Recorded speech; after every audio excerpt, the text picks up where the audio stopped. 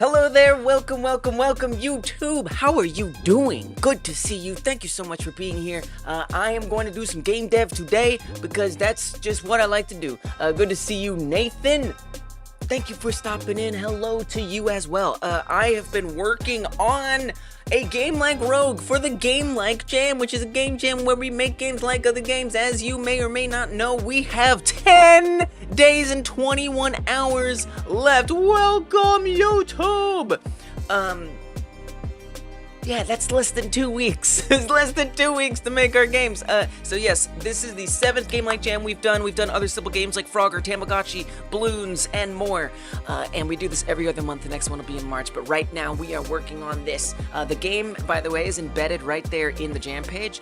If you're watching on Twitch, it's down there in the panels, pinned at the top of the chat. If you're on YouTube, it's in the description, also pinned at the top of the chat if you want to go play the jam game and check it out and stuff like that. But what I'm going to work on is my own jam game. I'm always interested to hear about your jam games and whatnot. I don't know if you know, but this is not what it should look like. It's not. Hey, Rosa, welcome. It's just not. That's okay. We're going to get it right. Whoa, the emotes on. Whoa, Rosa, those emotes on screen look awesome. Rosa is a subscriber on the channel on YouTube or on Twitch. Also, YouTube members get this perk. Emotes on screen. Emotes on screen. That was the coolest one I could have imagined being on screen. That looked awesome. It looked like they were like blossoms like floating around. Anyway, so the original Rogue game is this. You've got all of these different, rooms, and you move through them. Yeah, this is a game. Did you know Rogue is a game? It's not just a genre, roguelike. It is a game. It is a game from the 1980s, early 1980s, and it's actually very fun. I say actually because maybe it's like, well, it's old, it can't be fun. No, it's very fun. And you can see these rooms are connected by these paths. The paths are kind of wild. That's kind of a crazy path. I do want crazy paths, I do, but my paths are so crazy that they actually don't make any sense. I had a minor victory during the last stream on Friday, on the last public stream. We do member streams too on Mondays, but during the last public stream, yeah, I had a pretty decent setup, and I tried to push that setup into something gooder, and it's not. Yeah, it looks like the doors are crying. So that's not good. I'm doing good. How are you, Rosa? I'm doing good, and you know what? I have a resolve. I have a resolve to no longer try to code my own pathfinding system. Shock! I'm sorry! I can't do it! I did... So from scratch, without any help from chat, and if you are chat, please don't help me, I mean it. I don't want help, I don't. Look at this, look at them, just like melting. It's so sad. And, you know, I think I did really well with that. I'm very proud of how that went. Because the rooms, despite the melting, crying doors with freaking mascara running down, it is room generation randomly, and I'm extremely proud to say that I made that myself without looking up algorithms. I've done one algorithm in the past we did the Puyo Puyo like jam, and that had like match 4 and that kind of stuff. So I had done something like it, but then again, this is not match 4, so it was a tenuous connection at best. But my ability to do it from scratch friggin' ends. Okay, it ends with room generation. When it came down to connecting those rooms, for freaking get it. Okay, you may notice that it's crashing right now. That is a bug I have to fix. I'm proud of myself too, Rosa. You know what? I'm proud of myself too. Sometimes it crashes. Don't worry about it. Don't look at the problems, okay?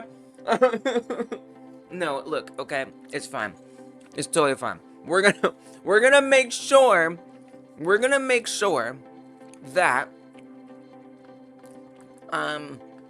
ideally this doesn't happen. And I'm not gonna have my expensive, weird, non-functioning pathfinding anymore. So what am I gonna do? How am I gonna make it work if not that? Y'all, we are going to succumb to built-in tools in Godot. I mean, come on, we deserve to get things done. We deserve for things to not be overly difficult.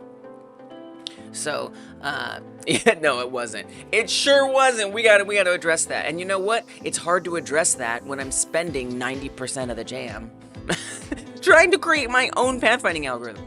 So, this is what we're gonna do. We're gonna come right over here to the current path generation function, and it's not gonna happen. I'm just gonna comment that line out. It's gone. See ya. Couldn't wanna be ya because I'm making you gone. So, you're gone. Now there will be no paths, and this is the way. So, there is a node in Godot called Navigation Agent 2D. There's also things called navigation regions and more.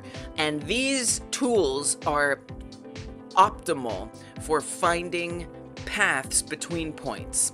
And I'm gonna utilize those tools because I love myself.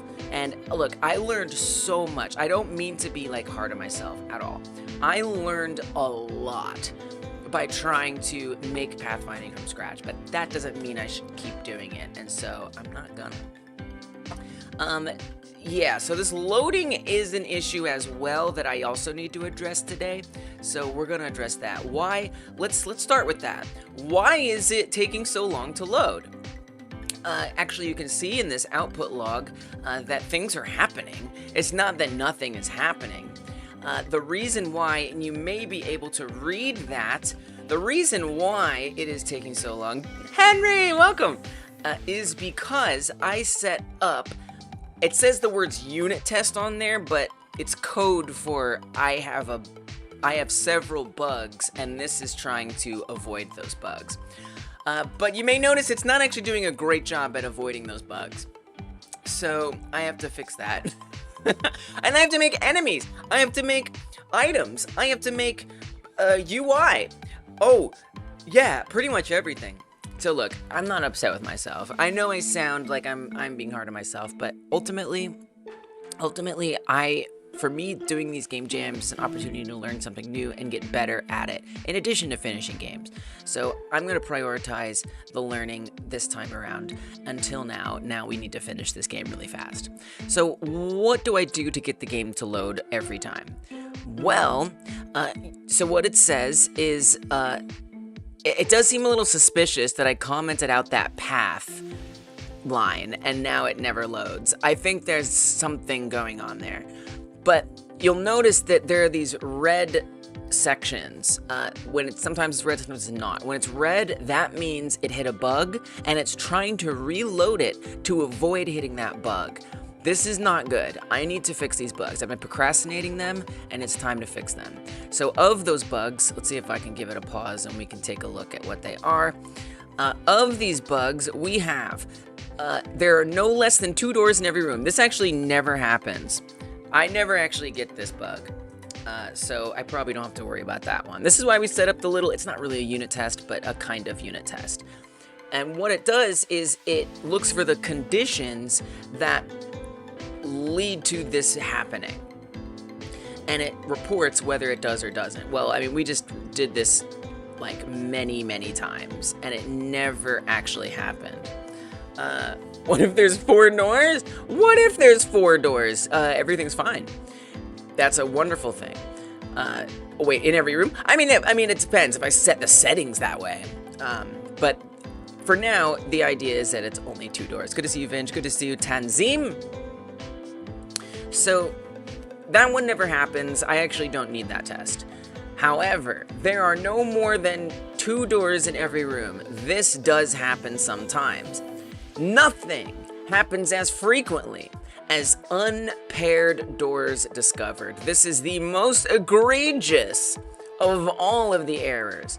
So if I scroll through, you'll see that bottom one. That bottom one hits a lot. I could honestly get by with not fixing the other ones. There are some non-doors in the array. This is not a great one. I definitely should fix that. No more than 2 doors. I should fix that. But you know, the unpaired doors, this one needs to be dealt with because it's always the one that blocks it. So I could just easily make things spawn right the heck now if I go to, the unit test script, and I comment out these unit tests. I just don't let them run, or not even this. Let's see, where does this happen? Probably, my guess is going to be, this runs in manage resets, and it does. So right here, I'm literally just gonna comment that out, and now it's gonna load. Kai Guy, hello! I made it late today. It's a late day. We're gonna be up all night, baby, till the morning. We partying out here. It's a good time. It's a good time. I don't know why the song was appropriate, but here we are. We're singing tonight. That's the vibe. That's the vibe. I'm doing really good. I'm doing great. I'm sorry. I don't mean to worry anybody. I just, no, wait, did this work like I thought it did? Oh, it doesn't load now, right? Because it waits for the tests to finish before it loads the game. So I've built it to not, okay, well, here, let's do this. Let's allow the tests then. And then what I'll do is, no, I'm actually totally fine. I'm completely fine. I look like Hanji from Attack on Titan. I have a feeling that's not a compliment. Yeah, baby, what's up, what's up, what's up? Alright. I don't know. I barely watched Attack on Titan. I liked it for a little bit, and then I just was like, not that into it. Oh, I guess people read it too. So let me actually adjust this, and we'll just make this like do nothing. How about that? Let's say, indeed, boolean, and then I'll make a little if not indeed return.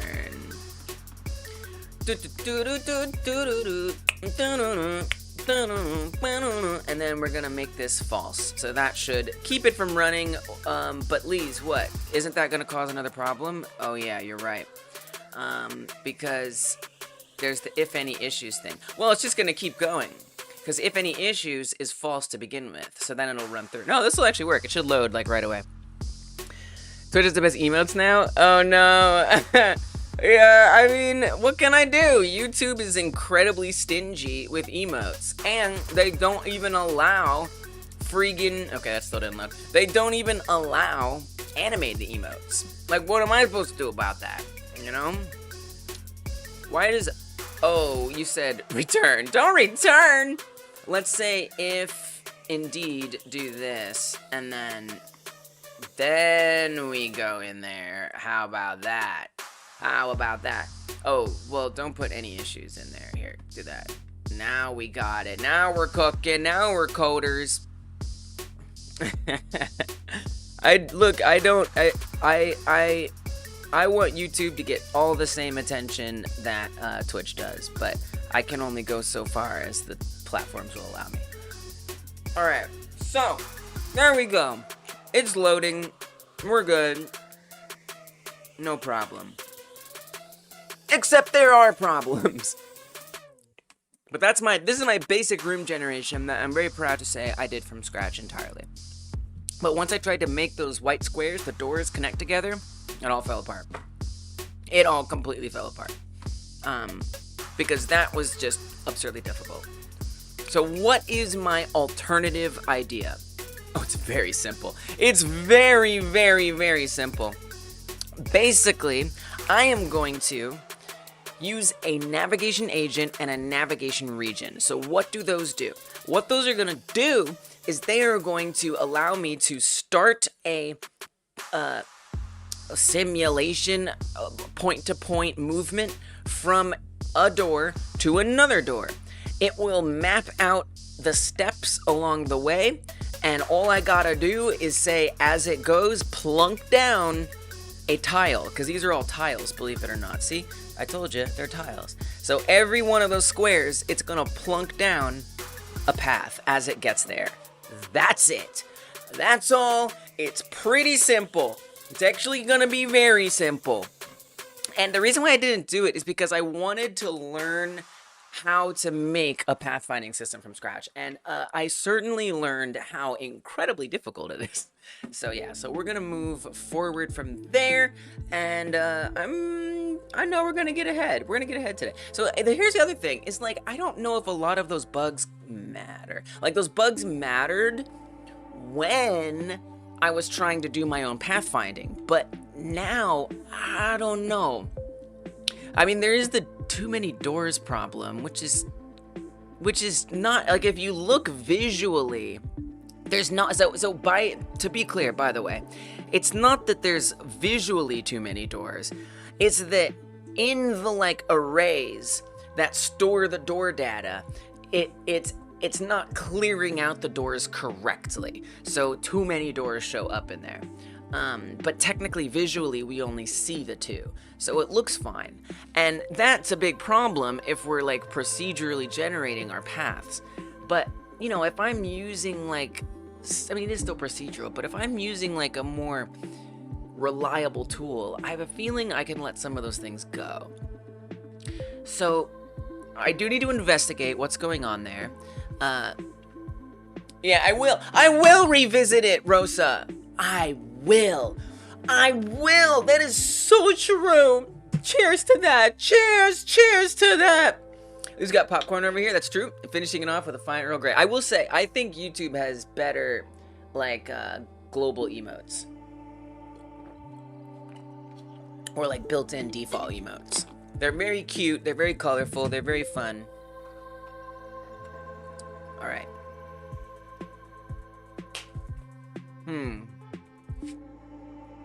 Now, let me try something. Let me try letting some of those tests in. Like, this one is useless. This one does not need to be checked. It's never a problem. I think what I'm gonna do is I'm gonna pull out these two. And I'm just gonna observe, like, how long it takes to load. I don't think it's gonna be that long. I'm pretty sure they're going to be just fine. I really do. Because it's really not that bad. Nice. That was not bad at all. So we'll get a little loading. So that means I can procrastinate these bugs a little bit longer. So as far as the unpaired doors, that is something I do have to fix, though. Oh yeah, that's true. The hype train emotes are nice. Yeah, it's weird. It's like, you're right. They seem to put all the love into the emotes that cost money. Oh, I see. Oh, that makes sense. Take notes, YouTube.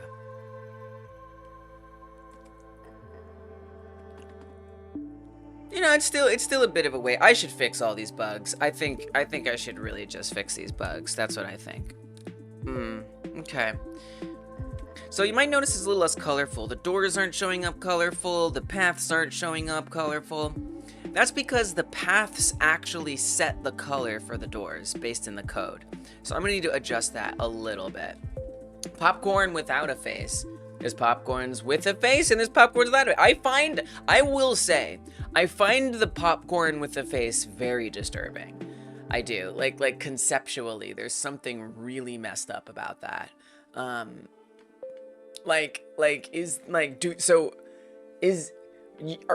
We're eating its eyeballs? Like, I don't know what's more disturbing, thinking about the popcorn being happy that we're eating its face, or that we have to eat its face. I don't know. It makes me uncomfortable. It makes me a little uncomfortable. So I definitely can respect the non-face popcorn, Nathan, for sure. So it would be nice if we got the door color pairs. I think I need to get that implemented to not be a path dependent situation. So let's do that. Yeah, let's do that. Let's start with that. So I have managed path scripts. That's all on its own. This is not going to be used. I'll make a sequel to this, or a replacement, a version 0.2. I'm assuming I have like a color, debug color. Yeah, right there. Oh, this finish. Oh, that's why the doors weren't pairing. It all makes sense. That's why it was never loading, because I had the door pairing happening on the path script. You comment out that, it never loads. Okay, got it. Faceless popcorn. There we go. Wow, there's a lot of popcorn. Picture. What do you call a little picture? Pictographs? A lot of pictographical popcorns. Okay. So this prepared doors to be pairing, this absolutely needs to be kept. Here's what I'm gonna do. I think I'm going to remove everything except for that. So I don't actually want this to do anything. What is define and grow path? Yeah. Okay. How about this is nothing and everything else is garbage? Never thought about it, but now it's truly disturbing. You swear off popcorn. You can't condone eating popcorn eyeballs. Thanks, YouTube. Man, we're revolting against YouTube today. Leave a thumbs up if you hate YouTube. Hyper smash that thumbs up. I'm just kidding. Leave a thumbs up if you want to help the channel grow. More people find out about Hyper Game Dev. It means a lot. Lets me know I'm doing okay.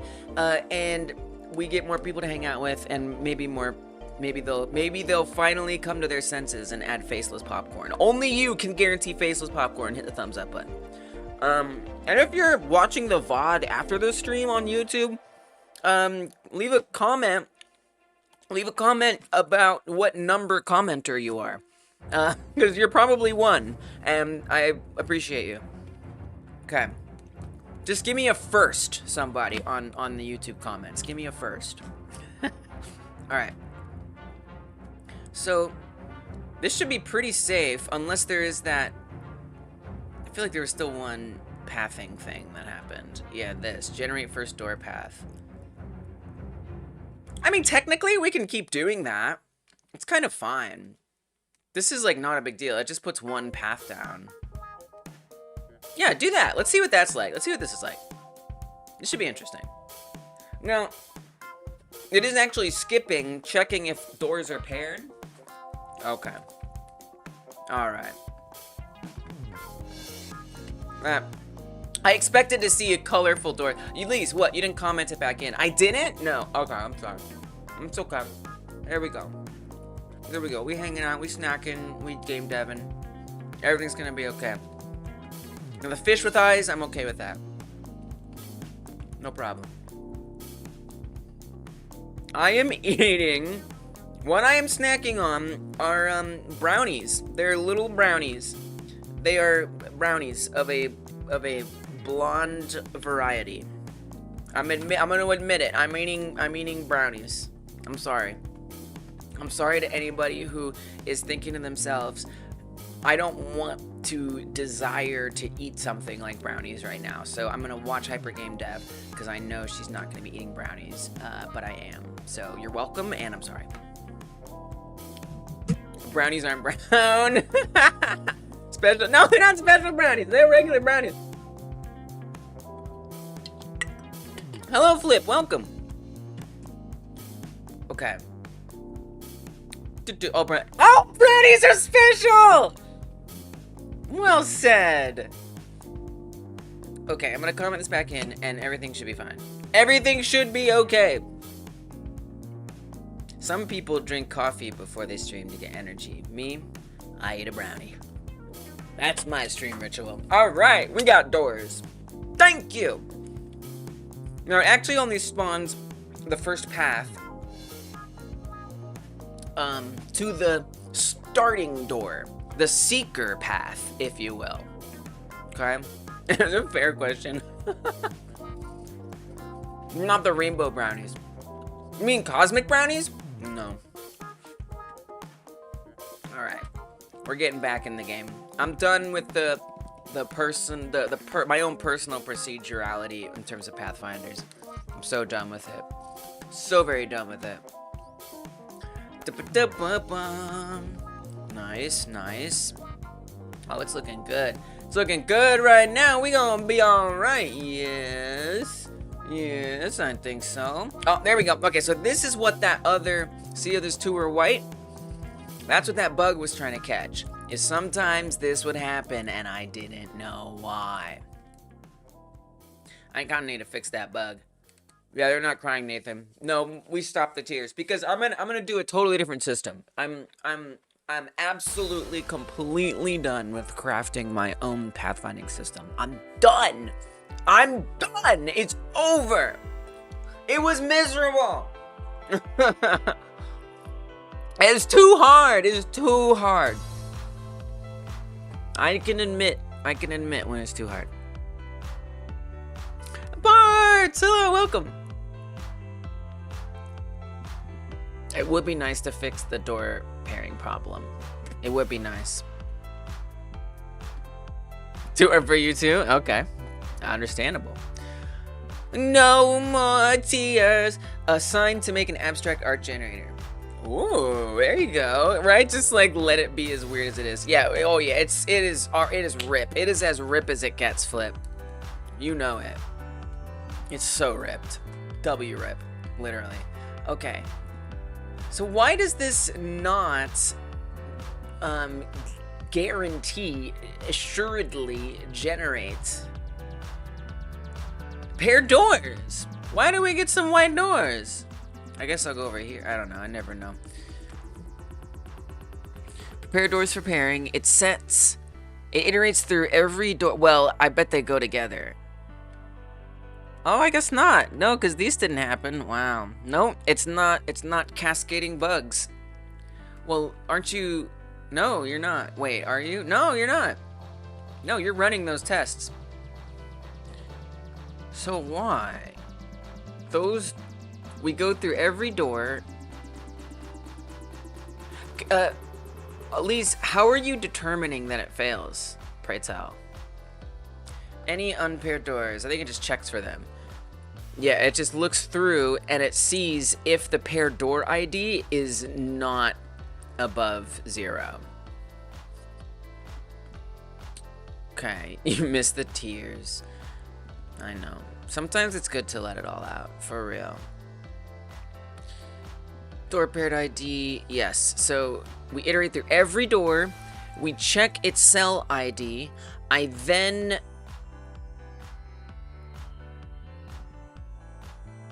I don't understand. So we... How does it...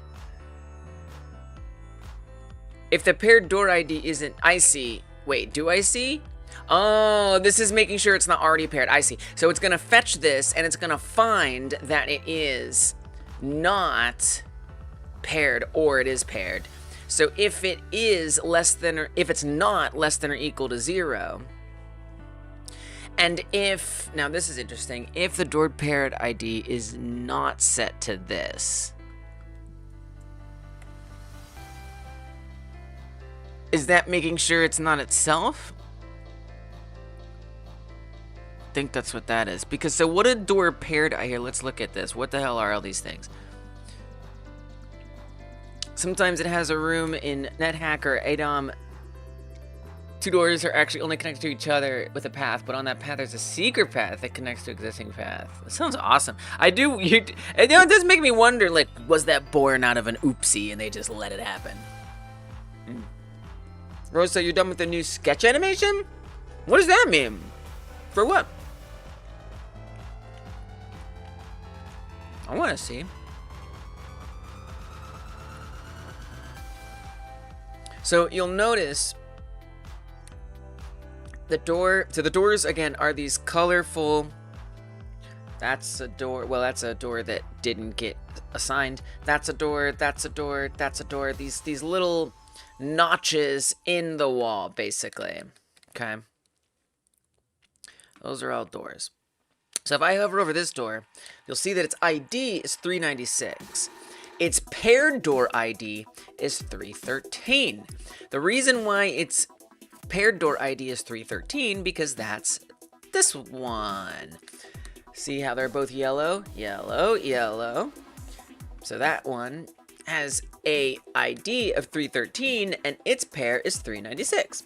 which makes sense because they're paired to each other. So that's where that ID comes from. Now this isn't as relevant anymore, but technically I have every path also noting what its target is. So this also has 313 as its paired door ID, meaning it has the knowledge that it needs to make its way over there. So this is probably useful. We'll see. Maybe not. I don't think it's going to be useful anymore, but technically it's there.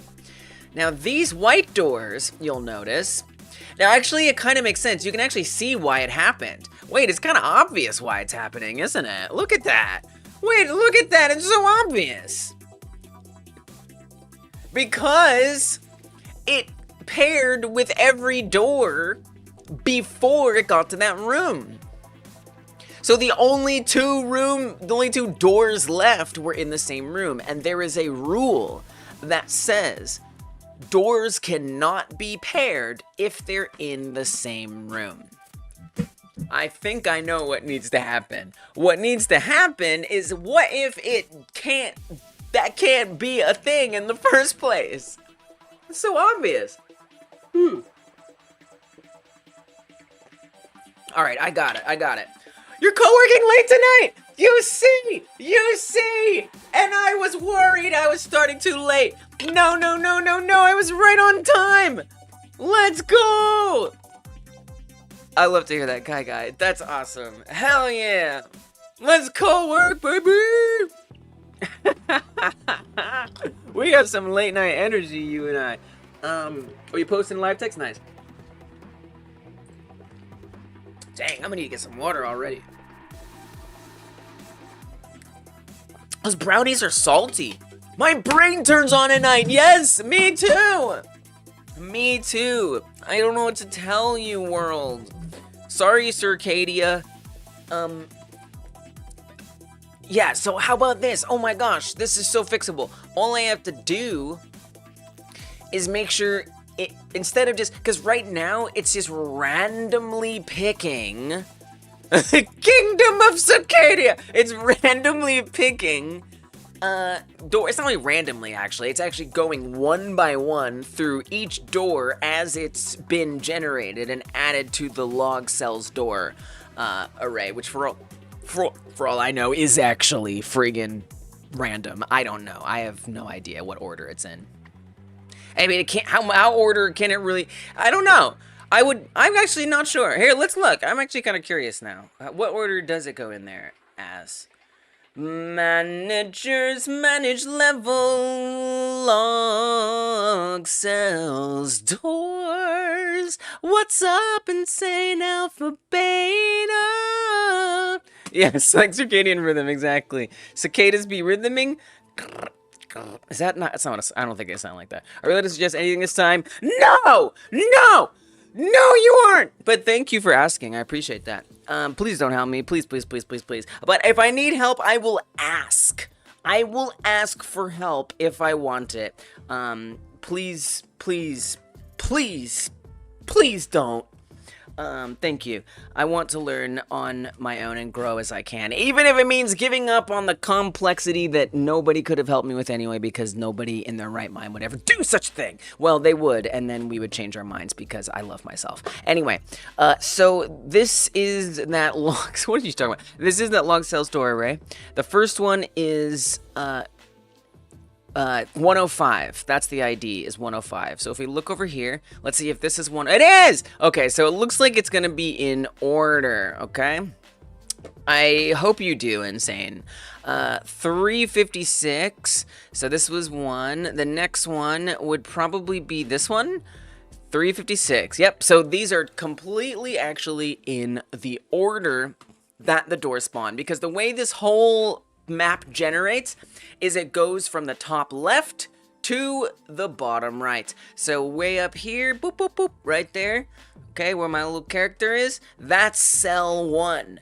It starts there and it goes just like a typewriter or something. You know, those typewriter like things that, anyway, it doesn't matter. It goes over there, and then can't really put the character back there that fast. But you can imagine it goes all the way back to the left, and then it comes there, and then it goes here, and it goes. So I don't know if that was clear, but it goes from one end to the other end, and then it jumps back to this, and it goes there, and it jumps back to here. So that means that this red one becomes 1. So it goes 1, 2, 3, and whatnot. Although I guess I would have thought, but wait, wouldn't this be 2 then? Wait a minute. 396. Wait, now I'm confused. 412, 425, 527, 313. Okay, oh, so it does go in order, but here's what also happened. So there's also an extra thing that goes through and says, hey, did that room get enough doors? And so it probably, when it got to this point, said, oh, this room didn't have enough doors, so we're gonna wedge this yellow one in here. Very interesting. Go for it, happy-go-lucky. But it better be nice. It better be a nice question. You have to fight the Chinese mafia, but not in a game in real life. All right. That sucks. That actually really sucks. Probably the biggest special interest you've had in a long time. You are the biggest special. It's okay. I was like, that's beautiful. That's amazing. Let's go. Whoa. Okay. Yeah. You don't need to update. That's fine. Oh, I know that question. That's gonna be a mean question. I don't like you. Get out of my face. I don't like you. Okay, so what we're gonna do, it could be wrong. Look, maybe it was nice, but you know, I don't take my chances. So, you want to ask about your horse game? Please tell me about your horse game. Asking of help is not a toggle. It's just an expire after one kind of thing. It's an expire after one kind of, what? It's an expire after one kind of, what does that mean? It's a connect one shot. Oh. It runs one time and then it never runs again. Yeah, maybe that's the truth. That's kind of my brain. I literally couldn't even like put my brain on what that means. Y'all are too smart for me. Y'all are way too smart. So this is interesting. Now, because here, okay, so there's a couple problems here, okay? There's a couple problems here.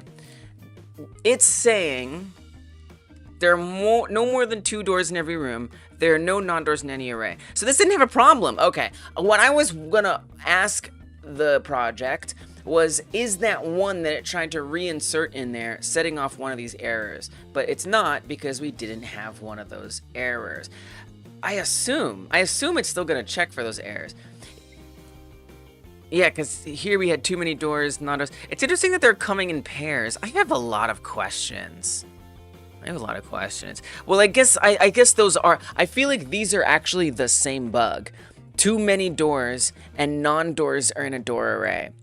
That's what I think. I think that these are actually the same bug, because this is probably checking to make sure that that door array doesn't have too many things in it. And it's likely that those things that are in there that are too many are non-doors. Therefore, I can assume that these are probably linked. So that's very interesting. So we'll probably never get those. If I can fix the unpaired doors bug, that's going to be a really, really nice step forward. And again, the reason why I'm fixing this is because it needs to be fixed. And then we'll get to the pathfinding, because it's going to be really doable. If you ask for help, it doesn't mean people get to keep helping. Help once, then it's back to hands off. If I ask for help, it doesn't mean, yes, that's right. It's a connect one shot. Yes, exactly. It's not a toggle. Yes. Okay, I get it. Thank you. Thank you for breaking it down for me. I appreciate that. Thank you. Thank you. Exactly. Interesting. Very interesting. Much love. Okay. So here's what I'm thinking, y'all. Here's what I'm thinking. What I'm thinking is we make sure that it alternates the doors. Thank you for the hydrate. Unfortunately, I already drank all of my water. So I'm gonna have to drink tea until I can go get a refill. I just like chugged it before the stream. And then a little bit during the stream too. Not want to confuse someone and leave them in a lurch. Thank you. Thank you. Chat loves to leave a girl in her lurch. So, yes. Yes, tea. So here's what I think. I think instead of what I'm doing, which is just iterating through all of the log doors, I think what I'd rather do is say, hey, go from one room to another. Just pick 2 rooms. Pick one room, pick a different room. Match 2 doors in those 2 rooms. Now match... Well, I just would want to make... I mean, it doesn't matter. No, it doesn't matter. Okay, I think I got it. We have the array of rooms, right? We pick random rooms from that array. 2 random rooms. Okay? We identify which doors have not been assigned to another door. Then we pick randomly one of the doors that's unassigned in room 1, and randomly one of the doors unassigned in room 2, unless there's only one door, and we assign them to each other. Then we put it all back into the grab bag, and we do it again. Will pick 2 random rooms, boop, boop. It'll put them side by side, it'll say, which of you were unpaired doors? It'll pick 2 of them, it'll pair them, and it'll throw them back in the bag, the rooms back in the bag, and do it all over again, until all the doors are paired. That way, we never end up with this situation where one room never got any pairs. This is the way. This is the way. Alright, let's do it, let's code it, baby. Here we go! Oh yeah, this is gonna be a good day. This is gonna be a very, very good coding day. I actually can't believe how, like, sharp I feel right now. This is the best. So, this is dead. Well, we can maybe borrow some things from it, but for the most part, pair counter is less than 1. Generate first door path. If pair count, what does that mean? Pair counter. I just started. Yeah, the stream just started. This was a middle of the night kind of day. Yeah, I did. It's gonna be an all-nighter kind of situation. It just is. That's just what it is. That's who I am today. I got no problem with that. And it's not unhealthy, okay? I slept all day. It's fine. It's fine. I'm literally fine. Your only issue with your Imam Asume Pretty Derby is that you don't have a single friend who also plays it, but one day. There's not an online game. There's not, like, people you can meet on there or something. I don't know anything about it, obviously. It's all-nighter time. I mean, really, it's like night day. It's night day. It's my day at night, so it's a night day, technically. There are, yeah. Nice. So you'll find somebody. How do I have the time to do this? How do I have the time to do this? How do I have the time to do this? I don't even know how to answer that question. What does that mean?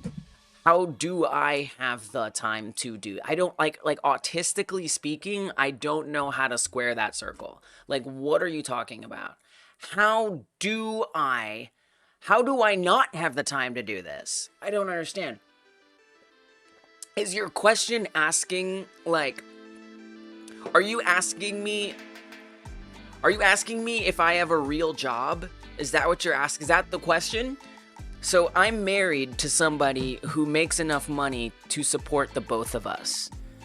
And therefore, I have the time to work on my hobby and stream for you. So you're welcome from my spouse. All right, I want to figure out how to build this, but harvest what I can from here. What's up, Stonehaven? Welcome. You can continue to send you a verification. Twitch send you verification. Oh, they do that sometimes.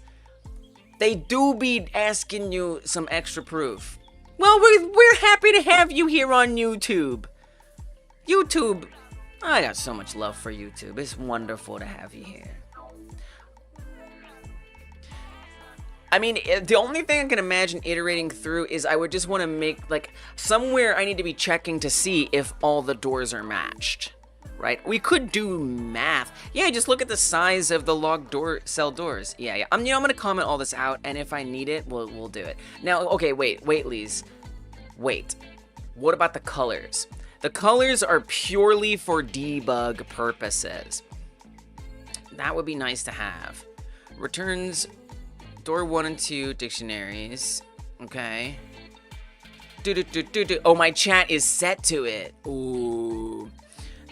That you have to have a verified email to chat on Twitch. Oh, yeah. You know, I like to think that that's a good safety feature against bots, but evidently it's not. Wait, you haven't verified your Twitch account? Oh my gosh, why not? You must do this! You're welcome. You're welcome for me being here from my spouse, everybody, and you're also welcome, Stonehaven, for maybe getting your Twitch account verified. Oh my goodness. Looks the other way. It won't let you? Why? So it is Twitch's fault.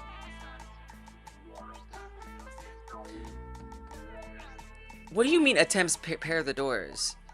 While not paired doors. So if this is empty? I'm a little confused what all this means. Yeah, check your spam. Check your spam. Check your spam!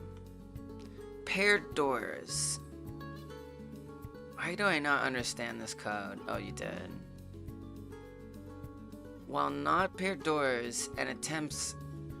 Why would I do that? If the dictionary is empty, let me get this straight. If there are no doors in there, if it's 0, keep doing it? That seems weird. I don't understand why that's there. I don't get it. And then there's a pair counter. We iterate through every door. I'm confused by this code right now. I wish I had commented this code because I'm actually very confused by it. How do you mean the colors of the doors? I'm trying to figure that out, honestly. Oh, I see what you're saying. Yeah. I'm like, I don't know. I do know that. That question I do know. So I have this debug script, which this is not. I have a debug script, and this is not something that's gonna be there all the time. It lines up. Oh no, Tara! Tara, I'm sorry I started at a weird time today. I know in the Discord you were wondering if I was streaming today. Here's the thing. My stream is just whenever I'm ready. It starts when I'm ready.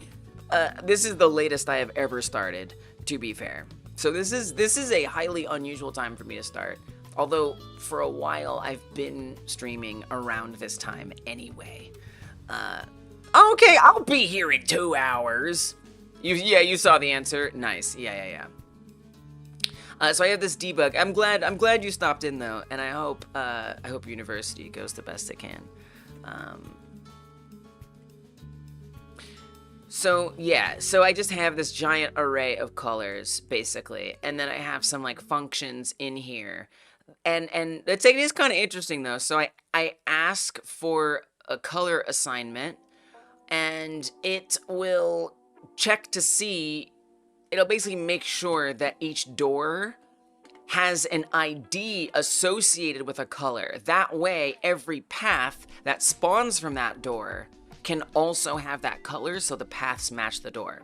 So first I assign a color, and then I also remove a color from the array. So it picks a random one whenever it asks for a color, and then it removes that from the array, and it returns that color. So that way it doesn't use the same color twice. And then there's also, if I think this happens whenever a door color gets like overwritten.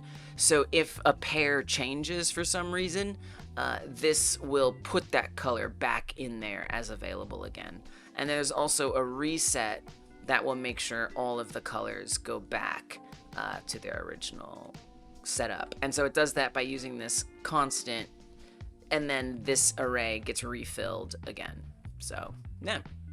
You want to ask about submissions with no grid in real time? There are more like the newer roguelikes. Do you think that's too far from the original? It's not up to me. It's not up to me. It's up to the people who are, first of all, two things. Number one, you will not be disqualified for making a game like Rogue no matter what. If it's vaguely, if it's remotely can possibly be construed as similar to the theme game, you're good. In the most minimal way, you know? Like, you're totally fine.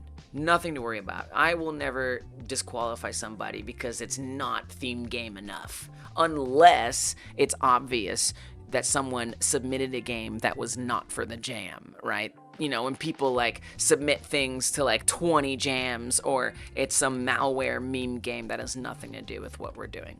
Those I don't qualify, but that's not you. So you don't have to worry about it. Now, if you're worried about winning a prize, I think the calculation's a little different, because the people who participate in the jam are the ones who vote. So I do get a vote, but that's only one out of all the participants, which is not that much influence. So you have to decide, are you going for most like the original? It sounds like you're not. So you are certainly probably not going to get that award. But we have best twist on the original. So the point of these two categories is to be mutually exclusive. So you can't, I mean, so far it hasn't happened, and I think it's gonna be, if it ever happens, it'll be exceedingly rare that you can't make both. Your game is gonna fall in either more like the original or less like the original. And so if you make a game that's less like the original, you're already going for that award. And then there's the overall / runner-up winner, which you don't even have to worry about these two categories, because there's all these categories: completeness, artistry, sound design. So all of those three, along with these two, factor into being an overall winner. So if you make a complete, beautiful, good-sounding game that is either quite like the original or quite different from the original, then you're in the running to win the grand prize. So you're good. You are so good. All right. But it's a good question for sure. Oh yeah, colors. Yes.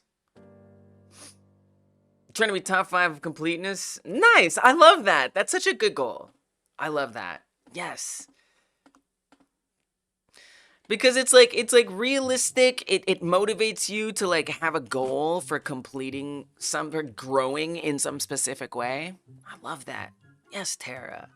Well, I'm excited to see what you're working on. Complete ones are the most fun. But just be happy to participate. Who cares about winning? But I will say, you know, the nice thing, and we had these categories in the first Game Like Jam, these 3 extra ones. These were in the first Game Like Jam, and then they weren't there for the next 5 until this one. They came back, and they're gonna stay. And I think they're so good because what they're going to do is give someone like Tara or anyone else the opportunity to set a goal for themselves, regardless of, you know, okay, maybe you do or don't win, but now you can ask yourself, hey, if my goal is to get completeness and I get frigging last place in completeness, I guess I have a lot of work to do on completeness. You know, so it's nice. It's a nice like barometer for if you are achieving the goals that you're setting out to achieve, which is really, really cool. So I'm really glad to hear for Bart's and for Tara that y'all have your own motivations. Bart's, of course, has actually won a a game like Jam. By the way, very humble Bart's. I want to say it was the Ski Free Like Jam.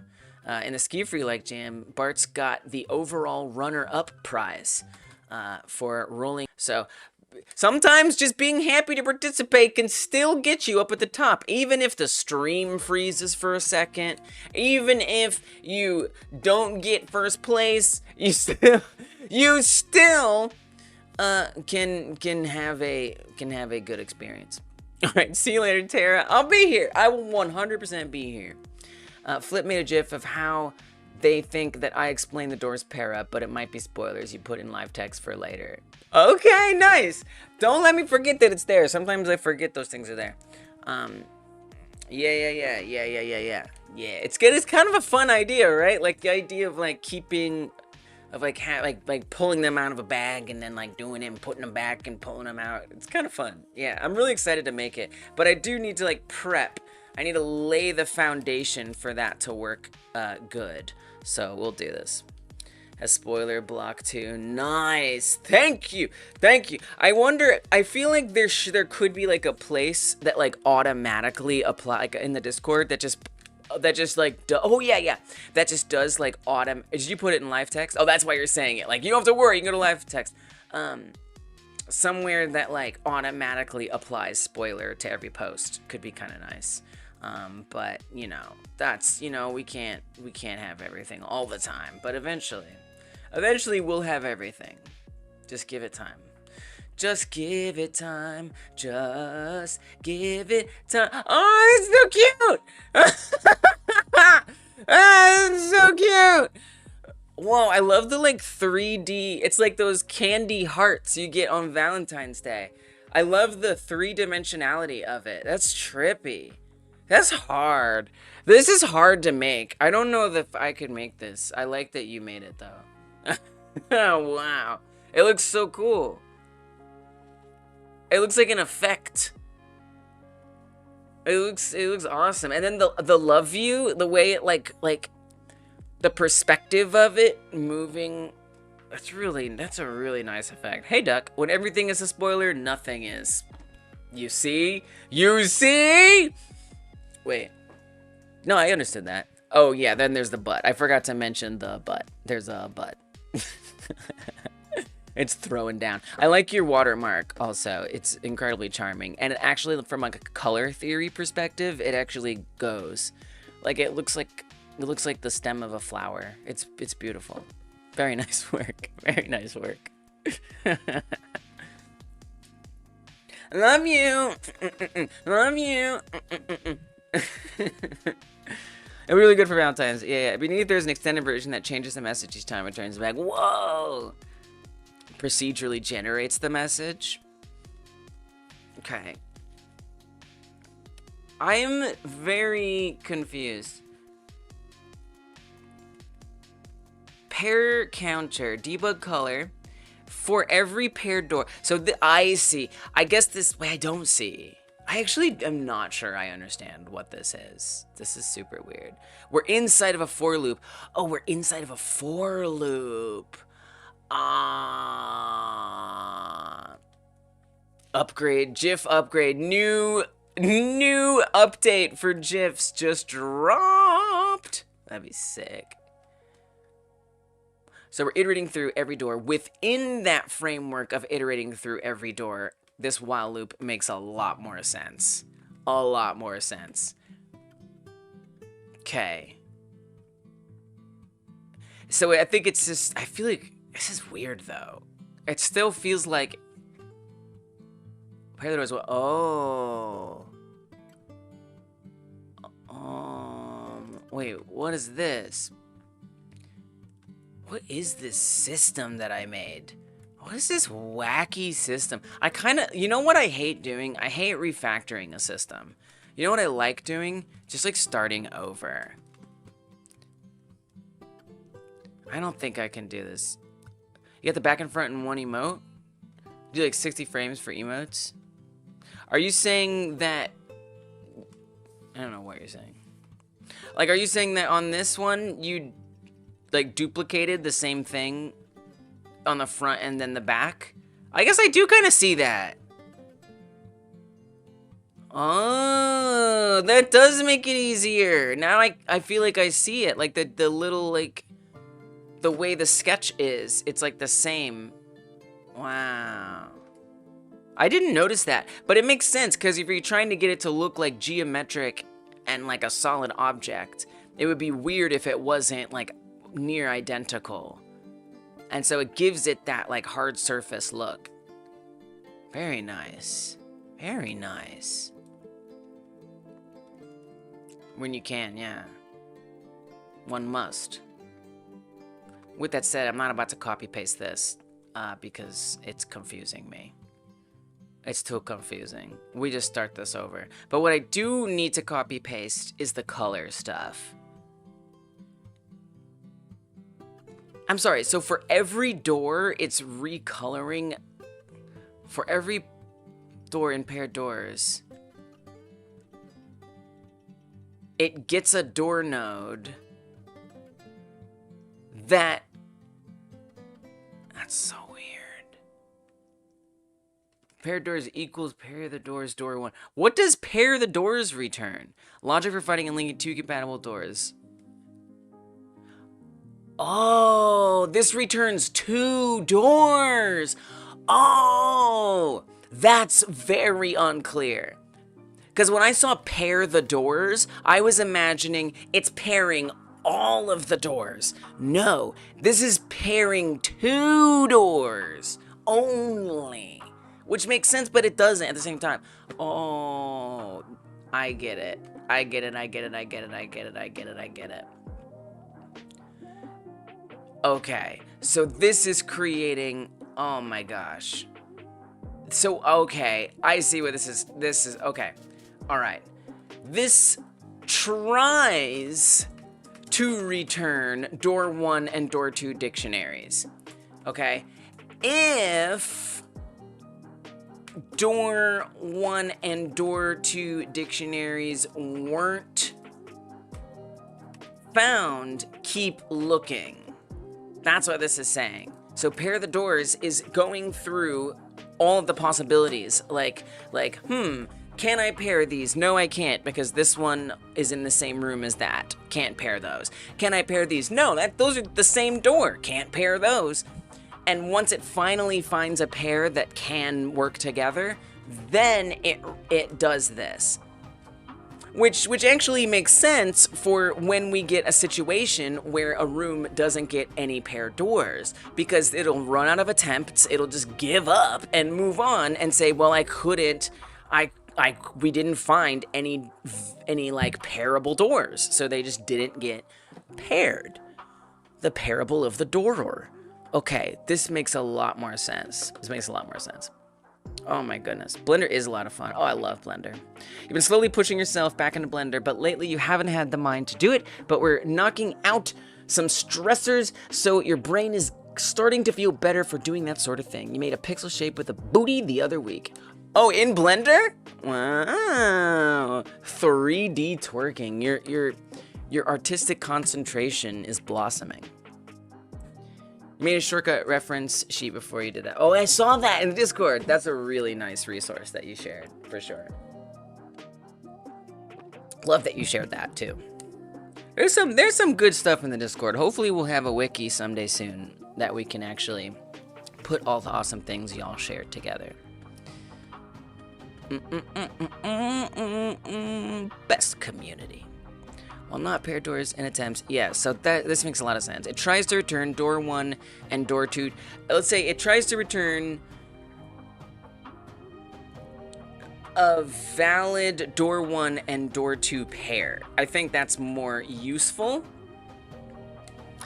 Yeah, something to create and practice. Nice. This is the way.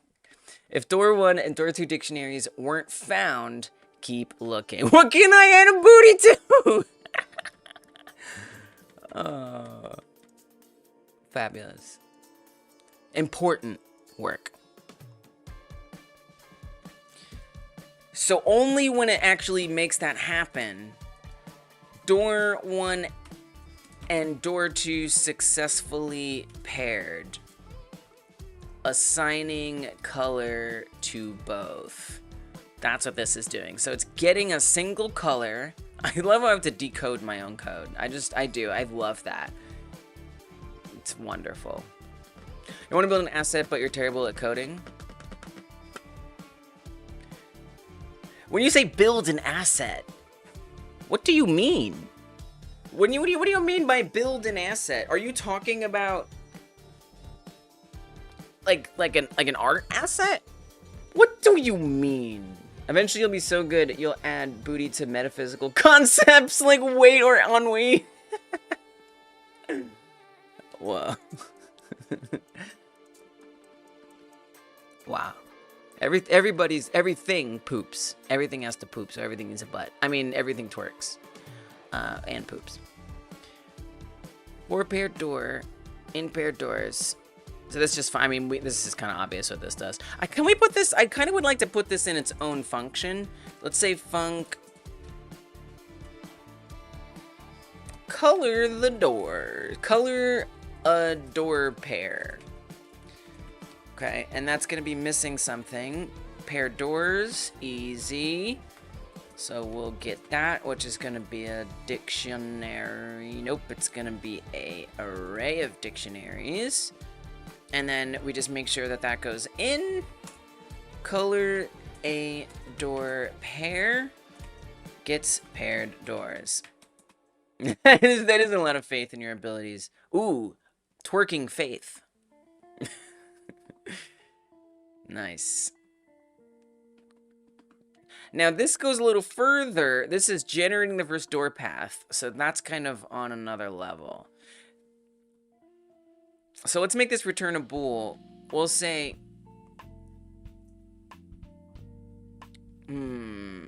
colored a door path, colored a door pair.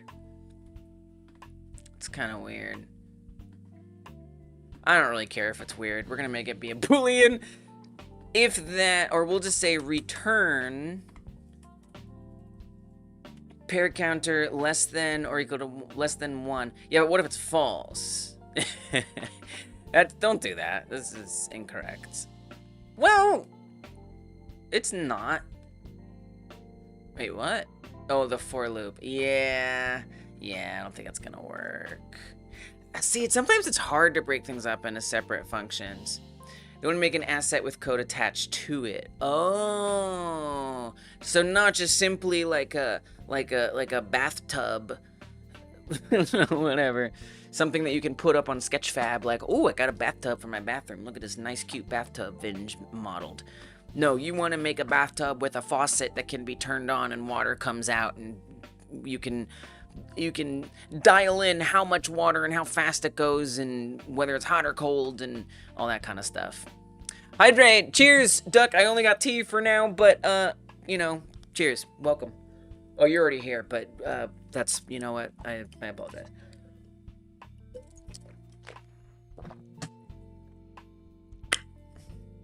You want to build an inventory system and player controller with a bunch of different cool things jammed together that people can build on top of and or learn from to make their own better.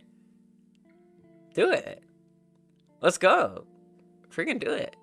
Yeah, self-contained asset. I mean, I think, you know, Vinge, I feel like, you know, it's good to make something like that with and be able to put it into something, right? Because if you just make the asset, not that you're saying that, but if you make the asset in a vacuum, but you haven't actually built it and then tested it in a system of your own, like if you have a game and then you have your asset, you'd want to test that asset in the game, right? But if you just make the asset and it's not in the context of the game, it might not be very useful. And that wasn't, I don't know, I was just sharing my thoughts. I was thinking about like why making stuff like that really stresses me out. It's the same reason I don't like making tutorials, because I feel like if you don't think about multiple use cases, it becomes a lot less useful. Anyway, I didn't mean to just stress you out and make you probably not want to do it anymore. That's not where I was coming from. I was just like, oh, that's an interesting thing. Yeah, okay. Documentation, yeah. That sounds stressful, Vinge. But hey, not everybody wants to do everybody's dreams. So I support you, and you know, it's an interesting challenge. It entails some specific things to consider. But you're down. You're like, that's what I want. All right. Go ahead. Color a door pair. Yeah.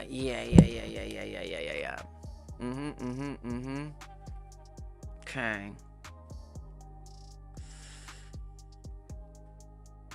I don't. Why are you hinging generating the first door path? Well, yeah, I mean, that makes sense. You do want to make sure the door has a color first. Well, Lise, here's what I would say. You just keep doing this, and then, so if the pair counter is less than 1, keep doing that. And then we just say else, you know what I mean?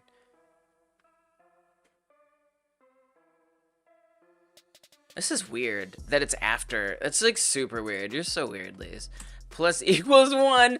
Just say return. But here's the thing. No, because it'll work. No, it'll work. Pair counter. But it's also like, what if it's false? This is silly. I don't think this is worth doing. Hey, what's up, Capacitanches, welcome. Thank you for the follow, I appreciate it. Oh, Capacitanches, you got the capacity to come on through and be here with me. Capacitanches, are you wearing a fez?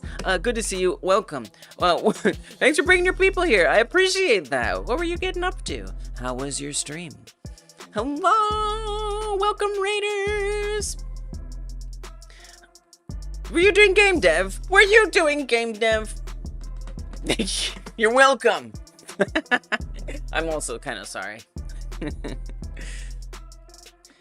I want this to return nothing. It'll be, well, Lise, it'll be done when it's done. Like, when it's done, it will be done. Like, that's how that works, you know? I get it. I get wanting to have the pair counter, Lise. I do. What if you just did a while loop? I just feel like you can do more while loops. You know, just while loops all day. Gotten a few things done. It's just your ADHD, so you'll go from working on one thing to another, to another, to another, to another. Yeah. You guessed it, another. Yeah, I get that. All right, Flip. Sleep well. Thanks for stopping in. I'll see you next time. Goodbye. I look forward to looking at your GIF when I remember that it's there. Just doing some embedded software stuff with tech YouTube videos in the background. No game dev, heart broke. What is embedded software stuff? Don't look at this. I'm just kidding. You can look at it. What does that mean? You have intrigued me. You have deeply intrigued me. Twitch.tv. Capacitanches. I like that name a lot. Like, okay. All right, give up. Oh my gosh.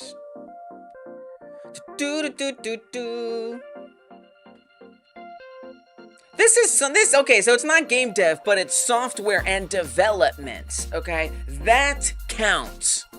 100% absolute instant follow. 100% absolute instant follow. Tech-related YouTube videos while working. Oh, nice. So it's like co-working vibes. Love that. The truth about Theo.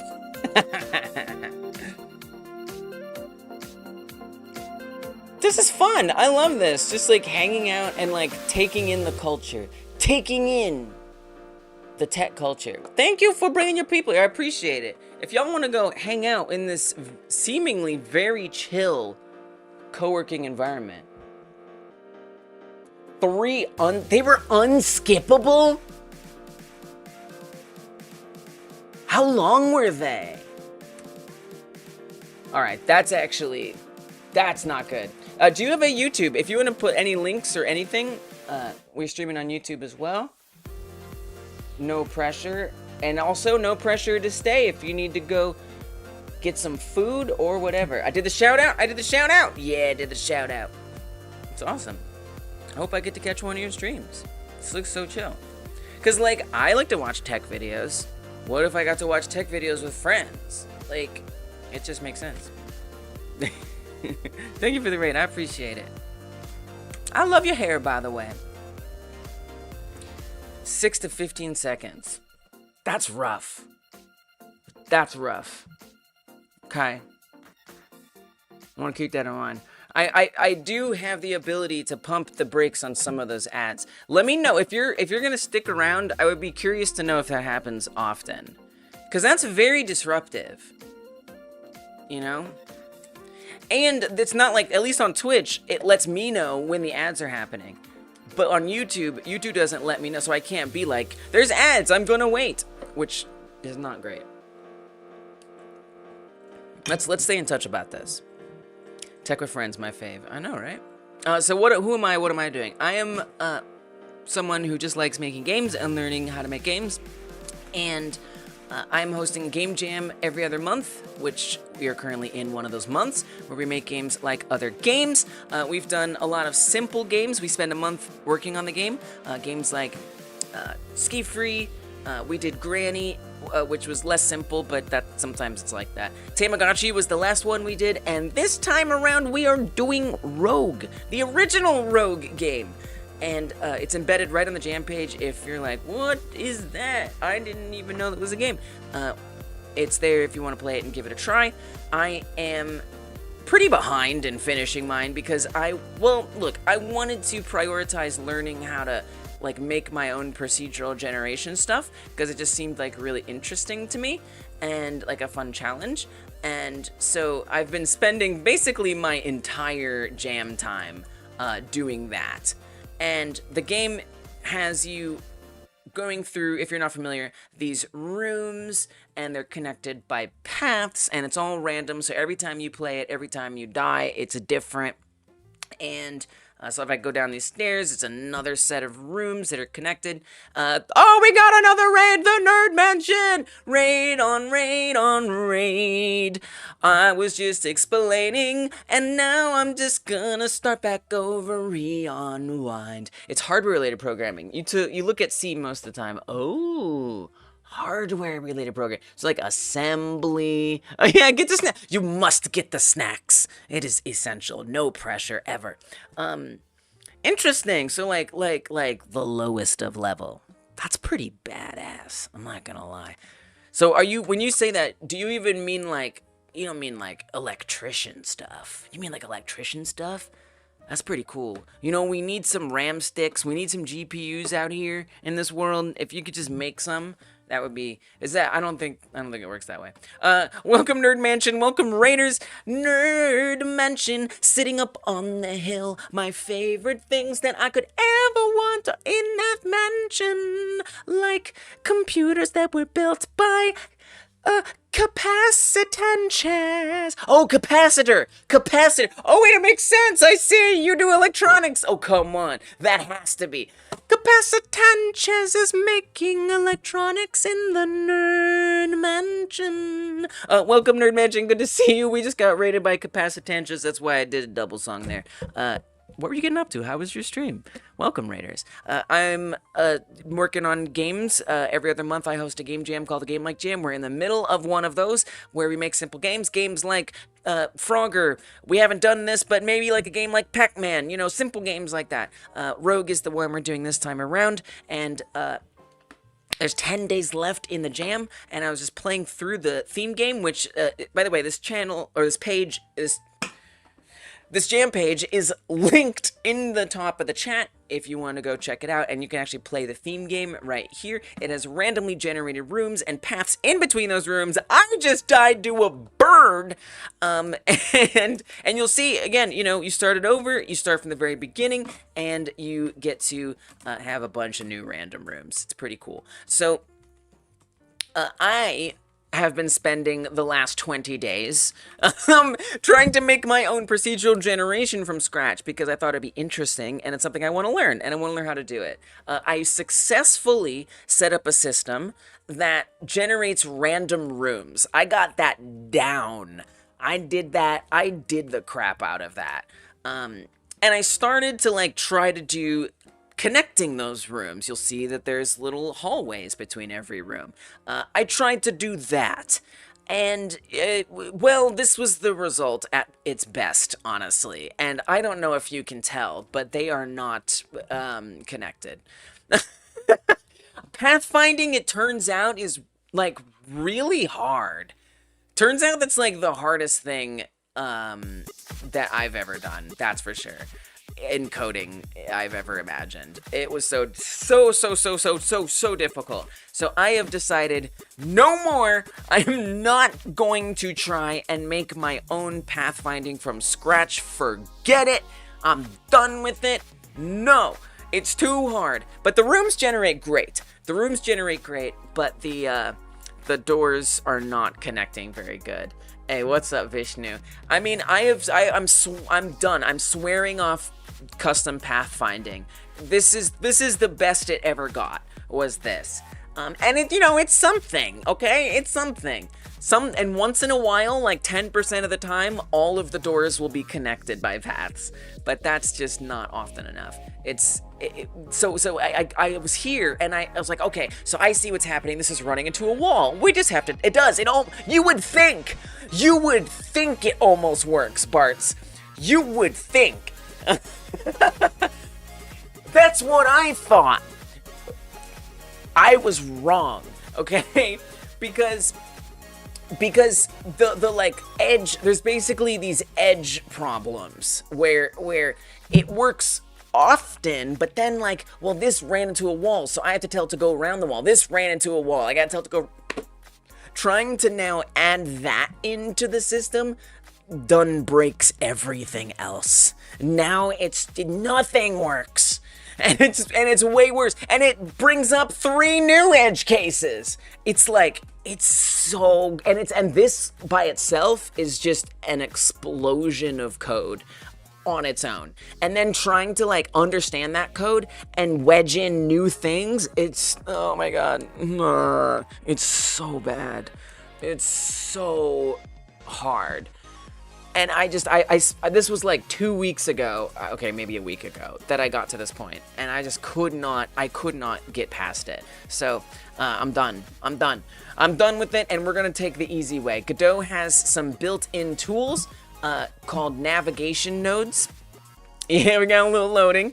It has, the loading is actually hiding bugs. There are bugs that I'm actually trying to fix right now, bugs that, I didn't want to fix. So basically what it does is it says, does this iteration have the bug? Skip it. Does this iteration have the bug? Skip it. And it keeps reloading until the iteration doesn't have the bugs, basically. So it's loading because it's trying to not be broken. I guess that is what loading is. Game. I know, right? Capacitance tries to stay away from the physical hardware stuff, but yes, it is low level. Lots of logic that communicates directly with hardware registers / memory addresses. Gotcha. Understood. Fair. You're like, no, I don't touch that. I don't mess with none of that electricity. Fair. Honestly, fair. That's pretty cool. RAM. So you can make us RAM. Is it cockroaches? What are you talking about? I remember one streamer doing this some years ago. Don't remember if he ever figured out the pathing or did he end up using some existing algorithm. I know. So here's, yes, this is a brain reactor. I'll tell you about that. Are you trying to connect all those rooms to each other, right? Yeah. So, yeah, and I'm doing it without any help from chat. That means you, whoever you are, no help, please. I was past tense. As I am present tense, still not looking for help. But past tense, I was aspiring to make it the pathing from scratch without any looking up, for example, at an existing algorithm. And it's very stressful, not that fun. It was too hard. The room gen, I'm very proud of. Getting the walls to go around the sides, getting the doors to appear. it's like, you get so confused in there. Yes, cook some food, give me food! WSG, are you a good cook? I don't care, just fix me a plate. I'll be the judge. Oh, this one, oh, nope, it didn't. These didn't connect. Look at that white door. It doesn't know what it's doing. It's all over the... But it did actually make it. It actually did make it. Look at that. I know, it's sad because it's like, you know, wow. It could have worked, but it couldn't have. It was too much. Anyway, so yeah, I don't want to do it anymore. But you know what? This time I'm going to use Godot's built-in navigation nodes to help me go from one place to another. And next time that I try to make a path system on my own, then... Yeah, I didn't even care about that, Lord. All I wanted was for one path to go to the next. I literally didn't try to consider anything else other than go to your door. That was it. So the next time that I do this, I'm going to look up an algorithm. Is what I'll do. But this time it's a jam. I need to hurry up. You're a good cook, but you can't cook fancy stuff. Most fancy thing you can make is good pizza. I mean, good pizza can be fancy, yeah, for sure. All right. Hey, I'm here. Fix me a plate. You're excited? You have 20 pounds of jasmine rice? Dang, that's a lot. 20 pounds? What are you gonna do with 20 pounds of rice? But that's dry rice. So, okay, let me get this straight. You are not talking about... You are not talking about cooking 20 pounds of rice. You just have 20 pounds of rice to cook over time. Yeah. Okay, so we have questions about what the hell's going on in this game. So this game is going to actually be a mini game in my last... Whoa, that's dope. It's in a burlap bag. That's legit. This game is going to be a mini game in my last Game Like Jam game, which was for the Tamagotchi Jam. I want to work on my Tamagotchi-like game long term beyond the jam. I think it's a cool project that I'm interested in, and it is about a cat. This is all relevant to the brain and the post button, I promise. It's a game about a cat who's famous on social media, and you make money by posting content on said social media. And then you buy stuff for your cat, you decorate your room, you know, cozy game stuff. And the roguelike that I'm making is going to be a post planner. If you imagine there's like software where you make posts. That's what the rogue game is going to be. So, for example, this is still a work in progress. For example, you will be able to play this Pokemon Snap minigame. The cat has gone away. Another raid from Jitspo with 81 of you. Welcome, raiders. Good to see you. Thank you for being here. That is the third raid in the last, at most, hour. So I was just explaining my last Game Like Jam game. What were you getting up to? How was your stream, Jitspo? Hello, raiders. So I host a game jam so let me give you the content. I've been like perpetually explaining the channel. It's kind of good practice, right? Every streamer has to have a pitch. Actually, that's not true, but you know what? We do. So I host a game jam every other month called the Game Like Jam, where we make games like other games. This is the 7th one, and we've done games like Frogger, like Balloons. We did Tamagotchi last, and this time we're doing Rogue, the original game Rogue. It's embedded right on the jam page. If you've never played it, it's actually very addictive. Some of you already know that because you're old school, but I didn't know that, and I'm very happy to find out. It's extremely fun. It lives up to the hype of roguelikes. So for my Tamagotchi, I made this game where you have a cat who's famous online, and you make content online. There will be a Pokemon Snap minigame where you film it, and you pet the cat, you do all kinds of little stuff. This is the work in progress. This game isn't finished. You flip its poop because cats poop. That's a lot of poop. I know, it's debug poop. And then what you'll do is you will go onto a computer, and on that computer you will do mini games like editing the video you made in Pokemon Snap. This is a game that I made I don't know, a year or more ago. Just in an hour, and it's just like a little, I don't know, jump and chop game. It's no big deal, but I ported it into, it's debug poop. I ported it into this game. So I had this nice proof of concept that I can make a game and put it inside this game. So for the roguelike jam, I am going to make a post planner. a game where you plan posts to put on social media. So I've actually come up with a bunch of fake social media sites. Any resemblance to actual social media sites is purely coincidental. So you'll be presented at the beginning of the game with a list of platforms: MewSky, Catstagram, MewTube, KitKat, Cubstack, and they will force you to endure different kinds of levels. So let's say in MewSky, it's going to be a couple levels. In Cubstack, it'll be 20 levels or something like that. And then throughout that level, you're going to like collect like enemies. You'll fight enemies and it'll tell a story that ultimately will go in the post. And then little cat will be animated down there like watching you do your thing the whole time. So back to the questions that you all had. The reason why it is a brain is because you are trying to come up with ideas for your post. So you're thinking. So you're a little brain.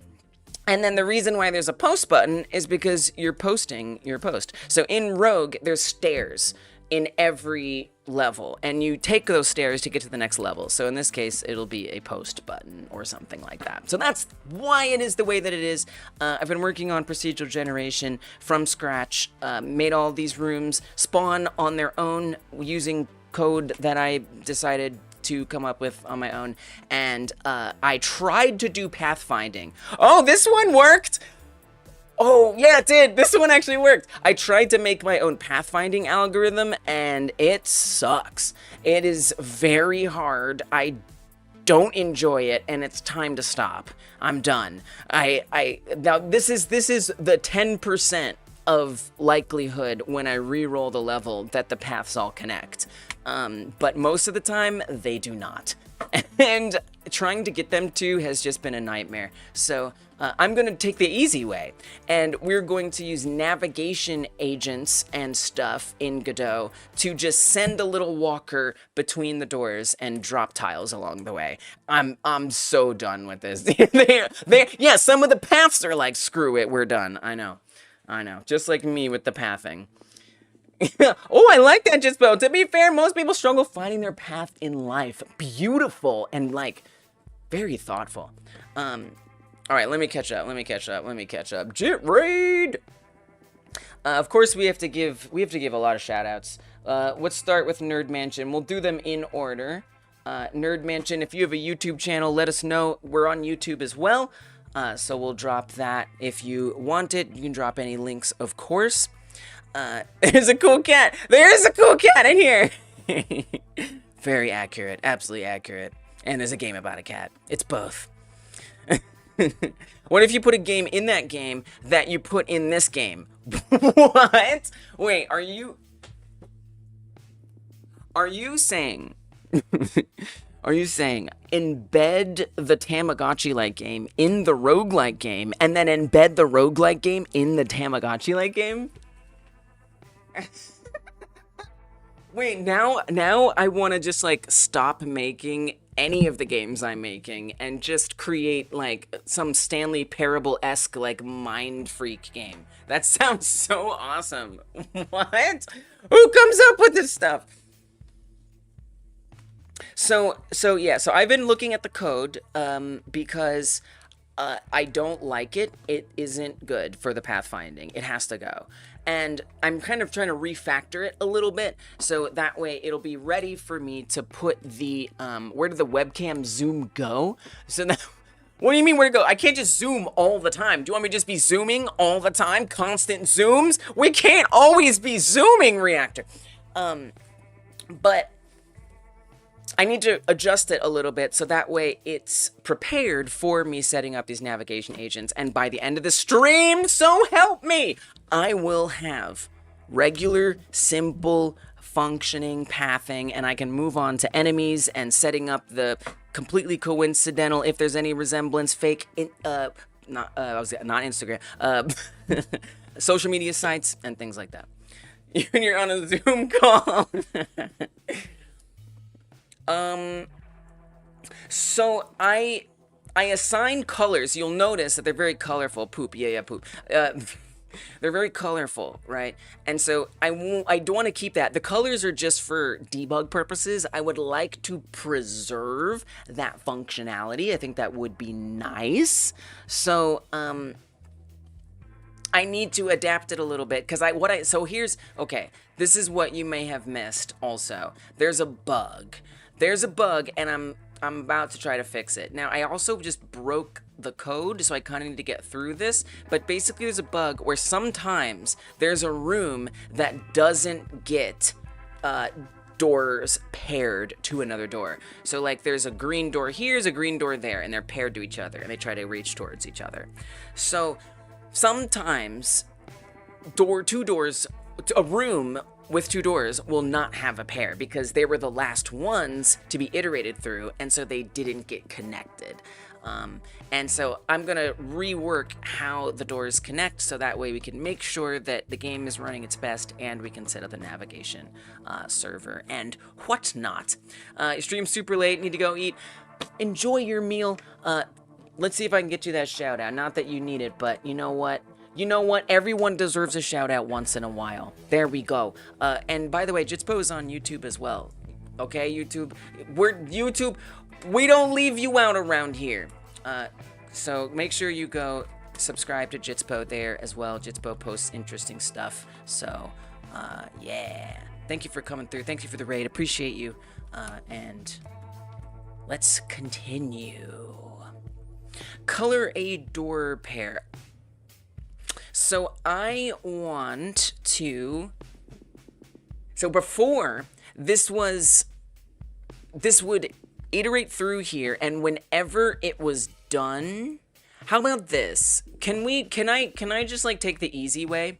That would be optimal.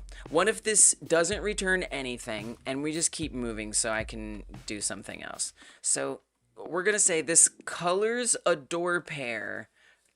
Colors a door pair and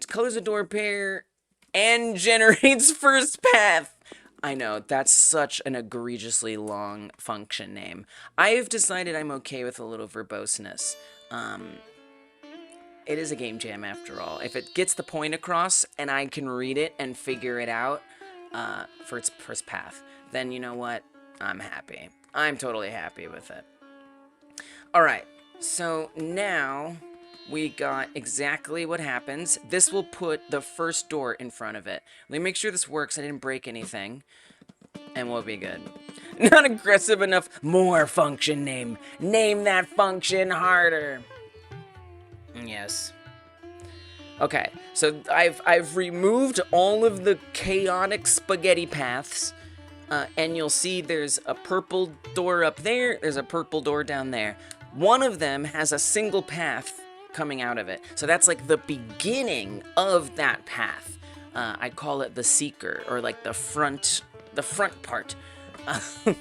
And that, in theory, would be where that navigation agent would begin. I would tell it that it needs to go to this point, and we would have a navigation region over in all this blue space. And there's tiles all along the way, so we'd replace these dark blue tiles with the door, or the path tiles from each door, and just get that in there. So it's probably going to be very A-star, you know, just like the shortest possible path. I don't care. I'm fine with that. It's totally fine.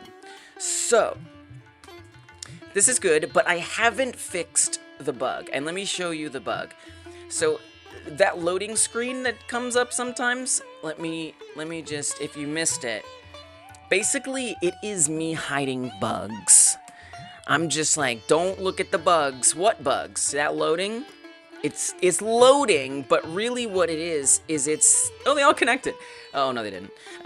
It's detecting if there are bugs present. If there are bugs present, then it just wipes the map and reloads it again.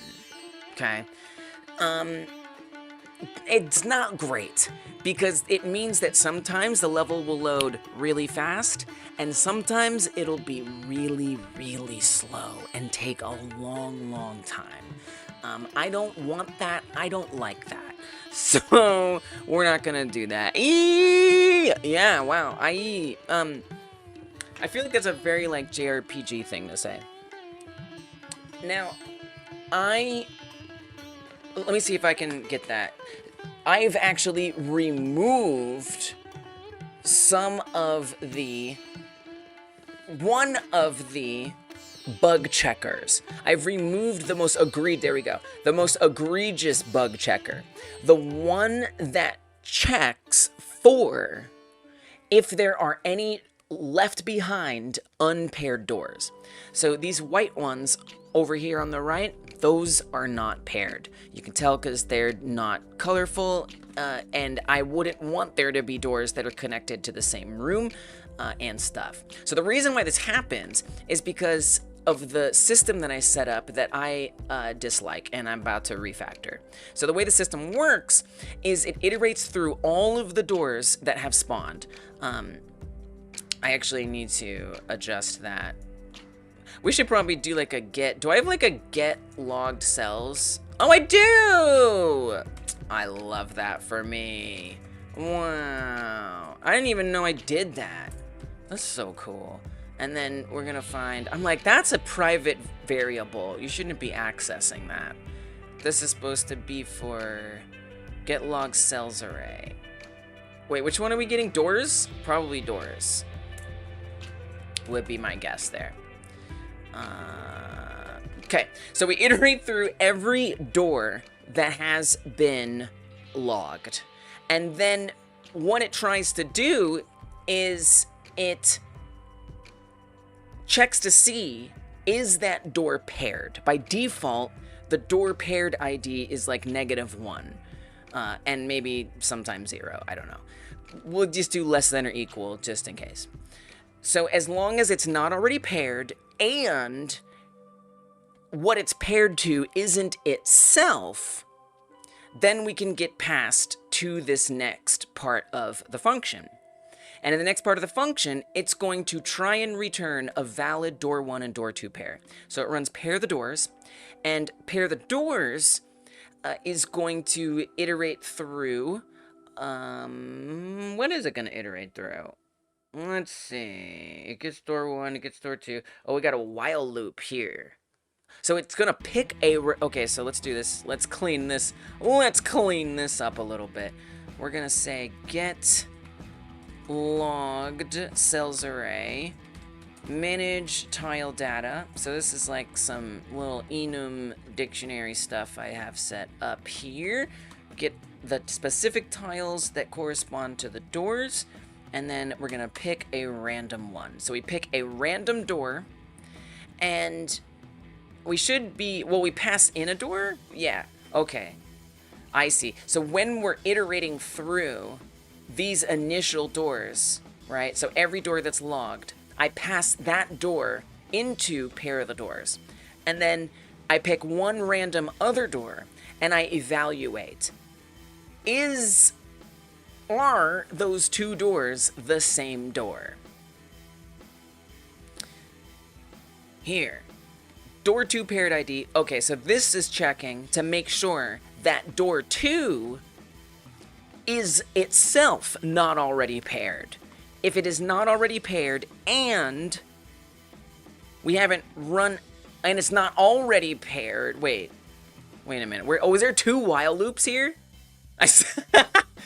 Okay, I remember why I did this. Is it 3 while loops? Okay, so the reason why I did this was because I tried making them all combined into one while loop. You know, it was breaking my little brain trying to put that logic together, so I just stopped. And I just made them 3 separate while loops. That's funny. So there's that. What did I want to fix? Okay, this. We're going to continue to clean up this code along the way. Infamous while loops. You know what? I think I like them. They scare me a little, but they scare me less than they used to. It's still a little bit. They're still a little scary. Okay, so we're going to get the tiles that are doors. Clean this code up a little bit. Nice. Okay, so what this is checking for is it's making sure it's not an already paired door, and that we haven't run out of attempts to pair it, so we don't have an infinite while loop. So I don't know, I set up this like max attempts variable, 100, and then it just uses that same max attempts across all of the while loops, basically. While true, click like, oh, thank you, Bart. What an excellent point. What an excellent point. If you are watching on YouTube and you have not hyper smashed the thumbs up button, I hope you will consider doing so. More people find out about our jam, we get new cool games to play, more people to hang out with. So press the like button if you haven't yet. Unless you don't like the stream, then you can downvote it, because if you press thumbs down, you're actually helping, because it's engagement according to YouTube. So if you really want to stick it to me, leave. But please don't leave. Please don't leave me. But thank you for being here. I appreciate you. Does Godot have a do until loop? Whoa, is that a thing? That's what this is. I mean, that's what this is. Well, I mean, it isn't what it is. I guess this is, my guess is no. I don't know the answer to that question. Thank you for the follow, Dark Lord. I don't know the answer to that question. But, knowing the, like, philosophy that Godot tends to have about these things, like, just from reading, like, the maintainer responses in pull requests, generally, if it's pretty easily achievable with existing components, they won't have that. So what you're describing, if I'm understanding what you're saying, what's up, Dark Lord is looking for a group. Welcome. Are you a game dev? Are you game dev adjacent? Or just game dev curious? So, the while loop can essentially do that, right? So by setting up the attempts and by incrementing the attempts and then using while, it's basically a do until, right? And then having the, because it is a condition. I mean, that's what while is. I gotta be honest, that's just what while is, Lord Overflow.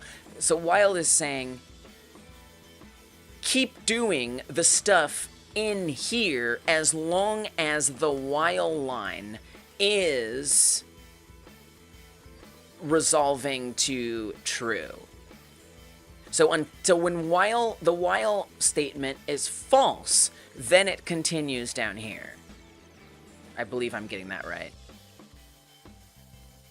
Yeah, so as long as door 1 ID is set to door 2 ID, that is to say, in this case, if it picked the same door that is door 1, I say pick a different one. And then as soon as it finally resolves to false, then it's going to continue down here. As far as the attempts go, this is just kind of like a safety just to avoid infinite recursion and stuff. You know, I could probably go without it, but you shouldn't. So yeah. Oh, what's up, New Joker? Welcome back. Do until loop does not exist, but yes, you can recreate the type of functionality from a while. Yeah.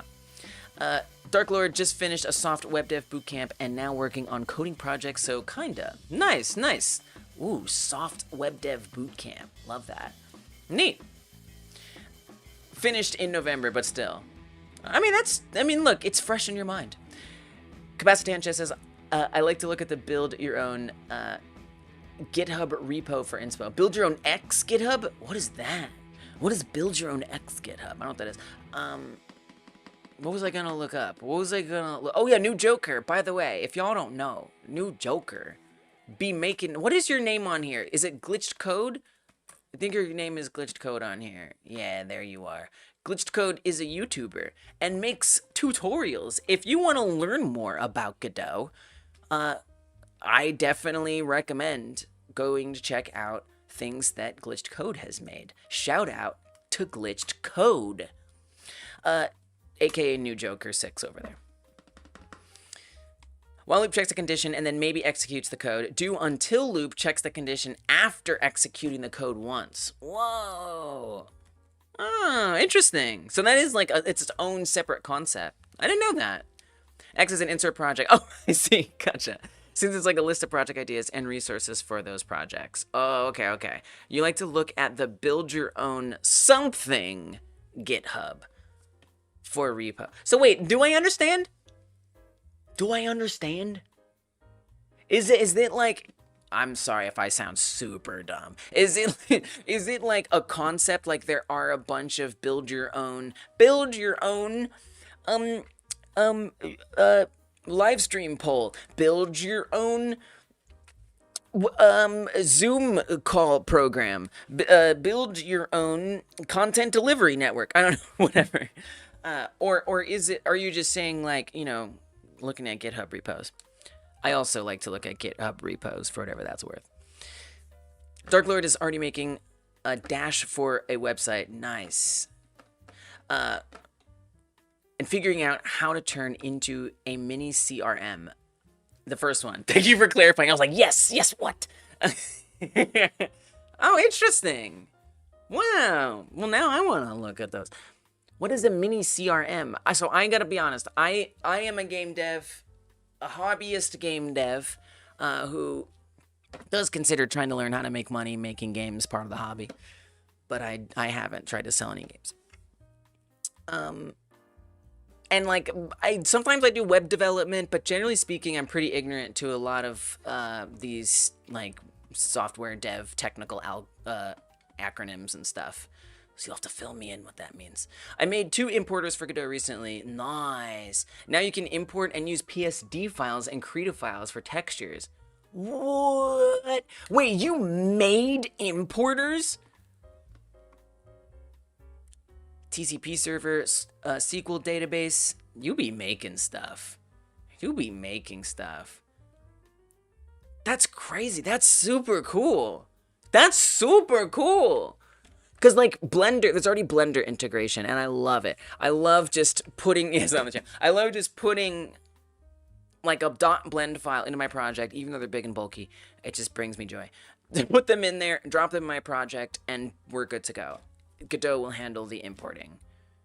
That's so cool. So you've got the same thing for PSD and Krita files. That's really convenient. That's like big deal stuff. That's like pull request behavior.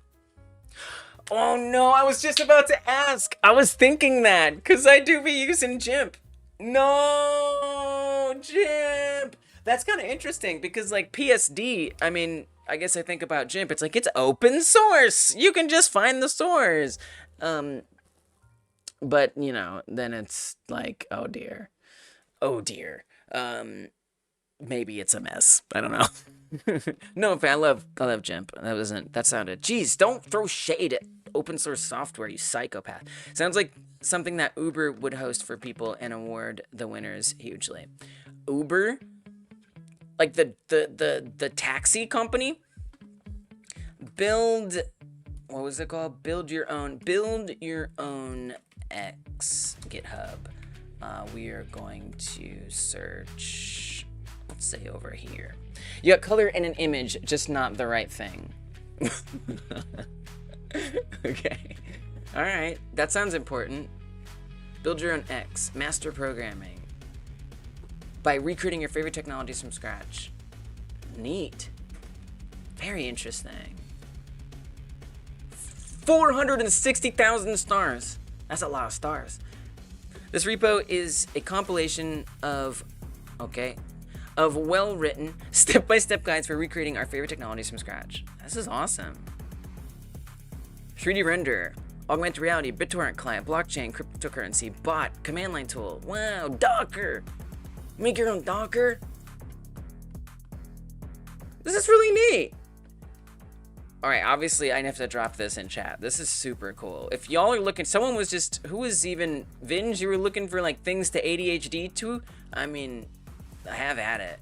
Like, this is regex engine. Make my own shell? I want to make my own shell. That sounds so cool. Make my own web browser. And it's like also like the coolest things. A web server? Wow. Oh my gosh, look at all these. There's so many. Wow. It's interesting too just to see all the languages. You know, if you're ever like wondering like what language do I want to learn? Like maybe go see like what there are a lot of things for. There's one TypeScript. I like TypeScript a lot. There's one TypeScript. I'll take it. A TypeScript web server. It sounds hard. It sounds really hard. It sounds difficult. Wow. Interesting. Coding so that instead of coding the website, you can use it to customize the website directly from the dash. Oh, nice. Convenient. So you're making tools to help. What the shell? Hey, Ocean, welcome. You're making tools for yourself to help make things. Love that. Uber has some coding competitions sometimes, like making an algorithm and such. They do? Whoa.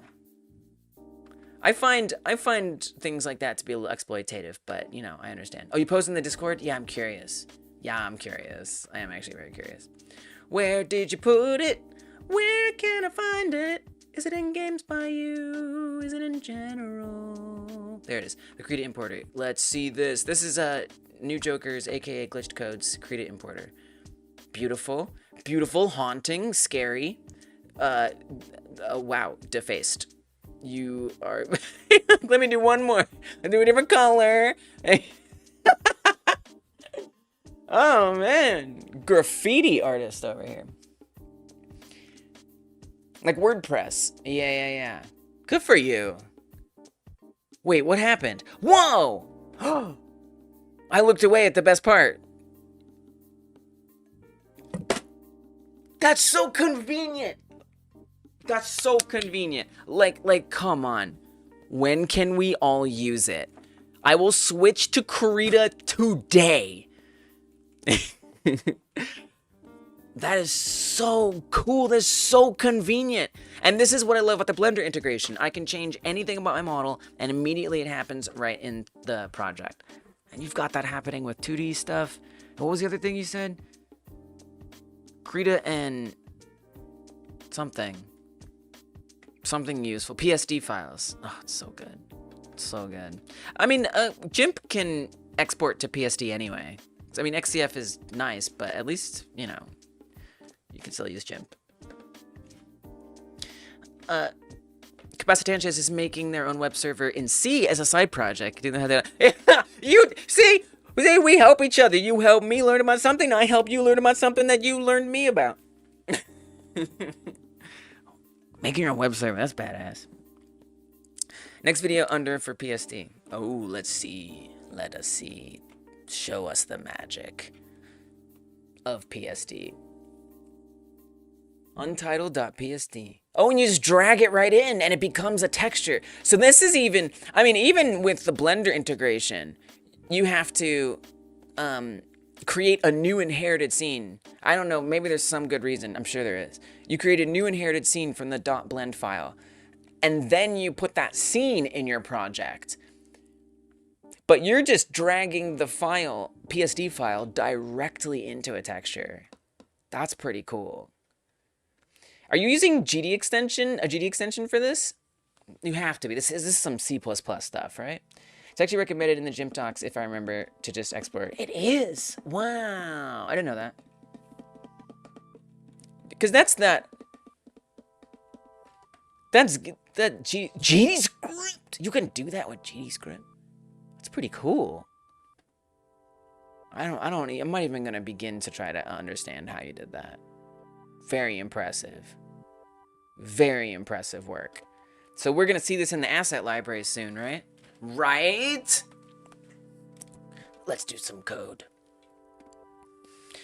Right, so we have the while loop in here. It's matching the doors up. Oh, I guess I gotta keep fixing this. Can we just copy paste it, please? Pretty please. You know what? We don't have to keep doing this. Grab that, paste that on, and then we do it a whole other time. Okay. So this just makes sure that the door is allowed to be paired.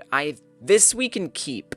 I don't know that we will need for the next system I'm gonna make. I don't know that I'll need to check if they're in the same room or not, because we're going to guarantee that they can't be in the same room. So that won't be an issue. And if they're not in the same room, they're not going to be the same door. So I can probably get rid of 2 of those while loops. Okay, so let me actually just do a drawing, because I keep getting distracted. I need to make sure I am paying attention to what I'm working on, so I can refer back to it. So currently, it is going to be looking for... It goes through every door in the door array. There's a door array, and it says... Give me give me any door and see if it can pair with another door. That's how it works. That's all there is to it. That's what it does. And then once it's done finding pairs, we're done. But I don't want that kind of system. Instead, because we end up with situations like this, where one room never got paired, or one set of doors never got paired, because the yellow one here paired with the yellow one down there, purple went to that one, the brown went to that one, pink went to that one, and by the time it got to this room, there were no other possible doors left for these to match with, and they didn't get doors. So what I want to do instead... Thank you for the hydrate, Frank. Oh no, I'm out of liquid. I have to go get liquid. Okay, hold on. I'll be right back. Enjoy the music. If you need water for yourself, refill your own water. I'll be super right back.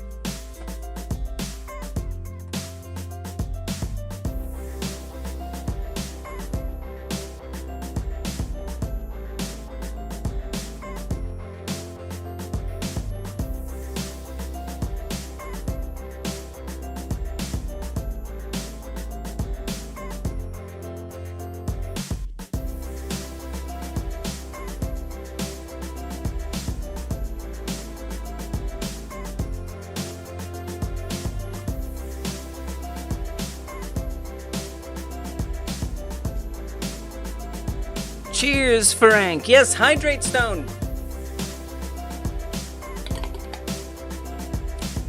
It's not just a hydrate for me, it's a hydrate for everyone.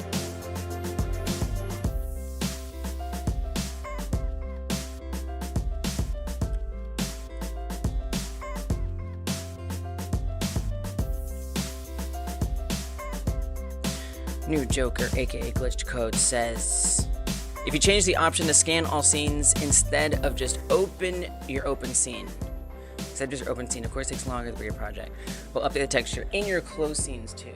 Whoa, that's sick! That's cool. You got some...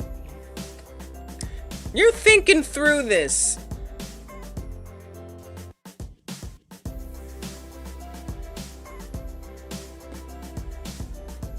Yeah, those seem like important decisions, whether to make a setting. I mean, you might as well make it at least opt out. All right, so this is the way it's gonna work now. Instead of the way that it's been working, it is going to pick, so let's say we have 4 rooms, okay? 4 rooms. And it is going to queue up 2 rooms at a time. So it says, all right, I randomly picked this one and I randomly picked that one. Now that I have those 2 rooms on deck, well, okay, there's not just rooms. Actually, I forgot an important component, which is the doors. They're basically like very important. So we'll say that's a door. I guess they're white to begin with. Okay, we'll just say those are what the doors are like. Okay. Oops. Very good. 4 rooms. Oh, Control D and Control F are so close to each other. So it queues up 2 of these rooms. And what it's going to do is it's going to look at all of those doors and it'll go through the rules, which is basically, are these doors already paired with something? And if they are, don't bother pairing them. So in this case, these are not paired, so it'll pick one of these 2 random doors to just pair it up with. So it'll say, how about this one is blue and that one is blue. Now we have these 2 blue doors and that's great. Then it's going to return them to the pool of rooms. I guess I should group these back up so they're easier to move. Yes. Oh, wow, that is the easiest. And oh my gosh, Control G is also right next to Control F. Okay, so it puts them back in the pool. Then it'll pick 2 other random ones. So it grabs these 2. And it'll say, okay, how do I match these up? Well, I can't match that one because that one's already paired. So therefore, I must be pairing this one And over here, I don't know, how about this one? So they both get matched with the same color and stuff, and once again, they get sent back into the pool. Yes, they are blue dabba-dee dabba-die. Absolutely. Blue dabba-dee. So it's gonna pick some more. Pick these. Oh, now it's gonna pick one that's already all set up. Well, in this case, it's just gonna say, nope, this is no good. So that means, so I'm gonna need, okay, I'm gonna need to be able to check pretty much. This is interesting, because like, how do we know that it's done? Well, okay, here, start with one thing at a time. Let's say that if one of the two pulled rooms has all matches. I wonder if we could even like remove it from the array. That's probably be easier. So maybe we'll say, okay. Let's think about this. Let's think about this. So we have a room array now, not just a door array. We have a room array. It's a Tinder for doors. Kind of. It's matching them up and we're swiping. Yes, it is a Tinder for doors. I guess a Tinder for rooms. And then I don't know what analogy the doors would be, but please don't speculate. So we're going to bundle that up. This is a room array. So from the room array, we're going to pick two doors. Or sorry, rooms. Excuse me. Two rooms. Pick random on a room. Rooms pick random, and rooms pick random. Okay. Very good. We now have two rooms. So I could have it actually like pop it out, so that way it can't like just pick the other one, which might just save a few iterations. Yeah, why don't you do that? Why don't we make it be pick random, and then we'll say picked room, erase or whatever picked room. All right, rooms, erase, picked random. Okay, something like that. Do mutual DMs. Oh yeah, it's mutual DMs. Yeah. That's what it is. Yeah. I like that. Okay, so we'll say we'll try this. We'll see if this works. And then, by the way, I am just going to put this out there. Nobody did anything to make me think it, but I am very adamant about no backseating because I love to solve problems. I love to learn how to solve problems. My brain likes to become more gooder. So help me become more gooder by not giving me the answer. Otherwise, I might as well just go to a chatbot, you know what I mean? And I don't want to do that. So thank you for your understanding. Y'all have been so good about that. We used to be backseater friendly around here. But I just, sometimes as I'm puzzling things out, the urge comes over people, and I understand. Okay, so it's gonna pick random. It's going to erase it, because here's the thing. I often come up with a plan. 5, no, you monster! Ban! I often have to, like do it wrong, so, often, well, there's a question, but it is 5. It's 7's 5, 7, 5, 7. I need to, make sure that it is some logical something, right? Even if it ends up not working, I just have to have my idea, get to the end, and then try to put it into practice and be like, whoa, that didn't work. So it's okay. 4-2, yeah. So now that I have that kind of figured out, yeah. Thank you. I understand, I get it. Sometimes we just want to, get involved, You lost your backseat privileges. I blame the chatbots. I can't say this is true for everybody, but at least speaking for myself, the rise of chatbots made me realize how valuable it is to not have somebody giving you the answers. I was just like, wait, I'm getting dumber. This is not good for me as a person. I have to stop this. Chat shares one brain cell. And a brilliant and beautiful brain cell it is. Okay. So it picks a room and then it erases that room from the array. So that way we know it's not going to pick it again. Actually, it doesn't really have to erase the next one, technically. It does that. But, you know, we'll just, you know what? We'll just, it'll just be better that way. We get in the trunk. So once it's done that, once it's got that picked random room, I then want to see if those two random rooms meet certain conditions. So are they the same? Let's get some text. What number is that? 8? Okay. Well, they're not going to be the same because you're removing it. Are they already paired? Yeah, I guess we're checking if they're paired. Well, you could even do this, Lise. What if you did a for loop? I got you. Hold on, we're going to make this optimal. I'm not messing around here.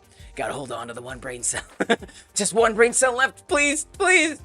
For, we have to really iterate through. I mean, you could do a while loop. You could do a while loop. Yeah, do a while loop. While picked room is set to already paired, right? So we'll do something like that.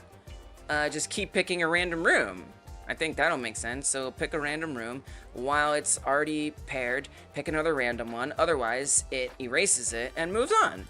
This makes sense. I think this makes sense. Pseudo-coded. Nice. Okay. Oh, but you want to represent indentation. Okay, like that. Nice. Cool, cool, cool. So that way I don't even have to check later because we're checking right now if it's paired. I think that's a good idea. I like this idea. Just like orange cats, one brain cell. Aww. Aww. I love looking at one brain cell cats. Okay. Very good. Seems like this will work. I'm happy with that. Now, once it's picked those two rooms, I guess we could just assume that they're matched. I mean, do I really need to evaluate them together? We already know that we picked two different ones, because, I mean, I won't even have this happen concurrently, right? I'll make sure, I mean, you know, whatever. We'll have it be one after the other. So it'll pick one, and then it can pick the other, and, you know, they're not, so it will definitely not be the same door. It definitely won't be paired doors. What was the other check? Oh, same room. We know they're not in the same room. So yeah, I think that gets rid of all of my checks, and we're good to go. So that's it. So once it gets through these two whiles, all we have to do is say that picked room 1 is paired with picked, whatever that entails, right? That's some code on its own. I'm not going to worry about that here, but that will do that stuff. That stuff will be done. Okay, great, nice. Now back to the setup here. Oh, I guess we return it back in. Yeah. Oh, okay, I know. Sorry, we have to check one thing. What do we have to check? Are one of those two rooms? So if can we do them both at the same time? If picked room 1 or picked room 2, nah, that's confusing. We should probably do them separately. So if picked room 1, so we have to be able to find their doors. That's the thing. So I do have to find out.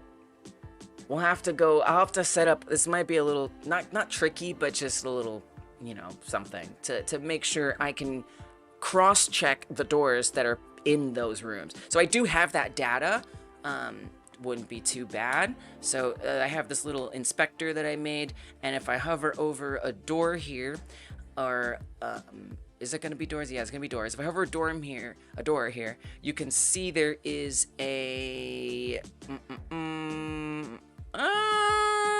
actually, wait, is there a room ID? There's a doors are actually, oh, there it is, origin room seed ID. I just had to look at it for a second. Okay, so there's the origin room seed ID, which is 576. That's essentially the room ID. And what that means is because every room spawns from the top left corner, and so that becomes the ID for the room. Oh, good night, Kai Guy. I hope, oh wait, what, you were saying you were doing some co-working. I hope it went well. I hope it went great. Thank you for coming through and co-working, being a night owl with me. You know, Kai Guy, I always want to check out what you're working on. Wherever it's at, you know I always do. So, don't let your projects be a stranger. Yeah. Goodbye, of course. Thank you for always being a great supporter. Yes, thumb it up, thumb it up. So that becomes the ID. So that's how we'll check it. What I'll say is, I guess I could just iterate through all of the, but is there something else? Can we do something better? I think all you have to do, Lise, no, all you have to do is iterate through the room and say if, but how do you do that? Where is the doors? It's in the room array. Lise, you have a room array. Look, it's over here, remember? Yeah, I forgot. That's okay. That's not in a nice inspector, but that's okay. So there is a doors array, or a door array. A door array. Somewhere. Door cells, sorry, it's called door cells. So there's this, which contains all of the doors in a particular room. So we'll iterate through the door cells. So we'll say if room 2's door cells are all paired, or if room 1's door cells are all paired. Let's say if not room 1's door cells are all paired. Put it back into the array. How about that? I think that makes sense. And then we'll do the same thing with room 2. Make sure their door cells are not all paired. If they are not all paired, we put them back into this room array, and we keep doing that. And then I guess we'll just check to see if room array is empty, then Bob is fully our legally guarded guardian. I don't know. Anyway, I don't know. It's just Bob's the uncle. You could just say the expression. If if room array, so this is unassigned doors. Rooms with unassigned doors. I can be very verbose. If rooms with unassigned doors size is set to 0, we're done here. We done. Okay, I think that works. More tutorials for now. You're diving into animation again. Nice. You're a slow game dev. I feel that. We'll get back to it soon eventually. I know you will. I know you will. Well, I know whatever you create is going to be beautiful. You're a great artist. Thanks for the update. Good night, Kaga. Dark Lord looking for group. One time spent 7 hours trying to fix an Irma script. Turns out it was not on your end. It was during a Cloudflare outage. I don't know what an Irma script is. Like Irma Gerd? That can't be what that is. But when you say a Cloudflare outage, you don't even mean the Cloudflare outage. That's kind of nice though, maybe, that it wasn't... Wait, but it wasn't your fault. That's kind of nice, despite the consequences of a Cloudflare outage. Unless there was already a problem and the Cloudflare outage kept you from being able to deal with that. That would suck. Alright. Now, let's write it. Let's write some code, baby. I think we got it. Okay. So I think I'm just going to throw this in the trash because the only thing that I really needed to keep here was coloring a door pair and generate... Oh, right, we got it. Yeah, how does that play into it? Picked room 1 is paired with picked room 2. Color the doors. Generate the first path. So we'll just tell it to go do that as well right after that. I think that seems reasonable. Alright. So let's make this array of stuff. It's a connection stream error. Basically, you could not access your super base, so you could not get all your fetches. It sounds frustrating. Oh, good night, Rosa. Thank you for coming through. Sorry, I'm so late today. I'm streaming late. Okay.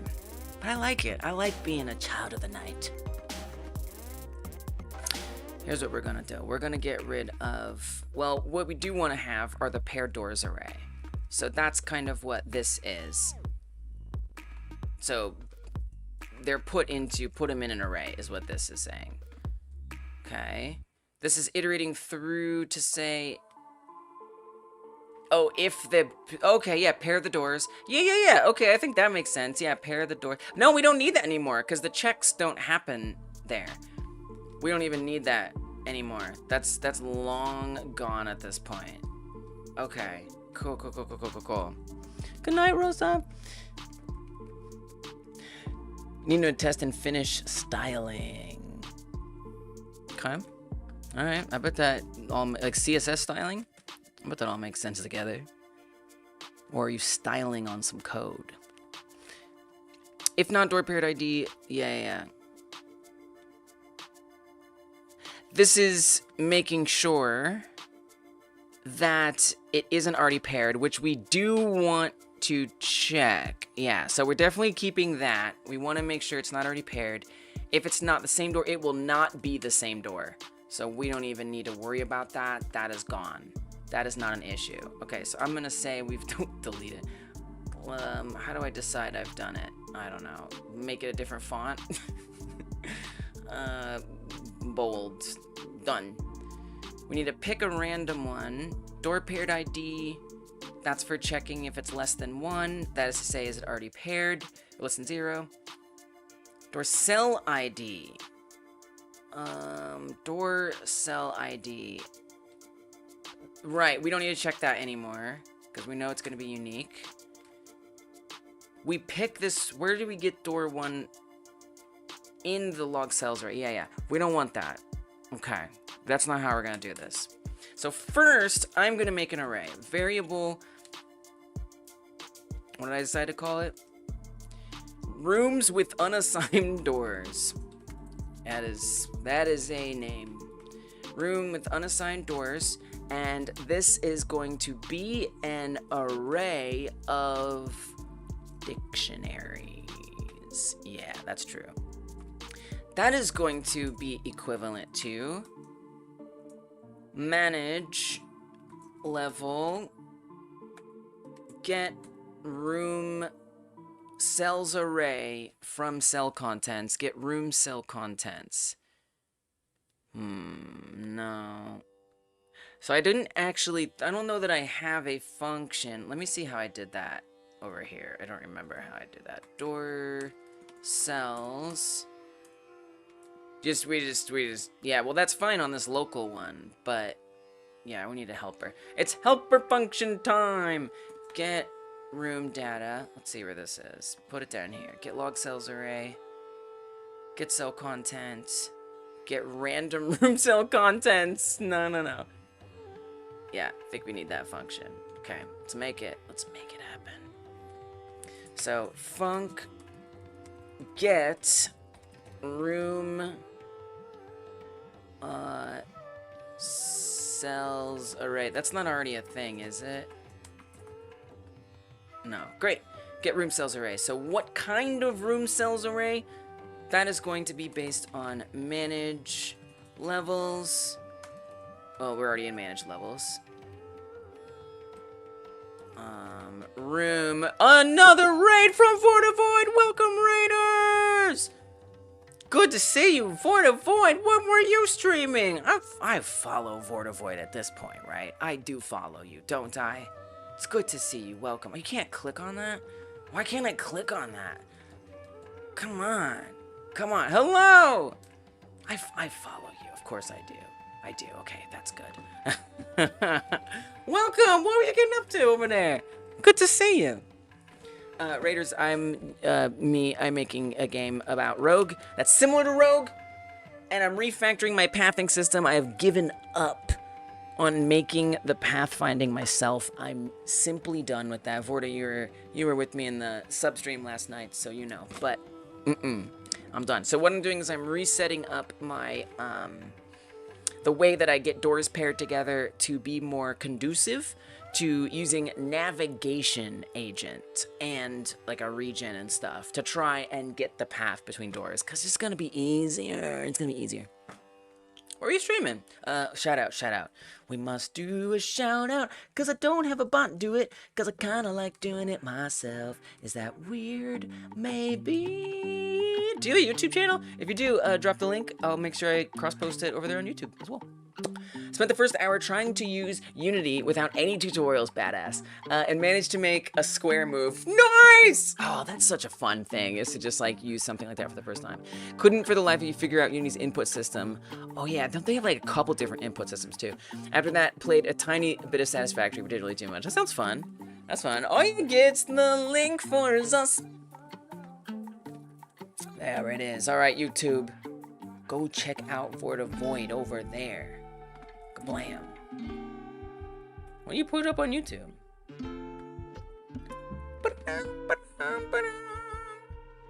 Gaming content, often VR related, and you're a VTuber. But sometimes it's game dev.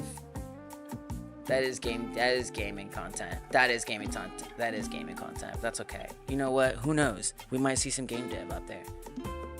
I want to know. I want to collect the game devs like Pokemon. Okay. So, how do I want to do this? You have a separate tech channel. There's only one vid right now. Oh! Do you want to share? That one? I'll follow the crap out of that. We got some tech people here. We got some people who are specifically interested in like miscellaneous tech.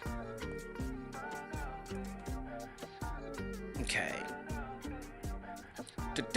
Drop the links! Raid privilege!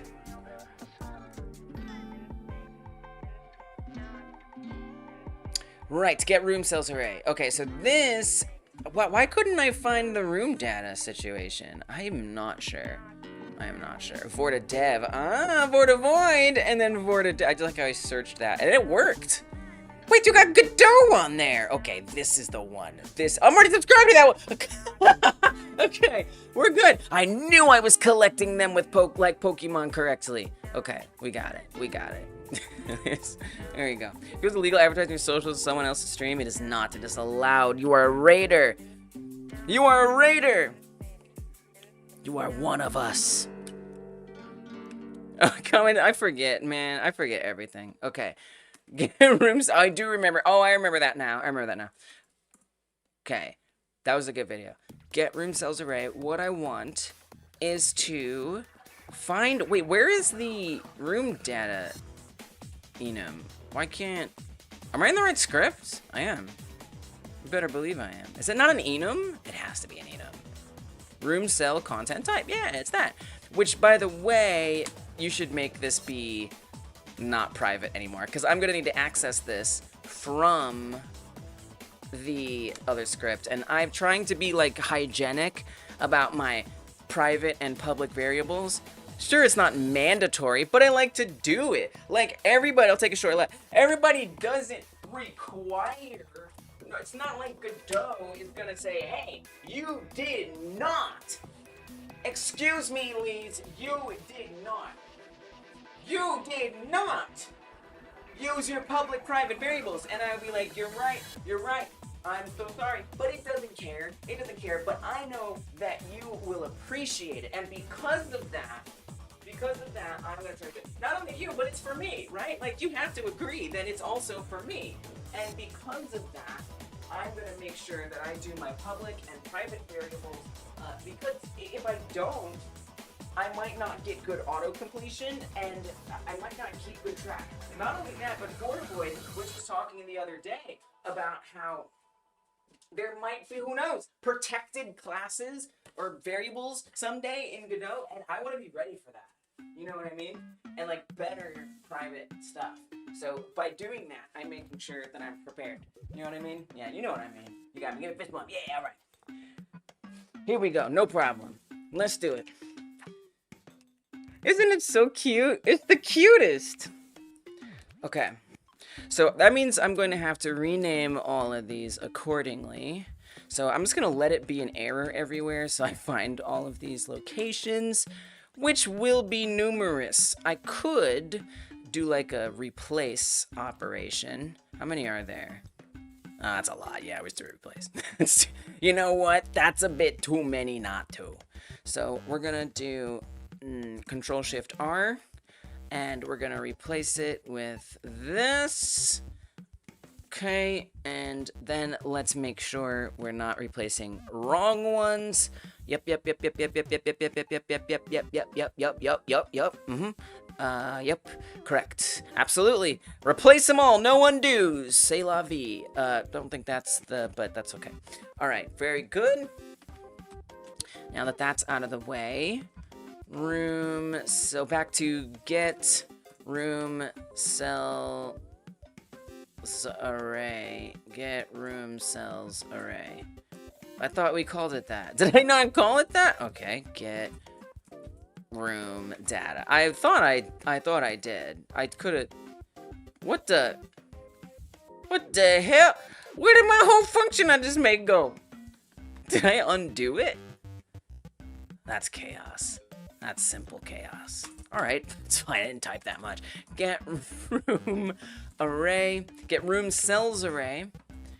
And then we're gonna type that to our newly created. Please, that's not how it works. It's not? No. Oh, yeah, right.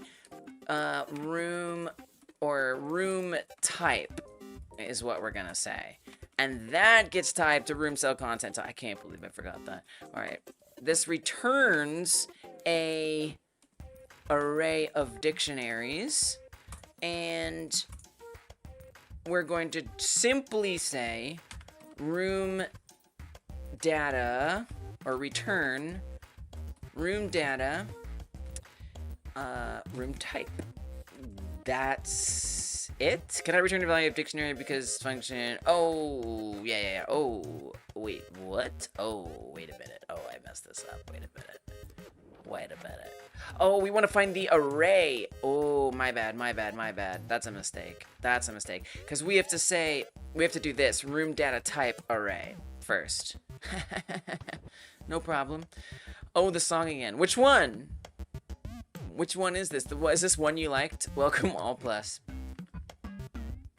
Or is this one that, like, sometimes people tell me fun facts about songs that are not that fun. Sometimes they are fun. Get room cell array. But sometimes people just like, that one's a banger. People watching the Twitch VOD's so confused right now. No one's watching the Twitch VOD.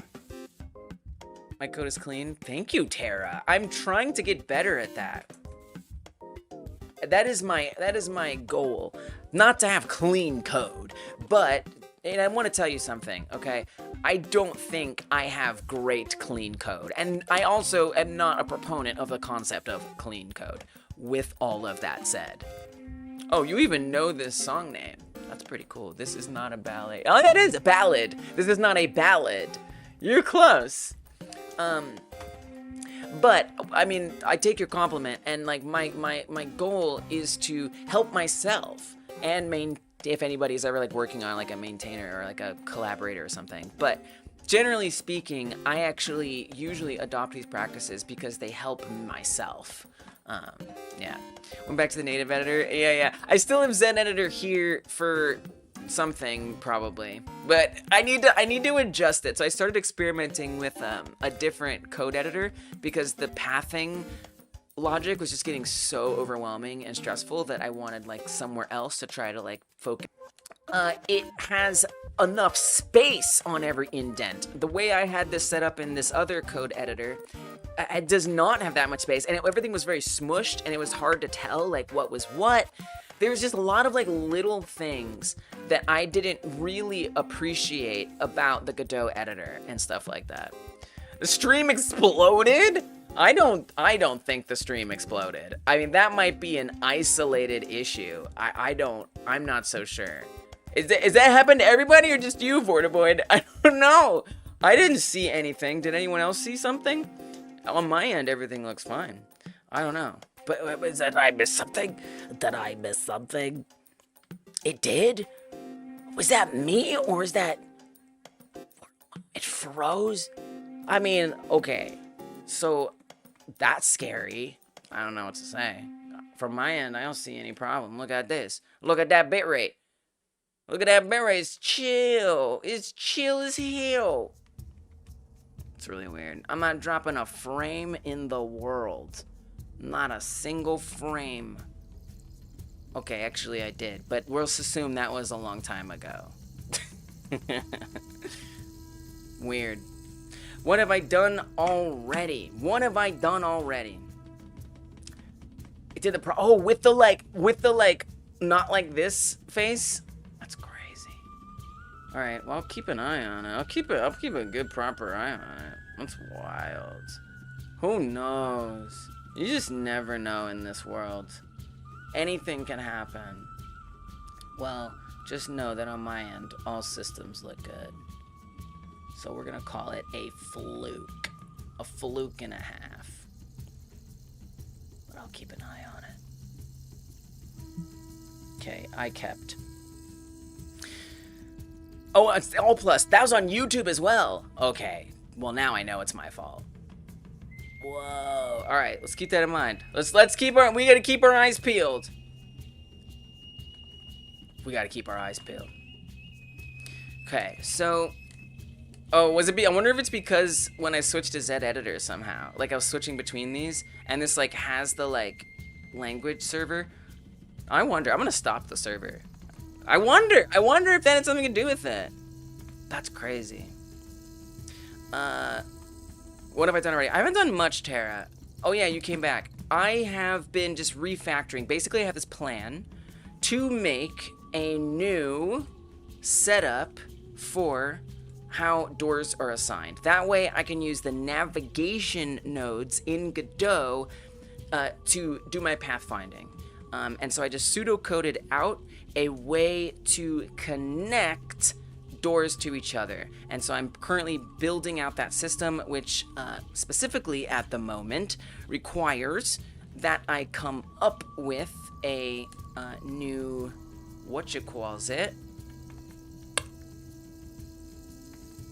helper function to get stuff. What happened here? Identifier dot for attribute. Oh yeah. Wait. Oh yeah. Let's just comment that out for now. Can we just okay? Equals. Can I pass an equals? No, you can't do that. Oh, you know what? We'll just hit it with the old comment. Okay. You know what? We're gonna ignore that. Only dungeon gen so far.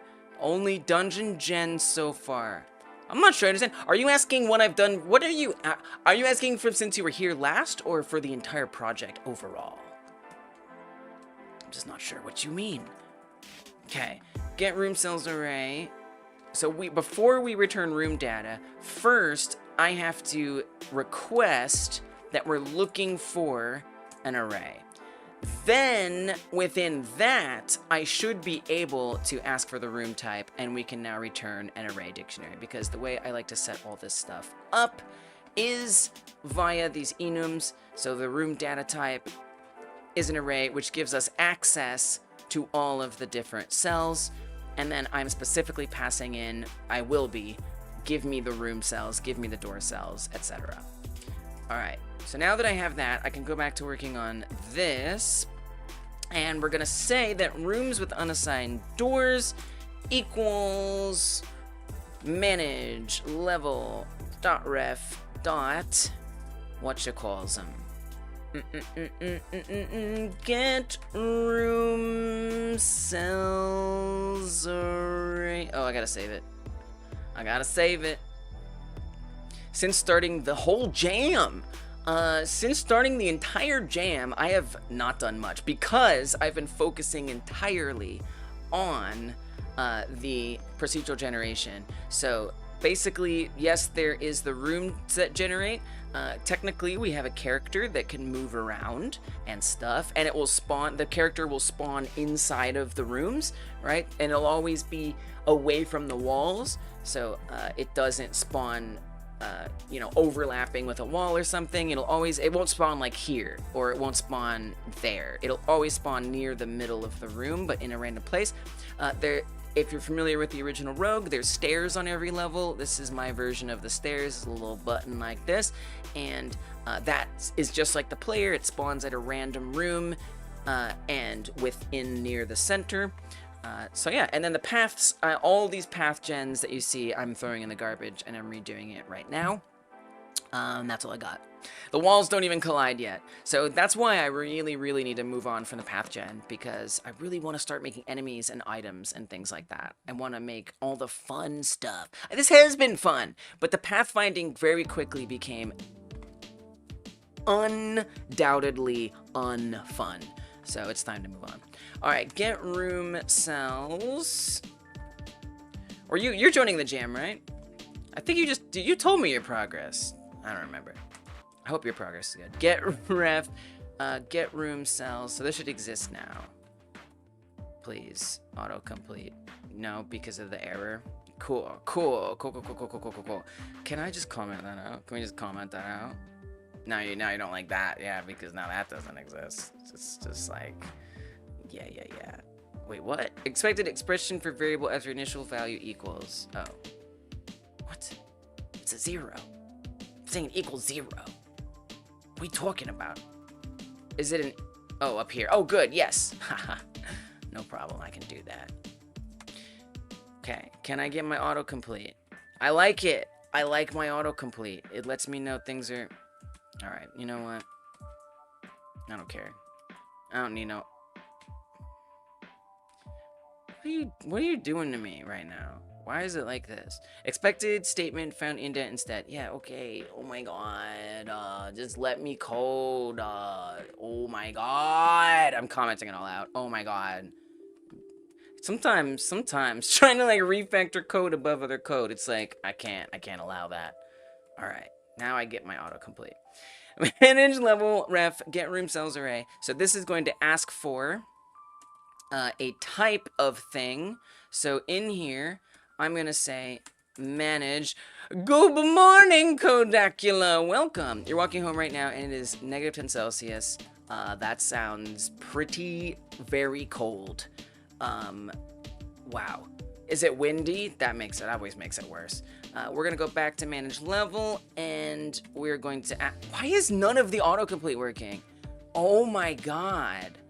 This is driving me kind of crazy right now. Like, let me have my autocomplete. Maybe I'm basic because I want my autocomplete. What is your problem? What is all this? Oh, manage level has an error. Oh, I'm reloading. This is ridiculous. This is being ridiculous. Are you using the navigation system Godot provides or not? I plan to, yes. That's the plan. That is the plan.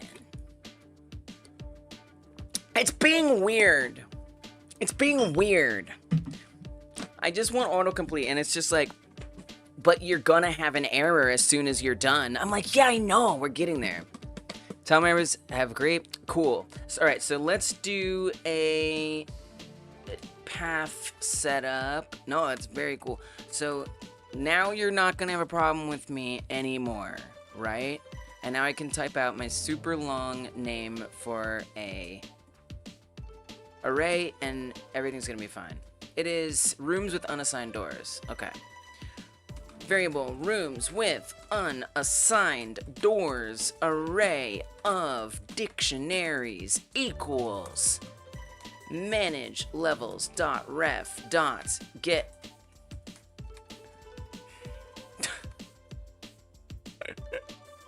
Why are you like this? Why do you do this to me? Why do you forsake me? All you have to do is not forsake me. Manage levels not declared in the scope. Manage levels is not declared in the scope. Oh, it's not. I spelled it wrong. Guys, chat. Y'all, that was my problem. This time, it was my fault. Problem is between, what was it? Chair and computer? Okay, manage level.ref. Yay! Okay, we got it. That's all I want. That's all I wanted to see. See, isn't it nice? Oh, look at that. Yes, tell me what this is. I want to see. I can breathe. I have autocomplete. Okay, manage level dot ref dot. Now we're going to say room cell content type and dot, and then it'll give me this list. See, I just auto-completing. It's just, it allows me to just code faster. I love it. I live for it. Okay. This is going to be room cells. So what this will contain is all of the rooms in the project, so that have spawned. Great. Now, within those rooms, I need to pick 2. So we're gonna say, remember, and let me just go over this again since it's been a shockingly long time since I planned this out. So this is what this is, this room array right here. We just made it finally. And then we're going to pick a random room from that array. I am then going to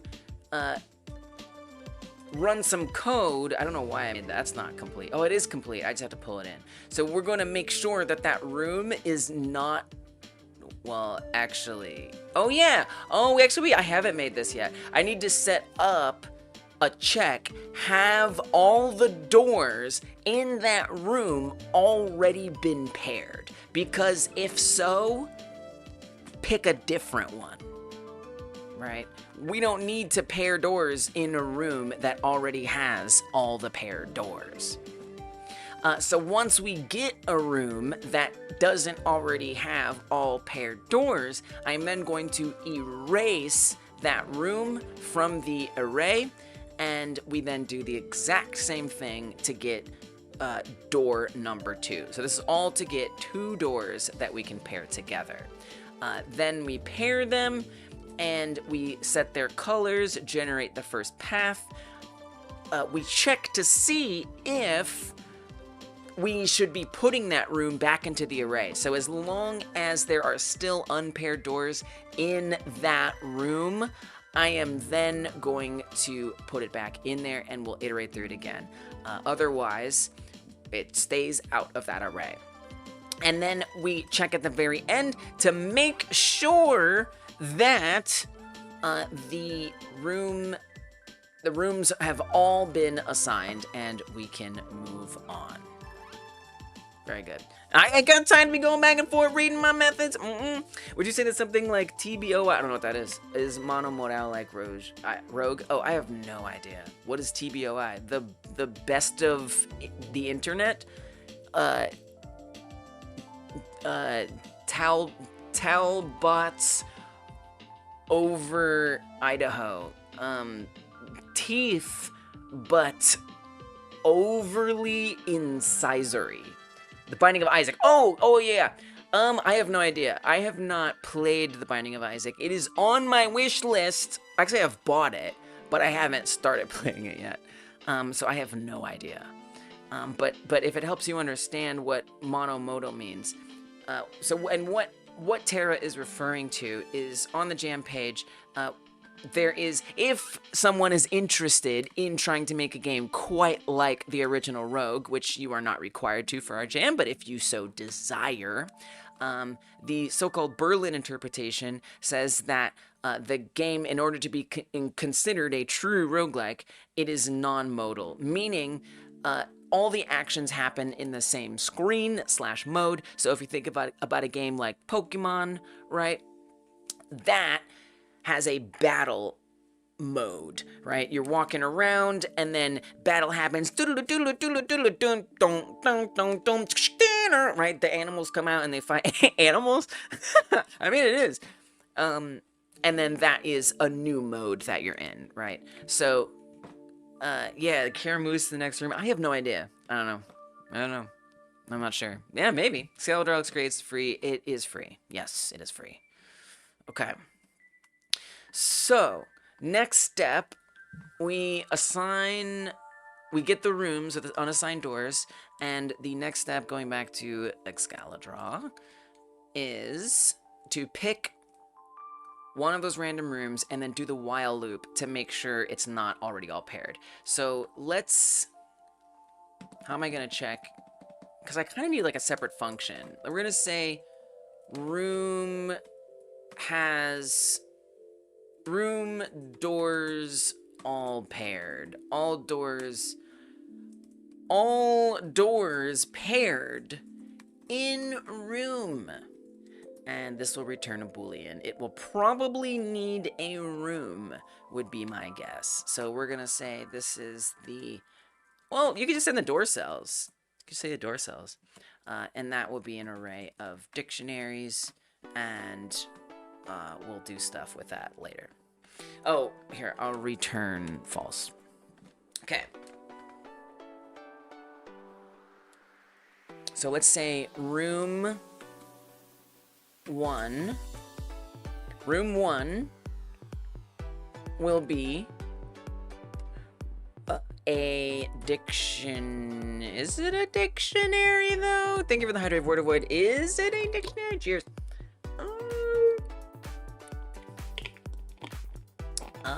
Yes, maybe. Thank you for the avoid. Appreciate you. Thank you for the raid too. Means a lot. Bye for now. Room 1 is, wait, are the rooms, I don't think they're dictionaries. I don't remember. It's been a minute since I accessed them. I've been so deep in like path land. In the last 20 days, I've forgotten how everything else works. Room, it's an array. It's an array. It's definitely an array. Well, no, because, yes. Wait, yeah. I actually need to look real fast. I still remember. Yeah, it's a dictionary, and in that dictionary, all that it is, Liz, of course the code is broken. Here, comment this out.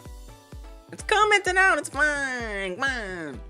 Who cares? I could comment out the whole function, but you know what? We'll just... Okay, alright. Oh, interesting. Actually, this is important.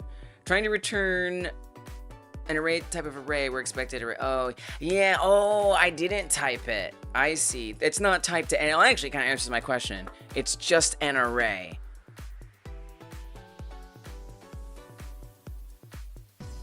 Right. Interesting. Okay. But what's in the array? So we're gonna have to like cast it. That's fine. That's fine. Thank you, Insane. Thanks for stopping by, hanging out. Sleep well, my friend.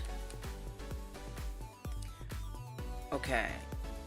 Now, the remote tab in Godot. Where's the errors? Jesus. Trying to assign an array. It's okay, it's part of the process. Trying to assign an array of type array to a variable of type array dictionary. Yeah, I know. It's an array. I'm sorry. Please forgive me. Please forgive me. I guess I could make it a dictionary array, but I didn't.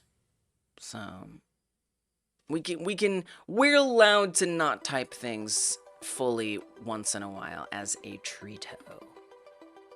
Okay, managers, manage level, room data. Okay, so these are those 4 arrays over here. The 4 arrays of the apocalypse that have room cells, wall cells, door cells, stair cells, probably. Yeah, that makes sense. So it's an array of arrays. Yeah, that makes sense. That's room data. But then in here, yeah, it's dictionaries. Yeah, it's an array of dictionaries. And that's same, but this isn't rooms. It is, this is rooms. Wait, but there's not 47 rooms. There's 1, 2, 3, 4, 5 rooms. That's in room data, Lise. Oh, yeah, duh. Wait, so what is room cells? Oh, that's just, wait, what? Oh, gosh, I totally forgot how my game works. That's very confusing. It's funny, because, like, when I was conceiving this, it made perfect sense. But now that I'm coming back, like, several days later, it's actually very confusing. So, the way that it works is... there's all these different cell types, so tile types. So there's base tiles. Those are the blue ones around the outside. Do I have debug? I do have debug over here. So if I run this and I put up the grid, you'll see more clearly all of the cells. So these red lines around the blue cells, those are base tiles. All of those are base tiles. Then there's room tiles, which is a type of tile. So it starts out, the way this works is it starts in the top left and it iterates to the right, and then it starts on the other end and iterates through, and it builds the level from there. So first, before it lays down walls and doors and stairs, what's with that yellow? What do you mean? So it goes through each of them. It lays down room cells first as base cells. So these like cyan walls here, right? These cyan walls are first room tiles. So when it iterates through, it lays down room tiles all along this way. Then it does another pass and it says, is this a wall tile? You know what? Yes, this should be a wall tile. This should be a wall tile. That should be a wall tile. Bam, bam, bam, bam, bam. This should be a wall tile. This should not be a wall tile. It should not. And so it changes it from a room tile to a wall tile. And so all of these inside of the walls now are considered room tiles. So I was a little confused because you know what I also call room? The room. The thing that is, you know, this square. I call that a room as well, which I realize now is a little confusing. So I could have maybe worded that differently, but I didn't. Maybe I could have called it like a floor. That probably would have been good. I'm not going to refactor that, but anyway. Huh. I don't know. I'm just going to have to remember that. Oh, well. What's with that yellow? So I assume what you're referring to is... So, Tara, this is my old version. I tried to make everything from scratch myself. The algorithm for spawning rooms. So if I hit this again, it's going to spawn a new set of rooms and positions. I came up with that myself, and I wanted to also come up with my own pathfinding algorithm to connect the doors to each other. I did that for like a week. I spent like a week trying to get pathfinding, and let me tell you, I hate it.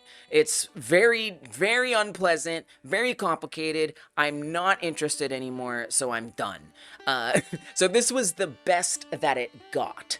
You can see the white one. It tries to go over here, and then it just runs into this wall instead of coming where it's supposed to go, which is right there. So, yeah, we're done. I'm done with this. So what I'm doing now is I'm laying the groundwork to make a new pathfinding system, which I'm going to use Godot's built-in navigation nodes to do. So what it'll do is we'll have a navigation region that is all over these blue tiles out here, and we'll start from one door as a navigation agent, and then we'll define the destination point, and then just let it find its way there, and then drop tiles along the way. So that's the plan for what I'm going to set up today.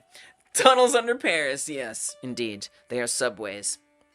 So that is the idea, yeah. And I couldn't even begin to tell you how I'm connecting the doors for the other one. That's why I had to stop, because it was just... It's too hard. And so the next time I try to tackle it from scratch, I'm going to look up an algorithm, which I didn't do. But for this project, it's time to just use some built-in nodes and move on with my life. But there's a few things I need to set up before we can do that, so I'm setting that up. All right, so the room tiles are different from the rooms themselves. I see that now.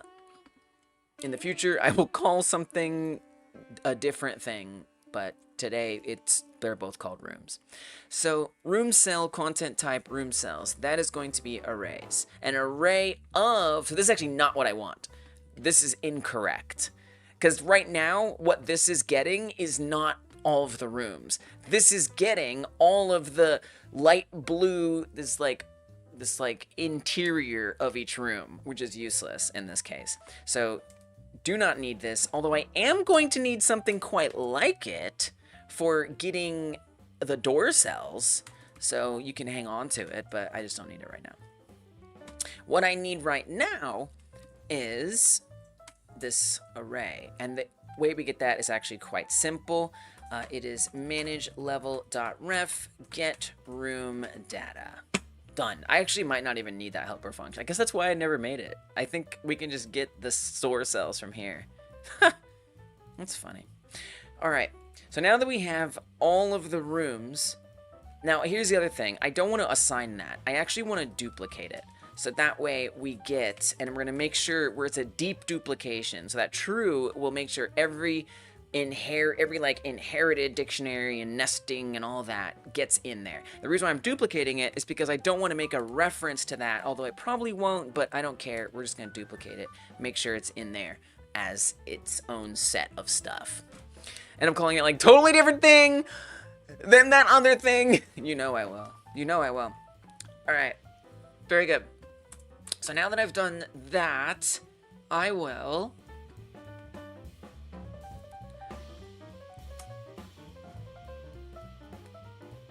pick a random one. That's what's next. That's what we're doing here. So variable room1. Right, I got stuck with what is it though? Wait, what is it though? It's an array.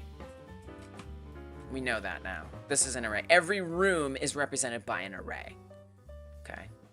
So the room1 array equals, and by the way, I think we can type this as an array of arrays.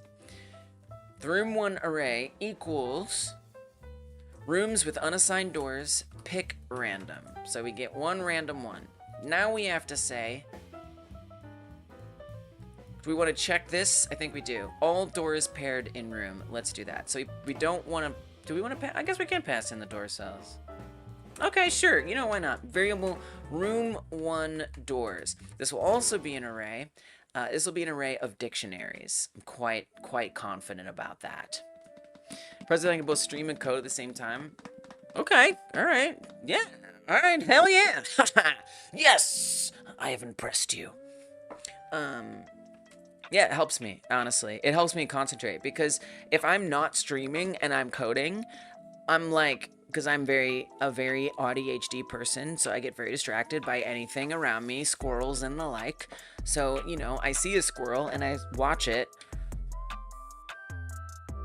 and then I think, you know what I should do?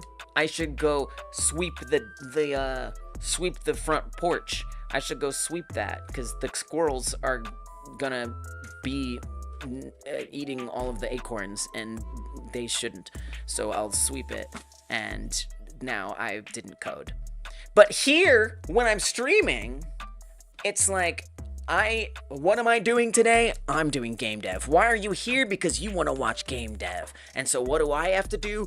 Do game dev. So it actually has a sort of concentrating effect. So it may be impressive, but for me, it's my medicine to help me code, truth be told. All right, room1 doors, array dictionary equals rooms with unassigned. Okay, so this is where we get. So I think now we're gonna go back to manage level.ref. Can we put this like on a new line? Manage level.ref, and we want to get room cells array from cell contents. No. We don't want that. Get room cell contents. Oh, yeah, we do want that. Actually, I need that first. Can you remind me how this works? We pass in cell contents? Why would I pass in the cell contents to get the contents? Wouldn't the whole point be that we already had the contents?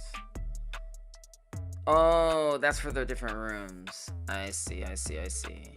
Oh, that's so confusing. Wait, but why would you pass in? This is very confusing. What do I use this for?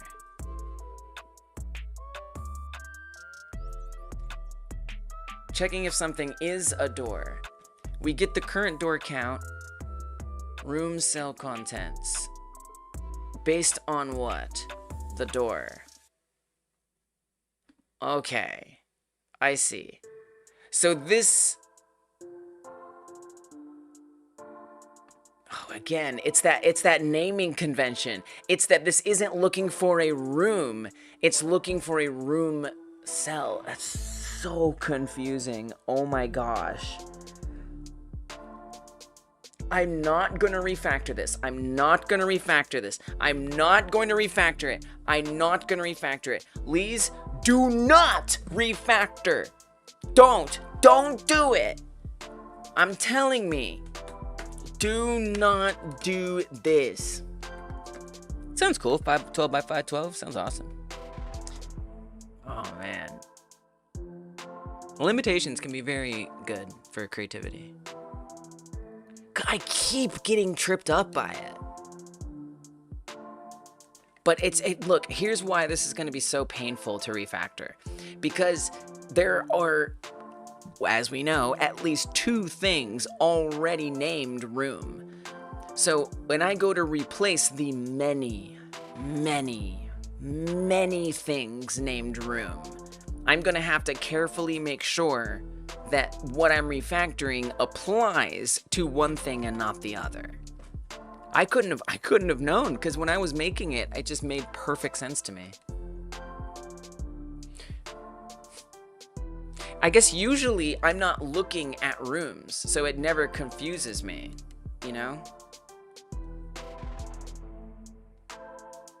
If any rooms still need a door.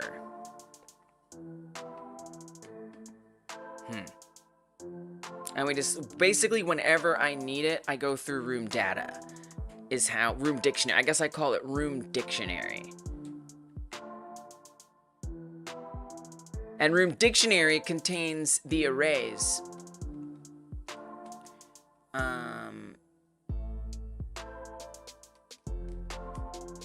Darkness. Oh, that's like a theoretical. I don't even use that yet. I mean, no wonder. I mean, and you know, to be fair to myself, I guess to some extent, one of the reasons why I'm not familiar with it is because I don't really use this yet very often, because I've been stuck on pathfinding for so long. So array. So it is a dictionary of arrays. Okay, so knowing that, assuming I can keep it all straight, variable room1 array equals rooms with unassigned doors. Pick a random one. Now we have a room, which is going to be... Is it going to be an array then? Is that what that would be? Yeah. Yeah, it is. It's an array of dictionaries. Right. But no, this would be a dictionary. No, this would be a dictionary. The room is a dictionary. It is an array of dictionaries. That's correct. I'm surprised it didn't yell at me sooner, but, you know. Okay. So therefore, if we're going to get all of the doors, which every door is represented by a dictionary, it's going to be an array, the door cells array. And that is contained in our room. Okay, but get cell contents is not the right thing. Can we just set it? We can set it up ourselves. We don't have to do a helper function. Just say room1. What I don't... So here's the thing. I could type right now. No, you could do this. Well, I prefer helper functions. Because if I were to come here and say room1 bracket, this would work, right? Manage level.ref dot room cell content type.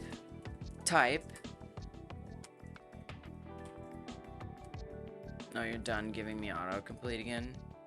Room cell content. Oh.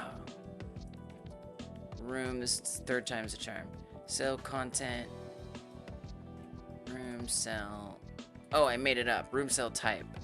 Wait, room type. What do you want me to type? Room cell content data dot. Wait, what do you want me to type?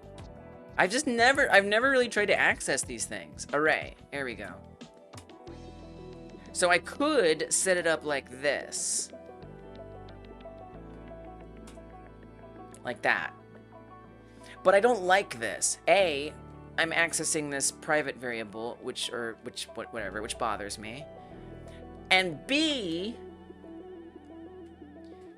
I don't like that you have to just know. You just have to know that you're supposed, that room 1 would have that. I don't like that.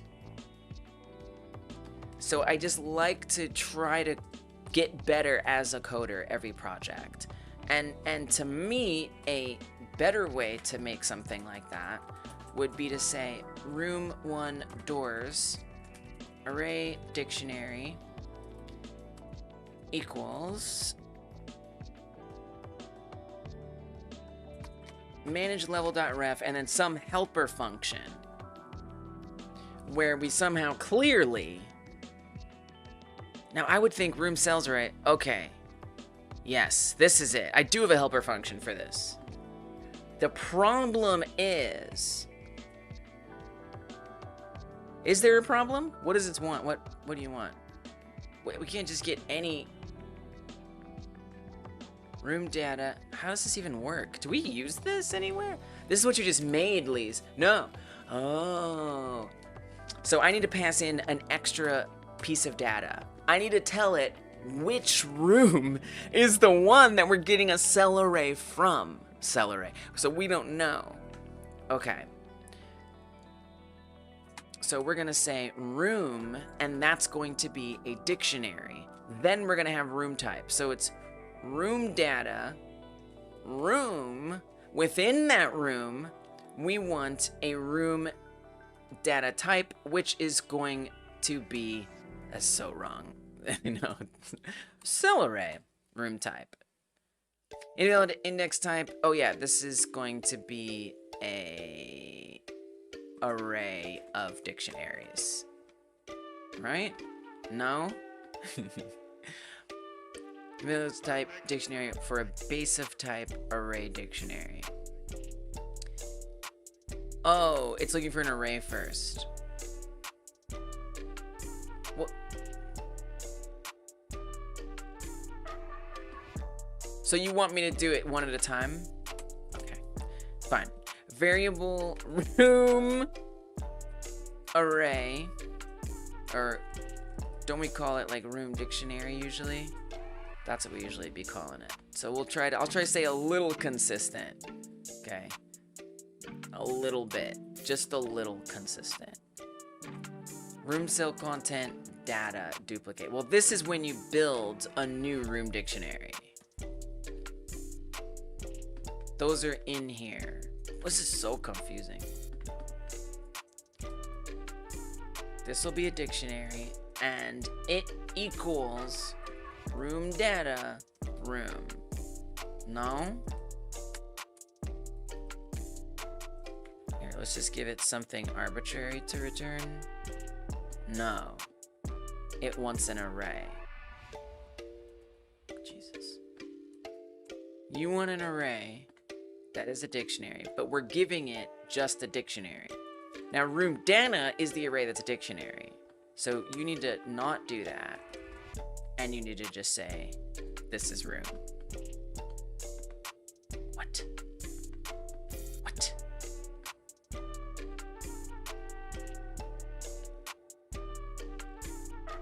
Oh, you can't. So wait, are you telling me that I always forget this. I can't find a dictionary in an array by using the dictionary. It won't work. So I actually have to say for iteration room dictionary in room data. Now we are looking at all of the dictionaries.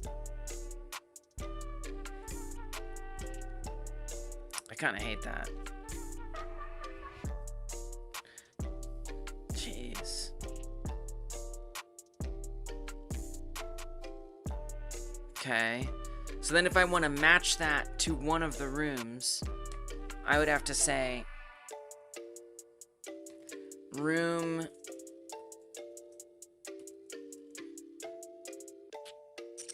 we could search by like ID. Every room has an ID number. So let's do that. Variable room ID. We should have a helper function for this. That is going to be an integer, and it equals get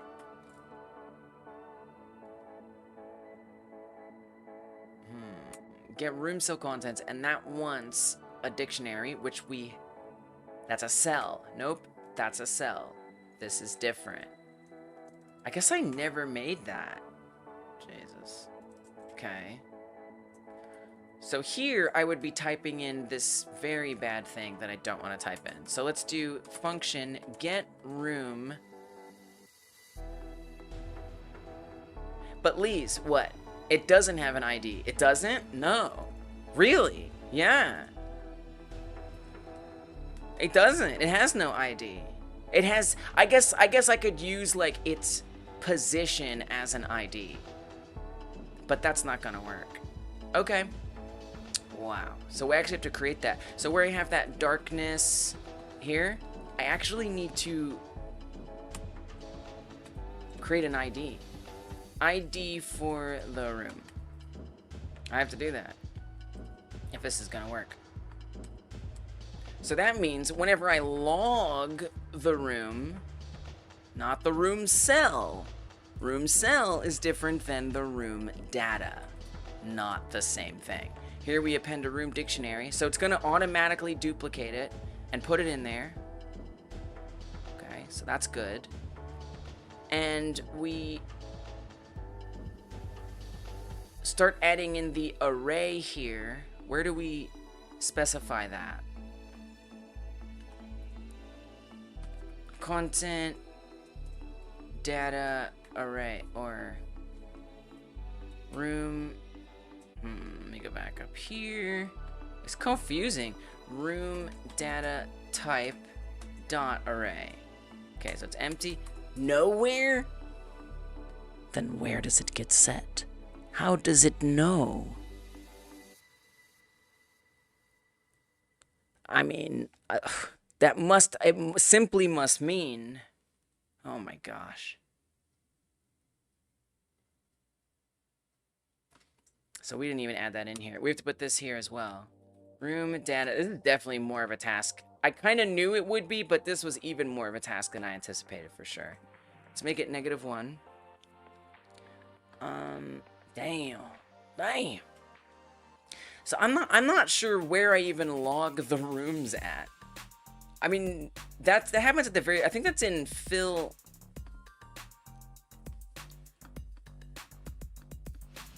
I guess we don't log it anywhere.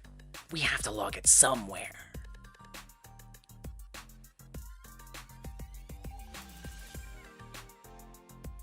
Somewhere it logs, because how else does room data get filled out? We append the room dictionary. So just for every seed, so every room has a room seed. That's that top left corner that generates the rest of the room. They all have that. Okay. And it duplicates room cell content data. And then it appends to room dictionary. So you're not even using it here, which is weird. You're just plugging it in there. But I guess that makes sense. Wait, what? Room cell content type room cells, room dictionary. Because we know that in the room dictionary, the first one is room cells. But then how does that get in here? You just append it? You just append it? It just goes in there?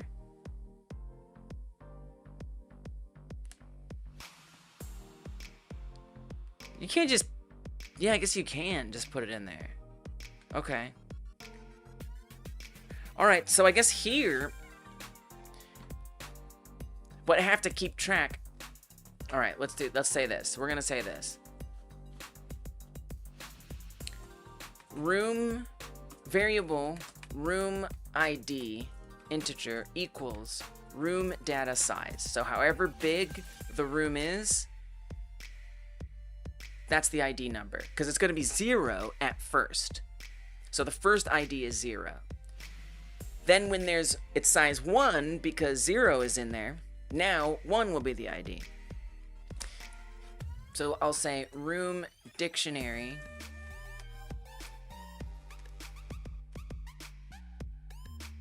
room cell content type. So we should have an ID at this point, if I'm understanding what is happening at all anymore. Room cell content type. No, I'm not understanding. Room data type. Oh God. Okay. See, that's what's missing, is that we don't have a room data type array reference here, which I find disturbing. I find that very disturbing, and I feel like something is wrong. That's cell content data. This is different, Lise. It's not the same. The room dictionary isn't going to have that. Why is this the most confusing thing I've ever done in my entire life? I'm okay with it, okay? I just want you to know I'm okay with being confused. I'm just appalled. I've been so shielded from acknowledging how confusing this is. And it's a little surprising. I'm surprised. I accept. Surprisingly.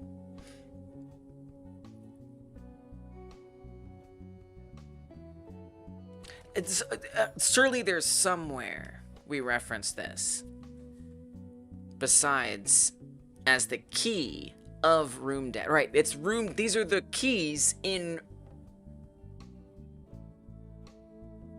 Wait, room data is a dictionary? No, it's not. So, are you telling me? Are you telling me you have a lowercase? I have a lowercase room data that is an array of dictionaries, and then I have an uppercase constant that is a dictionary. Yo, I don't think I'm using this. I think this isn't being used anywhere. That's what I think. It's match case. Yeah, it's there, it's there, it's there.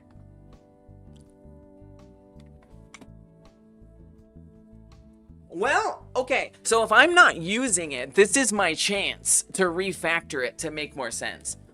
That's kinda nice. I never had to use this. You know? Everything makes a little bit more sense. Okay. Wow. So technically, what I am supposed, the system I was meant to have was, we have room data. Okay, lowercase room data, which is, actually, let's break this out, which is an warm up, stay warm.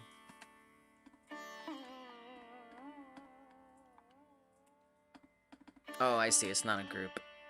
Okay, I hate how it does that. Room data, and what is room data? Room data is which is incorrect. Well, this is incorrect, so I guess we'll go over the incorrect version first. This is not what it's supposed to be, but room data is an array of dictionaries. This needs to die. Absolutely no. Okay. Oops. Is what that is. That is an oops. What are the dictionaries? What were the they are the room cell data. So, room cells, door cells, wall cells, basically the parts that make up each room. But what I evidently originally intended for it to be was a dictionary of arrays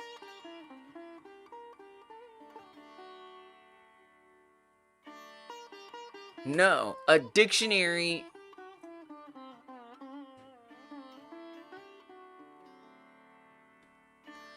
of an enum. Vector 2i is nope. No. The music fits? Let's go. Nope, not a vector 2i whatsoever. It's something else. What it is, my brain does not want to have to grasp for it because of my ADHD. It's very uncomfortable, but I want to give you that information because it's what normal people do. As a non-normal person, I will admit it brings me a lot of stress to do this, but I will do it for you.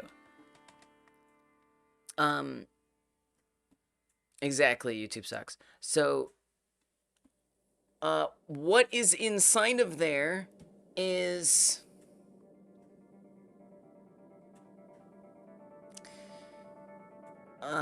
something that I really don't want to tell you, and maybe you'll find out later. Okay, so what I'm gonna do is these are my boundaries. So what this is supposed to be is an enum. That in specific, I can't do it. I'm sorry, man. You know, maybe some people can do that, but it's not me. Oh, it's over. The hunt ended. So we're gonna say here, deception. I don't know. So we have dictionary room data. This is what it was supposed to be. And then it would be, so that would be the key, right? And then after that, within each of those would be something. Who knows what? That would depend. This is what it was supposed to be. But I never needed it until now. So now that I need it, I have to set it up that way. Which is actually a little upsetting because it means I have to refactor things. And let me tell you what, this is such a good example for why it's beneficial to create helper functions. Oh my gosh. Because so I have a feeling there are a few places I didn't use it, but hopefully I used it everywhere. So I have a get room cells array function. Well, actually, I'm currently making it. But yeah, I guess I didn't for this one thing, did I? What a shame. Well, but here's the thing. So if I have a helper function that gets, let's say, those door cells, those room cells, those stairs cells, right? That gets all of those. I would have one single place that I would now need to refactor. I don't have to go through all of my code and find every single place that I referred to the setup, the room data, like this. I know I don't have to go find all of those. Because I have one helper function, I can just go change that one helper function and now we're good to go. Unfortunately, I am not sure that I did make that. Although I'm trying meticulously to do that as much as possible. It seems that I made this one crucial oversight, and I'm gonna have to set up that way. But it's okay. But I think it emphasizes why that's so valuable to do that. Think twice, code once? I guess. I don't know. That hurts my brain. So here's what we're gonna do. I'm just gonna keep moving forward, and then we'll figure out what needs to happen. So room data is a dictionary of, in this case, all caps room data, which I don't really like that. I would probably call this room data types, would be how I would want to word that. And then I would need to add into room data, we would basically duplicate room data types into there every time we create a new room. Think 7 times, code 8. 7, 8, 7, 8. Okay. Well, that is mortifying. And so real though, I think. Okay. So that's what I have to do. And then within there, I would add some more stuff. There you go. Code 6 times refactor 7. I would add, for example, the array of arrays that is all the room cells, basically. Would go into there, along with the ID, right? Along with the darkness. I need to do this. Like, I'm going to need to do this. So, it's time. It's time to do it. Alright. Alright.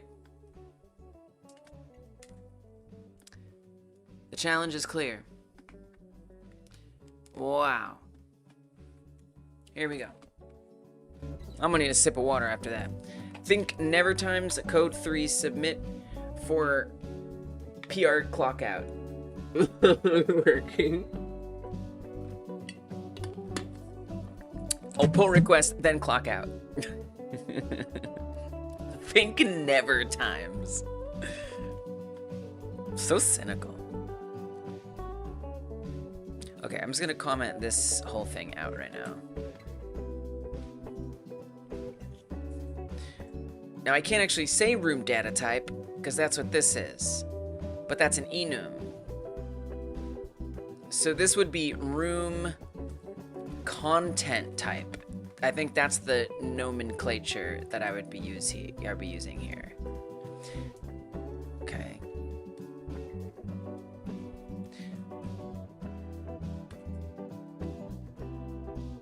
Why coding be like, think never times? Ugh.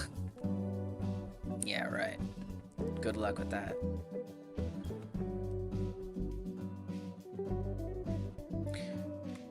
Okay. And so with this is not right.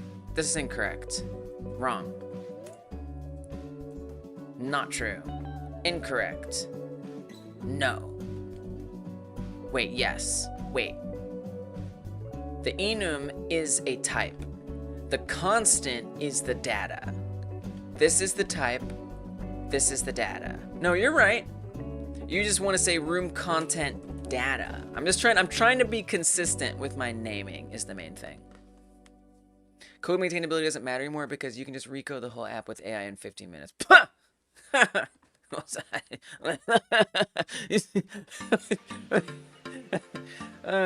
Tell me that you have never coded anything in your life without telling me you've never coded anything in your life. All right.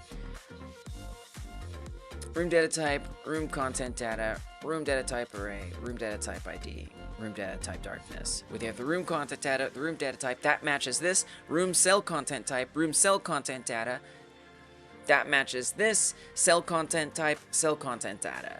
It's consistent, it makes sense. At last. Holy crap. I had no idea that I wove such a tangled web. I didn't know. Now, whenever we create that new room, wherever the hell that was, somewhere. I think room dictionary, I remember, was a word that was in there. Here? Okay, log room cell. That makes sense. Am I familiar with Mermaid.js? I am not.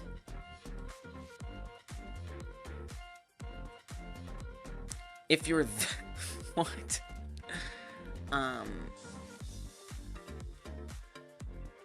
me make this another line because that's bothering me.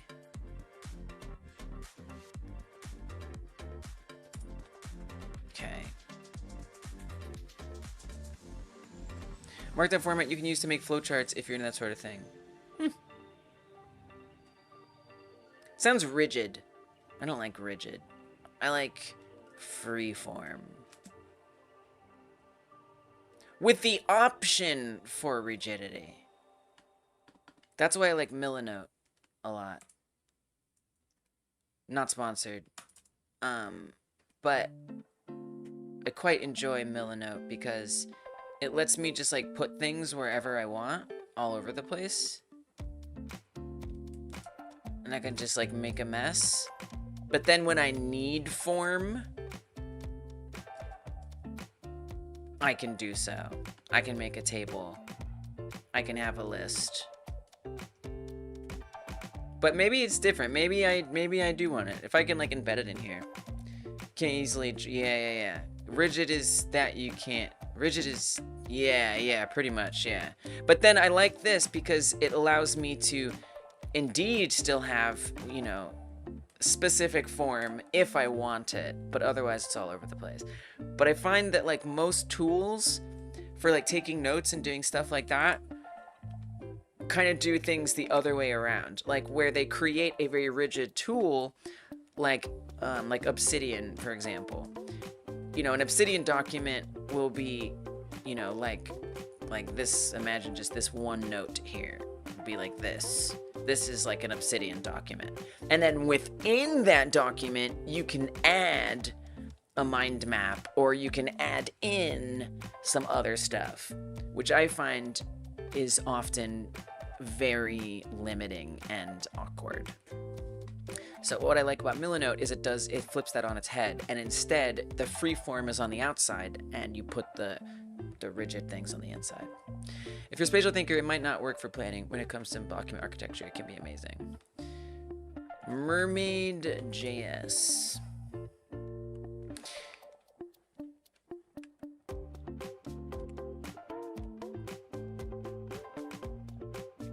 I don't know. Who knows? Maybe I like it. Use Excalibur and canvases and Obsidian for your freeform stuff.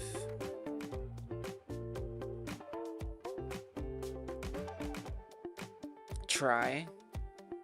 Okay.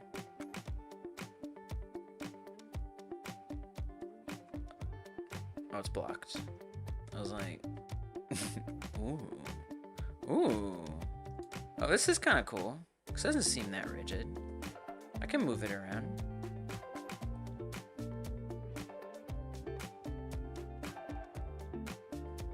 I'm stressed.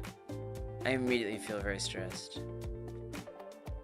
But I see, it's like the UML type stuff. How do I change? How do I change? Let me change it! Mermaidchart.com. I click. Oh, maybe I need to do these too.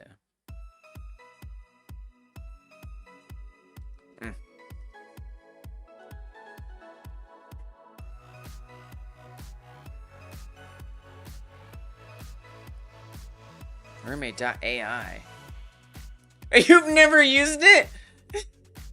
You can't recommend something you've never used.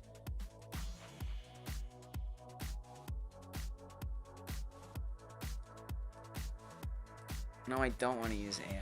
Thank you very much.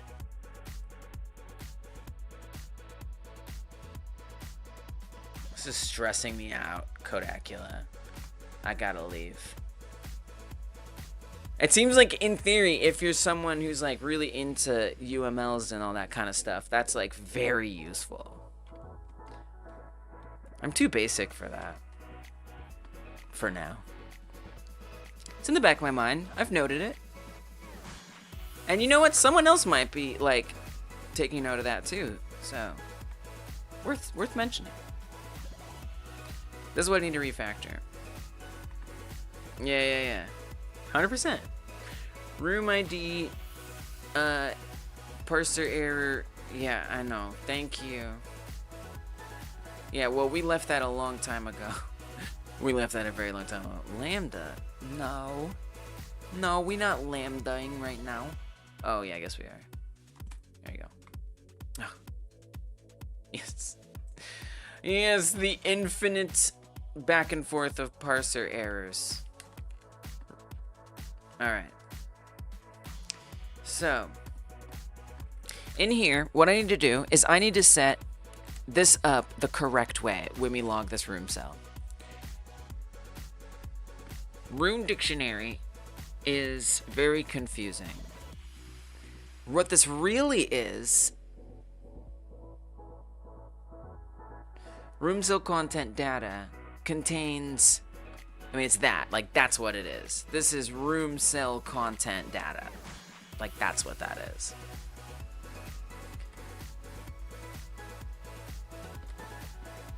Lorian. What is that? That sounds cool. Is it like an art program? Made in Godot? Like, you got my attention.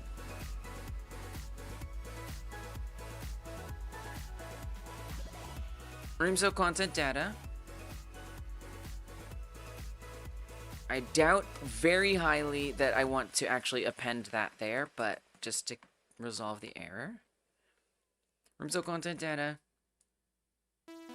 Inside of there, whoa. Inside of there, I want to put a duplicate of that, correct. I want to append the room cells to the room cell content data, room cell content type. Yep, that's actually true. This is correct. Although a helper function could be useful here. I actually do kind of have a helper function for something like this. And it's called log room cell. It's a bit oh, that's where we're at. Wait, no, this is different. Wait. No, that's where we are. Wait, there's another one. Oh, it takes a type. Oh, never mind. Wait, why does that say room? Oh, if it's a seed. I see. That's very confusing. Can we start with if not? I hate that. I kind of hate that. I see. It's like by default. Don't do that. That's very obtuse, please. I love you, but please don't do that. Can we find wherever you do that the first time and stop it immediately?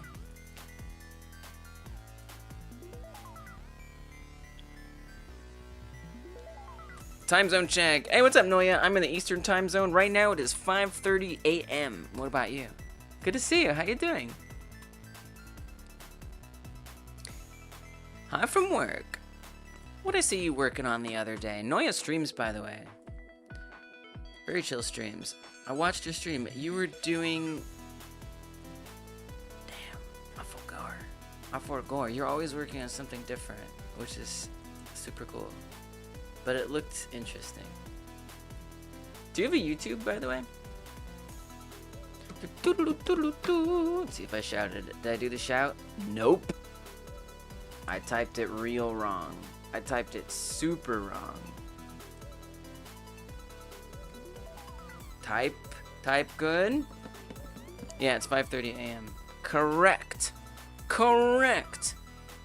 Wait, what were you working on? I was half watching, I admit. I admit it. 12:30 p.m. in Berlin. Oh, that was when I tried. I like how it saved me typing your name wrong one time.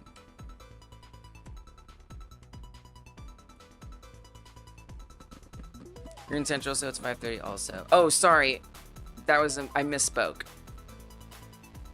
I am in the Central time zone. I recently moved to the Central time zone. So I'm still living as if I'm in the Eastern time zone. Yes, I'm in the Central time zone. It's 5:30 a.m. I apologize. That's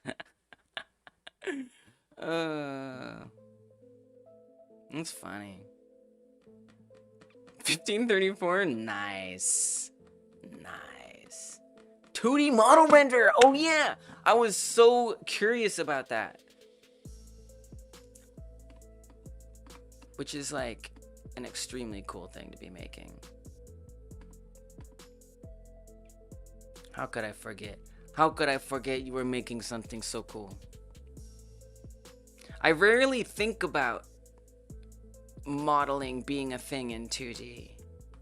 But it like it's still a model. I'm like, oh, it's 2D, it's an art. I mean, maybe it does, maybe like a model does mean something different than just like a visual art.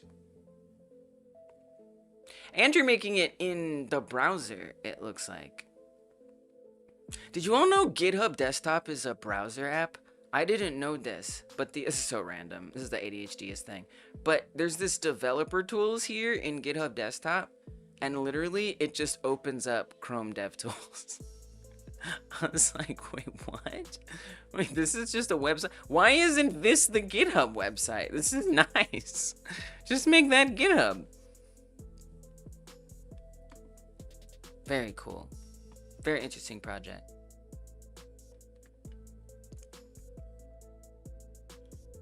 Oh, it's an Electron. See, I see my software development ignorance. Got it. It's an Electron app. I don't even know what that means. I don't know what that means.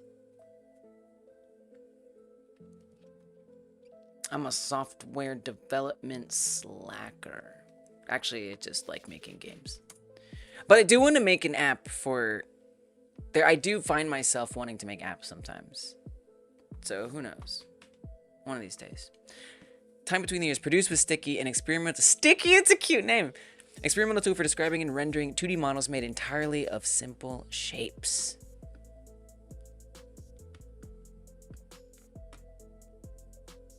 Creative coding. Love it. Electron is just, let's make a web app installable. Got it. I thought that was fascinating. I was like, what? It's a website. This is cool. I love how like the ones in the front are blurry. Like there's like this depth of field going on. Really nice. It looks beautiful. I mean, it kind of reminds me of like shaders or something. I want to follow that. I want to follow that project. Oh, and if YouTube wants to look at that, I'll put a link in the chat as well for y'all. Produces only a couple of lines. This is cool. I kind of want to play with that tool someday. If you need testing, let me know. I'm apparently refactoring. Apparently, I set up a whole system that I didn't set up. I began a system and I didn't implement it, but I kind of skipped implementing it and implemented something further down the line of that system. And now that I need the preceding component, I have to go and wedge that in. So yeah, well, I was working on pathfinding pretty a lotly for the last week, like my own pathfinding algorithm, and it turned out to be one of the hardest things I've ever done in my entire life. And it didn't always connect the doors, and I got really frustrated with it. So my plan today has been 4 hours later to use Godot's built-in navigation nodes to connect the doors of the rooms. And for my rogue-like game for the roguelike jam, of course. And I need to I need to build a little infrastructure to make that work. And it just turns out that I need to build a lot more infrastructure than I realized. Some connect the docks, some connect the doors. Beautiful. Beautiful. That should be like flavor text somewhere. So yeah, so I'm not gonna keep any of this pathing. I've completely erased it, and basically what happens is that the doors actually don't pair together in a particularly efficient, effective way. And in order to make them do so, I have to actually code what I apparently intended to code in the first place before I got completely dragged into the cyclone of figuring out how to make my own pathfinding from scratch. So yeah, I had like this whole dictionary, this room data dictionary that all the cells of each room were stored in. And I had it as this array of dictionaries, but that was wrong. What I was supposed to do was have a dictionary of variants unlocked by this enum. And I didn't set it up that way. So the whole system is built up to expect this array of dictionaries. And I now need to adjust that. It is what it is. It's okay. It's just true. So that is... Oh yeah, I was gonna try to find... Yeah. So I have, by default, false. Yeah, so it's wherever you put it as true. Get rid of this. You don't need this. This is confusing. But use it... Here, use this to find them all. So I can destroy... There's only one place? Oh my god. Oh my god. Okay. That's... This is... You don't need it. You just don't need it. It doesn't matter. It absolutely doesn't matter. Like, what makes a seed different? Like, I don't understand. I guess it is different. Maybe I should leave it.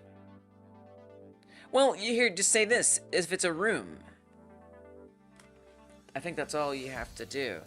Because a room is always, whenever you call that, it's always going to be a seed. So we could just say match,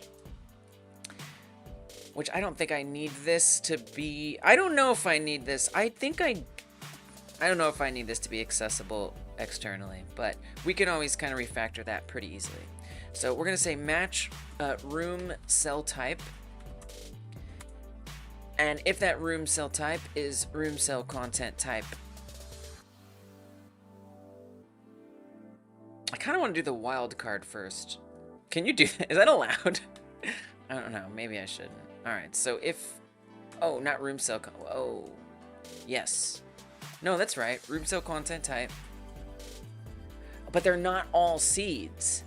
That can't be right. They're not all seeds. This doesn't make sense. Please, what? Don't break it. Why? Because it's just going to make everything worse. I see. Leave it. But do this. Do at least this for me. Say if not is seed.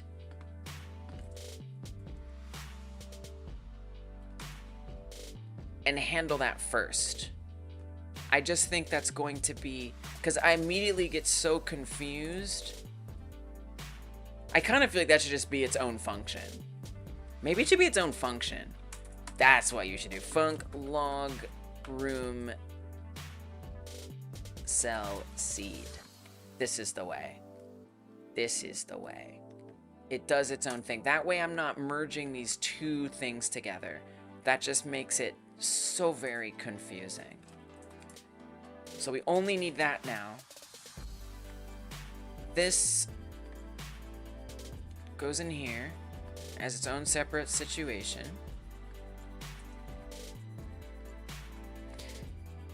We do not need to worry about whether or not a room is a seed. Totally unnecessary. And now this becomes the main function for when we get walls, when we get doors, when we get whatever, what logs that information. Okay. So this becomes, so what makes this so important is this is what is going to create the room data that I'm going to need, that apparently I didn't need, but now I very badly need. Okay.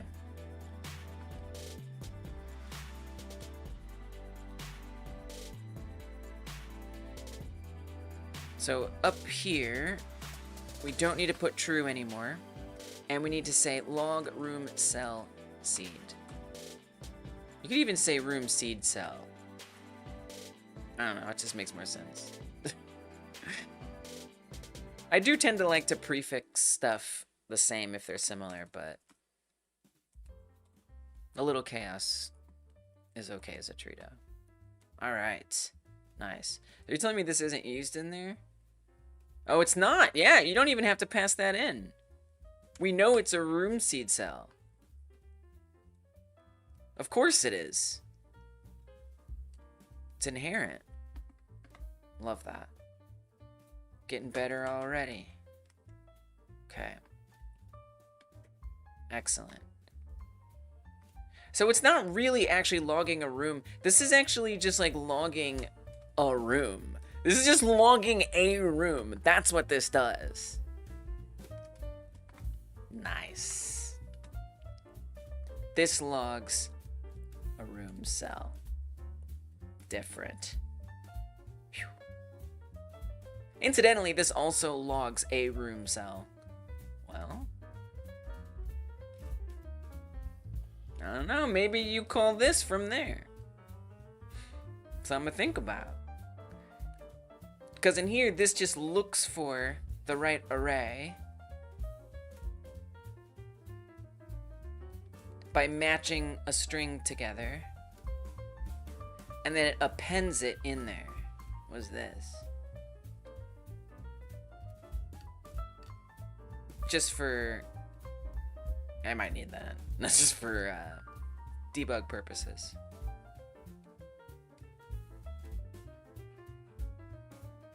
This looks like nothing. Then we say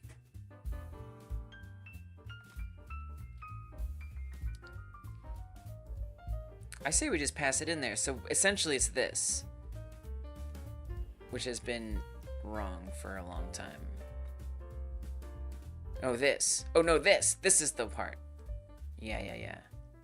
So let's say this is log room cell. Now, one thing I wonder is, does it know it's a seed? Like, okay, so I come over here to my generated version, and I use this debug tool to look around at stuff. This is the seed, so it says, is room seed true? Right here. Where are we saying that? But I come over here, it's not true. So clearly I'm setting that somewhere. Where do I set that exactly?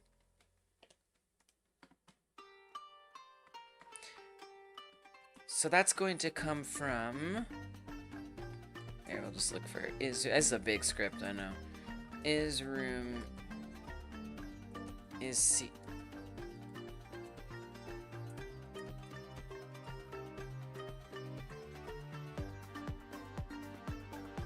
Has to be one of these.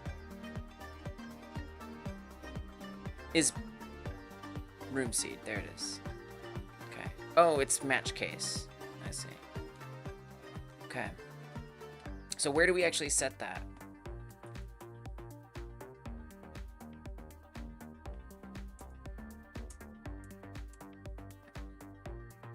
Apply debug label. If it's, that's checking if it is here, right here. So it sets it actually way out here. That's a room seed. So it doesn't even do it inside of there. I mean, kind of seems like it would make more sense to do it inside of there, you know? You know? I don't know. I think it just makes everything clearer somehow. So that's what I'm gonna do. Gonna make sure it knows that it is a seed. This is basically the seed cell. So like I'm gonna actually call this seed cell contents just to make it even more clear what's happening here. Room cell content data. We duplicate that into here. This is fine. This is all seed cell stuff, essentially. Now wait a second, Lise. This we can put from here, right? Because that's the same thing. No. Wait. Wouldn't I have to be duplicating it here as well?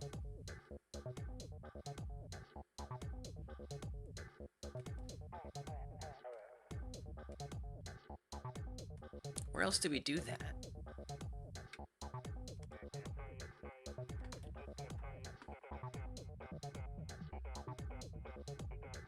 Oh yeah, it's called seed cell. Room cell content type rooms. I guess that's not. I guess this is different. I think this was like a new thing that we do now, because now everything's a little different. Right, this isn't the same as it used to be. That contains all the info of these different arrays. It's just weird, because like, where else was this getting added in? So no, so remember. This is gonna be so broken, y'all.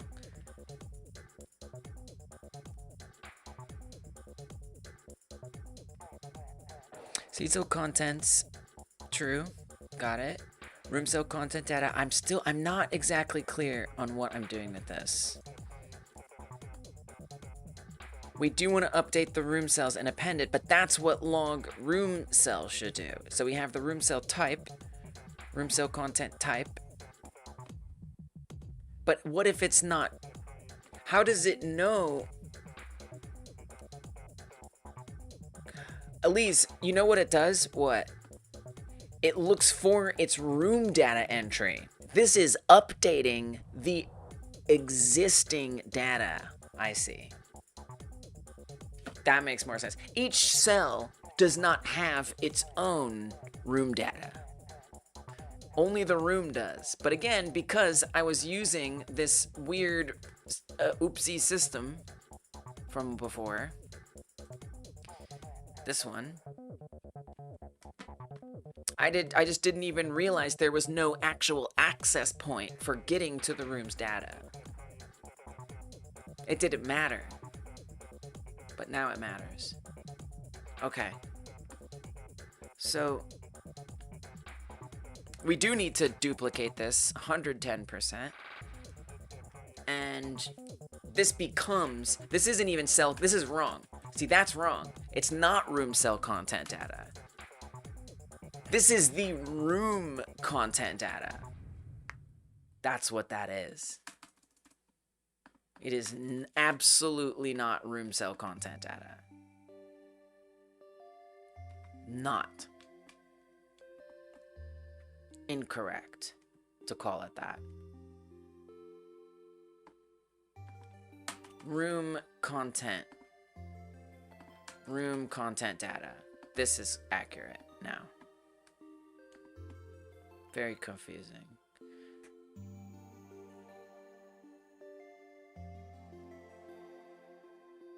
Whoa.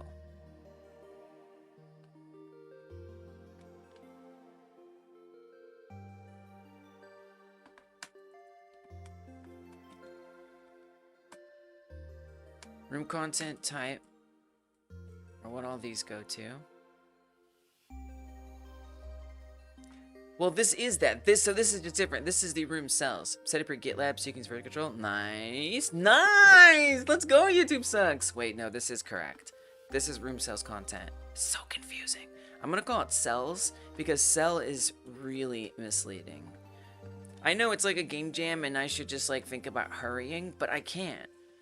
I valued that with my first few game like jams, but at this stage, it's more important to me that I don't learn bad coding habits. That wins out for now. The game will be okay. This game will be done. It's very simple. It won't be full-blown rogue, but much more important to me that I get better at coding for my goals, right? My goals right now are to get better at coding. Before I start allowing, I want to write sloppy code because I know what would be cleaner code. Oh, I hate the word clean. What would be better code?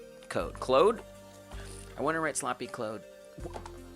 Sloppy code. That's kind of hard to say. Sloppy code. I want to write sloppy code. I only want to write sloppy code if I know what the gooder version of it would be.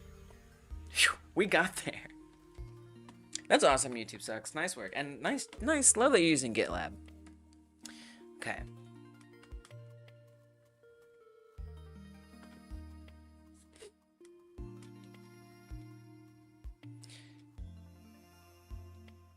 So now we're good. They're all unique. Well, yeah, room content type, room content data, room content type, room content type. All right, yeah, this will do. Okay. All right. Whew.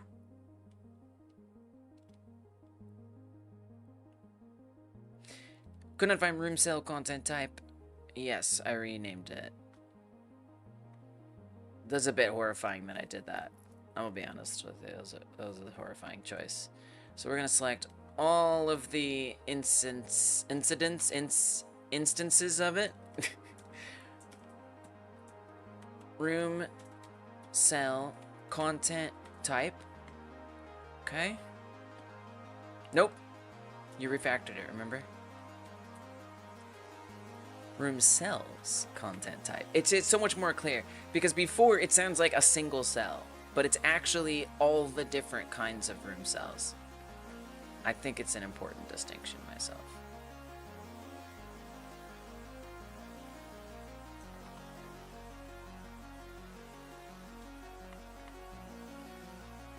Room content type not declared in the current scope.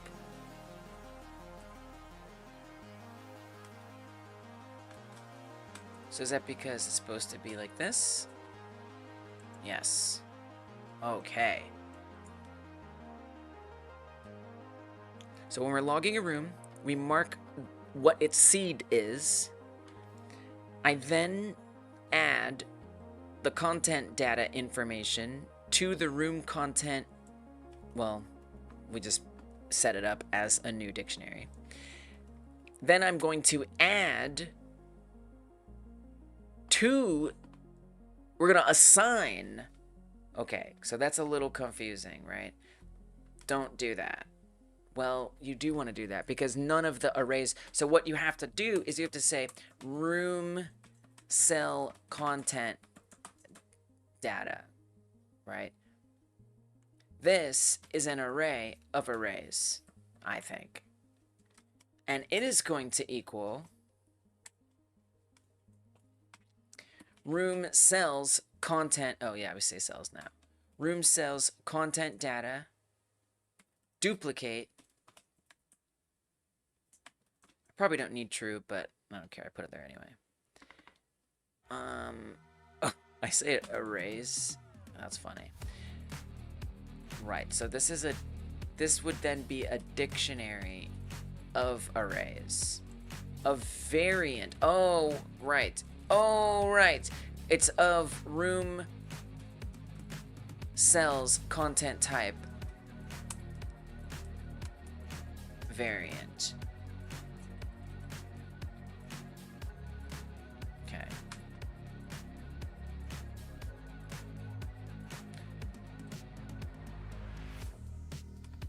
Yes, a closing bracket. Oh, and it gets in a type declaration. It doesn't like that. Rude. Alright, that's long. That is very long! Let's do that. Okay, room cells content data is a dictionary where the keys are room cells content type, the values are variant, and I want that to equal the room cells content data duplicated. Okay. So now, those room cells, door cells, stairs cells, all of those empty arrays are going to be in there ready to have stuff logged in them. Although this is now not accessing it correctly, so I have to do that. But this is a huge refactor. Whew. That's all right. Okay, but let's log our first thing. Seed cell contents.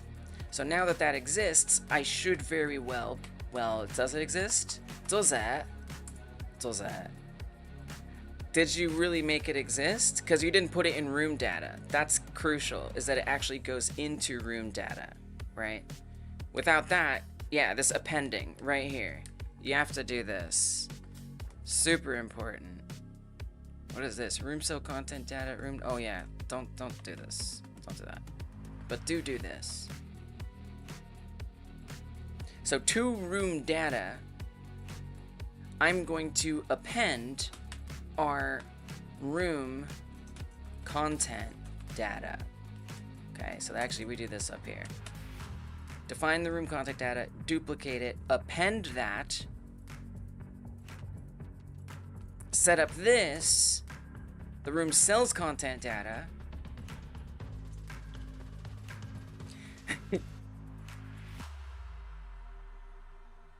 Something seems off here. Something is not right.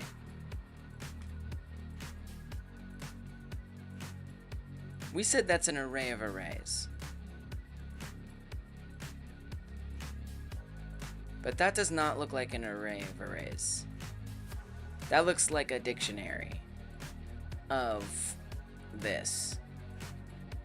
So I think this has now changed. So I have to, unfortunately, reflect that change.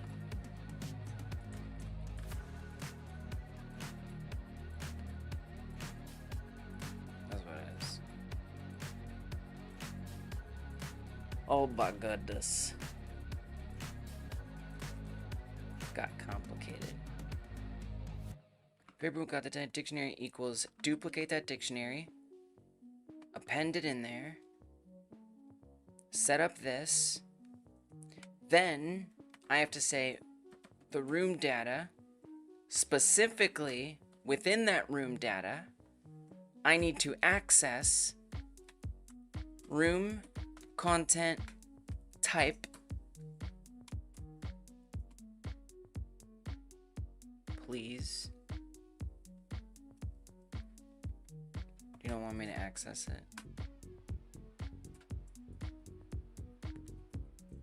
Room content type dot, yeah, okay, yeah, that's what I meant. Maybe I typed it wrong. Did I forget the underscore? I think I did.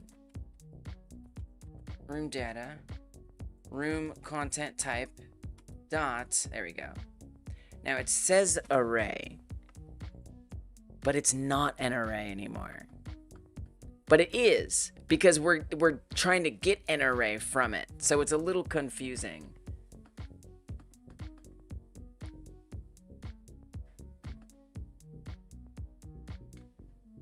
Very confusing. Can you call it like room arrays or something? Again, this is gonna just break a lot of things. I'm in for it tonight, y'all. Buckle up. Okay, now that that exists and is real, within here, I add, and I guess I might as well call this, if it wasn't already getting confusing enough, room arrays content data. Now I know she just changed it, but I don't know. I never know what I'm doing until I start doing it, if that's not obvious.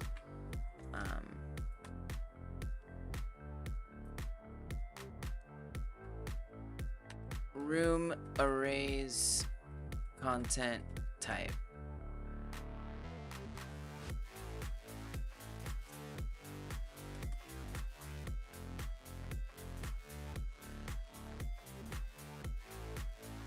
So that means refactoring this as well.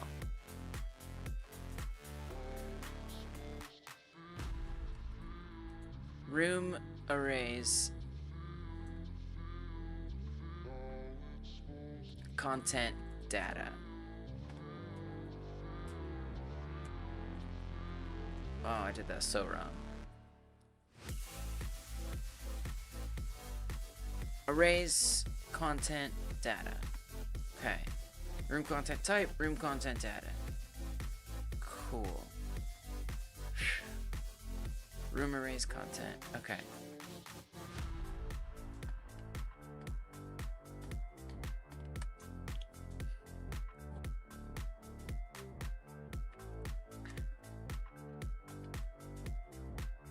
And that's going to equal this. Or you can do this too. Room arrays, content data. So now we have an empty dictionary with all of the different types of rooms that can be spawned, or the room cells that can be spawned.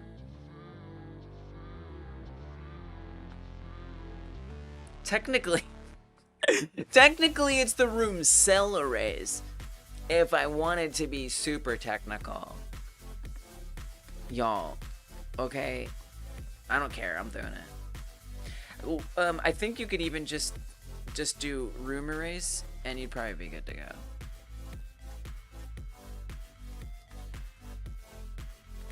I know, but it's just, I swear it's going to be better this way. It's really long. But I'm just thinking about how confused I got today. And it makes me like extra protective of tomorrow. How do I not get confused again in the future? I want to protect myself against that.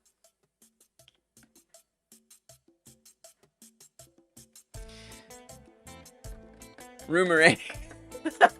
Room array. Room array. It's kind of got a ring to it. What is a flash? Medguard. That lets me basically write on multiple lines. So it's a way of telling Godot, hey, treat these two lines as one line. And I just do it so I don't have a bunch of crap over here in the margins, basically. Good to see you, Medguard.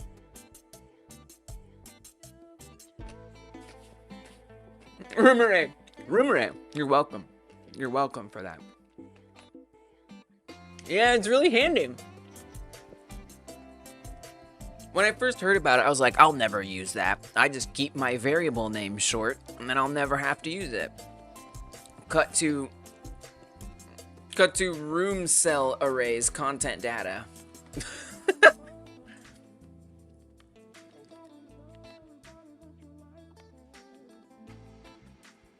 Which I just realized I didn't actually refactor correctly.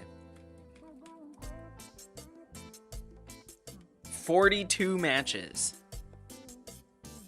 Yeah, dang. I know, Tara. I must have said it a million times. I know. I mean, I am computer. I am essentially computer. Content data is like I'm a content data creator.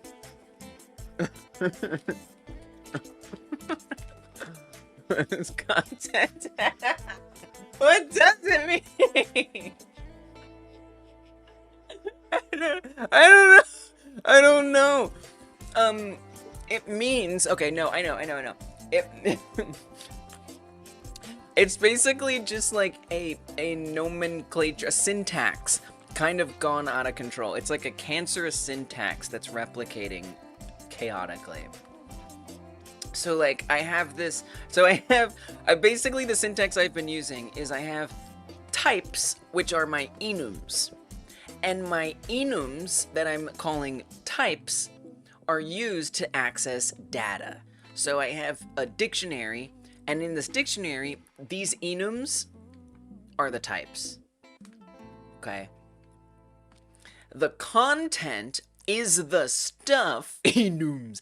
The content is the stuff that's contained within these cells. So like, for example, in my, when I show this inspector tool that I have, once it loads, so in here, this is what I'm calling the content, is this. The stuff that makes up, the information that makes up the cell. So the cell, is it a room seed? Does it need to become a room? Is it paired to a door? I'm calling that the content, basically. So maybe that makes it make a tiny bit more sense. And so, I mean, it started as just that, cell content. And then it became cell content type and cell content data. And now it has multiplied and spread into room cell arrays content type and room cell arrays content data. Up. So this grid, each box, those are the cells. And then by arrays, I mean these. And the reason why I'm calling them arrays and not something else is because there are already things like wall cells and door cells and room cells. So for me personally, my own brain, if I don't see arrays there, I believe I'm going to be more confused because I'm afraid I'm going to be more confused because I'm going to think like, oh, this is a room cell. No. No, it is not a room cell. It is a room cell array. I tried to trick myself. I'm trying not to trick myself, but I did accidentally trick myself previously, and I'm trying to make amends for what I've done. It's safer and it's faster than using keys like strings. Enums. I don't know what that sentence means. I don't know what that sentence means. It sounds like we agree. Okay.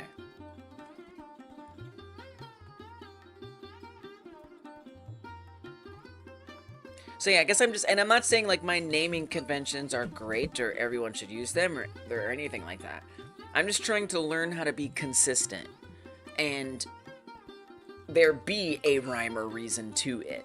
So I can, when I'm confused, puzzle my way back to an understanding. Which, when I tried to do that earlier, I realized I left out a huge piece of the puzzle and accidentally tricked myself. Maybe you're saying, like, the syntax is helping me trick myself, like, in a good way? Like, trick myself into learning things good? Or remembering things? Organic type dictionary, if you have keys of type string, you can mistype it easily. Yes. And there will be an error. With enums, yes.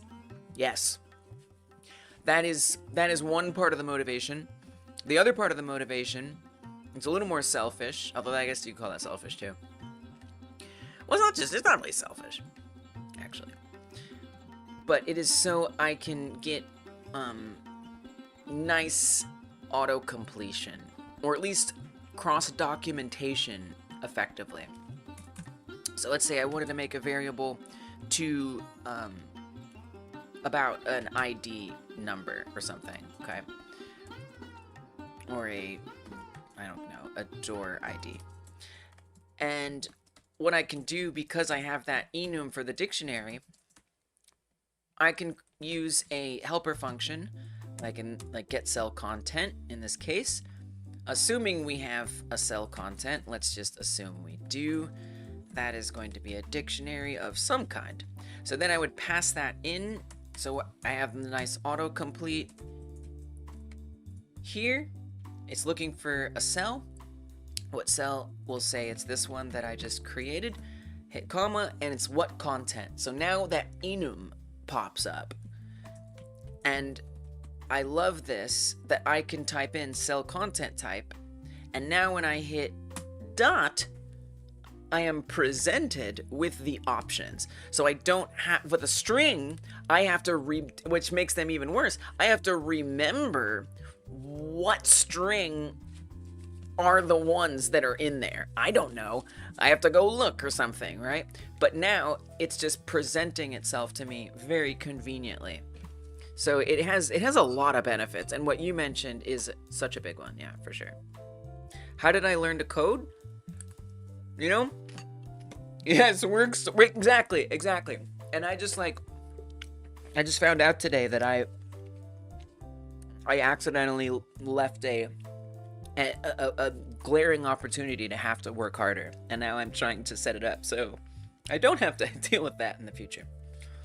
Welcome, Luigi. I learned to code by showing up here, diving into something I did not understand, and seeing what happened.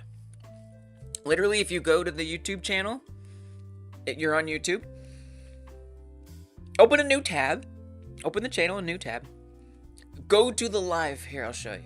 You want to know how I learned to code? I'll show you how I learned to code. It's right there. It's right there. Now, look, I'm going to be honest. I don't expect you to actually watch it, because that's time consuming, and you should value your time.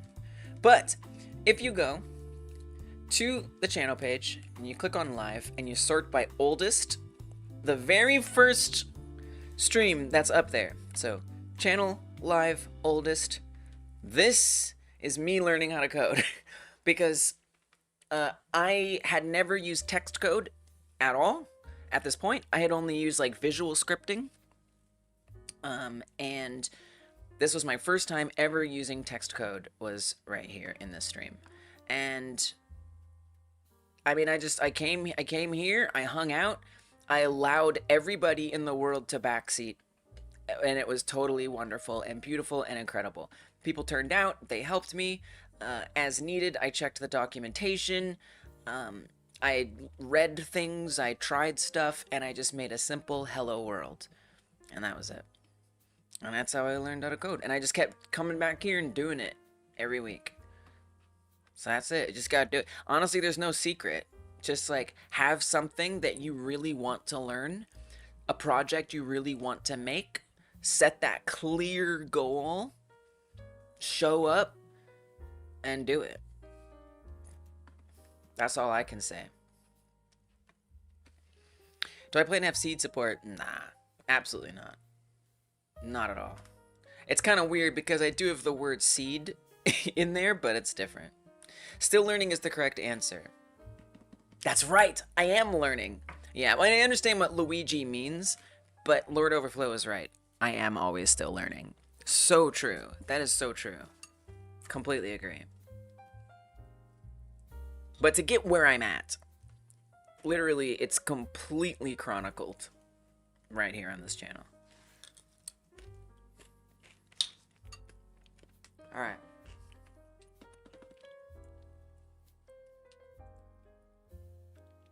So where was I? We refactored a bit.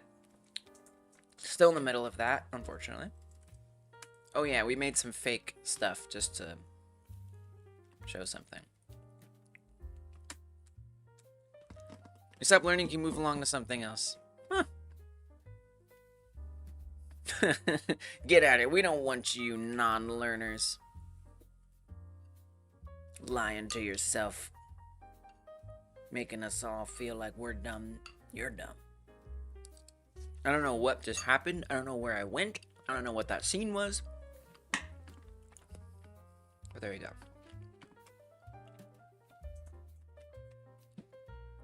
Okay, setting up this new room logger. We've got...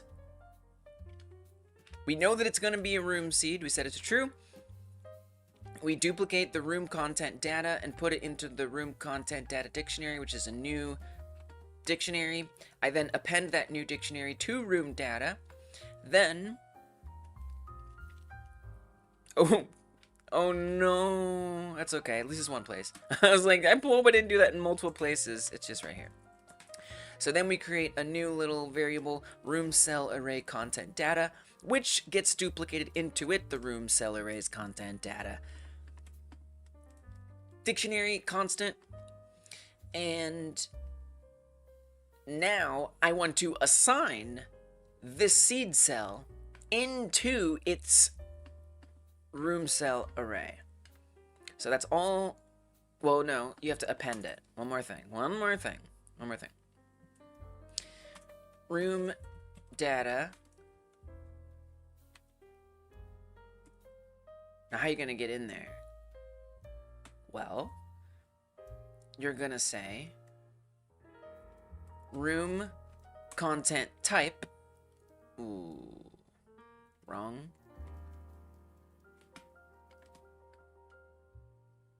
Room cell arrays. You don't want to give me the, you don't want to give me stuff? You don't want to help me out? Is it the errors? You don't like the errors? There we go. Okay, room content type dot room cell arrays. But I want a specific room cell array. The one that I want. Oh, thank you, Bamboozled. I appreciate that. Because I'm just here, like, struggling. That's my whole thing. I show up, I set a goal, I struggle, I hang out with y'all, and I leave. So I'm glad that, like, just doing that can be educational. Because you know what I don't like doing? I don't like making tutorials. I don't enjoy it. It doesn't bring me joy. But I think when people think of educational, they're like, oh, tutorials.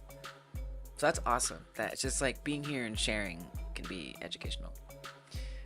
How's door pairing going? That's what I'm actually working on, Lord Overflow.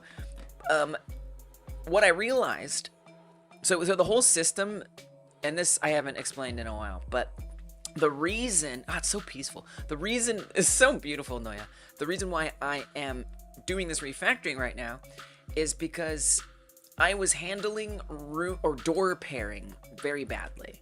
And so I need to rebuild how I handle how doors are paired. And when I say doors are paired, I'm referring to the pathfinding.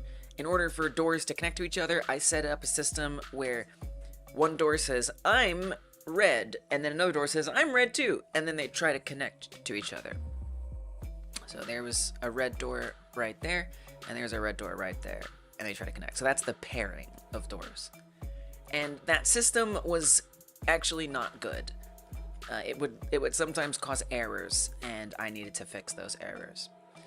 And so my reimagining of that system is this, where essentially I pick, I set up this. I pick two, so imagine these are all of the rooms. There's 4 rooms, okay? And this function is going to pick 2 rooms randomly. And then say, okay, which doors in those 2 rooms are not paired with each other? And then it is going to pair them. So it'll say, okay, this one can be orange and that one can be orange. And now they are paired. Great, wonderful.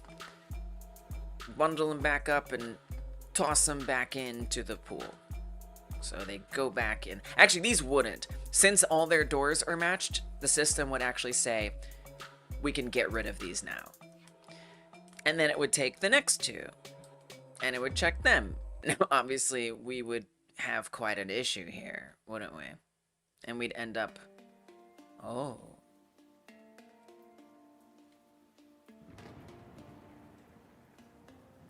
Oh, dear. Oh, that is a problem. So this was actually what the system was supposed to avoid. Okay, hold on a second. I actually need to... Anyway, before I do that, a little whoopsie. Thanks for the follow, got bamboozled. Thank you for the hydrate. Cheers. So, that is... I need to... Uh-oh. I'm gonna need to rethink that. Uh-oh. Anyway. And so in order to do that, in order to get the rooms as separate entities, well, guess what? I actually didn't have the rooms as separate entities yet. I just didn't, because I hadn't needed to access the rooms separately. But I had been accessing the cells in rooms. So for example, there's room 1, 2, 3, 4 here, right? I had a whole list of arrays that were in room 2 that represented the doors. I had that. But it wasn't actually in a room. It was just like, I would just iterate through 1, 2, 3, 4, 5. I don't know how if I'm explaining that well, but it wasn't like I could say, hey, give me room ID 7. Give me room ID 8. That wasn't possible. It was just like a bundle of rooms, and I just iterate through them. So now I'm going back in and I'm making sure that there's that structure there where I can actually get specific information about each room, including what is inside of it. Yeah, you got it. You got it. Hydration will cause an epiphany. Okay, so now I just realized something awful. The whole reason I set up this system, this new system, and it doesn't negate anything that I've done. Like, I still have to do what I totally forgot to just do what I'm doing now, and I need to do it.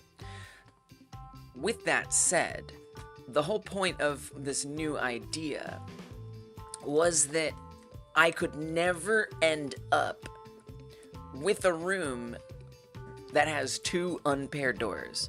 I think I might have messed that up.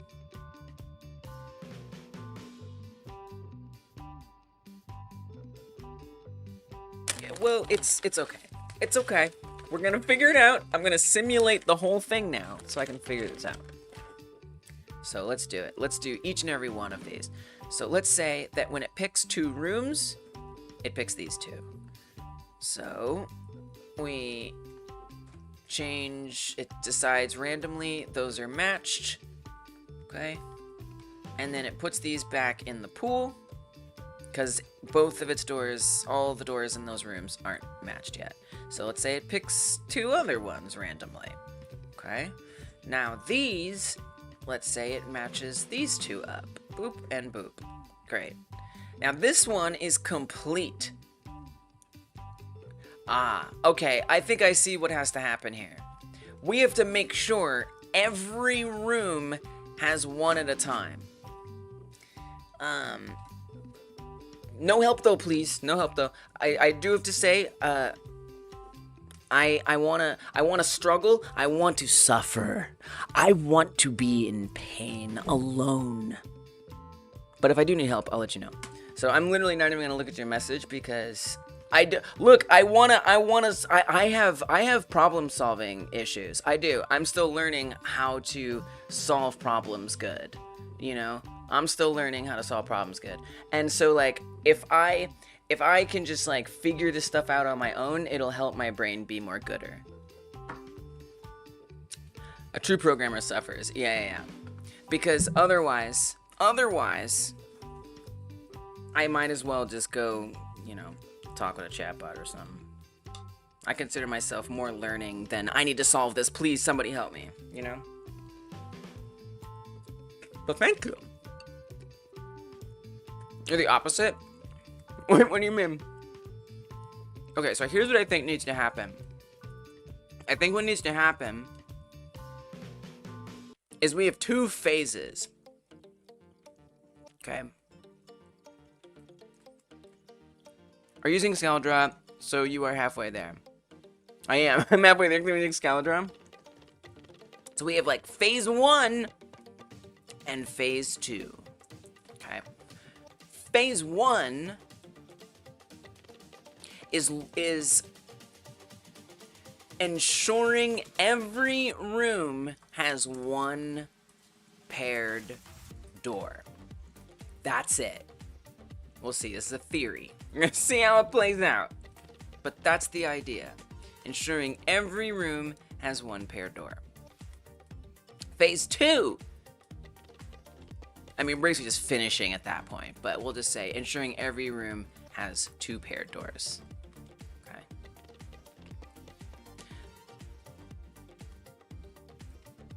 Because what I don't want is for it to end up where all the other rooms are paired off and then there's one that never got it. Because in this game, I need, and I know that I could have doors connected to each other. I'm not doing that. We're not going to have a room that connects to itself. That's not in the scope. It's not going to happen. So what is in the scope is that every room, every door needs to connect to a door in another room. So here's what we're gonna do. We're gonna test this out. We're gonna simulate it again. Is the pixel art in the game made with code? Pixel art? I guess you could call it pixel art. Yeah, I mean it's just, I mean, these are pixels. They're very big pixels.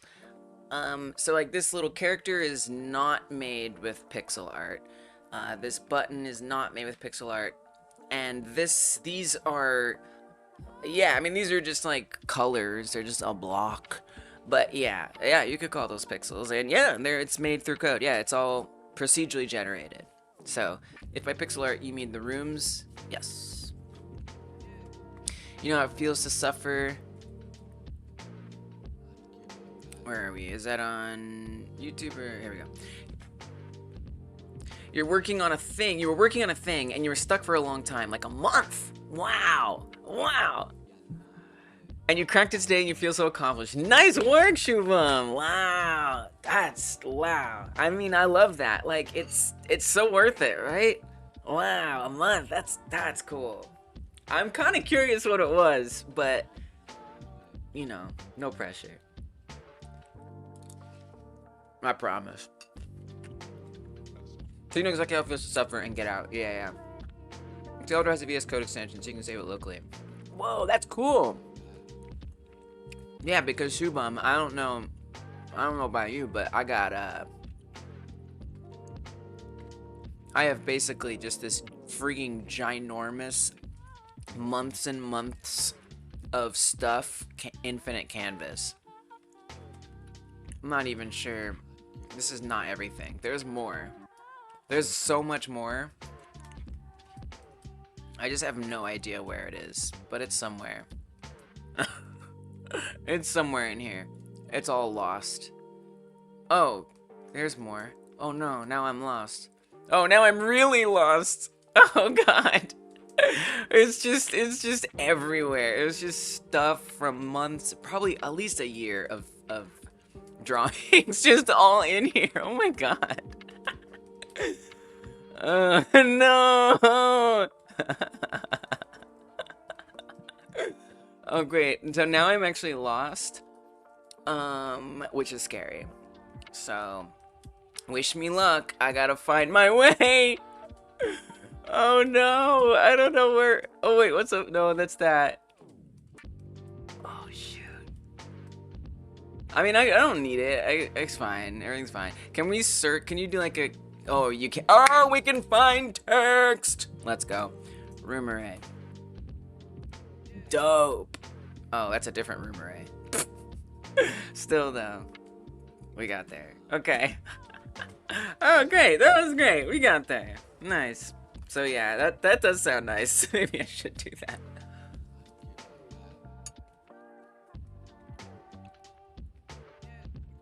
Wow. That was nuts.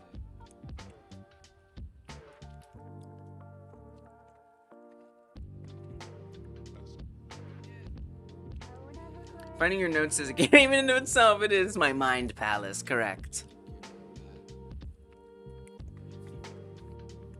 Okay. Anyway, let's simulate this. We'll do it with 4 rooms. Probably should try it with an odd number of rooms too. So phase 1 and phase 2. So we're in phase 1. That's where we're gonna start naturally, since it is 1. Okay, phase 1. Now, we grab 2 random doors. Those became green. And we assign, or 2 random rooms, and we assign 2 of their doors to match. Now, these are now in the phase 2 array. So I'm gonna even say phase 2 array. Phase 1 array. Okay? So that's actually where we pulled these from. Let's move it all over here for the logical brain sense of it. Phase 1 array. Now this goes into the phase 2 array, because I must ensure that no room is left behind. Okay, so phase 2 array.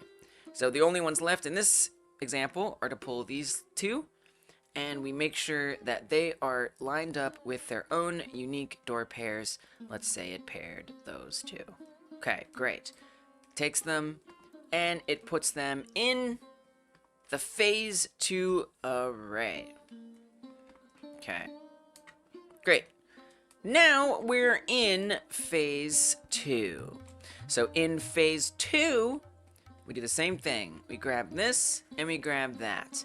And we ensure, yeah, this is gonna work. We ensure that they all have 2 pairs. So it matched those doors up, we'll say. And now it actually is just going to remove them entirely from this whole situation. We don't need to track them in this way anymore. Pull these and make sure those match up. Very great success. Everything worked. No complaints. Yes, I'm going to insist on even coloring the last one. Alright, great. All unique doors. We won. The game is complete. Now, I'm going to try it with an odd number. It's probably fine, but I can't think ahead to whether or not that's going to work. So I'm just going to, we're just going to find out. I'd rather simulate it than sit around and be like, because that sounds boring. Okay. So I'm going to do 5, actually. Let's do 5. Okay, so at first we're in phase 1, and all of these are chilling in the phase 1 array. Okay, so we're gonna grab 2 random ones and make sure that everybody gets 2 doors randomly paired together. After that, it gets sent into the phase 2 array to be dealt with later. Pull in 2 random ones. Uh-oh. See, we have a problem. We have a problem. And then we assign 2 doors here. Let's say they're that. It's gonna be a problem. And then we move them to the phase 2 array. Now, what about this lonely one? What about this lonely room with 2 doors? I have nothing to pair it with. There's only 1 left. So I certainly have to consider if one room is left, deal with it. Okay, so we're just gonna put that little note there. So with that in mind, how would I want to deal with that?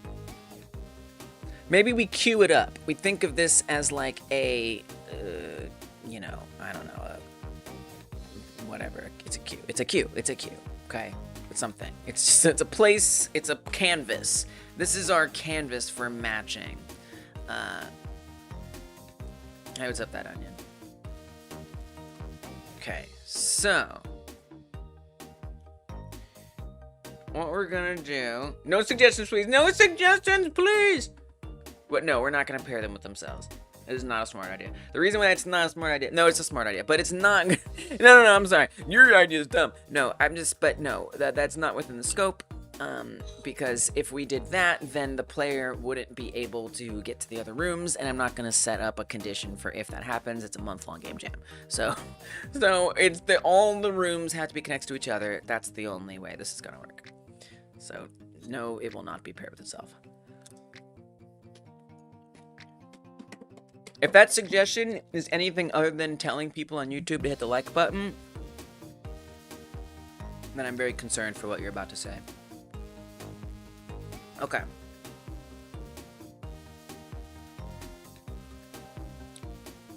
It is funny. It is funny.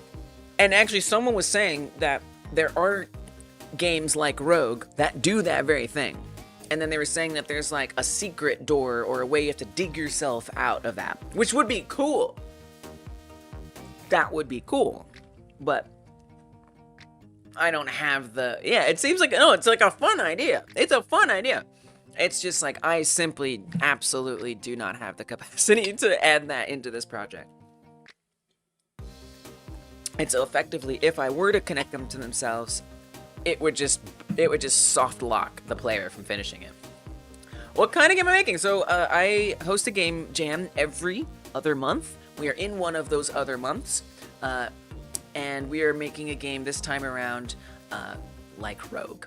So it's called a game like Jam. We've done 6 of them. This is the 7th one.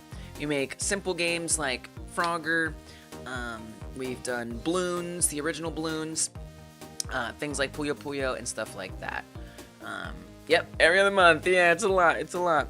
I'm sorry the bot is ignoring you, that onion. I don't know why. Maybe there's like a space in there or something. Maybe the bot's sleeping. But yes, and it's a pinned. If you want to go to the link, it's also pinned at the top of the chat for whatever that's worth. Ski, yep, Ski Free, yeah, that was one of them, So we did Tamagotchi was the last one. We did Granny, which was one of the harder ones, I think. It's the hardest one. Well, it depends. Depends if you don't do 3D, it's one of the hardest ones. Yeah, it's a lot of jam.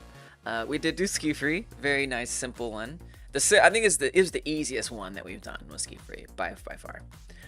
There's still 10 days left in this one, and so we actually have the games. I always put the game accessible. The only one they weren't able to do that with was Granny because well, actually there is a free version of it. So, but for all the rest of them, they actually were embedded on the Jam page, and this one's no different. So you can even play the original Rogue game right here if you want to try it out. I never use Unity. No. We're using Godot, my friend.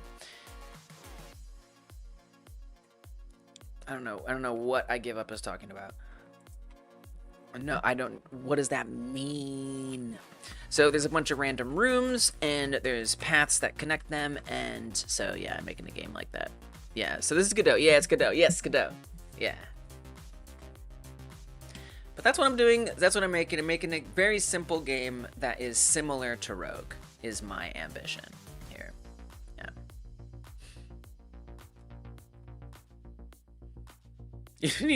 Unity's a great. Unity's a good engine. It's just not one that I really connected with. You know, I didn't like it.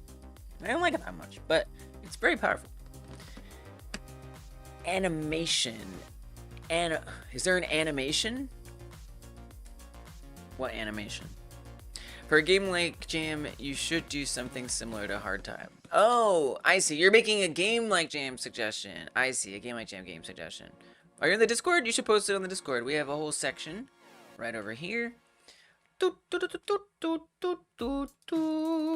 the game like Jam category, we have a theme game ideas section where y'all are welcome to suggest games. Someone just posted 6 hours ago a Suiku game. Cam said Feeding Frenzy. Thank you for the follow, that onion. It's definitely the best place to get that in here. I don't know what Hard Time is. I'm worried. I'm worried I give up. I don't know what that is. I would look it up, but I just don't know. I don't know. I give up. Sometimes I don't know. I don't know where you're going with things.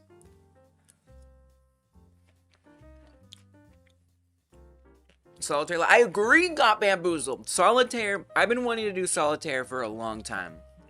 Solitaire was going to be the third game like Jam game. But I chickened out at the last second and chose something else because I couldn't find an embeddable version that I was happy with for being the source game. I've since found one, but at the time I couldn't find one, and I didn't want to break from tradition that early in the Jam's life cycle. I have not played Regency Solitaire.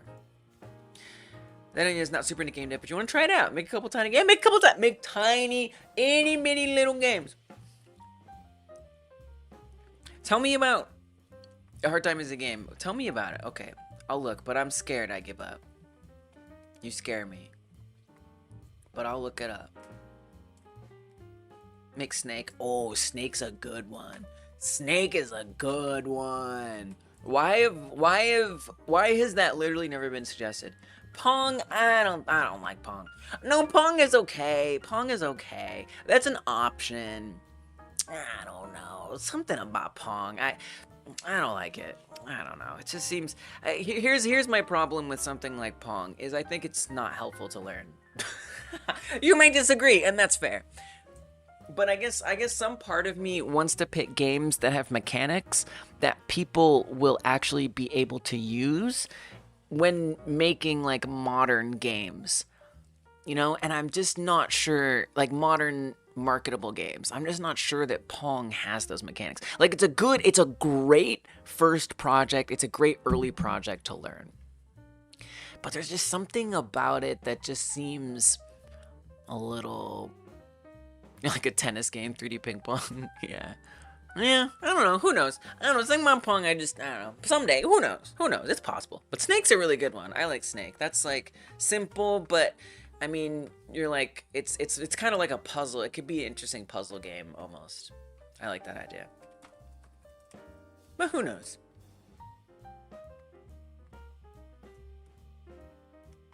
Hybrid Game Dev hates Pong. I kind of do hate Pong.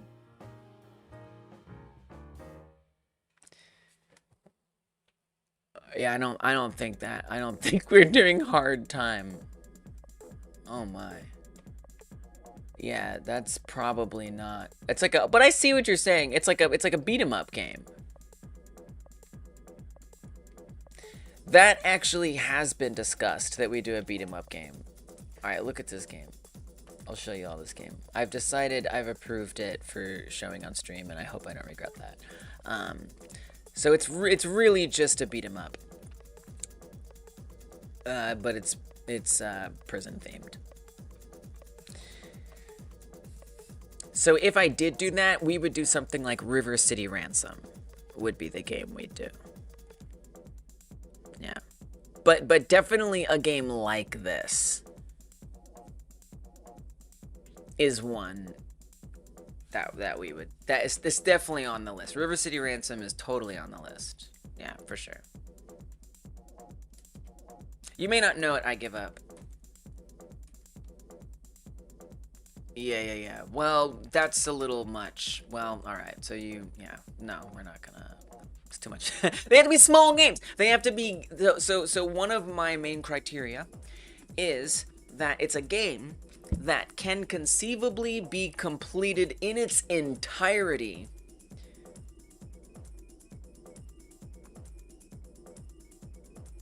in a month. So, I mean, make friends, enemies, escape the prison. It sounds like a big game. Open world. That's pretty big.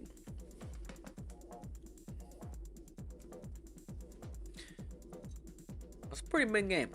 But again, so I like your suggestion a lot, because it brings me back to like, okay, so what is a fundamental inspiration of this game? You know? And is there a fundamental inspiration that's quite simple that would be one that's valuable for us to make as game devs, and it's conceivable we can do it in an entire month? Monopoly? Yeah, I don't know. I don't think it's that kind of game jam, but I like your creativity, because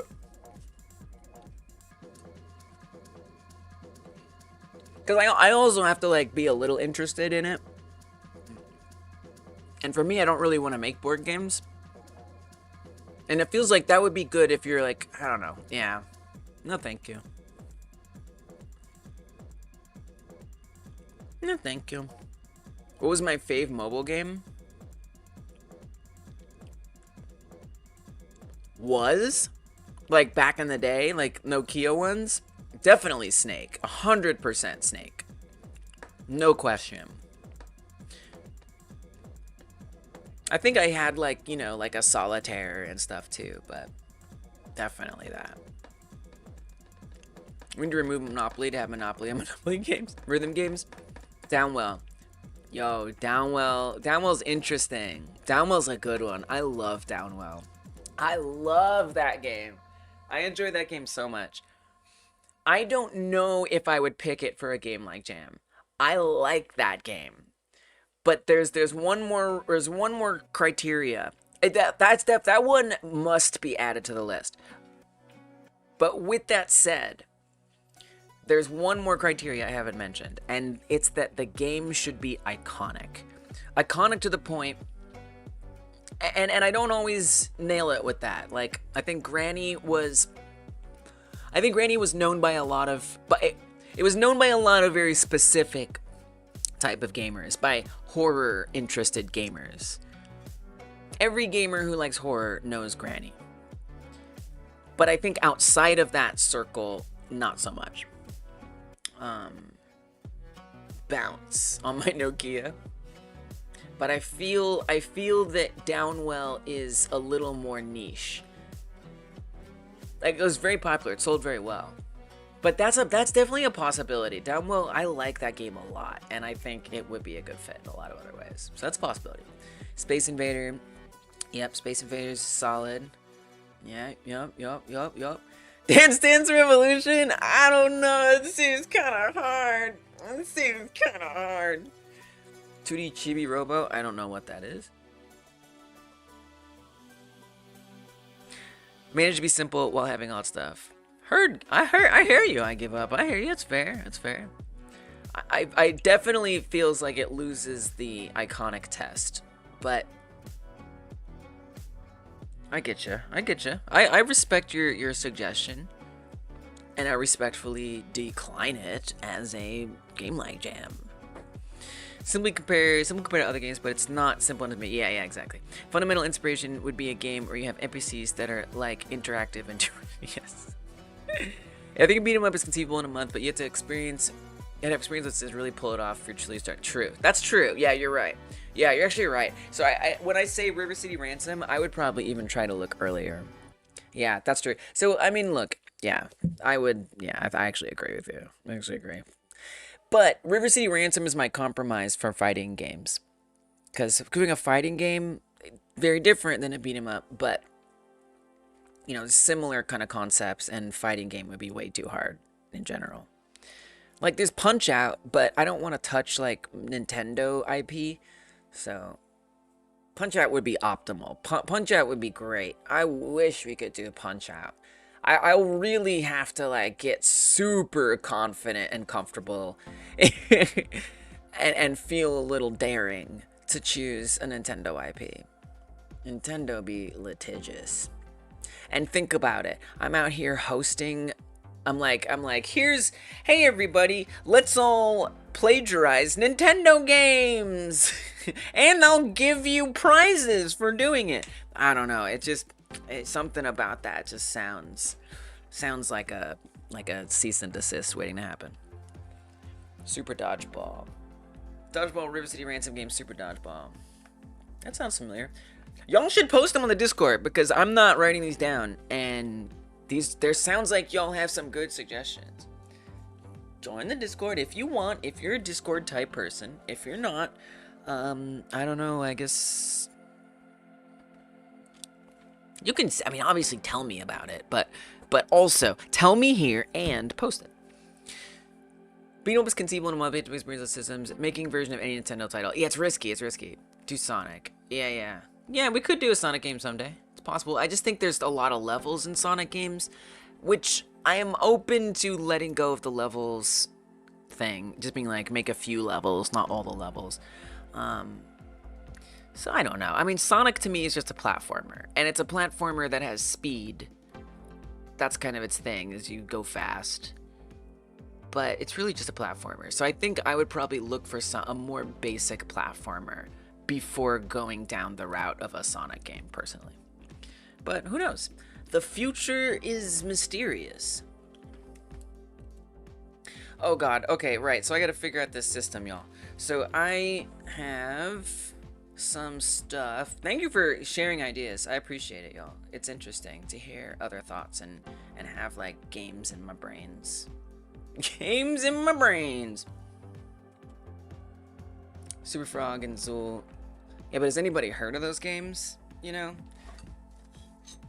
Rogue. Everyone's like, whoa, Rogue, like roguelikes, right? Talk about Frogger. Everyone's like, oh, Frogger. Oh, yeah, Frogger. You know, Zool. I mean, who knows what that is? No, you may just be saying that. Like, hey, hell yeah, nice platformers. Hell yeah, nice platformers. Let's go. Game like Jam games? Not so much. Okay. yeah, I'm sure. Ridgeback 3 Dungeon Crawler would be neat. Yeah, it would be pretty much the same. I see what you're saying. Yeah, yeah. I mean, not really. I mean, it could be. No, it wouldn't be like this. That's to me, that's its own thing. You know, you know what we talked about that the other day, and again, I just kind of feel like that is not that useful for modern game devs. And someone like pointed out an example, and it was like 11 years old, very niche. You know, like it'd be cool and it'd be fun for sure. I just then circle back to, is it a valuable thing for us to learn as game devs in 2026, 2027? I don't know. All right. No fun allowed. None. So this is the system so far. We have phase 1 and phase 2. Phase 1 has paired together one door for all of these here rooms. However, we have one here that can't receive it. So this is on deck. This is on the canvas. It's there. It's waiting to be matched. So if one room is left, so I kind of need a system that will bring one, that'll sort of queue up one at a time. So I kind of need a separate array, right? Like the like whatever queue array or something. I don't know. It's kind of ridiculous, but that's what we're. That's what I'm calling it. It's the queue array. And I guess you could just call it a queue. That's probably simpler. So this is the queue. So this got loaded into the queue, and it stays in the queue. In phase 1, if every room in the queue has one door, then it's ready to be moved into the phase 2 array. So this comes here, it does not have one door, so it stays in the queue until we pull in another one, because we are now in phase 2. It's allowed to stay in there. Now I have to somehow have that rule, right? So that's where it gets weird. How do I know that it's time to go? How does a code know? I'm asking myself this. That it's time to go to phase 2. Well, we'll say if one room is left, move to phase 2. If one unpaired room is left, move to phase 2. So that would be it. We would just check for size 1 in the queue. If that, move to phase 2. Okay, and then phase 2 would want to check, you know, if one is in the queue, bring in one room or something, right? So it's a little complicated. It's a little complicated. It is. This is not so simple, as it happens. This is tricky. This is what I'm doing today. Alright. So it brings one in, and it has one unpaired and one paired. Okay. So we're going to break it apart, and we choose some new door colors to match on there. Okay. Let's lock this down. Now, if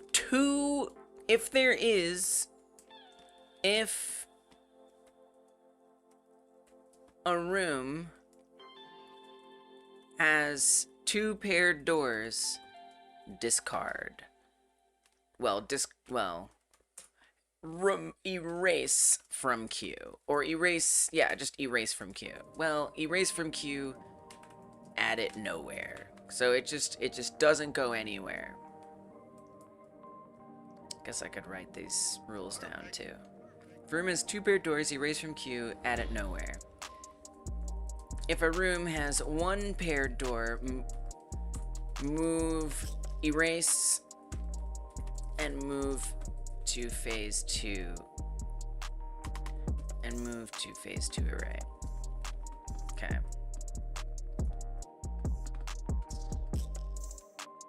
Wow. I fully, deeply underestimated the challenge of setting up a door matching system.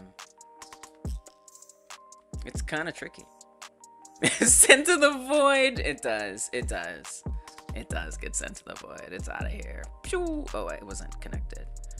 Goodbye. Voided. And this one will stay there.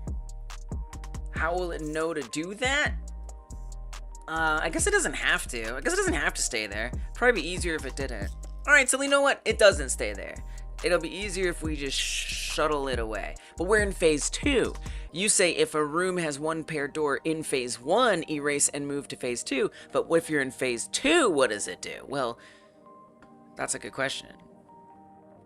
I guess it stays there. This is gonna be kind of hard. I'm not gonna lie, it's kind of hard. Somehow it just stays there. So it won't be empty. So once again, if one is in the queue, bring in one room. So I guess I'll be fine. I'll just meet that condition. All right, so we bring one in. It'll be fine. We match them up. We're gonna run out of colors, but that's okay. That gets paired. A most curious inquiry indeed. Pair those up. These now go into the void. Oh! Huh! Oh, great. And that worked out just fine. Very good. Okay. Oh, these can be white. Well, there's no white fill. That's okay. That's the fill. Alright, this is gonna work. I think this is gonna work.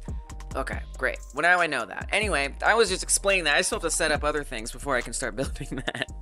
Basically, what I'm building now is a way to know which room is which. Because apparently I overlooked that over the last couple weeks. So we're pivoting. So going back to logging the room. Room content data. We duplicate the data dictionary into this little temporary dictionary. We append that temporary dictionary to room data, making it more permanent, kind of. Then we create a temporary room cell arrays content data, and I duplicate this data constant of stuff into there, and I need to append this to the room data. So we have room data, room content type, cell arrays.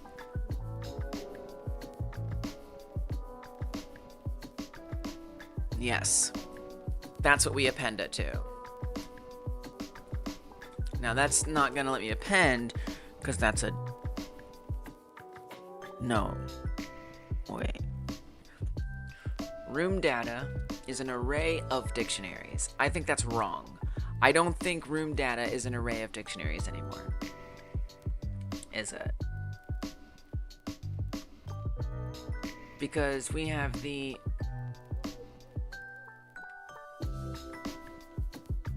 It's a little confusing to me that this is down here. I'm just gonna move this up here. I don't know, it just makes more sense to me. So, we have the room content type, room content data, but that is a dictionary. No, it is a dictionary. But this should be an array. Room content type, room cell arrays. That is an array of arrays. This is a 2D array.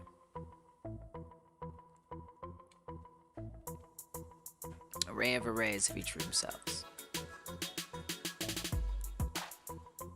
So therefore, so it needs to know that that's what, I have to tell it that that's what it is, I guess. It's a little confusing. Angry const. That const is angry. So I think I need to create like a variable here. So I'm gonna say variable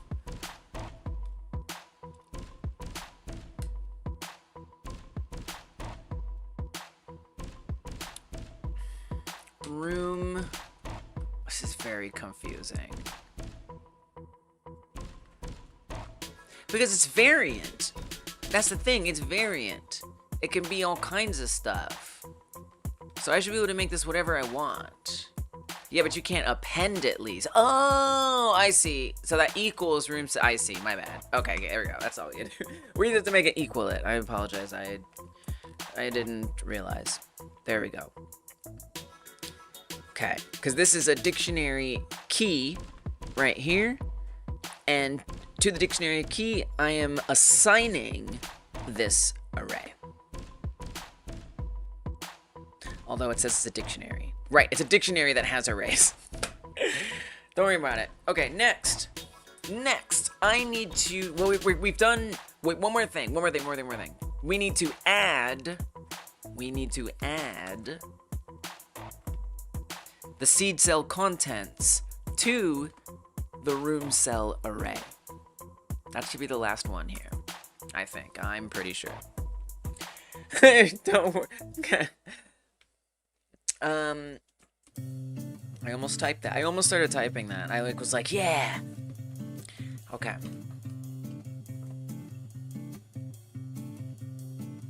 So inside of the room cell contents, can we? You don't want to make that something? I guess not. Rooms equal generate rooms. Just do it. Just rooms. Just be generate. You be generate. Just do it. Trademark.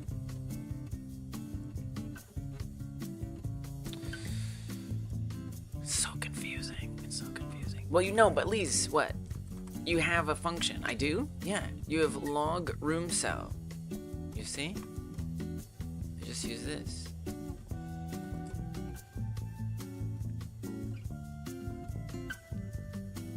So we would put the seed cell contents in there. I'm a little concerned that it's not giving me autocomplete. You don't want to give me autocomplete? I just feel like we have the function right there. So if you could just... Okay. Well, we gotta put the room cell type in there. Not sure why it's not giving me autocomplete. Makes me very uncomfortable. But sure, why not? Don't listen to the anti-overscopers. Build that skyship sailor. You're right. You know what? So what is it? It's going to be room cell arrays. Content type. Room cells. That's what we added to. Whew. Room ID, size, room cell content data, room data type. Oh yeah, right. Ah, yes. This was the whole reason I started. This was like the primary thing. So that way I can arrange those rooms in and out of the queue. I need an ID number for each room. So that way it knows like how to even grab each individual room. So my plan was we look at the room data size, which we need to look at before we append it. So it's going to be 0. So this becomes ID number 0. For ID number 0, Onion, thank you for gifting a sub to Frank. That's awesome. Why? Oh my gosh, the last time Frank got gifted a sub, I know why. It's because Frank is a founder. That's why. There's like, oh man, I should report this bug. There's a bug with this chat app that I use that marks if someone is a subscriber and allows the emojis to be on screen. Yeah, I agree. Thank you, Onion. That is so nice of you. I really appreciate that. Thank you. Appreciate it. So I had this idea that it's so annoying. It has a bug where it won't detect that you are a sub unless you aren't a founder, which is so dumb because the founders should be celebrated more than anybody, right?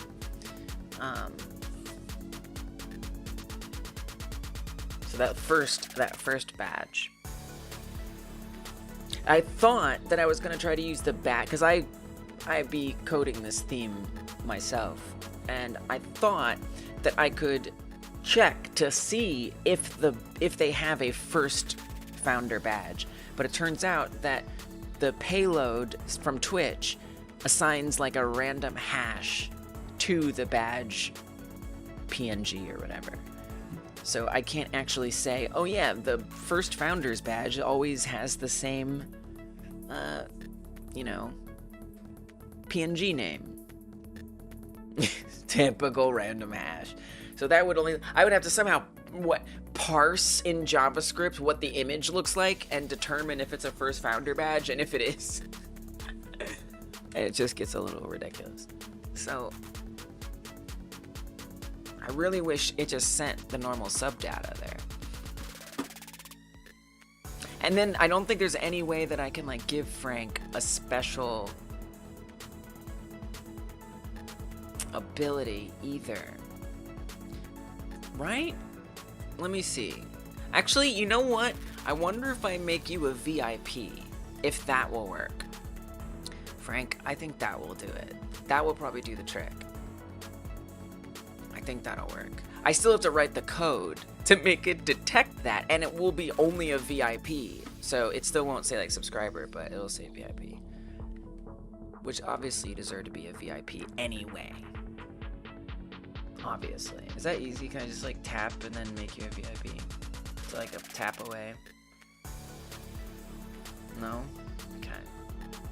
We'll just type it in. VIP Frank. But I would still have to code in you being removed as moderator? What? Nuh-uh, that's not real. You can be a VIP and a moderator, right? It said it removed you as a moderator. What? Come on! Oh, for crying out loud. Why are you so weird, Twitch? Just be better. Well, there's a cat, at least. Sorry, Frank. Damn. But you're right. Moderators should just get subscriber benefits. So we'll do that. Oh my goodness. We're gonna get you, because Frank is an excellent user of emojis. Okay? An excellent user of emojis. And if anybody deserves to have emotes on screen, it is Frank. And dang it, I want to make that sub count. But what you will get, Frank, for sure. I just found that out. So weird. What we will be able to do though is if you connect your Discord and your Twitch account together, Discord will detect that you are a sub, and then you'll get access to the Monday subscriber stream, which we have to do on Discord, so you'll get a role and an alert about it. We do it on Discord because Twitch will not allow me to enjoy doing an actual like Twitch sub stream until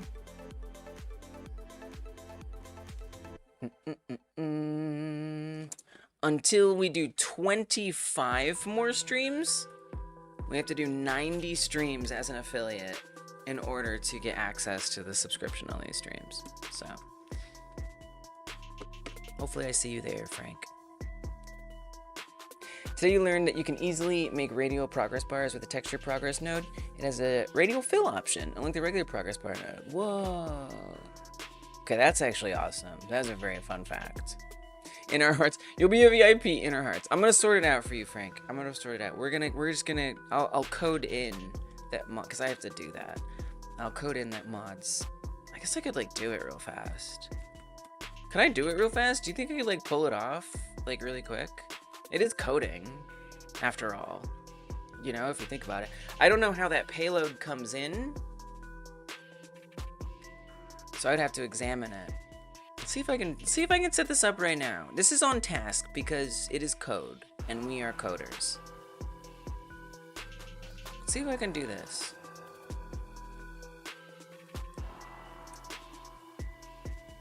You deserve this. Okay, Frank, can I ask you to send a message in chat so I can capture the information and use it to code together. So I'm not sure what a mod looks like. Oh, it's just mod true false. Okay, actually I already know. It's just mod true or false. Nice. Okay, this will be easy. No, we can do this. We can do this. Okay, so this is the code for the chat app on screen. And I don't know that there's any mod stuff in here. Yeah. But we check for things like, what's it called? Subtitle. So this was how Twitch checks subtitle. And where do we do that exactly? Data.subtitle. Okay, some JavaScript. We're pivoting to JavaScript for like a minute.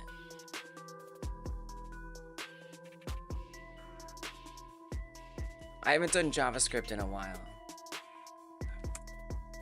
but we're gonna do it today. Okay, if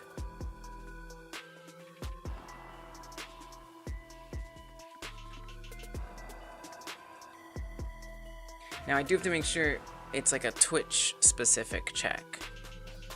If his YouTube member, if his Twitch sub. Check Twitch redemptions, data type Twitch, chat name, chat message, has donation, has renderable content. So this is for when certain things happen. I like JavaScript. I like it a lot, but I haven't done it in like a couple months. So I'm really rusty. This might be harder to do real fast than I thought for me.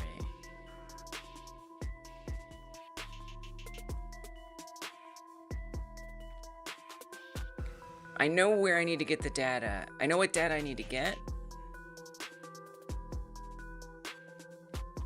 Where is, how do we like register that the person, I'm not actually sure. You know? I don't think this will give you those powers. I don't think it'll actually do anything yet. The code isn't actually how it works. I don't think I can do it today. I think I have to do it off stream. I'm sorry, Frank. We need justice for Frank. Frank has been here like longer than anybody. So this is why I'm sticking my neck out. I got to for Frank. Is there any kind of like moderator stuff we can do?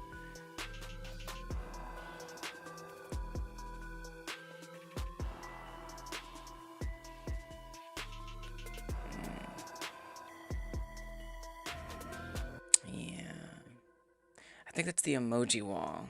Emoji wall. Emotes wall. Sorry. It's called the emotes wall. On the emotes wall, which is somewhere here.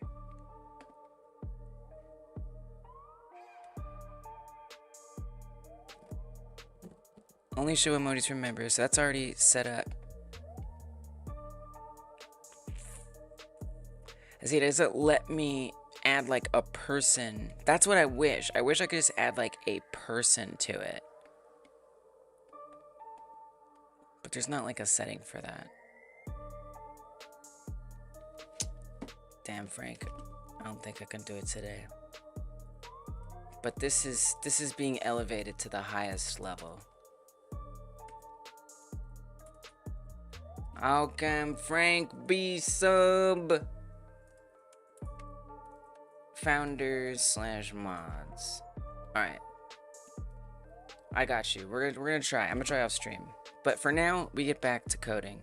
To Godot. I'm sorry I couldn't help you, Frank. But thank you. Thank you, Onion. It's priority task. I put it there. I pulled this. This isn't my normal to-do list. This is like literally the priority place. I pull this up like every stream to count down how many streams are left. This is as priority as it gets.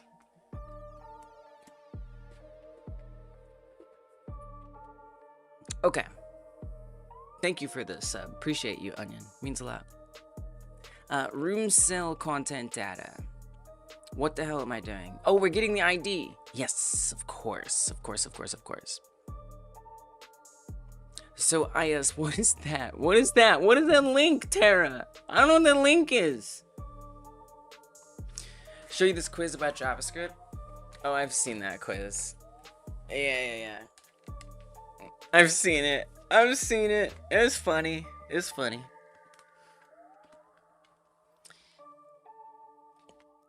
But basically, it's just like making fun of JavaScript because there are different ways to do the same thing, and it doesn't always mean the same thing, and it's like kind of confusing.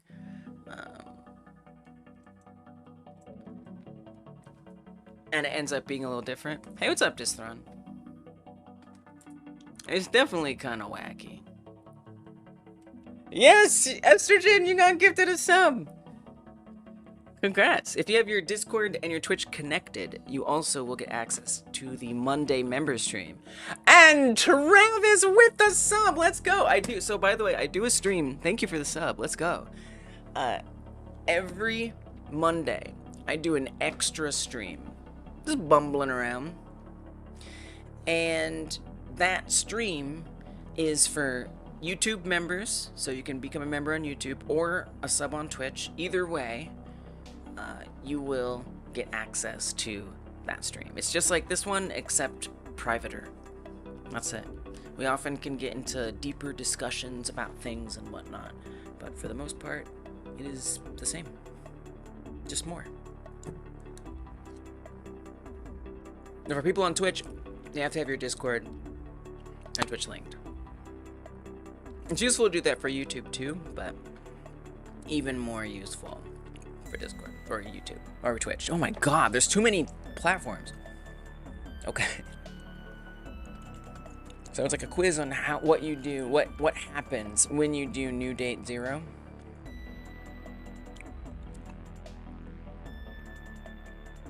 I always find it's like I guess the point is like what would make sense, and it doesn't make sense.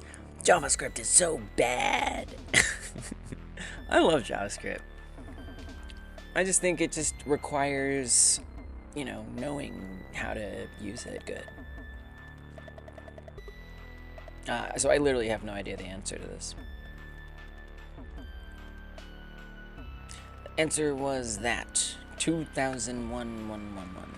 New date 0. Throws an error. It was 1970, the Unix epoch.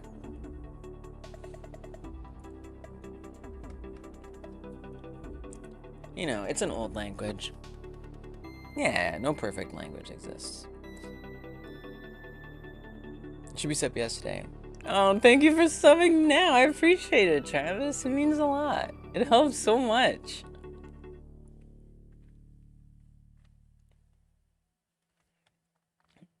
And you love it. Let's go. Date parse 0 is set to date parse, but it's a string. That's super different. Super different. Is it truth? Is it truthy? What do y'all think? Is it truthy or falsy?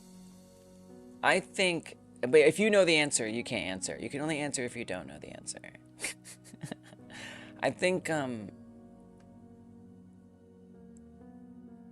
it's gonna be truthy.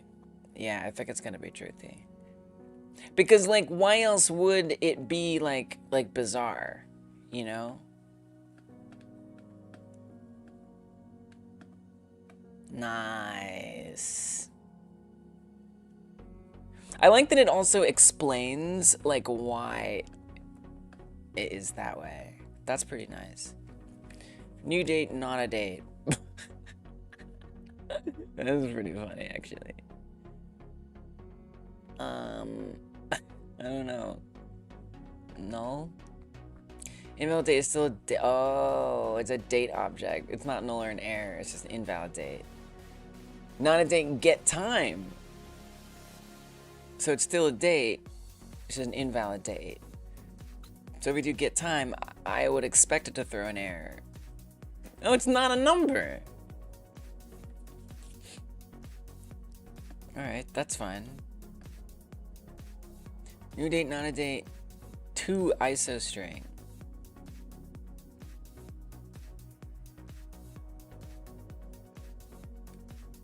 I don't even know what an ISO string is.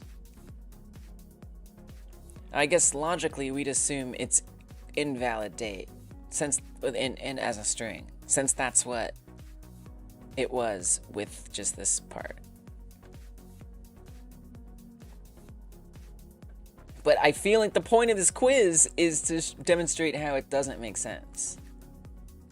So maybe this one is null? Throws an error. Yeah, string isn't gonna be null. That was a mistake. The to-time string. Empty? God, this is hard. Could you imagine actually knowing the answer to all of these? Nobody would. All right, one more. Then I hate this. New date 1. Like, what does that even mean? Like, why would you even type this? It's kind of interesting. It's interesting to just, like, see what happens. Honestly, I'm more impressed that... I think this says a lot about JavaScript. I'm more impressed that JavaScript has a response to something that no one would ever type anyway. Then, like, it's ridiculous that JavaScript does this.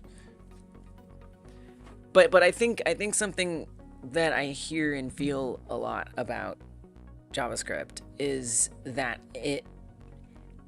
it's a brain scratcher, is that it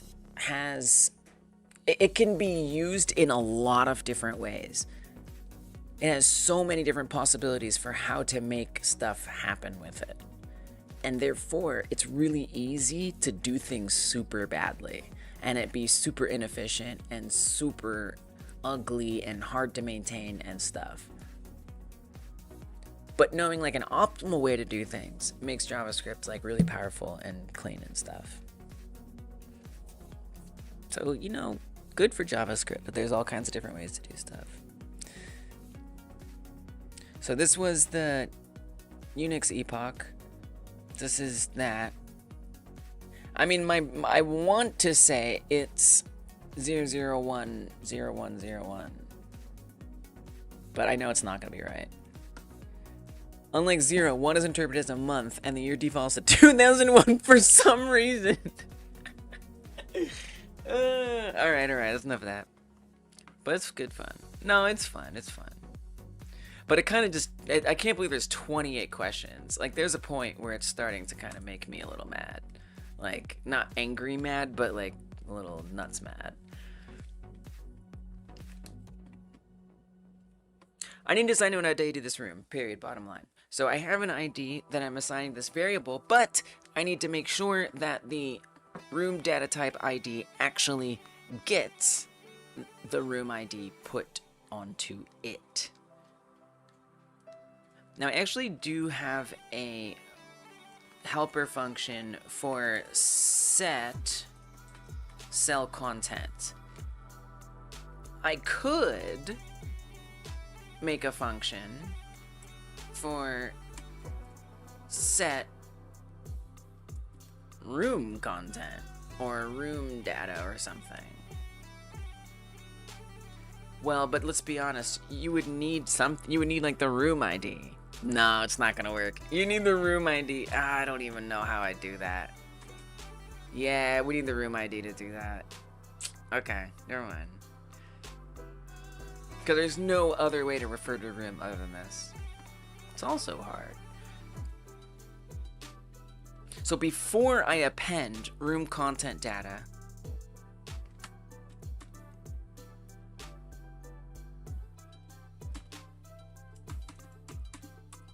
I'm going to make sure that room content type ID is equivalent to or is equal to room ID or assigned to.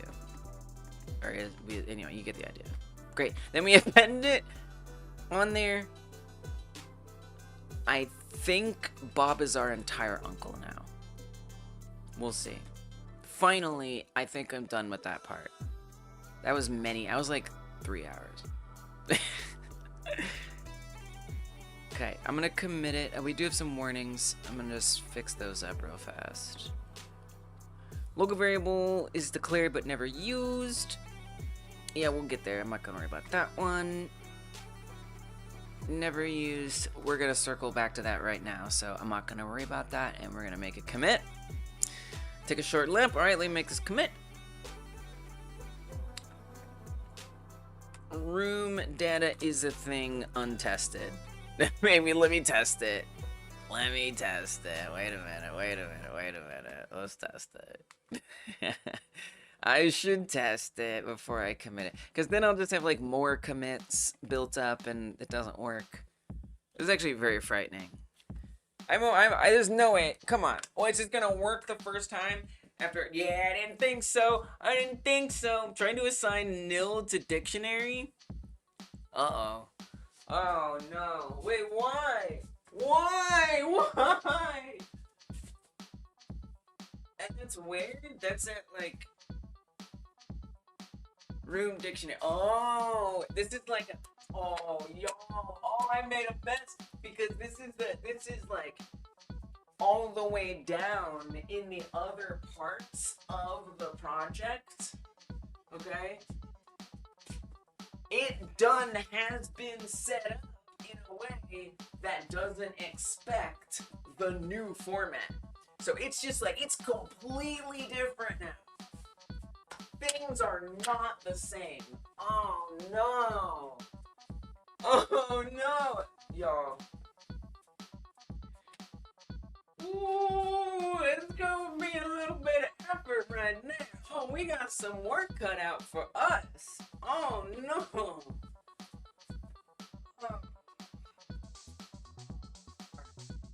Okay. All right. So I find every place that the room data that I just recreated. I think I smell bad? Wait, can you smell through the computer? That is definitely one technology that I don't think we need to develop. I don't think we need to have smell be able to come through the computer. I'm so sorry that you apparently are one of the first, presumably, people, although I can't say you have much humanity in you, to have to test one of those products. Sounds awful. May the goddesses have mercy on your soul, weirdo. Alright. So here's what I gotta do. I gotta go through what would Twitch chat smell like. I mean, it would smell purple, right? Yeah, we'll never know what a woman smells like. Spit and fire. It's not very nice. I probably should ban that person because they're a jackass. But, I mean... you know, they're just being mean to me. Probably means they'll be mean to other people. That's when it crosses the line. Okay. So the rest of the project is expecting the old way that room data was. And now I've created a new way that room data is. Yeah, second chance. So that's like... that's a whole thing. Oy, oy, oy. Okay. I mean, I might as well not put the viewer count down. Thank you for the viewer boost. Alright.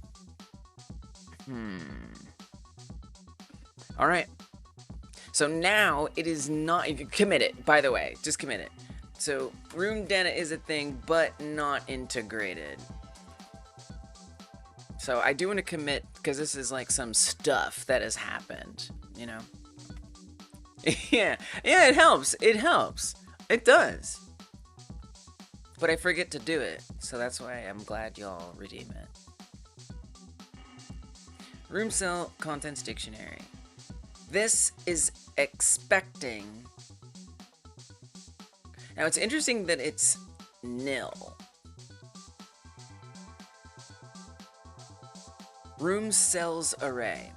Room dictionary, which is, okay, so room data is now an array of dictionaries, but this doesn't exist. This is why it's nil, because that's not the reference anymore. Now, Lise, I'm going to strongly suggest that you make a helper function. I'm going to copy this, and I'm going to come down to these other helper functions. I couldn't more strongly recommend that you make a helper function out of this. Please, please. Don't we have a get room? Didn't we just start making that? Or did it not? No? Okay. Oh, there we go. Oh, but that's a public function. Well, I'm probably gonna need it, so make it public. Get, and let's get room data. What is get room? That's the whole thing. I don't know that I really need that anymore. Get room content. That's the new thing. Now this could return a lot of different stuff. Is it going to return, because room cells, room content data. It could return an array, it could return an integer, or it could return a boolean. So it's pure variant. We have no idea what it's going to be. But we have to ask what it is. So what content? Room content type, I think. Yes. Now I'm going to make this public now, which it isn't currently. So that means I have to come through and adjust that, because I'm going to want to access this from that other script for the sake of our door pairing, at least. So let's look around. We're going to replace every reference to this with a non-underscored one.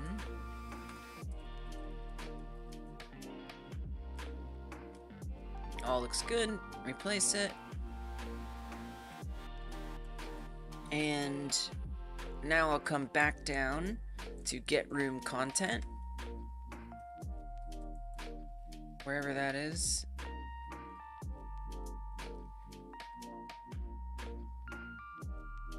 What? Why does this always happen? Oh, this happened. I know why that happened. It's because I do replace no undos and it overwrites what I had started to type. I mean, it doesn't matter this time, but someday that could really matter. You gotta be careful about that. Get room content. It returns who knows what. And what I need to put in there is going to be what to get. What content? And that's going to be typed to room content type. Very good. So what are we going to return? We are going to return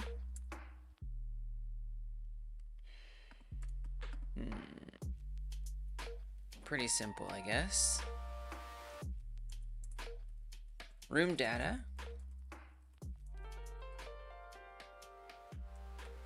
Room content. Well, we need to know which room. That's what the ID is for. Now, wait a minute. That doesn't make sense. Room data has an array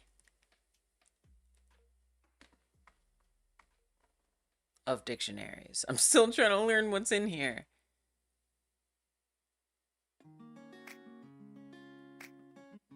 Wait a minute. I've made an error. No, I haven't. No. It's filled with all these dictionaries. But how do you find how do we know which dictionary it wants? We can't just get all room content. I need to know the room. That's the only way this is gonna work. The only way I can know the room is by knowing the ID. And if I can't set the ID with the help, that's very strange. Well, then you should do maybe an assign room ID or something like that. I mean, that's kind of what we're doing, isn't it? We already did it. No, you assigned the room ID. I did? Yeah. Oh, my bad. It's okay. Yeah, you did this. So that it's going to require that we put that in here. So room ID.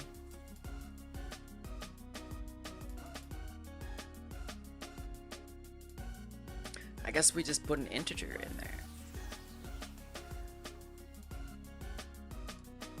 Okay. So therefore, it's going to be room data, room content type, ID, but we don't even have to. Oh, this is kind of weird, isn't it? We're using this to access that. So really I say for room dictionary in room data if room data room content type ID is set to room ID,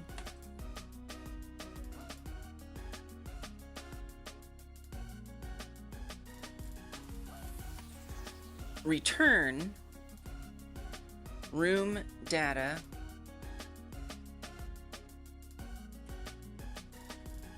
what content? That doesn't make sense. Doesn't make sense at all.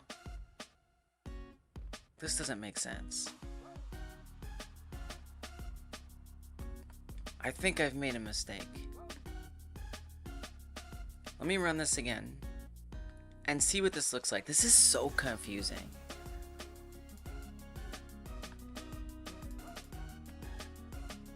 Managers, level. What does room data look like? Currently there's one room, evidently. And that one room contains 4 arrays. Oops. This doesn't actually have anything. I just accidentally added one. 4 empty arrays in it.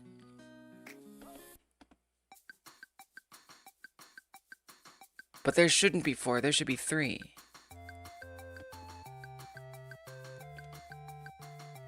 So that's a mistake. I'm in danger. I'm in a lot of trouble right now. There should only be 3 things in there. This is what should be in the room data. Is this as one dictionary. That's what should be in there. But it's not. Why? Don't worry about it. Forget about it.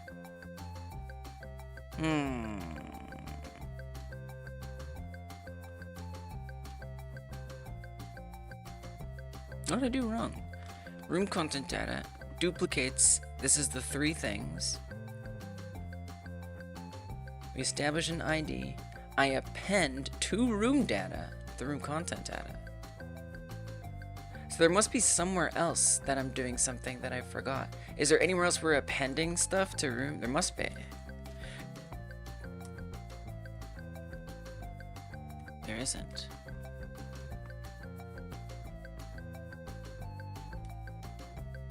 Oh man, this is rough.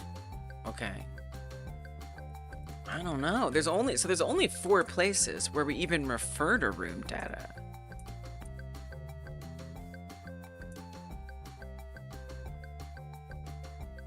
How did this happen? Let me check something. Log room. Let's make sure this is running. I'm gonna say logging a room. Let me make sure this is actually happening.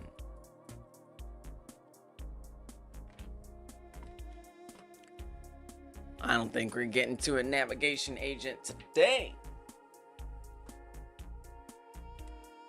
Okay, we know we're getting the error. Logging room. Okay, so it is running that function. Okay, so then tell me this. Once you run that function, and you append it, what's in there?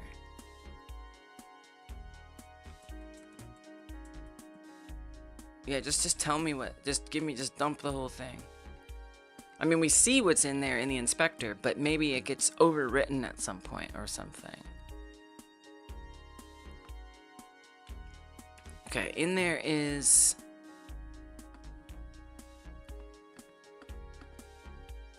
This looks correct. 1 thing, 2 things, 3 things. Accurate. This is correct. Okay, so at that stage, all is good. No problems. When does that change?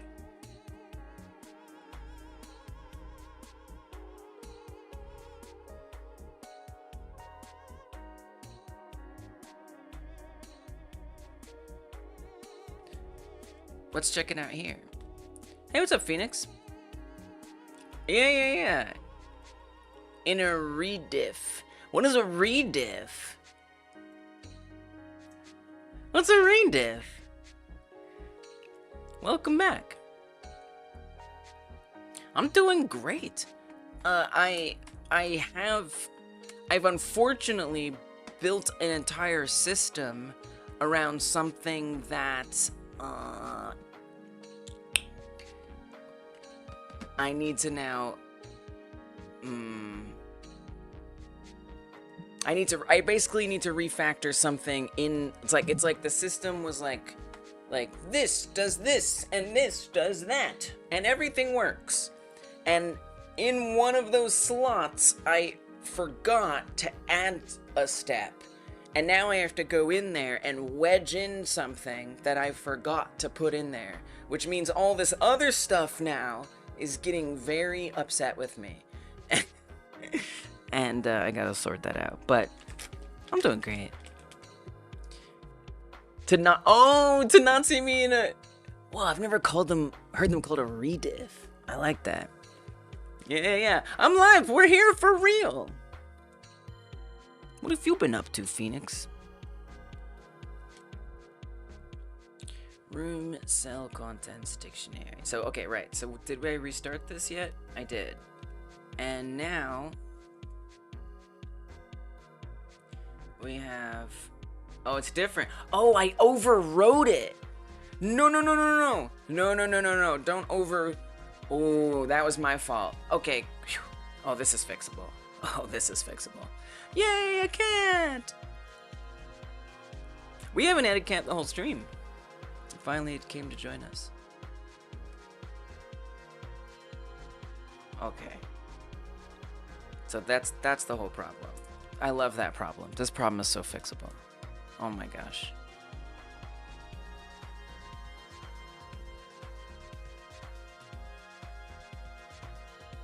Because it doesn't know that it's called that.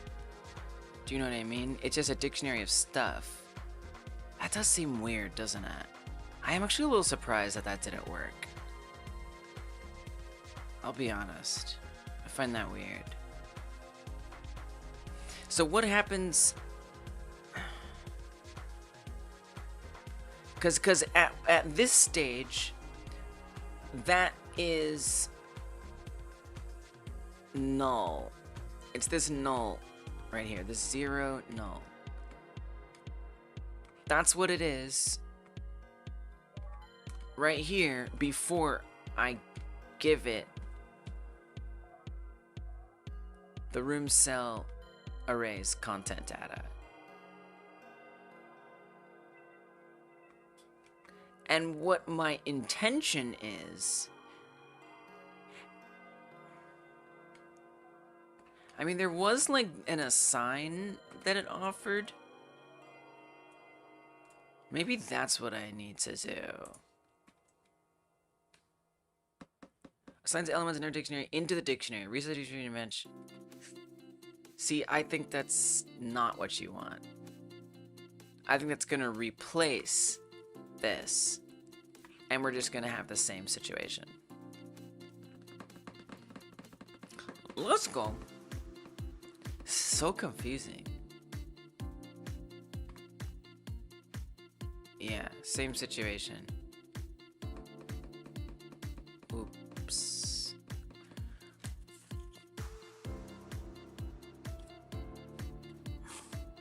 Please, what I want you to do is I want you to evaluate what you did for room cell contents, because that is what you need to do here. So this has a node, it is a tile, it is an ID, it is a row, it is a cell, it is a room seed. This stuff is all up in these.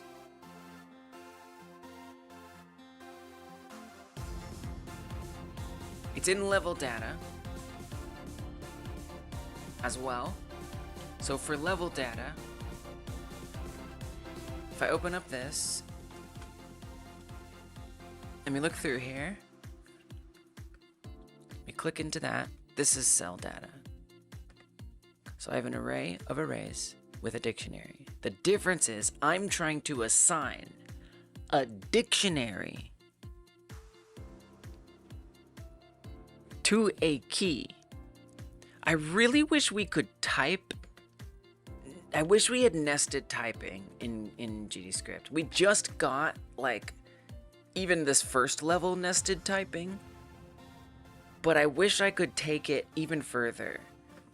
I think that would make this a lot less confusing, because I could right here say, or not there, here say that this is a dictionary of arrays that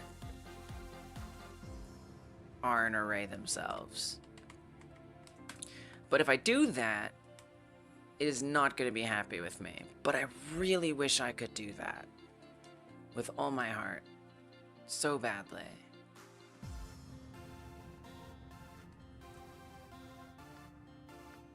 And you want to put a dictionary in there?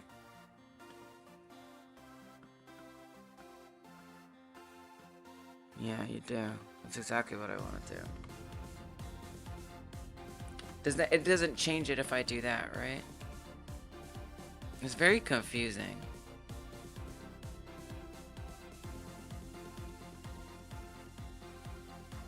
Because what I want to be seeing here is that, see those curly brackets right there?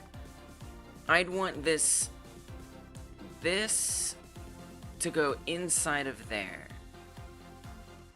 And then these to follow after it.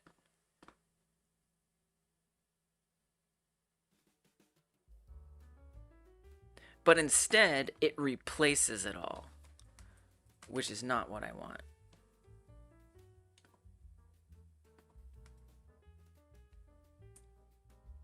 So I had to figure out how to fix that. What other things can I do here besides assign?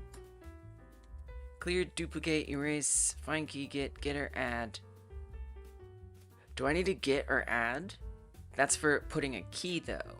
We already have the key. The key exists. This is supposed to be accessing that key. Can you tell me what this is, out of curiosity? What if I just print that? What's in there? I would think this is going to be an empty dictionary.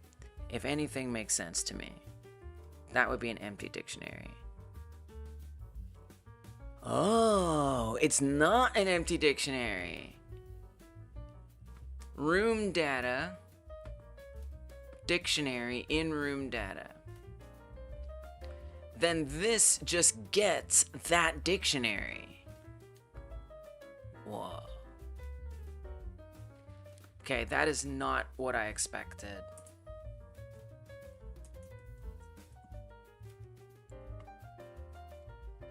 Profound knowledge acquired. I mean, this is this is definitely revealing something that I didn't realize. I see. I don't get it. Yeah, exactly. Precisely. So confusing. I've up until now been pretty comfortable using dictionaries and nesting them and stuff, But this like array, dictionary, array nesting is especially weird. Like, I've done dictionaries nested in arrays. I've done dictionaries just nested in arrays. But I haven't done a dictionary nested in a dictionary nested in an array. That's a new one. At least in a while. It's just kind of weird. Well, how would you normally assign? Well, I do equals, just like I did. I think your problem is you can't just do room data. So the ID did get assigned, and you can actually see it right here. That says 0. So the ID worked. We got a dictionary for a dictionary. Absolutely. The ID worked because by default, that is -1. So the 0 is perfectly, we did it. That's good. This is perfect. Couldn't ask for more. Exactly what it's supposed to be. Precision has been achieved. Okay.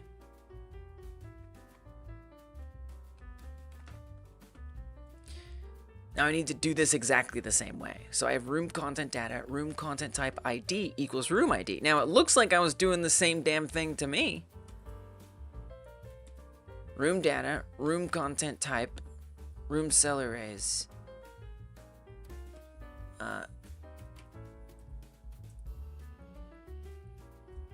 And then I was having this equal the room cell arrays content data. But evidently, no, but that's different. Lise, look, you have room content. You're doing this before you append it into room data. Lise, you need to access this first. How do I do that? Well, you have to iterate through. You have to iterate through them all and find that ID, that room ID. That's what you have to do. This is what you must do. And this is why you probably should do a set. Make a set. I'm going to put it in a random place right now because I ain't got time not to. Okay. Func set room content. What do we need? A room ID. And what content do we set? That's going to be based on whether it is a room content type or what content type it is. It returns, I think I've had these return booleans typically, so that way I know that the set worked. What this is going to do is we're going to say for, basically the for loop that I started to work on for get room content. I said that I started to work on for get room content. Okay, here. It's literally going to be the same thing. Okay, just go move it. Set room content. It'll be easier. It's going to be the same thing. I got this. I got it, y'all. I got it. I got this now. It's very confusing. Okay. Set room content, room ID. It's exact same thing. For room dictionary, in room data, if room data, room content type ID is set to the room ID, we don't want to return it this time. This time,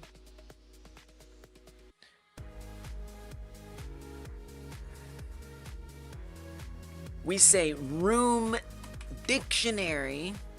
This is it. Room dictionary. What content equals, well, we need to see what we're setting. So that's the other thing with a set. What do you set?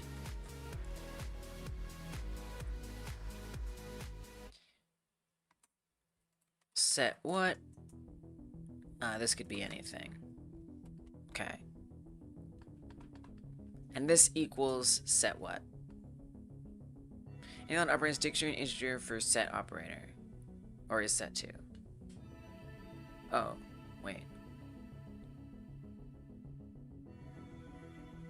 Wrong. This is wrong. Room dictionary. There you go. Got there. For room dictionary, in room data, in that room dictionary, check for the ID. If you match the ID, then in that dictionary, go ahead and set it. And if we've done that, return true, otherwise return false. Done. This is the way. Now, in here, same thing. What do? I love that. That's very charming. What do? Okay, see, I'm already making a mistake here. Room dictionary. There we go. Okay. If room dictionary room content type ID is set to room ID, return not this, return room dictionary what content. Then we can even say as well func get room ID integer. I think that's it. That'll do it. And this will return a dictionary. Wow, we got there. We got there. For room dictionary in room data. That's confusing. Return. Oh, wait. Same thing here. Match the room ID. And if it matches, return that room dictionary. Simple as that. Otherwise, return an empty dictionary. Okay. I could even use get room here, and then I don't have to type this over and over again. Okay. Alright. Alright. We got there. We got there.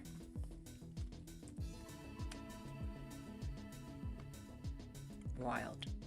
So now, all I have to say is... It's cool! Variable room dictionary equals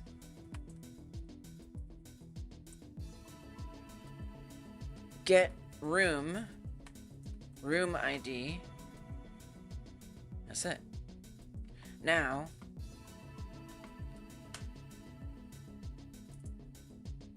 we could say in that room dictionary set the content.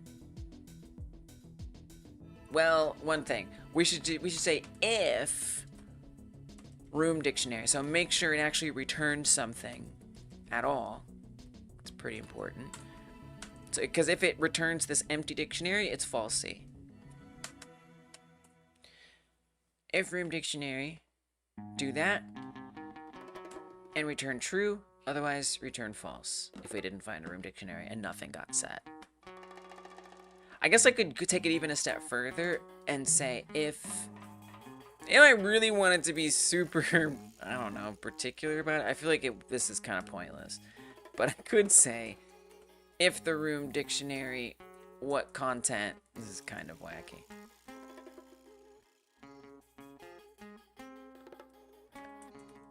What content is set to set what? Return true. This is pretty obnoxious.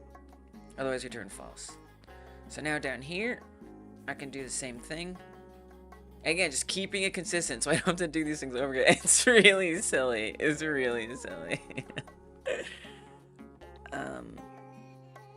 This one's even simpler. All I have to do here is say return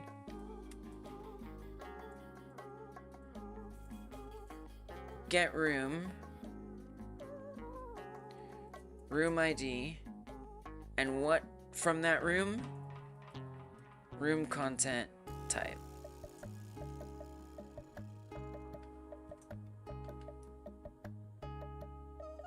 Well, we should allow a null type, so we'll say if that,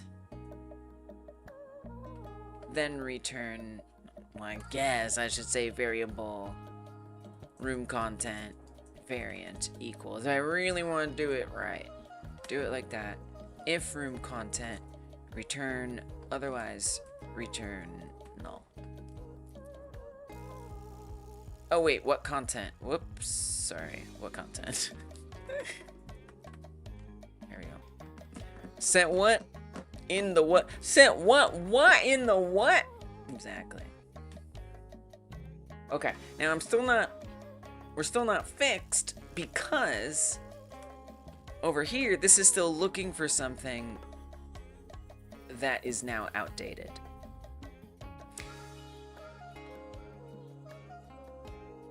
Oh wait, this is my, oh yeah, wait. Hold on, back it up. Well, you know, let's look at the print. No, let's look at the print. Let's see what, let's just confirm that it's done correct. But wait, don't we have a new system? Wait, back it up. We want to apply this whole system, right? Now that we've set it up, let's make it count. So this is creating the room itself. So we have to do some non-helper stuff. Otherwise, the helper doesn't have a room to find.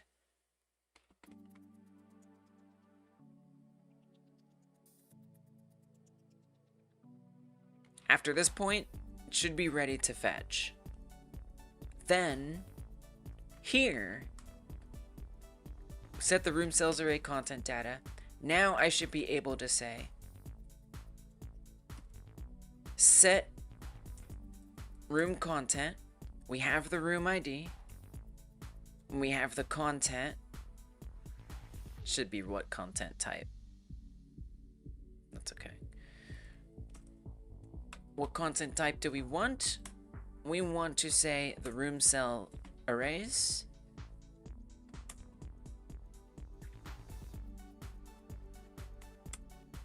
And in there, I would like to set room cell arrays content data.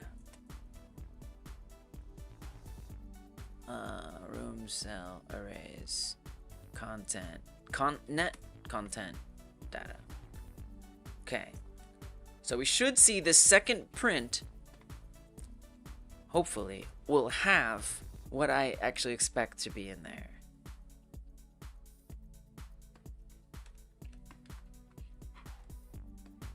Yes, great. So now it has that array inside of the dictionary. Then we see the ID. Then we see whether it's darkness. Perfect. It wedged it in to there. Wow. That was fun. It sucked, but I liked it. I feel good about it. Created good room content helpers. Whoo!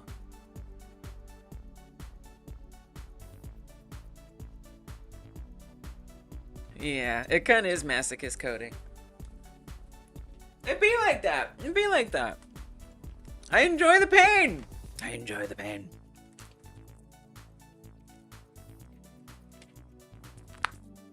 What's next? Next, we resolve this problem. So now, instead of being nil, it's like, whoa, but that's, okay, it may not be nil, but it's not supposed to be a dictionary, it's supposed to be an array. Well, we've changed things around now. I was rewarded with beautiful artisanal code! Is that code that is not made by AI? Is artisanal code? Okay. So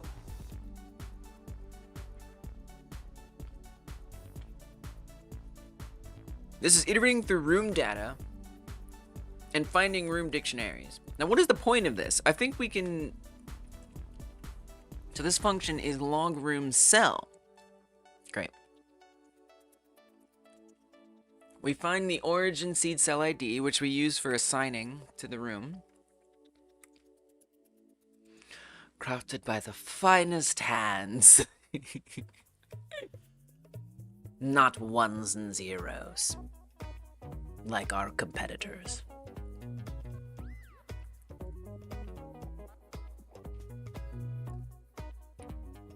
You can be proud that you're supporting real human code. Is that? That's not the future.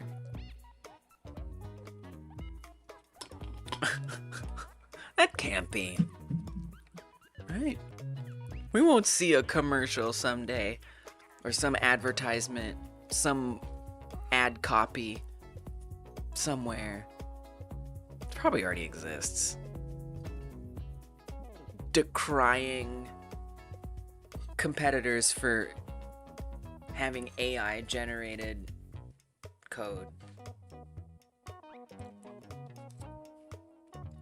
Like, you know, we already do. I guess like on Etsy or something, or like selling art. Yeah, it's all over. It's already everywhere. What am I talking about?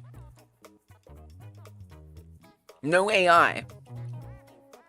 Made without AI. That is such a thing. Illegal handcrafted code shared by a sneaker net. No. Oh man. All code must be AI or it breaks the law. Oh, the cat has joined us over here now. Welcome. Oh, he's so sweet. You're a sweet boy, yes you are. Yes. Yes. Oh.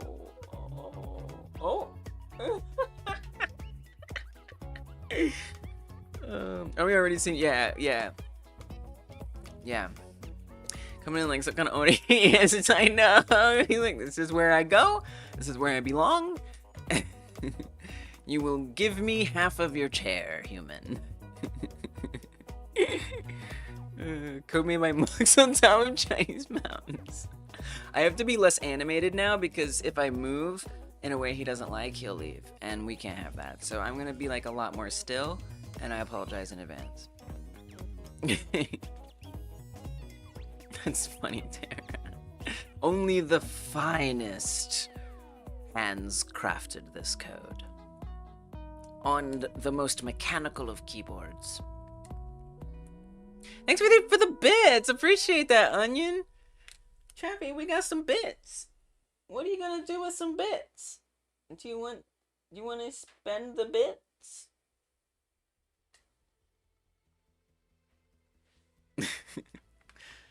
Let's see that big old emote. I want to do that. When I see a dancing emote, I have to I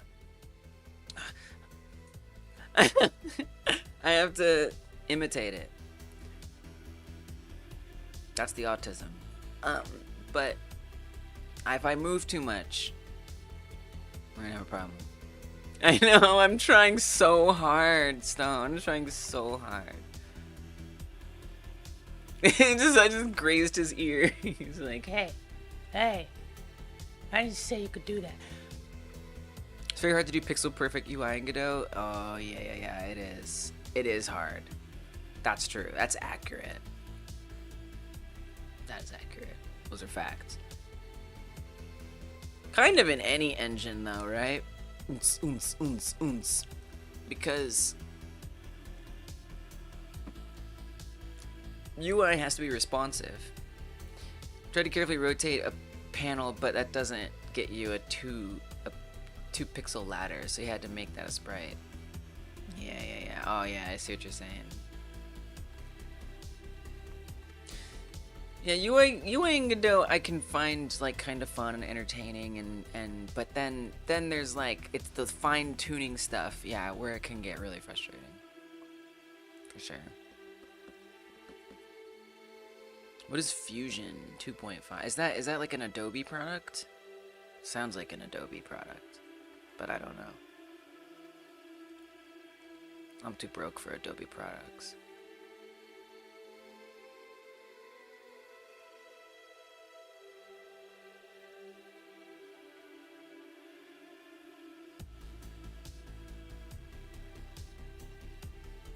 Okay.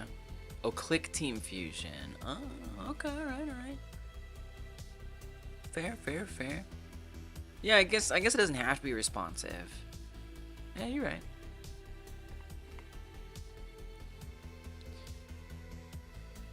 Right, we're logging the room cell.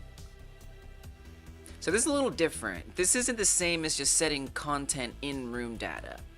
This is setting content in room data. We're getting very nested here. Now I thought I had like a... I don't think I have a set room content. That was what we just made. So there's going to be a lot of things that are broken. I'm just going to have to run into them and find out about it. I think that's the only way this is going to work. So for this, because this like is the function for adding them in. That's what this is. So you don't have to worry about getting all helpery. It's okay. Don't worry about it. But well, you do want to iterate through the rooms. That's correct. But you don't only want to iterate. It's basically a 2D dictionary, I guess, is what this is. It's a 2D dictionary. So not only for every room dictionary in room. So really this is, let's say, room content in room data. Room data content. For room dictionary.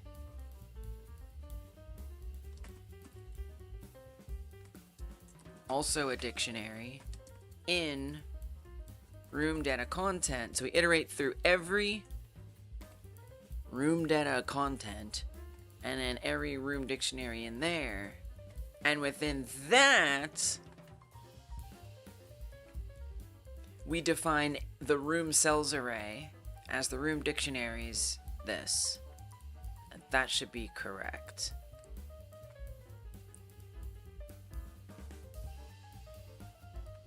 Let me do this. Give the cat some room to be here.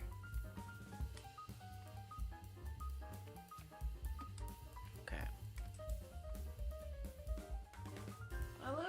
I love you, sweet boy. Yes, you are so sweet. Oh, you are the sweetest cat in the world. You sure are. Oh, yes. Oh my gosh. Oh my gosh. Oh my gosh. Oh my gosh.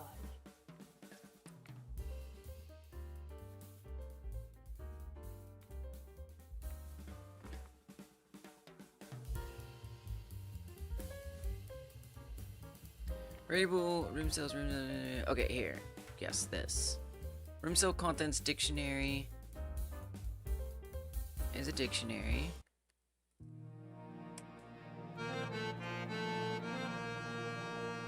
And you want to do front. Room cells array not declared in the scope. Oh, yeah. So we have to do this outside of here. That makes sense. I guess you could do it here. Create the room cells array and then assign this to that as array. Cool. Nice.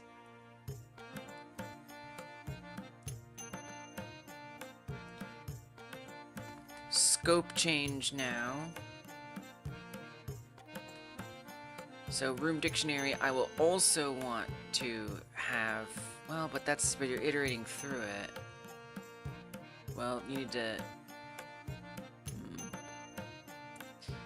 variable room dictionary to update.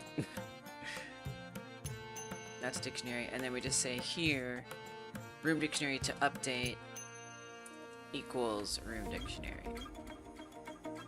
So I probably would want to make sure that this is referring to that.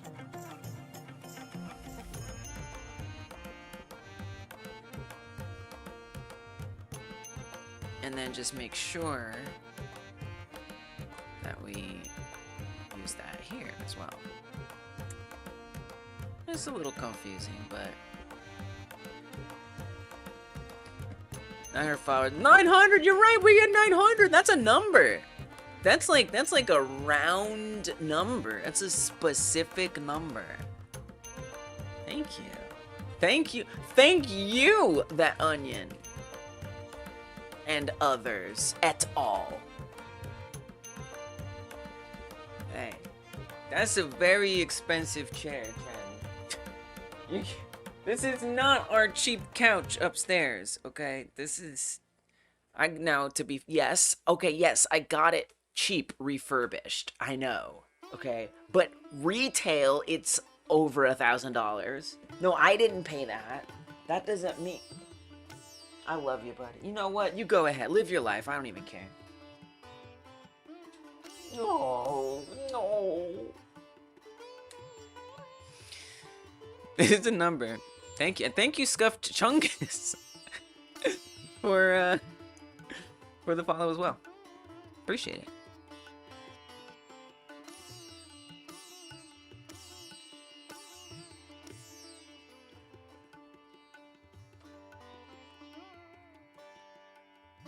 Okay, so it resolved errors here. I'm sure we're gonna get another, so I'm just gonna keep running it. I don't really feel like going through all the code and be like, does this need an update? Boring.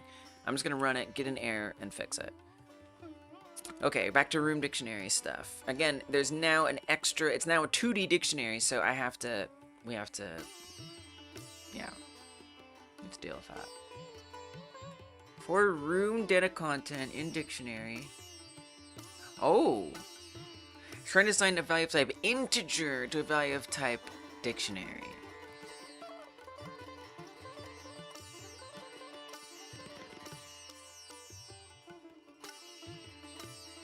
What? You what?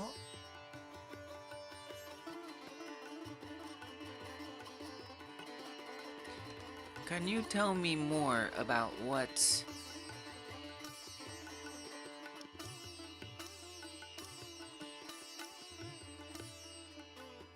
room data content is set to? Somewhere in here.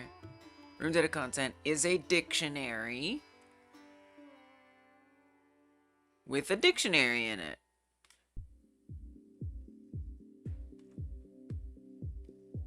So if I'm iterating through a dictionary...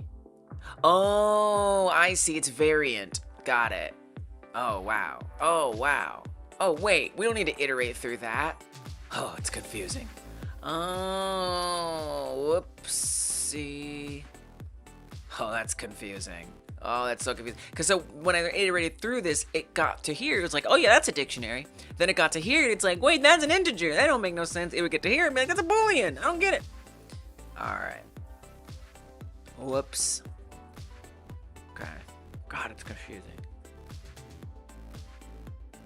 Typing keys is bad when a dictionary has different type keys. That's the lesson. Typing keys. Oh, I mean, typing is always good. I just think I shouldn't. I mean, what I would do is I would do variant, but I think in retrospect, I actually don't need to iterate through. It doesn't make sense to iterate through. It's so sad. It's so sad.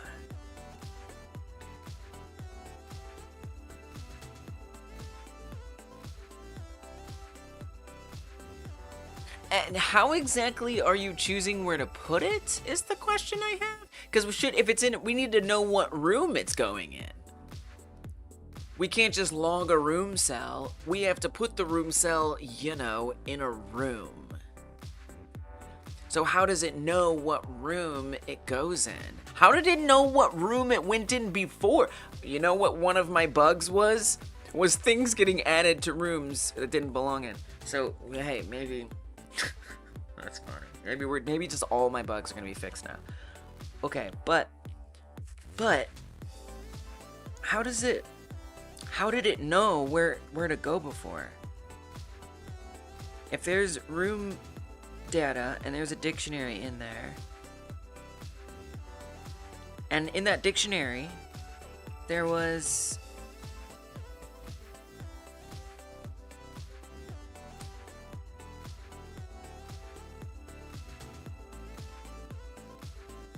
room cells.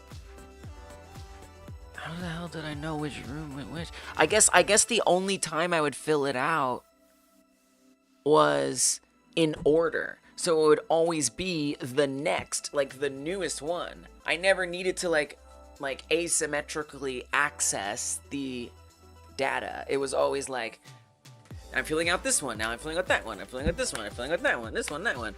Hey, what's up, Rylan? Hey, not the hair, Lang, or Travi. Lila's the other cat. Travi, come on now. Come on now. He's incorrigible. Look at his little legs.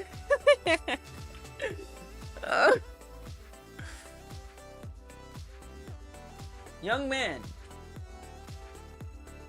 Hello. Hello there. Welcome.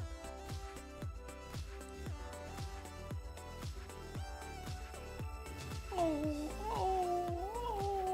my sweet boy. All right.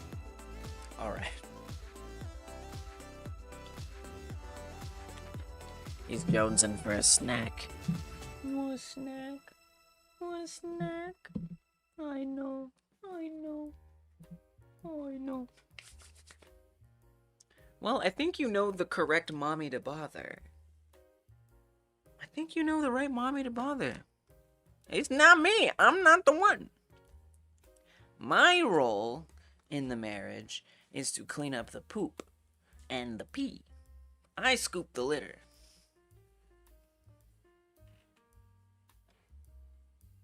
I don't do the feeding. You should know this.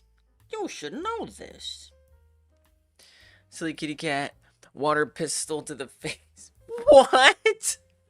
A water pistol to the face? Hydrate. Cheers, Kogai. Thank you for the hydrate. I don't think a cat would like that very much.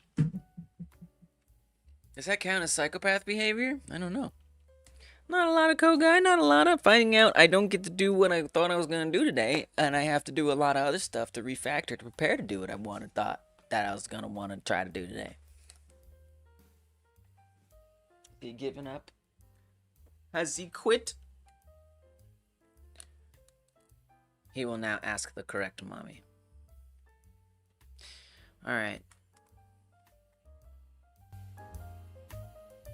Yeah, it turned into something I didn't expect, but that's okay. I'm here 3 days this week. I'm gonna be here what is basically tomorrow and Friday, so it's okay. I got lots of time to do stuff. It'll be fine. Right? Right? Okay, so we're back in confusing town. So I actually don't want to iterate through anymore. But I need to make sure this goes into the correct... I don't think you do. I think this is the same thing, Lise. You just do it one after the other. So you know that... So at this moment here, just even take a look at it, right? Look at the data. Right now, there is, inside of here... can we look at room data as well? Just for good measure. So in room data, there's only one room. In room data, there's only one room, which it's an array. And that dictionary contains... Yeah, so you already know it's going to be one thing. But you do have to make sure it is the latest one. So, I mean, I guess you could do, like, back. You could do that. Make sure you're always getting the last one and updating that. That feels a little messy. Feels a little risky. If the data structure ever changes, you know, I don't have like a specific reference. So I don't know that I love that. Cheers, Onion. Thank you for the hydrate. So I don't know. I gotta set this all up. Because it's like Kogai. Basically what happened was I had a system set up like this, you know, like something would be set up here, and that would let me do this, and let me do that, and let me do this, and let me do that, and just straight down the line, right? And I found out there was something I needed to shove in the middle of that list that I forgot. And so that means there's just a ripple effect on everything else, and now I have to just kind of rearrange things. It's a little awkward. This song is quite a type.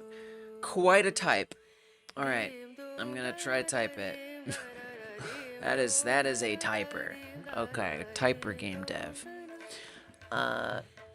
This is Tarana in Rog, not Barav, by Sandeep Das, Anisha Roy, and Bivkar Chowdhury. There you go.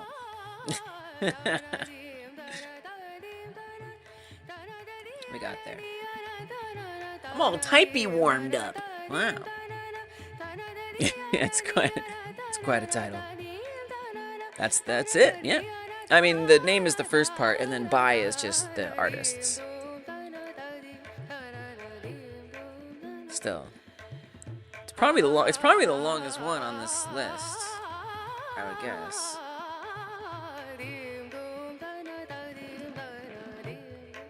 Let's see. Almost. There's the Rag Chorakeshi by Majalila Teental. No, it's a Majalila Teental. Sitar Tabla by Sandeep Das. Amrenda Mishra. That's the longest one. But it's close. It's very close. Alright.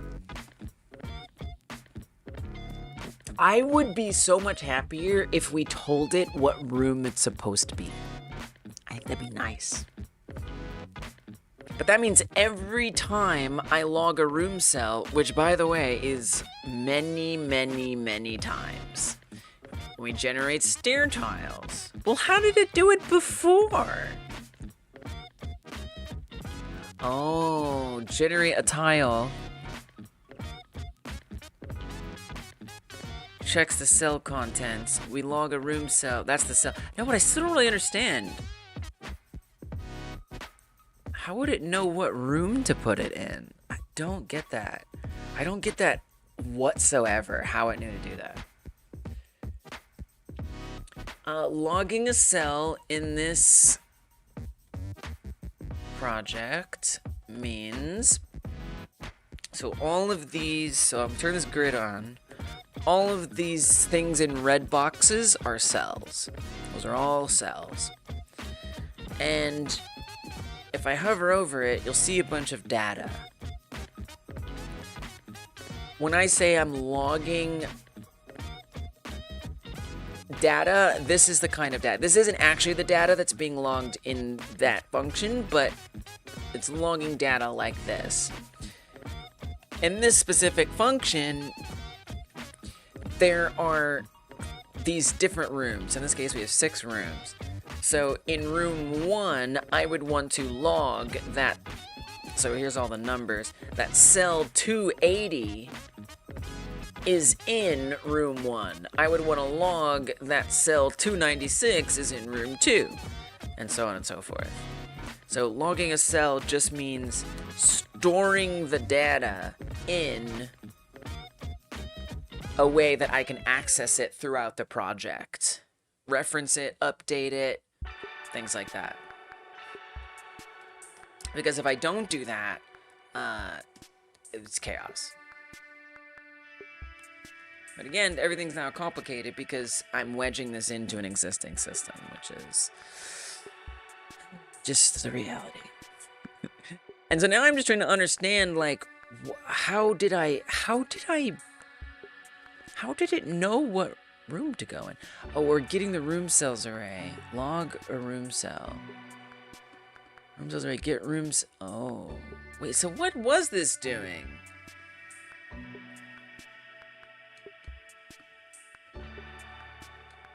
I know it is. I mean, I didn't realize that's what it was at first when I first added it. But it's kind of become a meme that it's still in there. So we keep it. It's weird though, right? Doesn't it feel weird to hear it? But like, it is a song.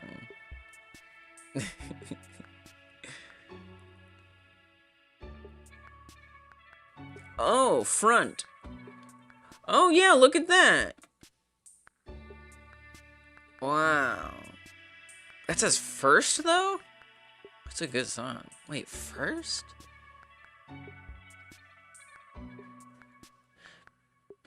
That seems strange.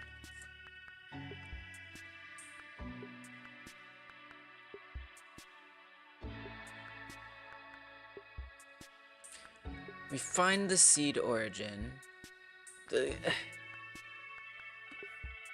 And this happens whenever we generate, for example, a staircase, or give me something else. Give me another example of something.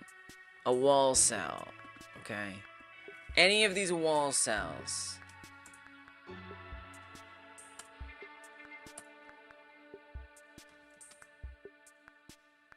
When they're being generated,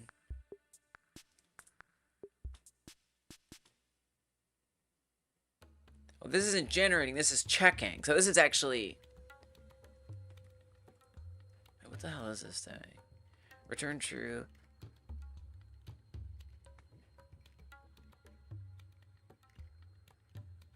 Because after this, it generates it.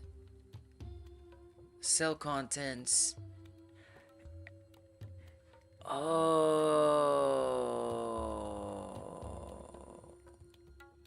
No. Nope. I don't understand. I thought I understood, but I actually don't.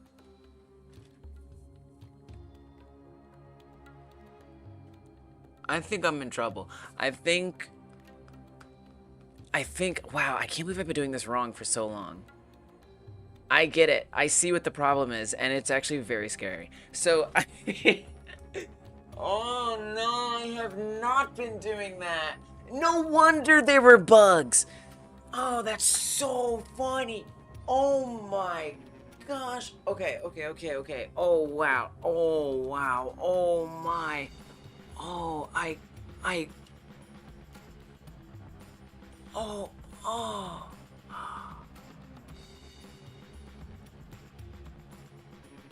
Y'all. It's fine. But what I literally I haven't verbalized it yet. I'm just thinking about it, and I will. I just have to like gather myself.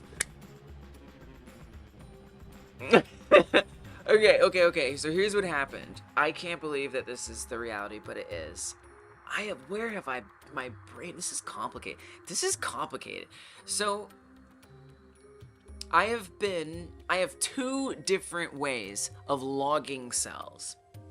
One way is like one giant collection of every single cell in the entire project. So, for example, the wall tiles are the wall tiles. Here comes the mental meltdown. The wall tiles are these light blue ones, right? That are bordering the rooms, right? That logged cells wall, this contains every single wall cell regardless of the room. So these wall cells are in that array. These wall cells are in that array. These wall cells, they're all in this array. That's what this was designed for. These were designed to just have all of them. They're all in there. That's what that's for. Okay? I could be wrong, but thanks to the follow noodles, but I think, horrifyingly, I think I accidentally have been using this making one of these in two places. Yeah, it almost worked.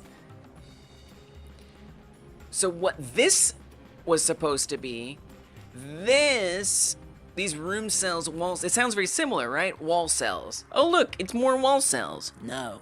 This is supposed to contain a single room's walls. So I can say, oh, this room's walls are here. So it's a different data set, right? I can target only rooms. I think what I might have been doing was basically making them the same. So that array that was supposed to have only all of the walls,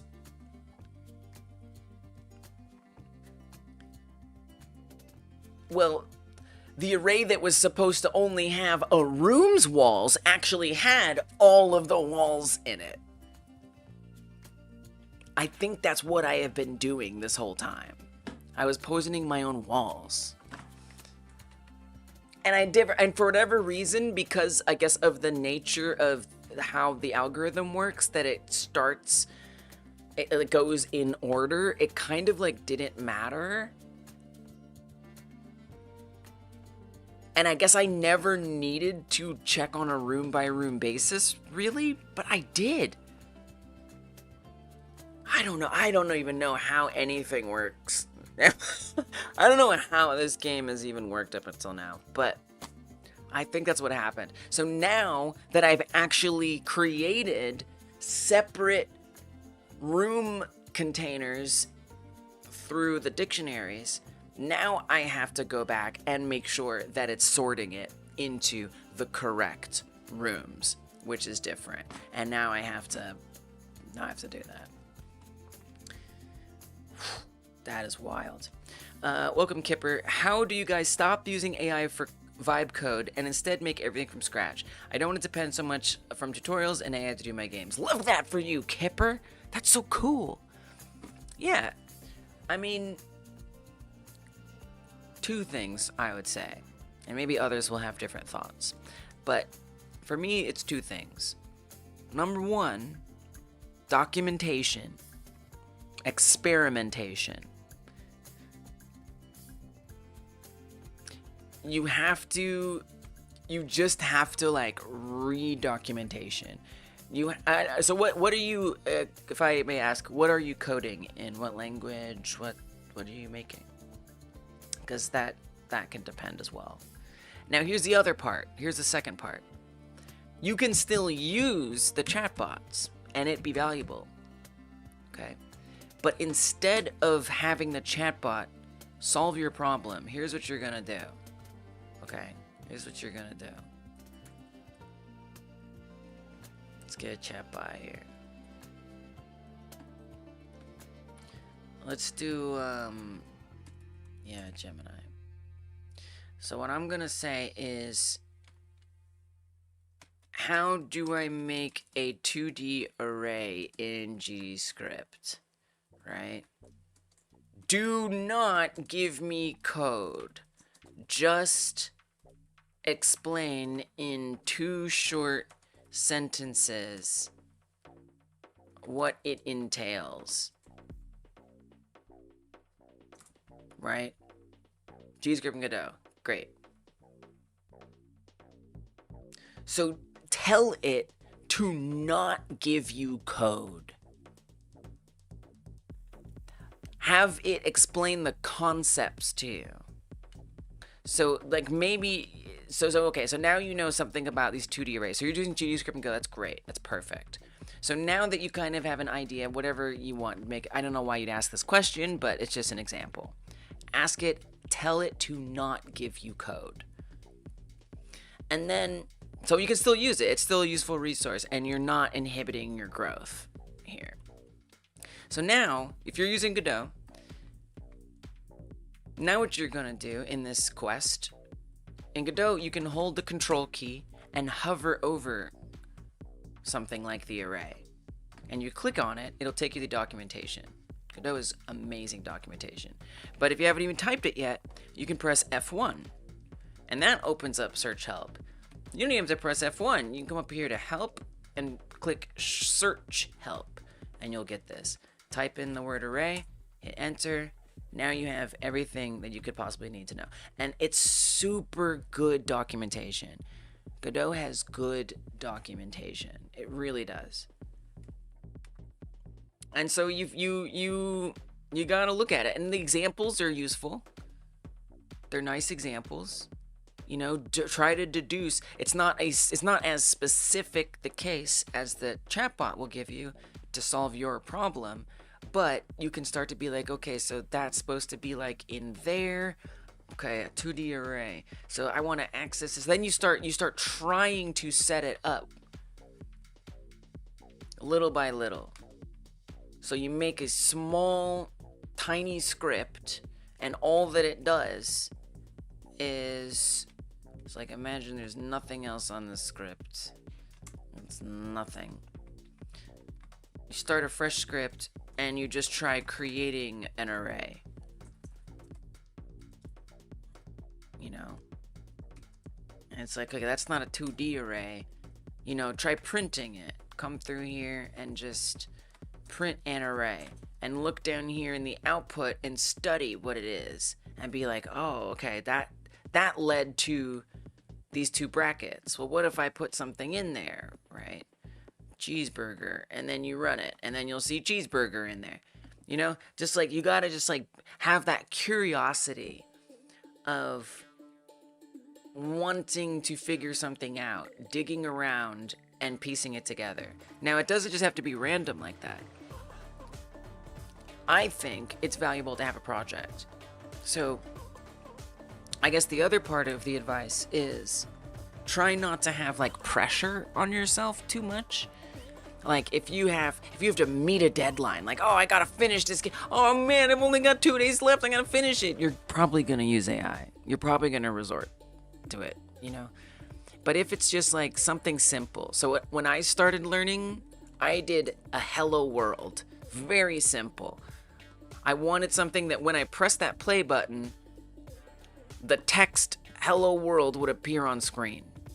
But I wanted to be a little more advanced, so I wanted to be, I pressed a button and hello world would appear. And then maybe another character would say hello world back. And then you press a button again and it says goodbye world. And the other person says goodbye world. And then the game closes or something like that, right? So like come up with a specific task that you're trying to solve, a simple task, and then look for stuff. That's what I do. That's just me though. Making donuts is 50% organizational thinking and 50% chaos. You may not like that, and you don't have to do exactly what I described. But generally speaking, Kipper, if you're trying to get off of vibe coding, have a simple, specific, achievable goal. Read the documentation, experiment, and try to get that goal achieved. And eventually, little by little, you'll start building up. Now you know how to do a 2D array. Now you know how this works. Now you know how that works. And you can create bigger and bigger things. We're trying to do without tutorials such AI, but your biggest fear is make everything in the worst way possible. Do it. You have to. You have to do it bad. It must suck. If you don't suck, then you can never get better, you know? You watched the first stream? Oh, that's so cool, Greed! I thought about bringing it up again, but I was like, well, I talked about it earlier. Oh, Greed, thank you so much for, that makes me feel really good about that we're like doing good things around here. Yeah, so the first time I ever did coding is right here on YouTube. The first time I ever coded anything.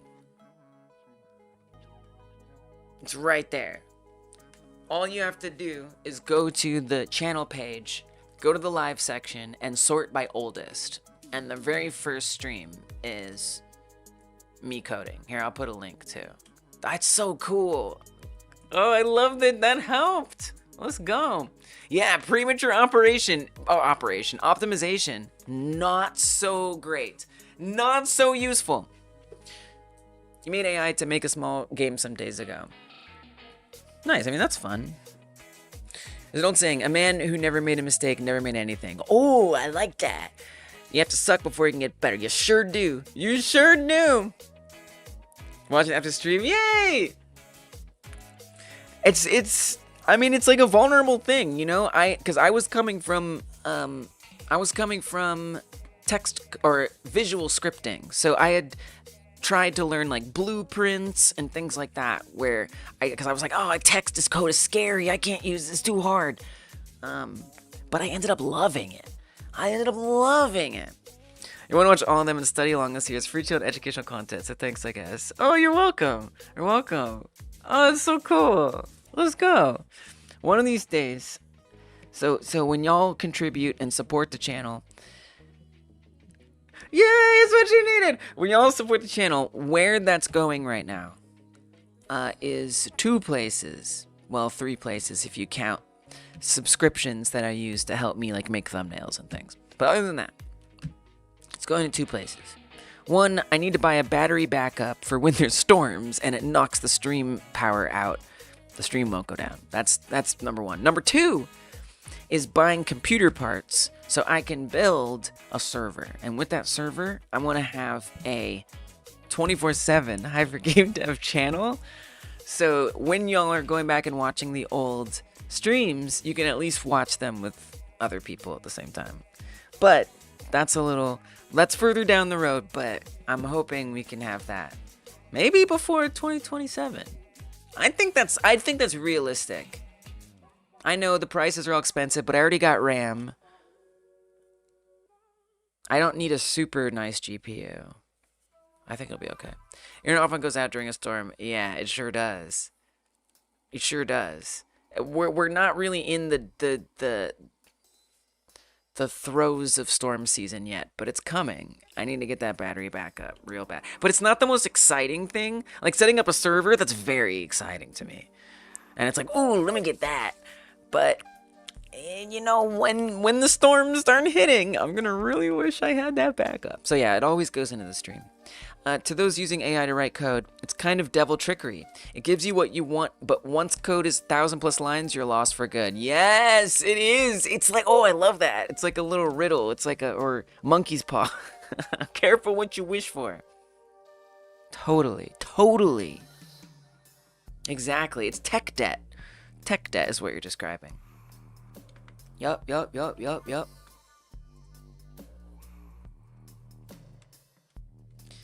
And I mean, this is why I have the backseating rules. This is why I have backseating rules in this channel now. If it wasn't for chatbots, I don't know if I would have realized it. That being given the answers doesn't get me anywhere. And it actually, yeah, it can hold us back from knowing how to use our own projects. Y'all are wise. Good community. W community.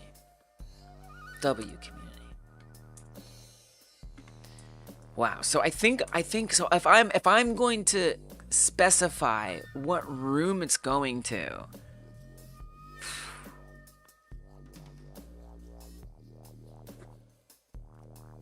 well, I mean, it'll always be the next room.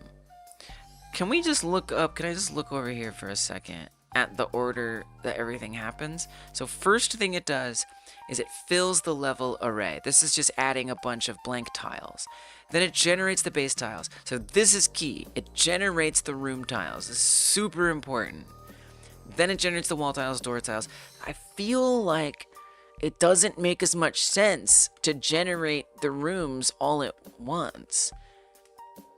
I mean, you can, you just have to know what room. So I think what needs to happen, Lise, is you don't number the room ideas. Oh, I know we're gonna do. We're not gonna number the room IDs the way I'm numbering them. We're gonna number them with the room seeds. Oh, I got this. Have you tried building it this way? Building it. Oh, but have you tried building it this way?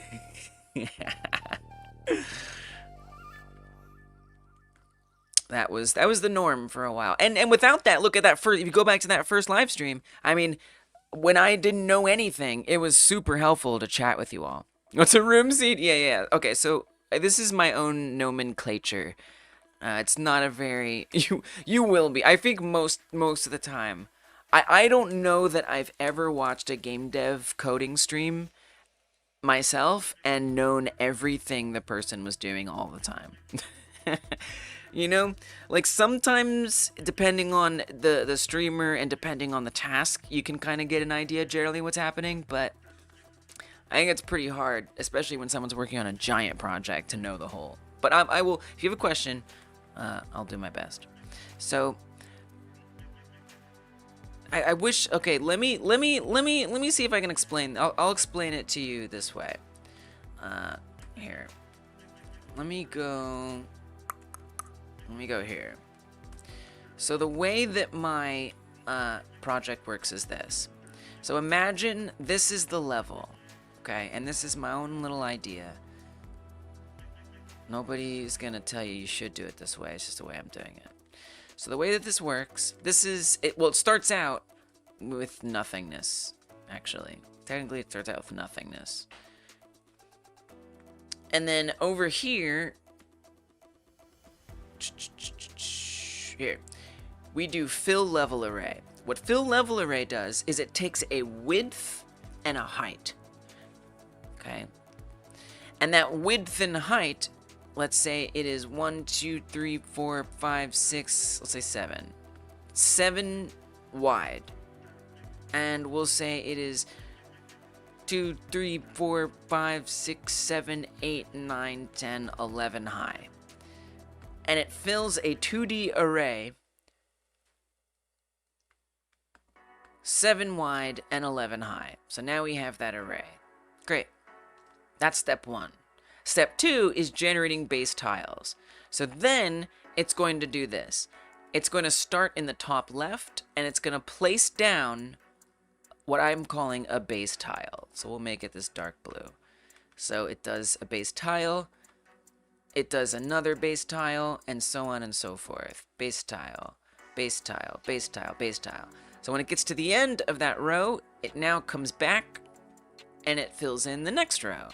And it just keeps doing that one by one. Boop, boop, boop, boop. Just like that, the whole way. Yep, I'm gonna do, okay. I'm gonna do the whole damn way. So you just really see and feel the way this algorithm works. Doop, doop, doop, doop. Stamps down. This is kind of hard. I'd be clicking on the wrong thing. It stamps down a base tile on each spot. Oh, okay. It's playing games with me on each spot. I'm not. There's a phantom controlling. Did someone remote in? Okay. I'm gonna be more careful. I think I'm pressing control right click or right arrow, and I think that's skipping me ahead. That's gotta be what's happening. Okay, so it iterates along the way, just like that. All right, so it fills it out. Now, it is going to generate room tiles. The way that this works is it has some conditions where it says, am I allowed to be a room tile? So this actually isn't allowed to be a room tile because I've set up a rule that says there has to be a 1 diameter padding around the whole thing. So this will not be a room tile. It'll skip that. Can't be a room tile. This one can't. Nope, nope, nope. It'll get to here. Nope, because that's on this left edge. But when it gets here, now it can be a room tile. So now it like flips a coin, or it does like a, you know, a percentage chance that this is going to become a room. So let's say it does. So it's going to, what I'm calling, plant a seed. So let's say this red block is a seed. This is my room seed. Now the room seed, similar to when we first filled the array, is going to also use randomness to generate a width and a height. And it's going to say, okay, let's say as a room, I'm going to be 3 wide. So it'll kind of just like queue up. These will make them light purple. It'll queue these up as potentially being a room. And let's say it went 4 high. Or that'd be 5. 5 high. So then it will make those pink, and it queues them all up to decide that that could be a room. Now what it's going to do is it's going to check each of those tiles, and it's going to ask, is this a place that a tile is allowed to be for a room? In this case, they'll all pass the test, so this becomes an official room. And so it'll go through and it'll stamp down all of the tiles for that room. So we'll make that this. So now there's the room seed and all these other tiles. So the room seed, so this would be 1, 2, 3, 4, 5, 6, 7, 8, 9. So the room seed number is 9. This is 10, 11, 12, 13. So that's these are the cell numbers, right? Oh, that's not really correct, actually. Sorry. I actually did that wrong. Technically, it'd be 12, 13, 14, 15. This would be 16. 17, 18, 19, 20, 21, 22, 23, 24, 25, 26, 27, 28, 29, 30, 31, 32, 3, 4, 5, 6, 37, 8, and 9. So these are all the ID numbers for each of these cells. Why keep the room seed after making the room again? Well, there's why get rid of it? I ask you, why get rid of it? It doesn't matter. So all that it is, it's more like historically, it's keeping track and it's knowing. Yeah, it's the whole screen.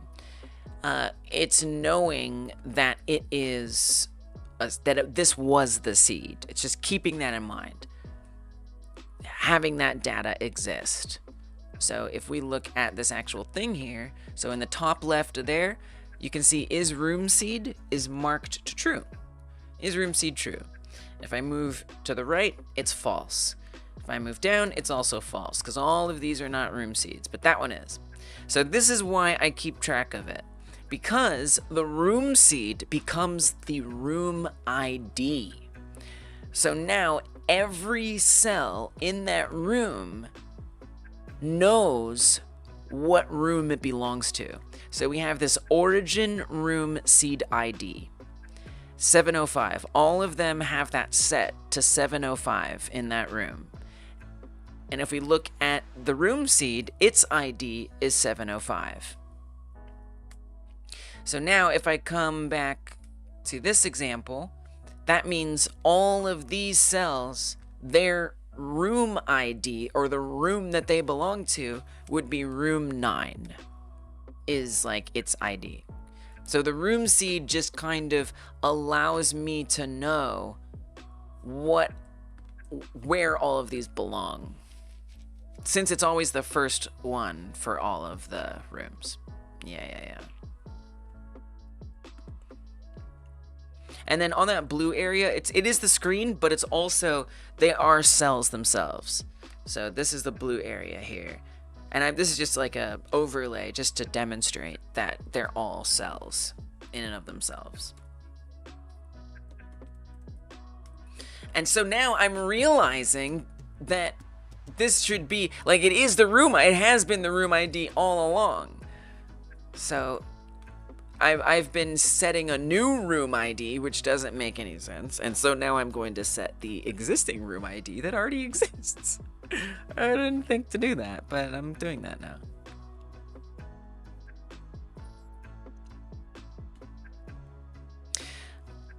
Greedmark says, me, yes, in a week I had 2 control systems that I could toggle with a button. Had player control, small testing level, and NPC with its AI. Thing is, I realized the more I add with it, the more I can't follow. And one mistake could affect a couple scripts, and then, well, try to delete what's needed or modify if you don't get the code. See, I can tell you want to learn. You're interested in learning. You're not just like, oh, I just want to make this. Because I get that. Like, if you're someone who doesn't code that often, and let's say you, I don't know, you collect rocks, and you really just want an app that will categorize those rocks in a way that you've never seen. So you just go to the chatbot and you're just like, can you make me an app that counts rocks in my favorite way, whatever that is. And if you're that person, like, whenever you make it, it does it good enough, you use it, you're done. Who cares? But you're someone, you're like, no, I want to learn how to be a coder. I want to be able to sit down in a blank canvas and make something. And that's all you need. Like hold on to that. Let that drive you. And you already are doing it. But because you're gonna realize you're realizing it on your own. That's so good. You're realizing on your own that it's not useful to let that build up. That's awesome. Lines upon lines of code, but zero context. Need to break some of your scripts down into components. Okay, all right. That's fair. Oh, and I think Vinge might have, I could be wrong, but I think Vinge might have been making a joke about backseating. Or maybe Vinge was asking Greed, but I'm glad you said that, Greed, because I feel like the true coders will realize that. The coders using their brains and not the LLMs. Exclusively. I'm not saying we shouldn't use LLMs, I'm just saying. I think there's a difference between yeah, I thought you were. There's a difference between somebody who literally doesn't want to learn how to code. They just want a chatbot to do it for them. Which, again, I'm not knocking that. But there's a difference between the people who want to learn and the people who want to have it done for them. So it's different. Okay. So now that I know this very important information that I hadn't realized, I am not going to say room data size anymore as the room ID. Hell no. When we log a room, the ID is going to be right there. We can pass it in. Seed cell contents. I mean, literally the seed cell is the ID. So you don't actually, this is going to be even easier than that. So I'll say get cell content. What cell? Seed cell contents. And what data do I want from there? I would like to get, okay. Sure, yeah, I don't need autocomplete. Are you kidding me? Autocomplete, schmauto-complete. Who cares? Why aren't you giving me autocomplete? Whatever, I'll just type it, I don't give a crap. So what I'd want is the ID of that cell, because we'll always know that the room, it's probably this error, we'll always know that the first room cell is going to be the full ID. So all I have to do, there's the autocomplete, all I have to do is do that. That's our room ID, we pass it along. Bob is our entire uncle. Just run programs for themselves because they can't afford to pay people to code the game for you. That's fair. You still don't want AI to do it for you. That seems like the worst of both worlds. Yeah. I respect that. You are a like ethical ideas guy. I don't know if you're a guy. I mean that gender neutrally, but the trope of an ideas guy. You're like, well, I have ideas. Guess I'm going to have to make them myself. I love that. Idea Guys Anonymous could really use you as a speaker. But I will say, like, for me, coding is a means to an end. You know, I do enjoy coding, but I wouldn't do it if I wasn't trying to solve problems. If I didn't want to make a game, or I didn't want to make an app, or I didn't want to make a website, whatever, I wouldn't code. That's not exactly what you're saying, but yeah. We have another cat. Welcome, other cat. Hello.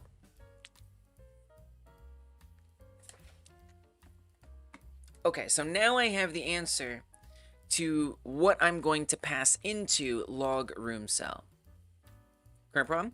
The current problem is, well, the one that I've been having that I just have to do, and more specifically, which that was not at all, I acknowledge. So I've been kind of using my hands, but I'll do it here. So I've been building this whole system out. A system that,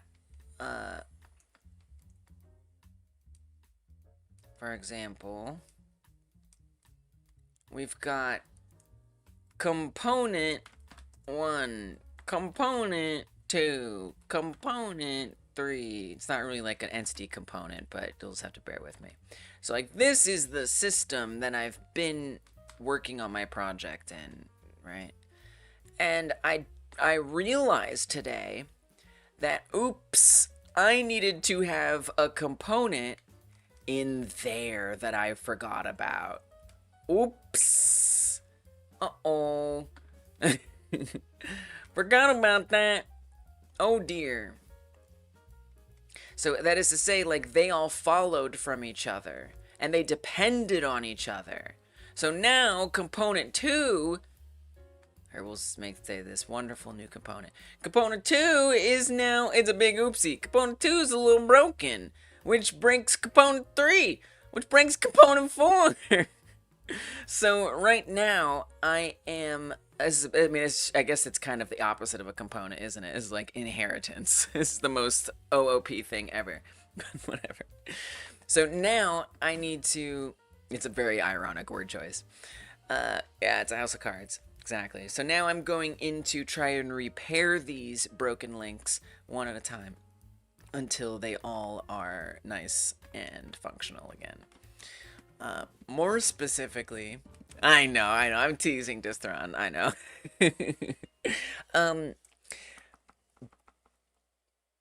More specifically, when I log the room cells, as we discussed, I wasn't actually clarifying what room that cell is supposed to go in, which is, I can't even believe that's true. It actually makes a lot of sense, because I didn't need to categorize them before. I didn't need to. Why? Because of my room seed. So if I wanted to say what cells are in room 705, I would just iterate through every single cell and say, well, which cells have the origin room seed ID 705. Oh great, now I know what a room is. But it's not tenable. I mean, I could do, honestly, I could still do that. If I wanted to save myself some time, I could just keep doing it that way. Actually. But I guess I don't want to. I want to build the system I meant to build, and this is why, you know, this is why my game is not going to be a very complicated game by the end of the jam. It's going to be a pretty simple game in terms of gameplay. But I want to build the right system, the system I meant to have. I want to build that. So, maybe that's wrong of me. Maybe I should make the decision to just keep doing it the way I was doing it. But here we are. So yeah, so when I'm actually recording the log, when I thought I was logging cells into a searchable place for each room, I wasn't, and so now I need to do that, basically. So the missing piece was having an ID for what room it goes into. I had the type of room that it was, or the type of cell that it was. Was it a door? Was it a stair? I had the cell itself, but now we're going to add a very important component, the ID, which is going to break a lot of things, but that's okay. So now that I have the room ID, we gotta do something with it. What am I gonna do with it? I am going to... It is a kitty. Yes, it is a kitty cam. Oh, the cat's off camera. Sorry about that. Oops. Thank you for pointing that out. Nope, there she is. Okay. Now that I have that information, when we're logging a room cell, we want to get all the room data content in room data, create this empty room cells array, then create this empty room dictionary to update,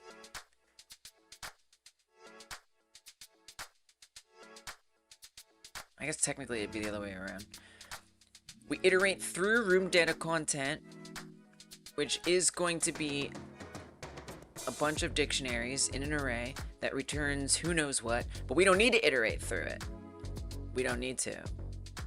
Actually, we kind of do. Actually, we don't. Okay, it's a little confusing. I think I'd want to say, it's a loaf of bread. Get room content, room ID, which we have. What content, room content type, room cell arrays. That's it. Actually, that's all I have to do. I don't gotta iterate through diddly squiddly. No need. Completely not necessary. That's the array. I don't even need this room dictionary to update anymore. Ho ho! See, I've made this cleaner now. It is a different cat. It is. Rumore celery. The Rumore celery. This is Rumory celery from the land of Cascadia. From the land of Circadia. Sorry, that's what I meant to say. Okay. Excellent, wonderful, amazing freaking news. Oh my gosh. This is gonna be so much better now. Now that I have the... But we don't have to iterate through anything. You don't even have to iterate anymore. Useless. Forget about it. You got this. This is so much simpler. See, this is why I need to do this. The code is gonna be better if I do this. I can't rob myself of that. I don't deserve that. This project doesn't deserve that.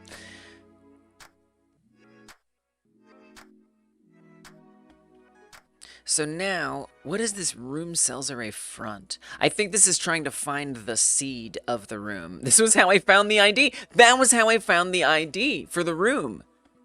That's wild. Was by just saying what's at the front of the room cells array. I genuinely have no idea how the hell this project even worked. What's up, Derek? So we're making it correct. Yeah, we're finding the code. Absolutely correct. Room dictionary seed.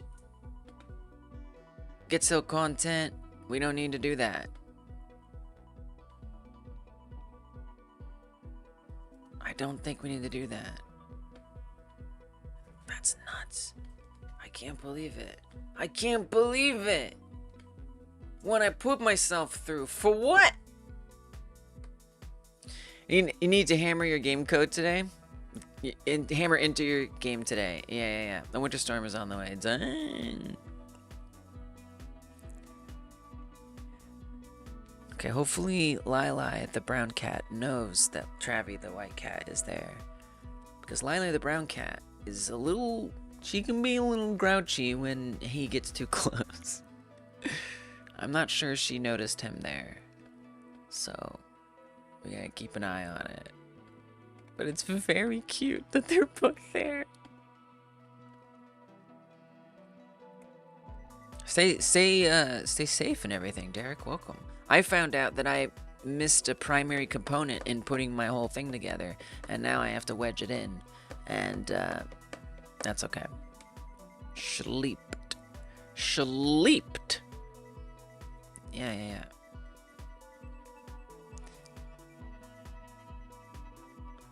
Tau type gets cut. Okay, so what this is doing...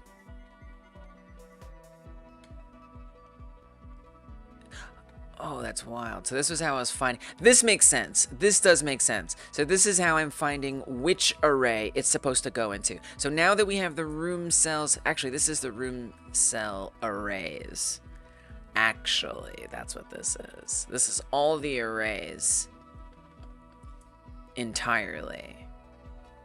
Which actually is gonna go ahead and gonna want to be a dictionary. You fear you'll have the same with your game and we'll be missing a core feature at the end? Yeah, I mean, look, my advice, depending on, like, so if you're doing it for a game jam, generally my advice is, like, don't worry about it. Like, I know I'm worrying about it, but, you know, it depends where your goals are. It just depends where your goals are. You know, do you want to finish a game in time for the jam? And do you want it to have all of the things that you're imagining? Because if that's your goal, depending on how many things that is, you know, sometimes it's better just to make it a little sloppy to get it done. But if your game is pretty small scoped, and if you don't make it at the end, no big deal. Then I would say, yeah, focus on making the systems the best you can. For me, I'm in that latter camp, where I'm okay with the game being pretty small and very simple, and if I don't finish by the time the jam ends, it's okay. I'm okay with that. I'm gonna try, but I'm not gonna sweat it. So for me, because right now I'm prioritizing building better systems. You just gotta decide what your priority is. Finishing or better systems. But it'll be good, because if you just finish and you find that out, that's a good learning experience. It's good to know that. Because the more things that you make that are built not great, the more you start to recognize next project what you like want to avoid. So it can still be worth doing that. At least in my experience. Again, I'm not an expert. I'm just sharing my experience. Okay, so we get the type, we parse the name. So what this is basically doing is this is making a function. Yeah, but Lise, we don't need the string. We're doing the room cell type right here. We're sending it in. What's the point? What's the point of doing this? We don't need to find the key. That's so weird that I did that. That's so funny. I don't need any of this. That's so funny. This was so overly engineered. Cats went outside. I'm a pro athlete. Cats inside the house. Oh, I'ma lie down.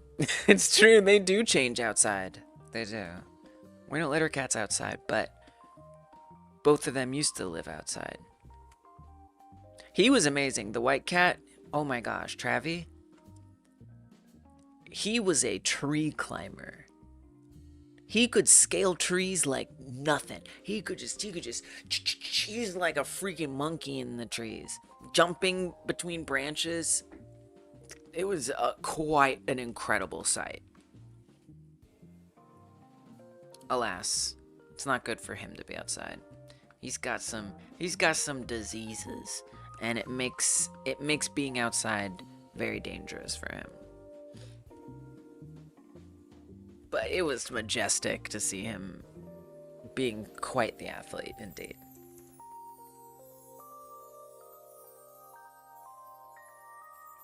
I'm convinced he lived in the trees. Yeah. You know, he'll be okay. Basically, he has FIV and I want to say FEHV, which ultimately are not, you know, like the worst things. It just means that his immune system is not super great. So if he gets a little infection that a normal cat would just kind of, you know, deal with quickly, he gets sick for a few days and has to like retreat and deal with it. And we have to make sure we take him to the vet, you know, much more often. But as long as, you know, we take good care of him and stuff, he can live a totally fine life. But again, it just means he's a little less comfortable when he gets sick than a normal cat would be. And so, yeah, so if he's outside, one of the main things that these diseases affect is like their breathing. So if he goes outside, I mean, when we brought him in for the first time, he was just wheezing. He just starts wheezing. Just the outside air, just being out there, stuff, it just gets in his lungs and it makes him breathe bad, and the infection spreads really easily, and it's very bad for him out there.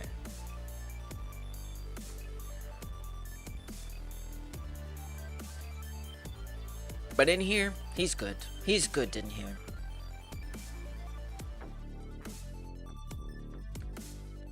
Okay. Actual cells array. I don't need no actual cells array. We don't need this. We have it. Well, we do. Well, I do need it, but I don't have to set it up the way that I was setting it up.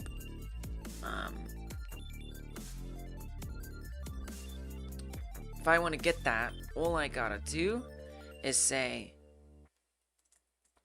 room cell arrays. I can't not hear the cell array. Yeah, born to climb trees, destined to love. That is a little sad, I know. He would love if you pet him, probably.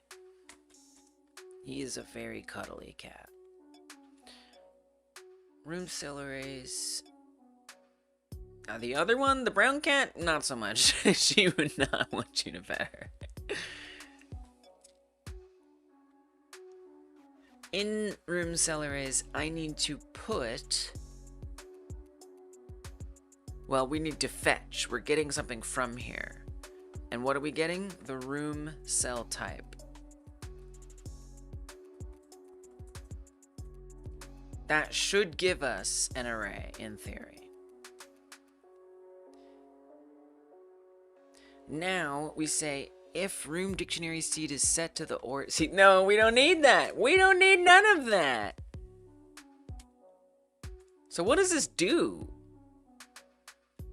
We just append it. I mean, just... Oh, I think it's just supposed to append it. What did this do before? I'm just gonna cut this really fast. I'm just a little confused why this didn't get us anywhere. Undo, undo, undo, undo real fast. Continue. Append. Oh, yeah, there we go. This is the important bit right there. I'm like, what? Okay, here we go. My code works and I don't know why. Today I must face the reality of why. Derek has a cat that will run away and be shy, and another cat that is shy but loves petting and can sometimes bite. You have two cats that are love bugs. Wow. They have their different personalities. It's so interesting. They just are the way they are. They just are the way they are. And one that loves to bite your That can be fine if they know how to bite gently. You're so cute, Derek. Such a variety of cats. Origin cell seed, ID. Okay, great, good. And then, yeah, actual cells array append. Yep, there you go. That's it. What do we gotta do? I don't need this. I don't need that. Done. Look at that. Can I just take a moment to appreciate what this refactor has led to? This is after. Here, let's get the before. Let's get the whole before. Okay. Before. That's the before. This whole thing. And this is the after. Like.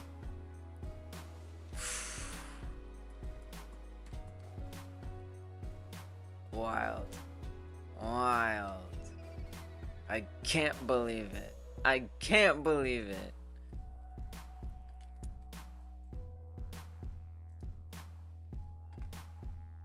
Okay. Of course, I still have to test it, and now a whole bunch of code is going to be broken because it didn't know about no room ID before, but now it does, so we have to deal with that.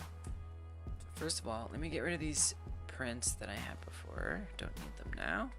We know what the data is doing, and this will be quite simple because we already have the room ID. So it's no big deal. Very good. But there's going to be quite a few all over the place. So we need to go get that ID. Luckily, it will be perfectly doable. Once we generate the tile, and to generate a tile, yeah, so it returns a dictionary. So I'm going to say variable generated stairs is going to be a dictionary, and it's going to equal that. This is when we generate the stairs. For me, it's that post button for my game. Then we say room ID integer equals stars. Oh, stars. Generated stairs. No. Equals get cell content. Generated stairs.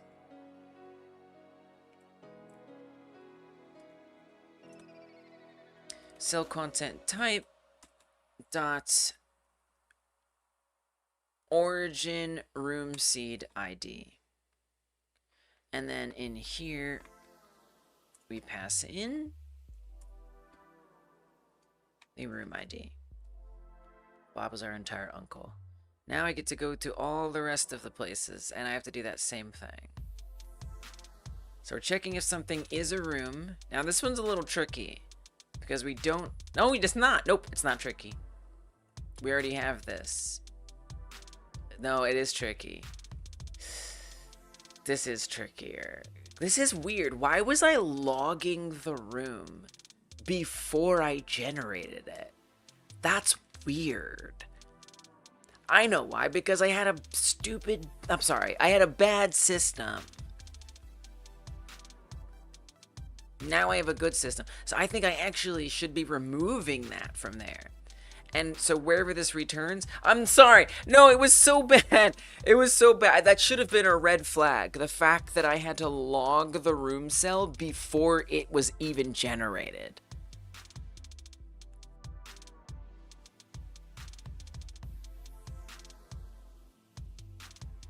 But it's okay. It's totally fine. My goals are beyond your understanding. Funk is room. Okay, but wait, where do we... No, sorry, I meant where do we call it? Forgive me. I don't care about that.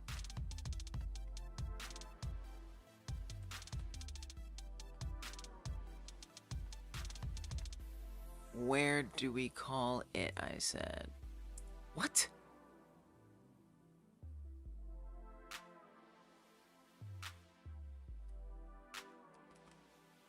Why is there no room? It says there's one match. I'm typing something wrong. I'm typing something wrong here. Oh, it's here. Oh, yeah. So I forgot. I actually pass this in as a callback. That's why I couldn't find it. Yo, I was so confused. All right. Anyway, that was very confusing. That scared me.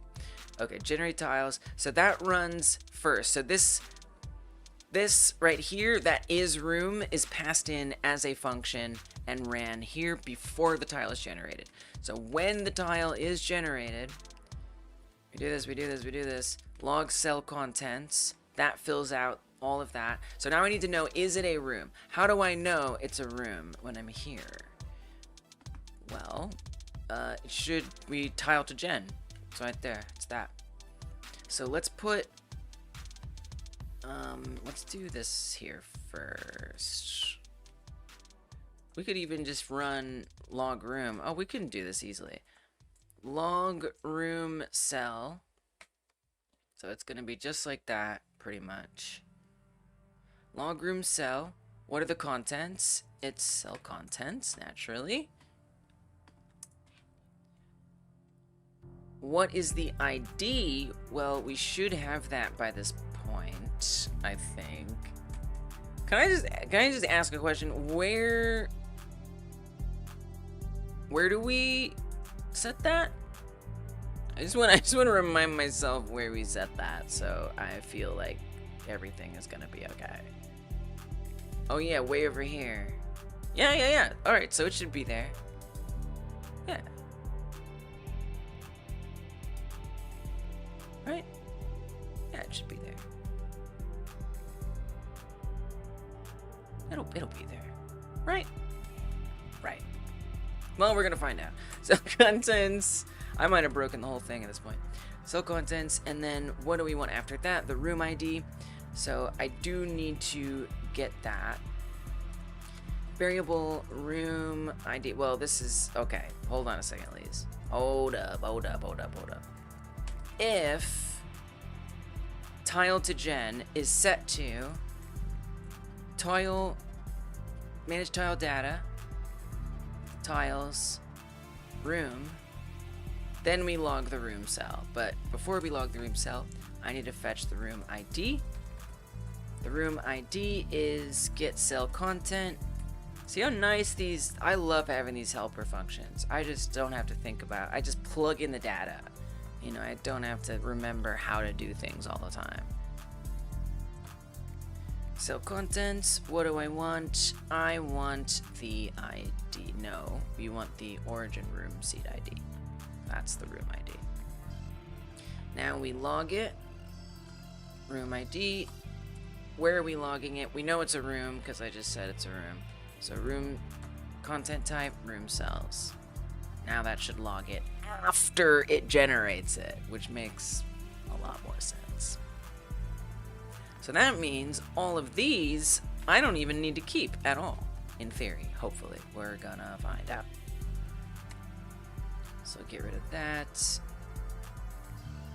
Get rid of this, because returning true should just generate it and log it.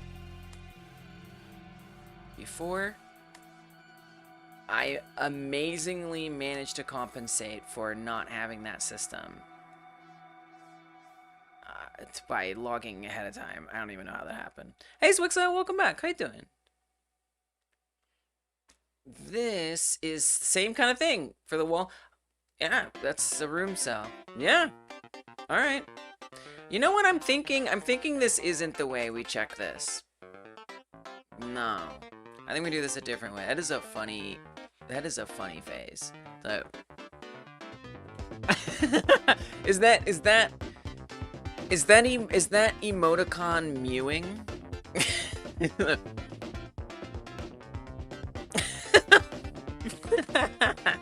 I like it. It's funny. Okay. It's cute. I guess it'd be a little tongue too. Very little tongue. Mewing emoticon. Log room cell. Yes, here. So we don't even have to say if it's a room. I could just say if. Here, let's try this. I think I'd rather do this. I'm gonna put this up here. Variable.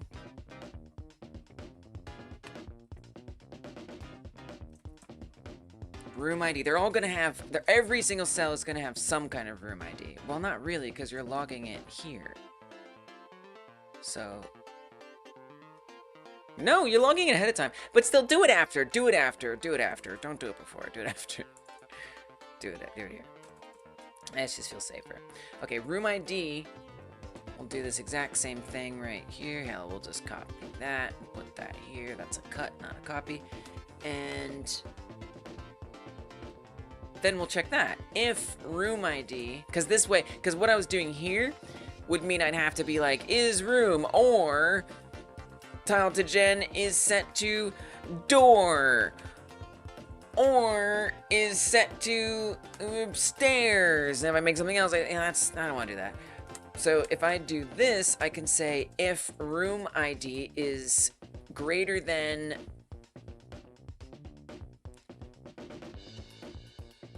or equal to 0. It's never going to be, well, yeah, we'll just say if it's greater than or equal to 0, we know, basically if it's not -1, then we know it actually is a room.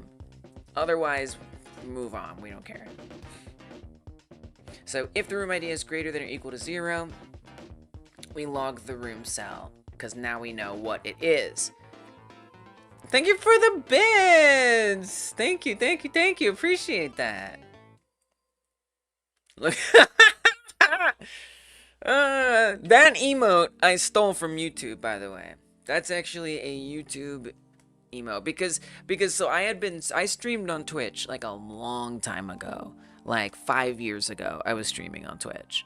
And I stopped streaming on Twitch, and I started streaming on YouTube exclusively. I wasn't feeling Twitch at the time. It just wasn't the vibe. You know what the real thing was, though? I didn't feel like I had an identity as a streamer. I felt like I was just doing what Twitch streamers do, and I didn't like that. So I went to YouTube, where I didn't know really anybody who was streaming on YouTube, and I just sort of like forged my own identity. And then we sort of built this community on YouTube, you know? And then I was like, okay, let's just go back to Twitch. Like, there's a lot of... I started to just, like, really appreciate how many awesome people who are hanging out are on Twitch. People who are looking for game dev streams on Twitch. So many people. And it just was like, come on, like, we should go hang out with those people. It would be nice. It's time. Now that I have my identity forged in a vacuum of YouTube, it's time to go back. It's emotional. It's my life story. Anyway, so I was like, okay, I don't want YouTube to feel left out, because YouTube is the OG. It feels, even though I was on Twitch before, it feels like, again, YouTube is really where hyper game dev became what it is. Thank you. It's nice of you, Mixo. So I tried to just borrow a bunch of the take some of the emotes that we have on YouTube and put them on Twitch, so that way it would feel a little more homey, a little more like home. And so I just wanted to put that out there, that this is a YouTube emote, and I'm very glad to see it be on Twitch. We've brought YouTube to Twitch now. We're letting them mingle as they should be. Can't find streams on YouTube. I know. Well, because people, here's the thing, right? Is people on Twitch they know what they're looking for. They're looking for game dev live streams. But I'll give you the tip. Here's how you find game dev live streams. It's actually really easy. What you're gonna do is you're gonna go to YouTube, okay, and you're gonna type in game dev. You're gonna press enter, and then up here at the top, you're gonna go right here to live, and you're gonna click on that, and voila, game dev streamers. Look at that. There's Dead Slap. This is how you do it. There's us. That's it. This is the way. The only good YouTube stream you've watched is Lo-Fi Girl. Every single other one lags a lot for some reason.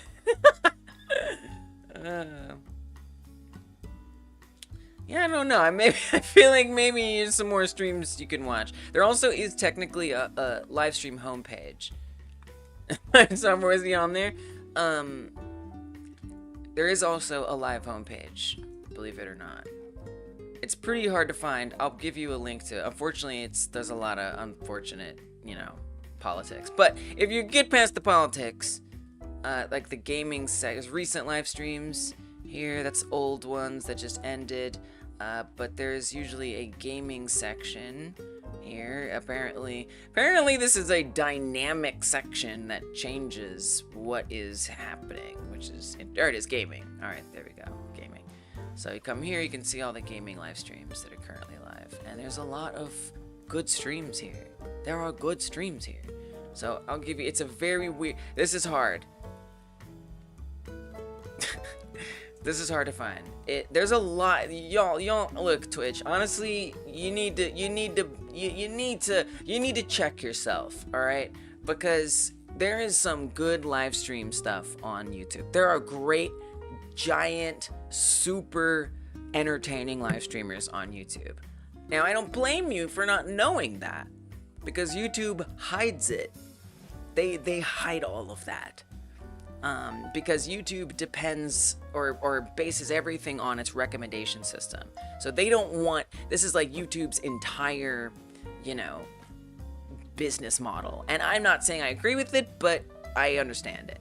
Their entire business model is, you don't choose what you want to watch. We choose what you want to watch. We figure out what you want to watch and we give it to you. So if they don't think you want to watch gaming live streams, they're not going to show you gaming live streams. But what are they going to base that on? They're going to base it on the type of videos that you watch, right? So if you're watching Camwalk, if you're not watching whatever YouTube thinks, I know, Onion, I agree. If you're not watching what YouTube thinks means you'll also watch gaming live streams, they're not going to recommend those live streams to you. That's how that works. So again, yeah, I think that YouTube, I wish YouTube was a lot more clear, forthright, and useful in regards to helping us be able to curate the feed that we want. But that is not what they deem as profitable. So, and they are a profitable business. So, I don't know. It just is what it is. But I do not accept I do not accept the notion that there are not good live streams on YouTube. There are amazing, great, excellent live streams on YouTube. They're just a little hard to find. That's all. But they're there. And people find them. And I say they're hard to find, but people find them. I mean, just go have a look at that link I just sent, okay? 4,000 people watching, 3.4, 6,000 watching, 3.4 thousand watching, 6.3 thousand watching, 6.9 thousand watching, 4.1 thousand watching. Like, there's a lot of very popular live streams here. Hundreds of people watching, thousands of people watching at any one time. 80,000 people watching this. I mean, this is kind of like, probably, I don't know what this is. Is this sports? I don't know what that is. But there's, and it's different, right? So it's a lot of sports stuff. There's a lot of news stuff. That's kind of what dominates YouTube live stream space, is news and sports. But there are other things too. And they still get a very large amount of people coming through. So look at all this. Look at all this. These are all live literally right now. All of these streamers are live on YouTube. Okay.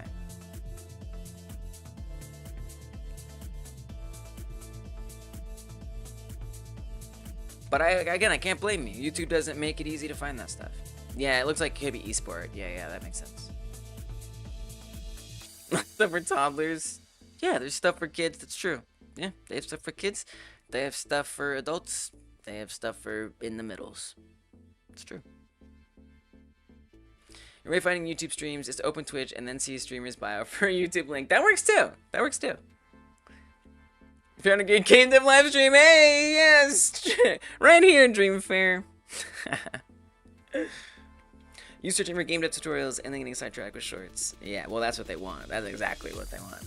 You know, that's the idea.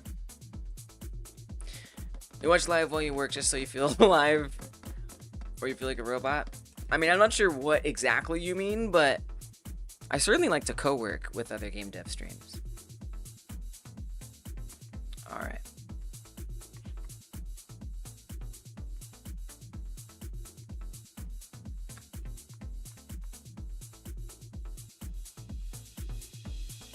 What was I saying?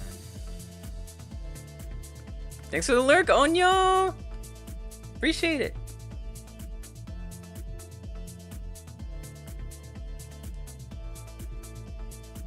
Okay. So, what was I doing? Oh yeah, we're logging it. We're identifying that it's a room because it has a room ID. I don't necessarily want that to be room cells type though.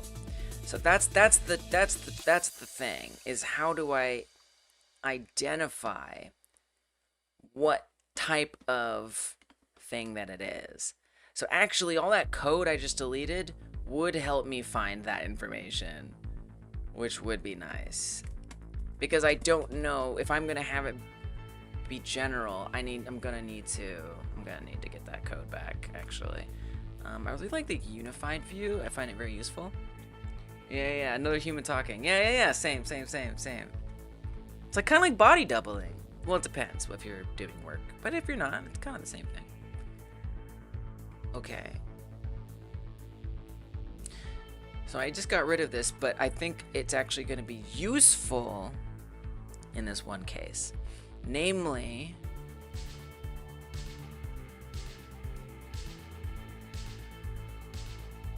finding a room cell based on a string.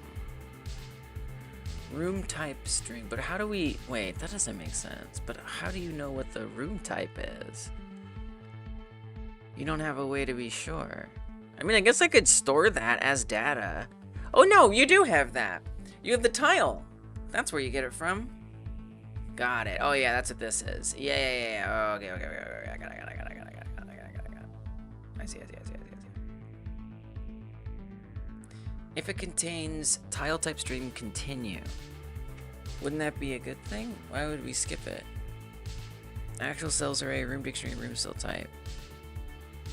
I don't know, but we're gonna use this code. She has an artistic voice like Tokyo Spliff.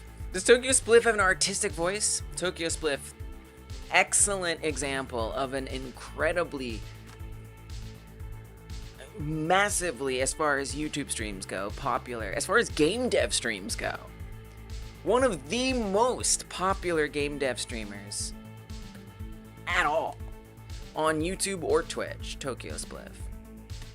He's always got 400, 500, 600 people there. Gigantic streams.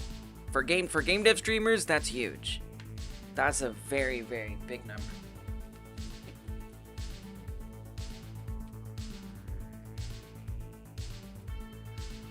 You can't be out here writing off. And he's only on YouTube as well. You're out of the loop with Tokyo Spliff? Yeah, you know, I mean, you know, he's making a game, he's making his own game engine.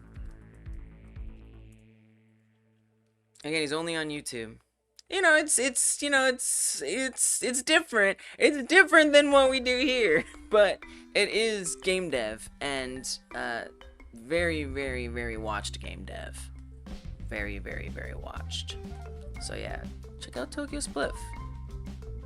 You know, it's a different vibe. It's not the same vibe as around here, but it's, you know, yeah, that's okay.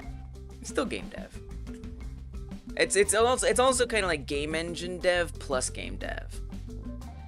Look at the stream, 57,000 views, 8-hour stream, 57,000 views on the live stream. In an 8.5-hour live stream, 57,000 views. I mean, it's astronomical.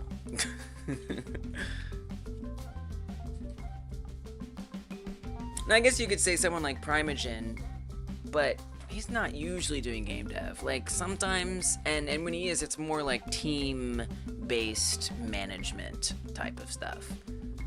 But in terms of just like sitting down, coding, and hanging out, that, whatever genre you want to call that, he's probably, this guy's probably one of the most watched.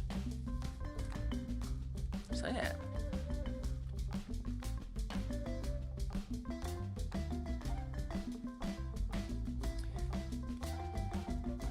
Monster.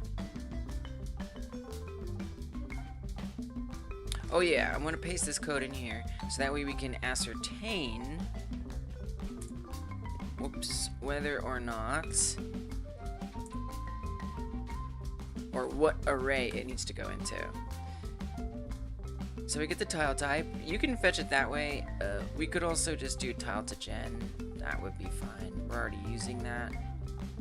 Probably better that way, faster. Then I don't need to do any of that. The type string we get from tile to gen. Okay, let's put this on a new line. Very good. Room type string. We find the key.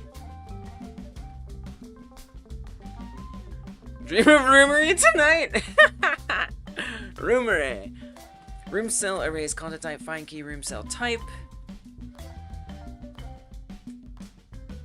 Is that a thing? That's not even a thing here. So, that doesn't make any sense. I'm not sure I understand what that's supposed to be.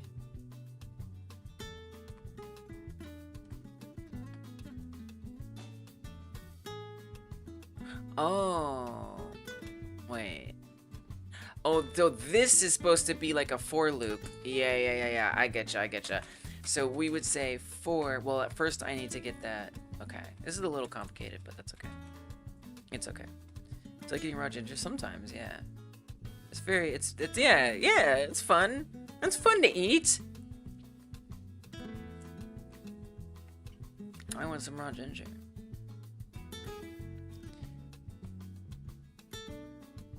I prefer it peeled and cooked, but I'll do it for fun sometimes. Just like a nibble before I cook it. I'm not gonna get a big bowl of raw ginger and have at it. Okay, the thing that I need right now is the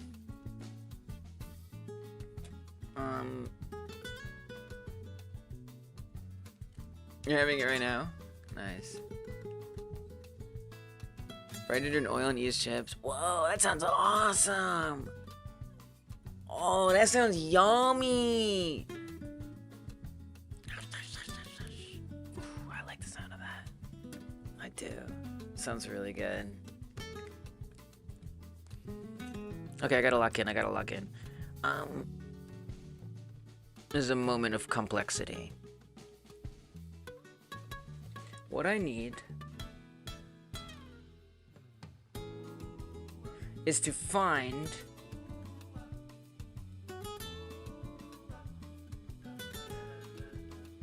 I guess it doesn't matter. You can just get through any of them. I kind of want to iterate through. What if we even say for? I don't know how this would work. I'm actually not sure how this would work. I guess we could say variable enum room type enum, and then type that to room cell arrays content type. Now say for, oh, it's gonna be kind of weird. I'm not even sure how to do this. For room, because I want it, oh, I don't even know. I want to like basically want to iterate through these keys and get the name of the room array. No, I don't know. I don't think I want to do this. No, I don't think I want to do this. There's nothing else I can use to base this on. Yeah, because I guess when we generate a tile, what if you just bake it in? That's gonna be easier, I think.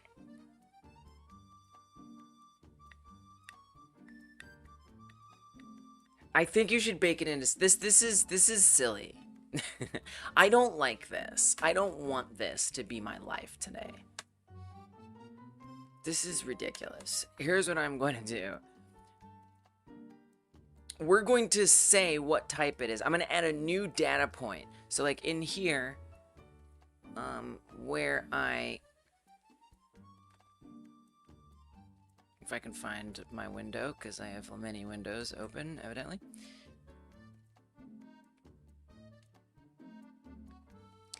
In this collection of data, I need to add something new. I want to add something new. I'm going to add what room array it's supposed to go into. It's just going to make my life a lot easier if I do that. I don't want to make some hacky way to find a string. It's just annoying. So instead, we're just going to store the data. So a whole nother thing on here. What's it going to be? It is going to be room array.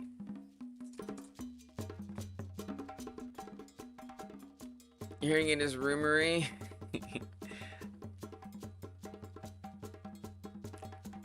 Roomary.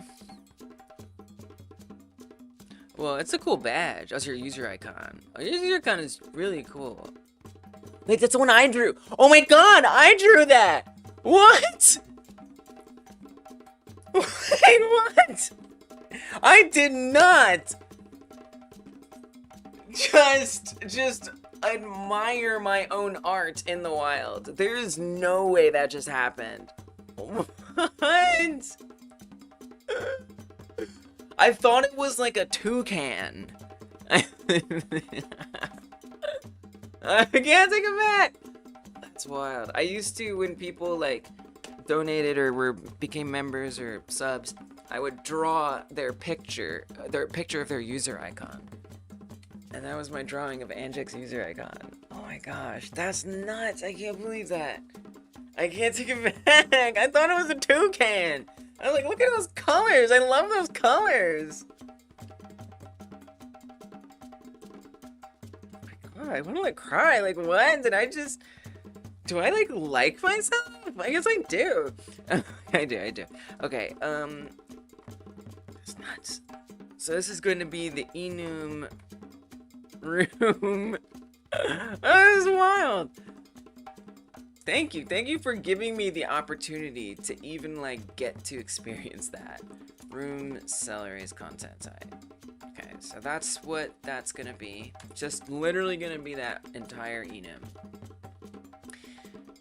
Which means I need to add that in. Wow. Cell content type room array. And so we would set it to this. Which one?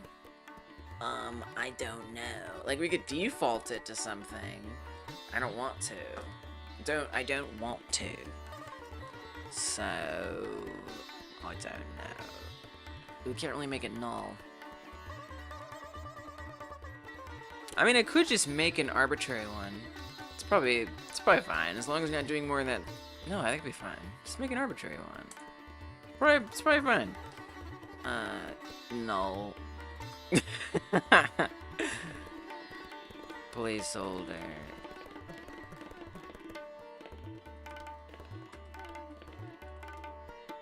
Did you see any algebraic operations in this spread? I used any algebraic operations? I don't know. I have no idea. I did like algebra in general, but I can't say I know any algebra. I don't think, I mean, I like A plus B plus C equals something. I don't know, maybe. I possibly. You tell me, did I? What would it be if I did? What would it be like if I did? I mean, sometimes I do like vector math, and that I feel like is usually algebraic. I guess my answer is probably. In all likelihood I did, but I didn't realize I did. 1 plus x equals 2. Yeah, so basically, isn't algebra just variables? Isn't that all algebra is? Like, just math with variables? So, yeah. Yes. I absolutely do math with variables. Yeah. Probably if I just look for a plus sign, there you go. Look at that. Algebra. Variable, subtraction, variable. Subtraction, algebra. Good morning, Flip. Algebra. Picking the color. Yeah. I did. Oh, this is not okay. I want to be clear. I did not make this shader. And this shader doesn't work good, and I ended up not using it. But yeah. Yeah, like yeah. Yeah, science.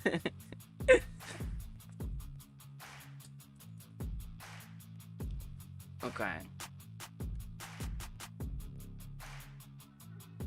What am I doing? What am I even doing? Right. Oh yeah, so I actually do have to store this pretty much whenever we do any of the callbacks, and it is ever true, I'm going to need to log what type of thing it's supposed to be. But Lee's, what? Never mind. Okay. Are you sure? Yeah. Are you sure? No! No, I'm not sure. Wait, this is silly. What? Why? You don't have to store this. I don't? No. Why not? I don't know. I guess you can. Okay.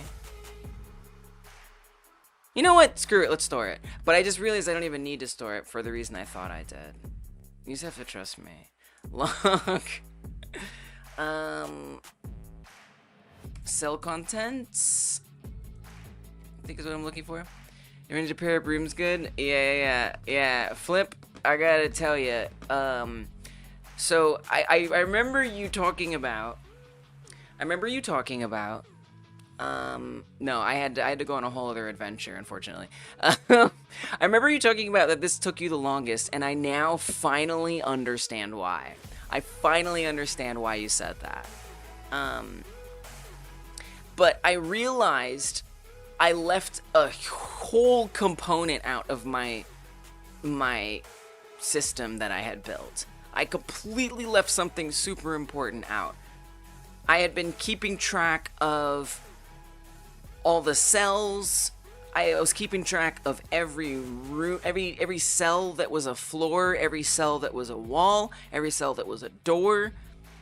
Keeping track of every cell that was just all the things. Right? So, but you know what I wasn't keeping track of? But I thought I was, but it turned out I wasn't. I wasn't keeping track of every wall in a particular room. I wasn't keeping track of every door in a particular room. I was only keeping track of every door, and then I would iterate through every door and try to find, like, it was such a mess. So I had begun to set up a system that was supposed to be for keeping track of each room, and within each room I could search in that for all of that room's doors. But I didn't set that upright. Didn't I though? I did, but I didn't set it up correctly. I set it up in a very sloppy way. I set it up in a way that wouldn't let me say, I need door, or I need room 3, right? So if this is room 3, I need to get room 3. Give me room 3. I didn't have that. I didn't have a way to really do that clearly. And that was a mistake. So now I'm just like going back and I'm adding that system in, which means I now have to fix a ton of other stuff. But in terms of what you're saying with it being really difficult, oh, I figured out why. I figured out why you said that. I did. And I have a system that I think is going to work. And so I'm trying to set up that system so that way I can actually do the idea, which is finding those rooms and doing things with them. But my idea is, so we have all of these rooms, and I did it with both even and odd number rooms, which was important. I still haven't looked at your thing because I haven't gotten a chance to try this, so I can't look at your solution. I can't do it. It would be wrong of me to do that, given that I still have to get mine thing done. And it's definitely not happening today, unfortunately. But that's okay. You know what? That's okay. Here, let's just get rid of all these. I will, though. I could have just done that. Okay.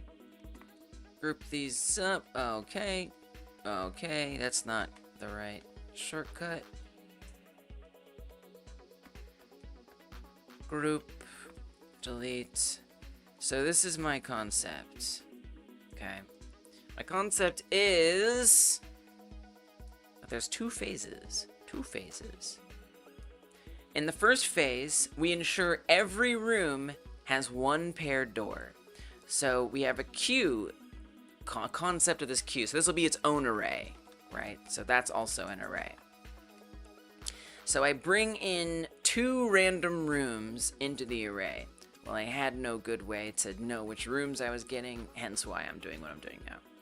So I have these 2 rooms. It's actually amazing the game even worked. I have these 2 rooms in the array, and what it'll do is it'll just randomly give it 2 different doors. Or same doors. Or same pairing to 2 different doors. So let's say it picks those 2. Very good. Now that it's, if a room has 1 paired door, erase and move to phase 2 array. That is not, yes, that's correct. Yeah. So this room, yes, that's correct. So this room here, it's going to iterate through here and ask, does this room have 1 paired door? Yes, it does. So we can erase it from the queue array. Well, I guess we should do it the other way around, huh?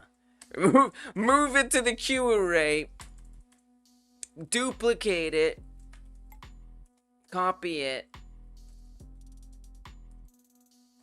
into the phase 2 array, and erase it from queue. So it gets moved and erased So it is now in this phase 2 array. Okay, so I actually kind of messed up the explanation here. Imagine the phase 1 array where all the rooms are over here. Okay, phase 2 array over here. We pull from there. This has 1 room, so it can go in the phase 2 array. Now it pulls 2 new rooms in, 2 random ones. Very good. We've got 2. They need a door, so we're going to pair it up. It picks random ones. Let's say it's these, and they become orang. And now these are 2 doors, 2 rooms that have 1 door. It's so hard to explain. 2 rooms that have 1 paired door each. Now it gets removed and sent to the phase 2 array. So now there's only 1 left. What's it gonna do about that? So it's gonna bring it in, and we have a special case. If 1 unpaired room is left, just go ahead and move us to phase 2. Now, if it was an even number of rooms, then it is different. Oh yeah, I came up with a new, because the idea that I had, I realized wasn't going to work if it was an odd number. So that's why I had to come up with a new way of doing it. With an odd number, it still left me behind with this little straggler. But this will work with an even number as well. If there's an even number, it'll just say that it's empty and now move to phase 2. But if there's 1 room left that doesn't have any paired doors, it's gonna move us to the phase 2. In phase 2, yeah, that's okay. It's confusing. In phase 2, now we say if a room has 2 paired doors, erase it from the queue and add it nowhere. But in this case, if 1 is in the room, bring in 1 room. So if 1 is in the queue, bring in 1 room. So there's 1 left now, right? So it'll be checking basically for the odd numbers. If there's 1 in there, we bring in a room, and it's now going to do the same thing. It's gonna pick this door because that's the only 1 left. It's going to give it a color, and then it picks a random one in here and assigns that. Now, this one is all good to go, so this rule kicks in. If a room has 2 paired doors, erase from queue and add it nowhere. So it doesn't need to be in there. It's gone. It's good to go. It's set up on its own. We don't need to worry about it anymore. So now this one will stay in here. This will stay in here because the whole phase 2 is about the queue having these rooms that have 1 unpaired door. So it'll bring in this other one, and it'll do the same thing, and finally give it a pair. We'll say those become green, and there we go. We got a great pair. Ship them off. They're done. Finally, it'll bring in the last 2, and it'll pair them up. This is my concept. So yeah, I was just really, I don't have another color, but you get the idea. So those will be matched up, and it'll be done. The idea I had before was not gonna work. So I had to do what I had to do. Come up with something new. I didn't choose to make a Yeah. I mean, that's what I wanted to do. Yeah, I agree. It's not for everybody. You have an edge case? Don't tell me. Don't tell me. Don't tell me. That's I don't want to hear it. I want to discover that on my own and be upset. But I'm proud of you for thinking of something that's probably very smart. But don't you tell me. I like you, and I don't want to ban you. Stop. Do you have any ghost stories? Who? Me? A ghost story?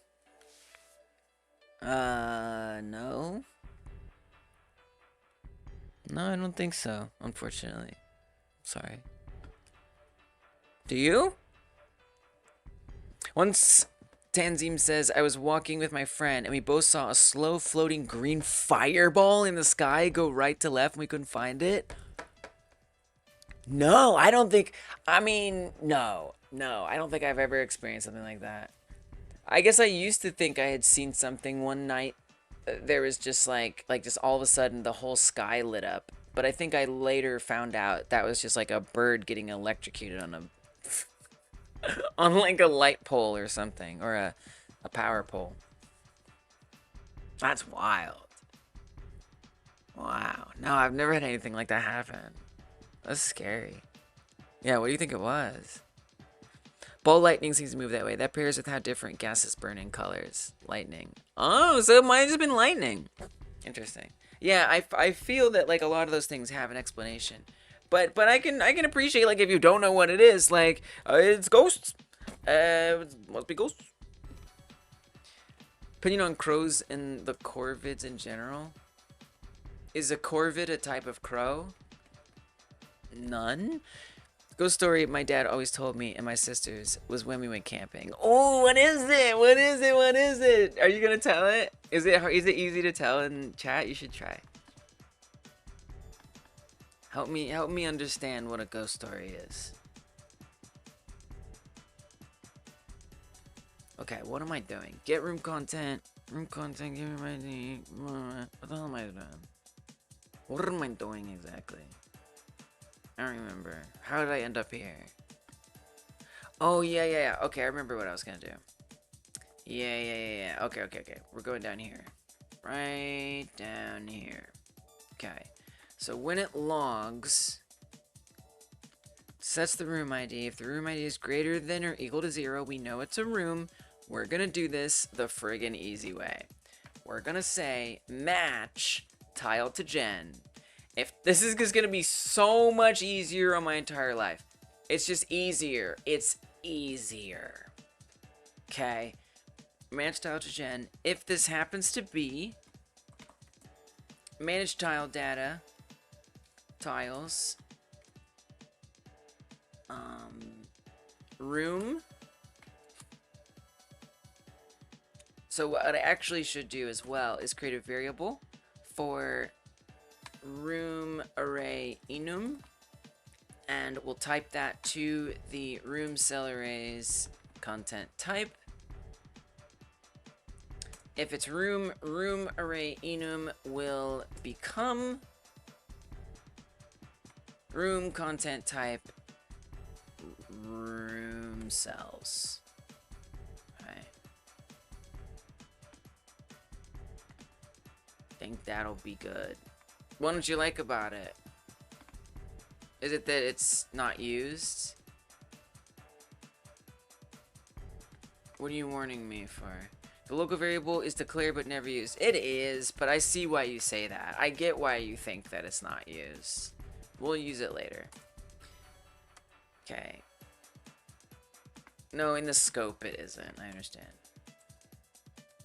So what's the next room type? It is... path is not a room. Wall is in a room. Then this one becomes wall. You see, it's just gonna be simpler this way. I don't want to try to deduce what it is based on the string. It's freaking exhausting. And it looks crazy. Stairs. Then we get the stairs cells. And then there's one more left. I'm sure I'll remember it in time. Base room, path, wall, door! Of course. The doors! Personally, I do not have experience with C++ or C. I do not. But if I do, it'll be from trying to add stuff to Godot. Probably. It will be my first time doing C++. Would be my guess. Trying to make my own Godot nodes and extensions and things. Alright. So we sign that. If it's anything else, I don't care. Don't do anything. Alright. Nice. Much simpler. Then, when this is going to ask which one we give to it, that is our room array enum. Done. Cell logged. Whew. Oh my gosh. Can I test this for once? Am I actually able to test it? Is that... oh man, alright, let's find out. Find out what's wrong. Test it, find out what's wrong. Okay, we're not even gonna look at it. Unless it pops up on the screen, which I don't think it will. Okay, this is Flip's ghost story. There was a ghost named Bronco Billy who would drive around his ghost Bronco and run over people's tents, which meant every time the lights showed up on the tent at night, we thought we were gonna die. No! Oh my god! That's so mean! Why? Why do dads do this? Why? Oh my gosh. My dad used to tell me, you remember those, my millennials out there will remember. Do you remember those cereal commercials for like, I don't remember, like maybe Cap'n Crunch or Fruit Loops or Smacks, one of those cereals. And the kid would like eat the cereal and then their eyes would like bug out, like come out of their freaking skull and like get super large. My dad told me that that would actually happen if I ate the cereal. Which I guess was kind of ingenious, because then I didn't want to eat sugary cereal that was bad for me. Which was probably like smart, to some extent. But Flip, that's just mean. It's just scaring everybody. Morning, Rorik. Hello. My gosh. I guess Santa Claus is a ghost story. If you think about it.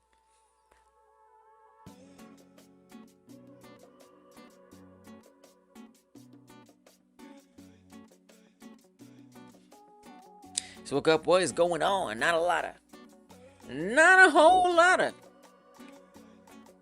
of. Doing a little more refactoring than I planned on, but it's okay. Your niece was losing her baby teeth. You asked if she was ready to have her baby legs fall out so her adult legs could grow back in. Oh, monster. You monster. Why? So why? Why do this? Well, I mean, I guess like father, like son. Why? I mean, children are so defenseless. They're stupid. Kids don't know anything. So easy. It's just easy target. Like, oh, you tricked a child. Wow.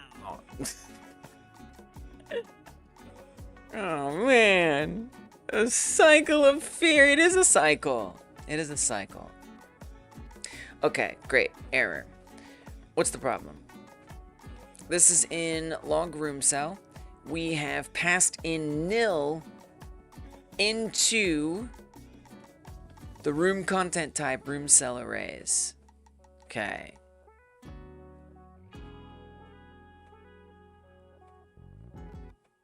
Wait, what? Oh, fetching from room cell arrays is nothing. Wait, yeah. Wait. A room ID. Oh, we're supposed to get it from the room ID. Interesting. The room ID is 48. We have a room ID. Love that. That's good. Oh, she figured out you were kidding. Okay. That's better then. That makes it okay. That makes it totally fine.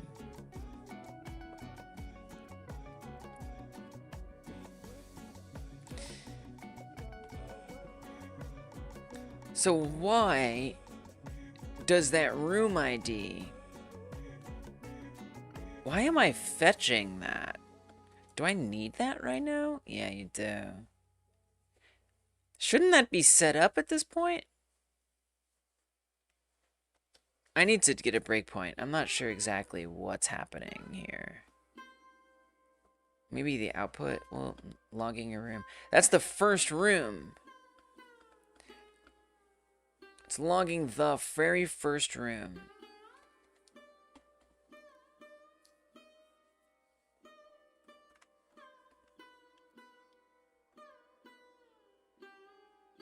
So when it goes to do that,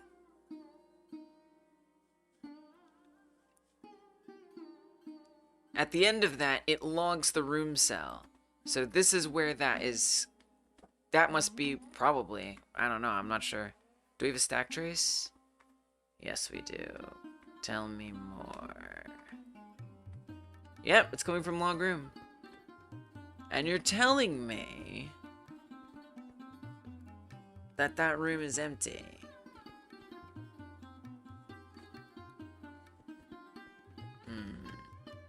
Okay, I gotta figure this out. Room cell arrays, get room content, room ID. They had a good pizza before. Tell me how it tastes like. Delicious? Cheesy, gooey, soft, and nice. But you've had bad pizza? How do you know you've had bad pizza if you never had good pizza? Maybe you just don't like pizza.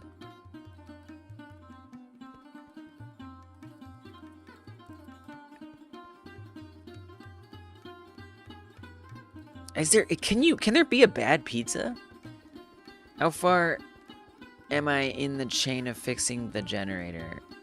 I have no idea. I don't even know what that means. How far? I don't know. I don't know. I have no idea. You have a story about bad food? Bad pizza is blasphemy, right? I'm not the blasphemous one. Am I the blaspheme? There can be bad pizza, but even bad pizzas tend to not be that bad, right? Oh, I'm not sure it's possible to just not like pizza. Yeah, that's true. That's a good point. It tasted like a boiled potato with ketchup. A boiled potato with ketchup? That doesn't sound that bad.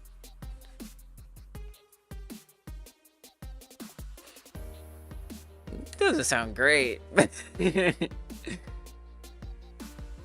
I would not describe a good pizza as a boiled potato with ketchup. At all. Sounds like it was a bit soggy, maybe. Maybe a bit... Maybe it needed some salt? I don't know. Yikes. I think it was soggy. It's the only explanation. Oh, I've done that. That's the worst, Tara. I didn't know what a pizza was. That sounds bad. Sounds real bad.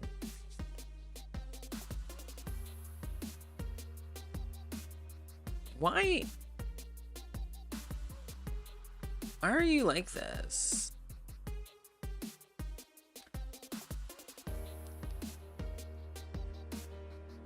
It's trying to get room content.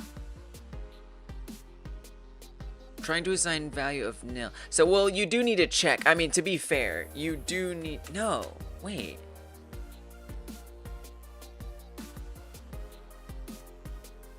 Wait a minute. Get room content. I feel like it would be in here is where things are weird. I mean, but doesn't this read... Oh... I mean, it's concerning, I will be honest, but yes. Oh, did I not finish this? Oh, whoa, I didn't finish this! Oh, I began this function and I never... Well, that makes sense! I never finished coding this. Right? Oh, that's so weird.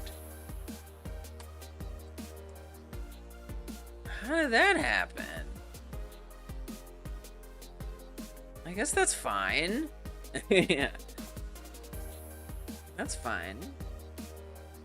I'm not even mad.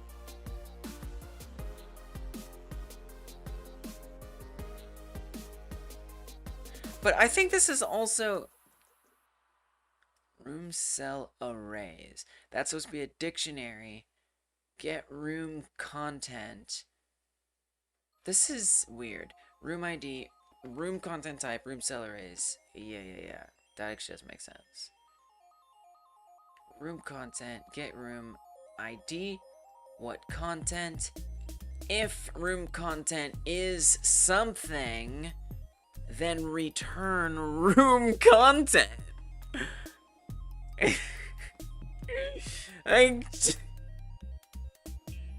return the thing. Alright, what's the next error? Come on. Alright, trying to assign a value of integer into an array. That doesn't sound good. We got further, though. That is good. French tacos. Whoa. Do I know what a French taco is? You smell semicolons? You what?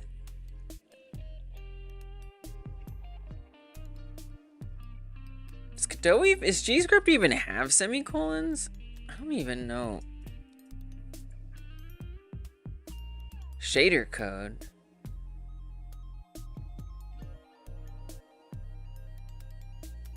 I have a typo here with a semicolon. I'm actually out of water. Oh wait, I have a drink left. I have a drink left. Cheers. Thank you for the hydrate, Roger. Yeah, but oh, you can? Oh, you can put him at the end of every line? Oh yeah, I guess you can. Ugh. Ugh. Horrible. Disgusting. Boiled potato with ketchup.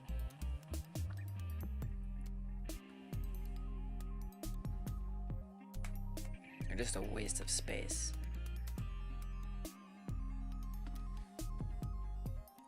But I didn't know that. That's very interesting. Oh wait, French tacos? Once you put 2 lines in 1 line, if you're a lunatic. Oh, okay, so it does have a purpose. Okay, cool.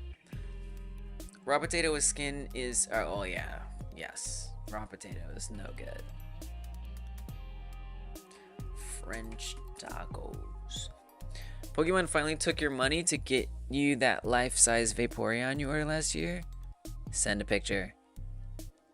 Picture, picture, picture! Yeah. So searching things like food in any other browser is the easiest way to dox myself. One of the easiest way to dox myself on stream is to search food from my IP address in a search engine. So yeah, Tor browser means that's not gonna happen. I can search things freely. I am so mad at you because now I am voraciously hungry. What the hell? That, first of all, not a taco. Let's get that right. This is not a taco in any shape or form. This at most, okay, the closest thing you could call this is a burrito. Maybe a wrap. This is a burrito. It's like a melt. It's like a burrito wrap melt. It's a wide burrito. Oh, I love biryani.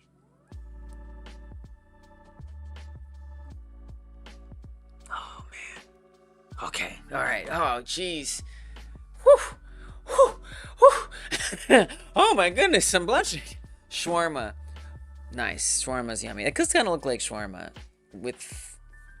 except different. Boiled ketchup with potato. Ew. What happened to boiled ketchup? Just separate. Oof.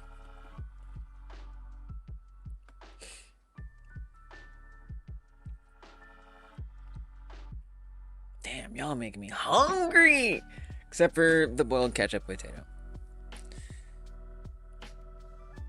Okay, so why is an integer going into an array? Assign integer to the array. Oh. Dictionary room cells, content type room cells. Tell me more.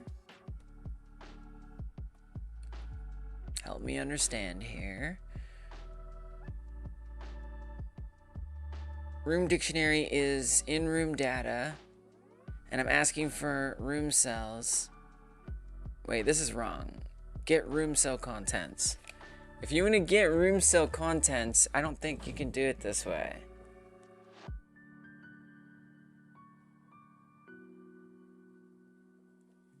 I guess that is gonna be an integer. Well, integer would be the second one.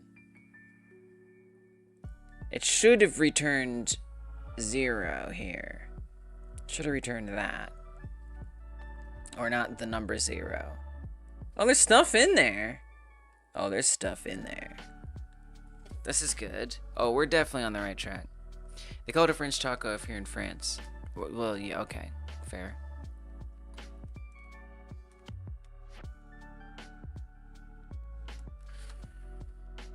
What is that? I'm just gonna.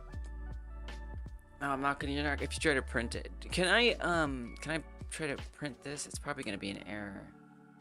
No, it won't. Just don't type it. Here, just make it. I mean, it will be an integer. We know that.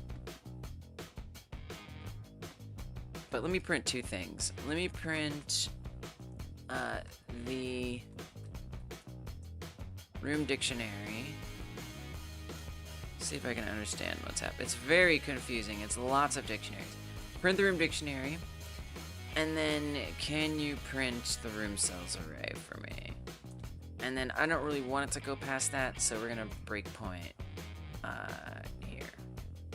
Okay. Trying to understand what's actually going on inside of there.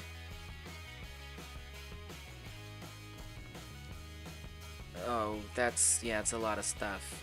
51. Oh, 51. Interesting. 5-1, 5-1. I'm a little surprised, but that makes sense, I guess. So it's actually accessing this, which is supposed to be the ID. Why would this be the ID? I don't know, because it's number 2. What's number 1? Okay, yeah, you're not supposed to pass it in like that. This was incorrect. You're French, and you've lived in France for a little bit of time? This is crazy. This is crazy. Hey, what? Look at us. Look at us. We are helping people discover things in their own countries. That is the power of community right there. So you have to try one, and you have to tell us how it is. You don't have to. I'm sorry. If you do, I will be very curious. So that's kind of funny. It incidentally worked because it was the first. The reason why it worked earlier is because it was the first one. But now I added a second one, and it doesn't work, which is ridiculous because, wow. Oops. That was just gonna be a silent bug. That's wild. Will do. Okay, I look forward to it. Wow, it's wild. Exactly, Frank. Yes, correct.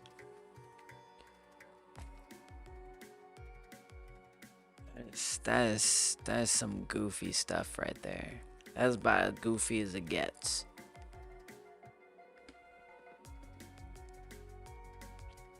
But what I'm actually trying to return is the 0 here, not that 51 down at the bottom. This isn't what I want. Wait, that is different. I don't know, this is kind of chaotic. Here, oh, it's over here. There it is. This is what I don't want. I do not. Oh, you can't see it. Well, it's there. Don't worry about it. That's not what I want. Treating wall tiles. Oh, interesting. It gets through the wall tiles. Get to the door tiles. That's very interesting. Why the door tiles?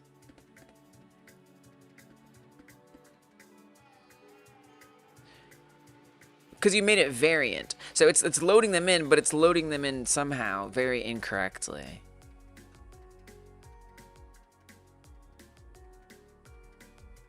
Okay, so I just have to write this gooder. Your health bar seems to be working, so you could say you've created life. That's a big responsibility. Are you ready for that? Are you ready for that? Are you ready to take care of that? My gosh, congratulations. Honestly, do you have any names picked out?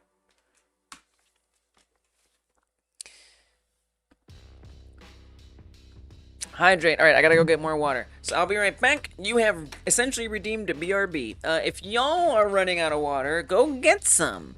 Fill up your own water. Or if you have water, drink it. Drink it up. I'll be right back.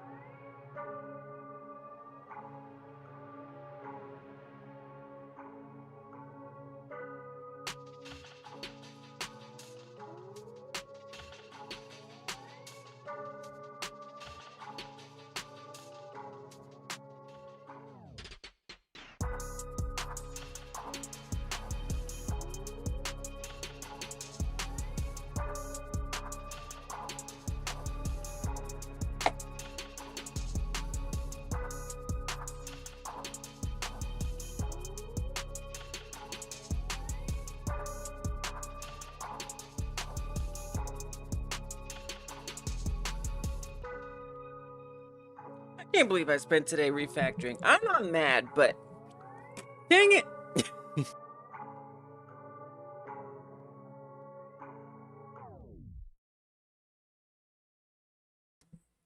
Alright, y'all. Cheers. Thank you for the hydrate. Phoenix. Thank you. Oh, good night, Distron. Good night, Distron. Sleep well, friend. Oh, was there a banger? Love that.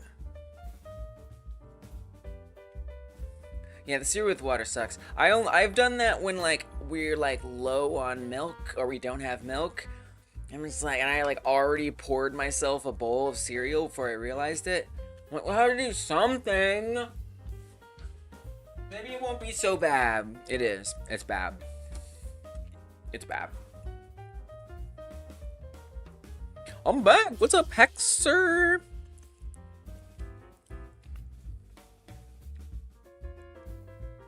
BRB redeem. You don't have damage systems? Oh, okay. Alright, alright. Deeper than mine, did you wake up right now? And you're deeper than mine. I don't know what that means. When I was 3 or 4, my mom used to make something with milk, fat, and sugar and gave us that as ice cream. It was so good. That does sound good. Sounds awesome. Sounds kind of like pudding or something. But different. I have a brownie. Your script cached? Alright, alright. Alright, this happens. You used to get blended banana and peanuts. Whoa. And Jugu. Did I say that right? And a Jugo milk banana smoothie was so effing good.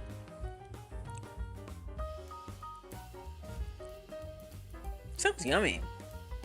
I guess if it's peanuts, maybe it'll kind of be like a little like chunky too. I don't know. Look it up. Turns out that you know a French tacos restaurant right on the corner. Buy us some French tacos. We want you had to get it for everybody. Bring us all French tacos. Okay. No, I guess you don't have to. You don't have to. Oh my gosh. They look. It looks so. It looks. It's this is ridiculous. Like, I can't believe what this looks like. It looks like so many textures all at once. Ugh. It just seems like an incredibly delightful mouthful experience. California burrito panini. Oh, I see that. Well described. That's a good description. Of what I see, anyway.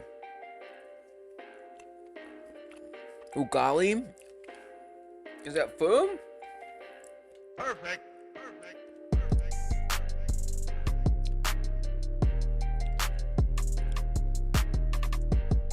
What is it? It's very vague.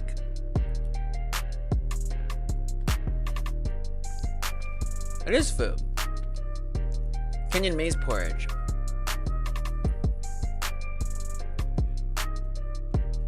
Oh, is this the milk fat treat you were talking about? No, it's cornmeal. That's different.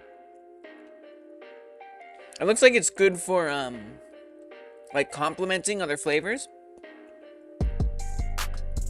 I listen to all genres type playlist. Yeah.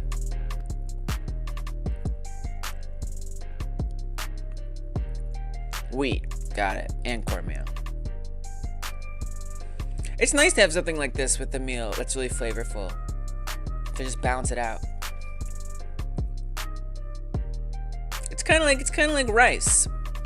But like maybe like the texture is a bit more fun. I like that it like holds itself up too. Look at the little like cylinders.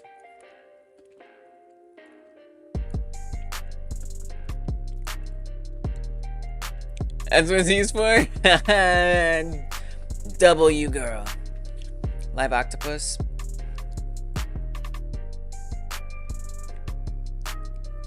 Ew. Live octopus? What are you talking about? Live octopus? Come on. Come on. What are you gonna do with that? You mean like octopus that's like cooked but still like moves a little bit? Like that? At least that's food. Man, a live octopus? Oh man. It's a bit savage, isn't it? El octopus. Okay, what is happening right now? Like, what am I trying to actually achieve here? Okay. Chari. Haxter's got some food. Oh, that looks yummy. That looks yummy. When it's orange, it's probably yummy. When it's orange and there's like cooked things, red, orange, reddish orange, like this color, you know it's gonna have flavor.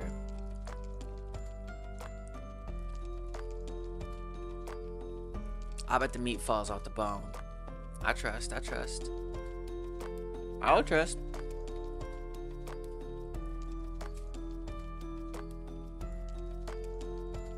Orange and red is your favorite color? Orange and red? Axel out here listing food. Just like, alright, well, there's this food, there's that food. You're gonna just keep me hungry.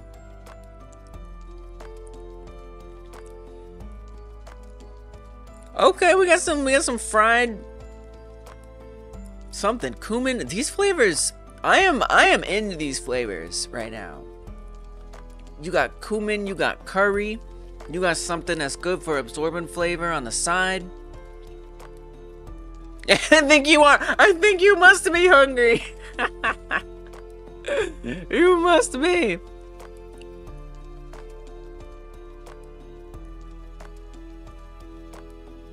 It looks good. It looks good.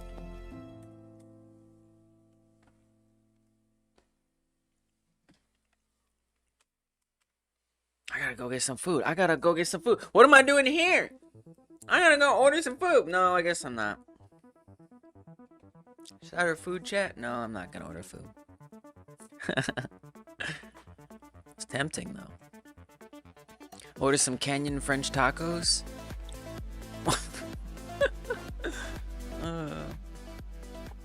Okay, but for real, what am I doing? What am I coding right now? I gotta lock in for a second. So, I would like to get this not being bugs. Just like less bugs. Like just basically what my accomplishment will be today is I walk away and everything looks the same. That is my that is what is today.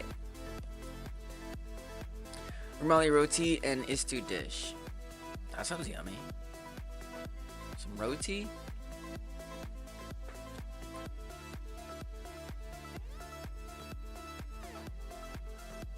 I love that like thin dough. You know G script? Yeah. Well, so I'm making a game based on the original Rogue. I host a game jam every other month where we make games like other games. This month we are making games like Rogue. So we've done Ski Free, we've done Frogger, we did the original Bloons game, just various simple games. Tamagotchi was the last one that we did. It's a W game jam, I would say. And it's a month long. We just try to imitate some of the mechanics or all the mechanics, depending on how far you want to go with it. There's 10 days left. We got some prizes. We just started having like a little bit of prizes, just a little bit. Cue the GIF. Yeah. Nice. Yeah, and so it's also on the jam page if you want to like go try the game. It's right there. It's a pretty addictive game for being a game that came out in like 1980, 1981. It is pretty entertaining. And so I'm making a game like it. I'm not very far in it because I have insisted on making my own procedural generation algorithm where the rooms basically generate in random positions because that's what the base game is like. And I've got that, and then connecting the rooms did not go so well. It went pretty bad. It looks like it's good, but it's not. And I realized that I just need to come up with a simpler way to do it, and I do have a simpler way, but in trying to start setting up the simpler way, I discovered that I actually needed to fix some bugs that I didn't even know I had. And so my day today has become all about refactoring. Now, I don't have to. Like, there's 10 days left in the jam. If I really was like, I must have this super complete, big, awesome, amazing game by the end of the stream, or by the end of the jam, then I would push myself a little harder and be a little sloppier. But I don't want to be sloppy. I want to practice good coding habits. And so then the fuller context is this game is going to go into another game. So my Tamagotchi-like game was a game about you have a cat. So this was from the last Game Like Jam. I made this one. You have a cat, and you take care of that cat. This cat is famous on social media. So you play like different mini games. In this case, did it just loop? I don't know. Maybe. Probably not. Maybe. This will be like a Pokemon Snap mini game where you will get some certain points, and then by taking good pictures, then you would go on this computer and you'd like edit the content down into something you can post online. This game that I'm making, the reason I'm telling you this rogue game that I'm making is going to be, it's 3D. This one. I've always made 3D games. This is the first time I'm like making a full 2D game. Full. And so this is just going to be a mini game that goes on that computer in here, and you play it to help get money to buy decorations and cosmetics and stuff like that. So again, it's like it doesn't really need to be a very big game. It's just like a little mini game, and so really I'm seeing it for me as a challenge to just learn how to make some procedural generation stuff. I'm sure. I'm just giving you the context.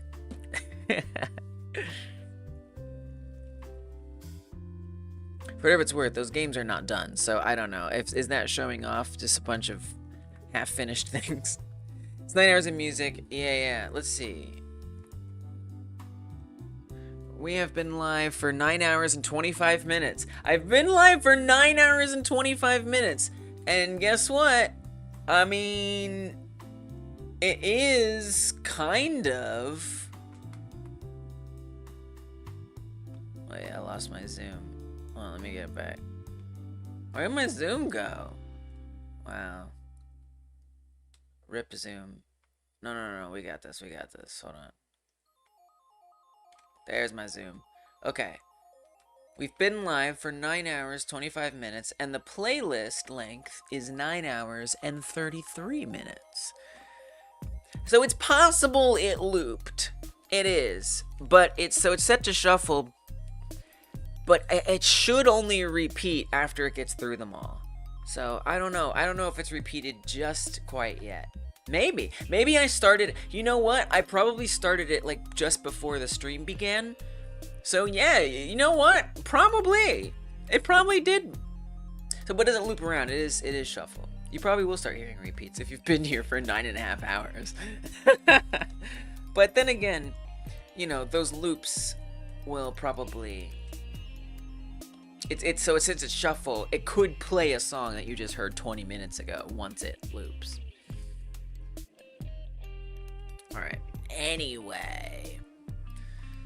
Enough about that. What am I going to do about this problem? I'm locking in chat. I'm locking in.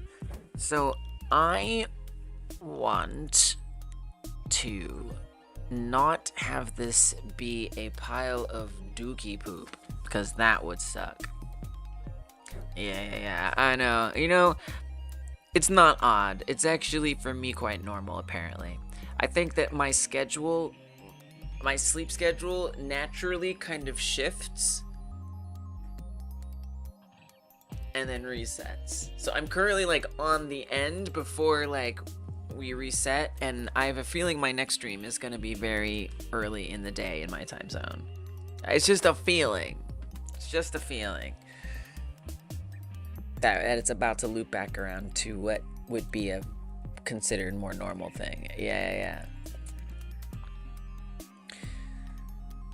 Good to see you, Melty. I am gonna log in. I really wanna just like get these bugs fixed so I can move on, and next time, actually in the next stream, actually get tomorrow, get this working the way I need. Push it beyond this moment. So the problem is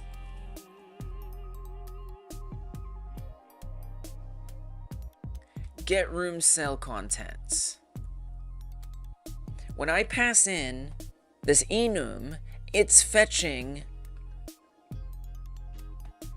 the wrong thing. It's taking it in as an integer. So this is the wrong way to do this. That is very bad. I do not want this to be an integer. I'm trying to use it as a key in the dictionary. So I find that a bit strange because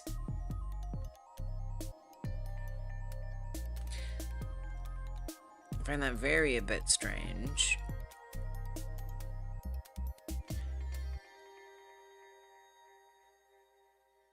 Because let's go to here. Because this room dictionary has up here a dictionary, an integer, and a boolean. That which has such values is room content type. This is not an array of arrays. This is actually a dictionary of arrays.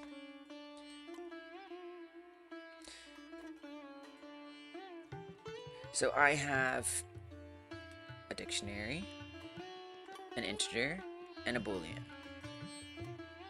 Dictionary, integer, boolean. Room content type is the key. The key is room content type.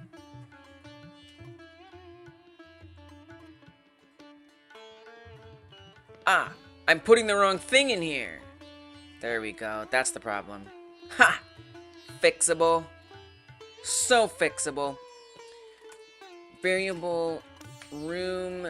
Didn't I have like another way to word this?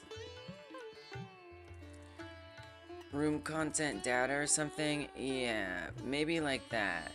Maybe we call it this. Alright, I know what the problem is. I know what a problem is. Whether I'm gonna make this totally be on the jam. GG. Okay. Let's use this same nomenclature. Room content data, which is going to be a dictionary. A lot of dictionaries here. It's a dictionary in a dictionary in a dictionary.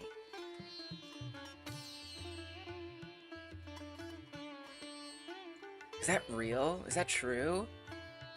That's not true. No, it's not.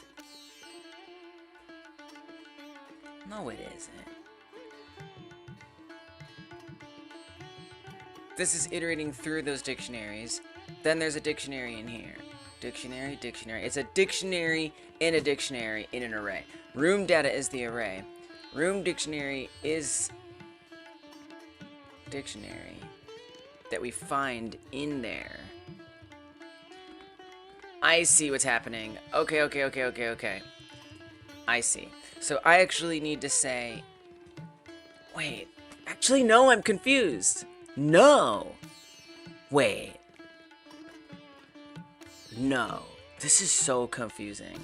This is so very confusing. Just call it this. Stop worrying. Call it this.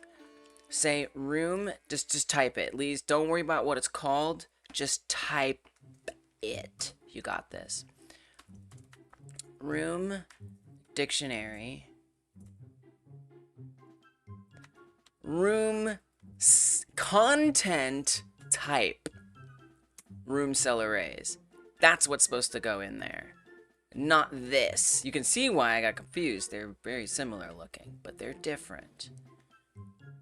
So now in here, I say room content data. That. Yes. Do that. Alright, see what the next problem is. Welcome back at Chips. How you doing?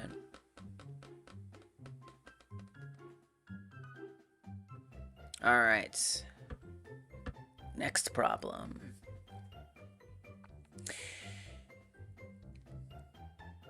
Oh, do we still have a breakpoint? I think I left a breakpoint in somewhere. I mean, we didn't hit a breakpoint, but did I get rid of it? Yeah, I guess I did. Okay. Out of bounds index. Okay, so this is always an easy one. This is because we were looking through an empty array, which also, but though, why is it empty? I don't know. A new cat, you didn't even notice. Yeah, she just showed up. She just showed up. Yeah, let's get her a little more. There she is. There she is.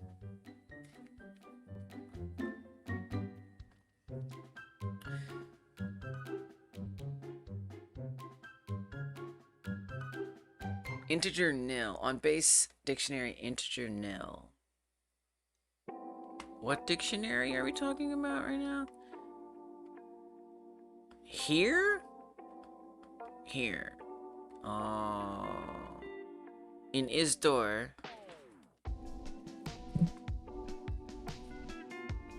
Door cell contents array equals room cell contents. Where did you get that from? Get room cell contents. Okay, tell me more about what these things are, please. I'm gonna need some more information. Room cell contents is a dictionary, size 3.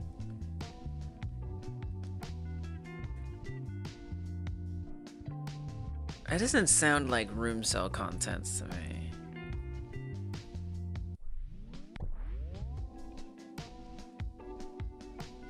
That doesn't make any sense. This does not make any sense. This is so wrong. Because actually, this whole, there's this concept of a room cell contents makes no sense. What is it that you're thinking that is? Is this old?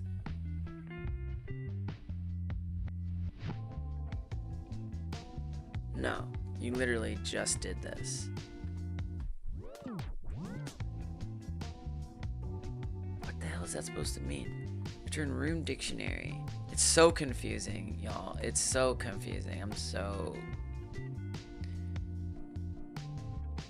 confused. Room cell ID, room cell contents, room cell ID, get cell content, room cell content, cell content. See how it sounds a little nuts after a while. Cell content, type ID. If room cell ID is set to cell ID, return room dictionary. So we're iterating through every room to try and find the one. I just don't like the way this is worded. It's really confusing because there's not like a room cell. It just doesn't, it doesn't actually make sense. It would be like, and don't we already have that though? No. What is it that I want from this? Exactly. What is it that I'm trying to get here? Please?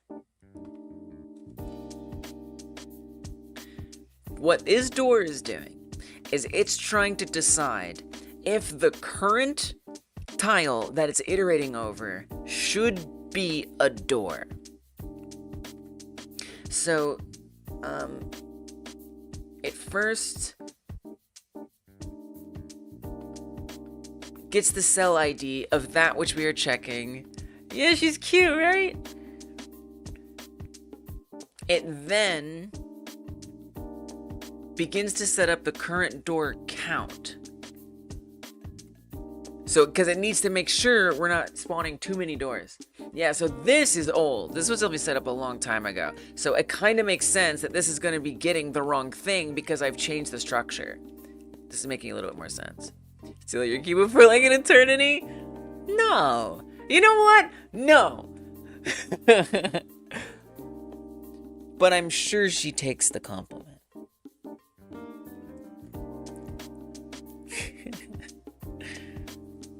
I don't think so.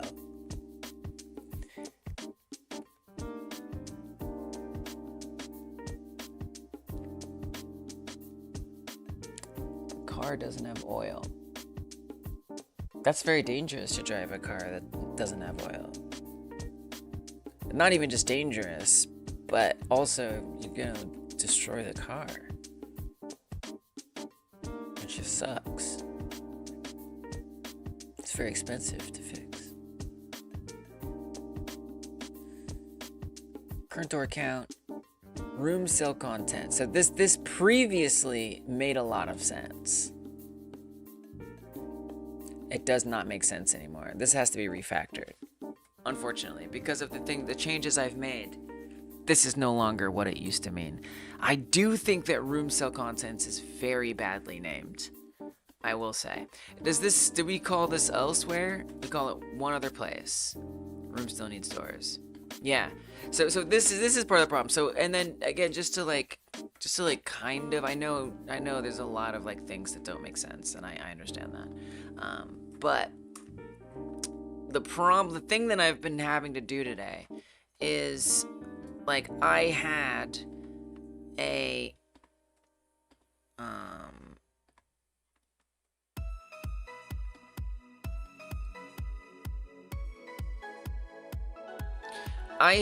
a system where one thing depended on another. So we can imagine there was a component to that system, another component, another component. They all inherit from each other, so they're not really components. But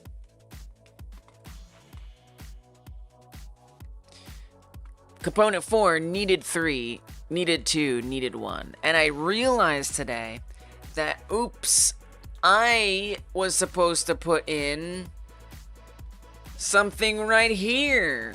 Whoops. Oopsie. Forgot about that. And so now, this is broken. And this is broken. And this is broken. And I'm going through and I'm fixing these things one by one.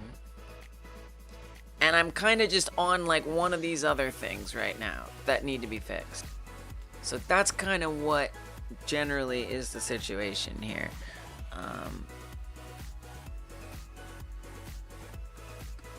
I haven't updated this for a minute. I could actually probably even check to see when I last updated it. Let's see, this is on paths. Room still needs doors. Oh, this is on levels, sorry.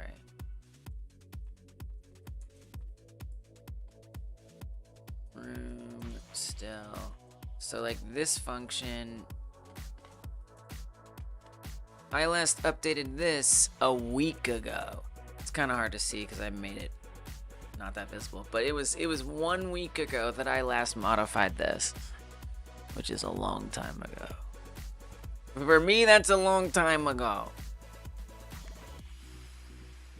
So I'm gonna have to deal with that. Okay.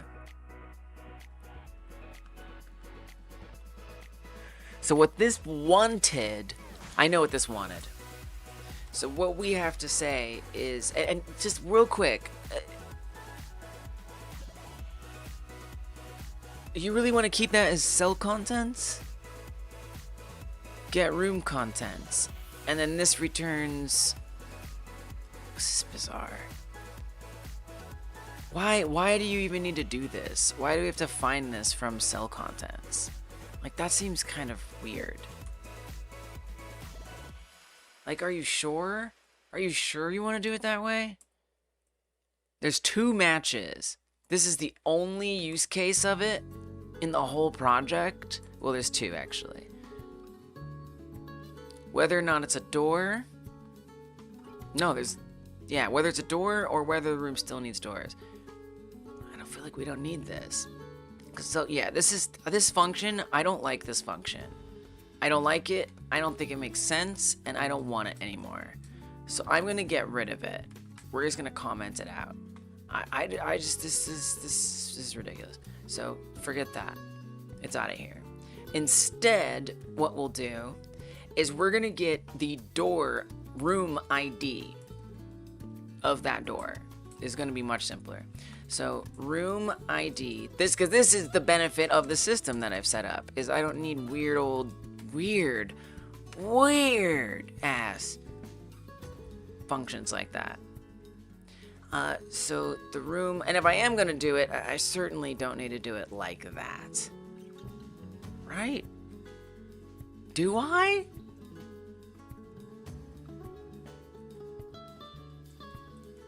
Is that what that did?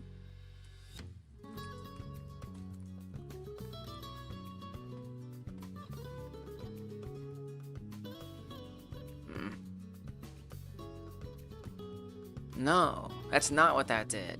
Yeah, nope, don't need it. Room ID is going to be get cell content from the cell contents that is the door that we're looking at. What content do we want? Cell content type. Origin room seed ID. Okay, that is its room ID. Now that I have its room ID, I can say variable room dictionary is a dictionary, and it is going to equal get room content, which wants a room ID. What content do I want? I want the room cell arrays. Now, which one of those do I want? Well, we already know it's going to be a door. So that's pretty easy. If room cell contents, we iterate through that. Door cell contents array. Yeah, something like that. Okay. Current door count. So we're setting door count. Yeah, we can just do all that stuff. Okay. So this becomes unnecessary. It simply does. And from there, I can say that this equals room dictionary. I could probably, I probably made something for this too. Get room cells array from cell contents. Ridiculous. How are we doing it otherwise? We could make a function for that. Now that I could make a function for.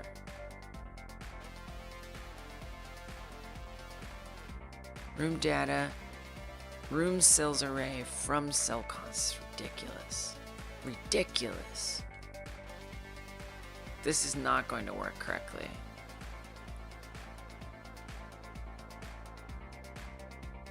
So weird. Wait, maybe this one does work. No, this is we did just make this one. This one is new. No, this one is totally fine. Lock node? Oh, you mean like, I see. Like up here? Yeah, that is useful. Are you legally blind? I don't know, are you? Okay, wait, I think I'm wrong. I think this is actually a good one. Actually not sure what this one's deal is.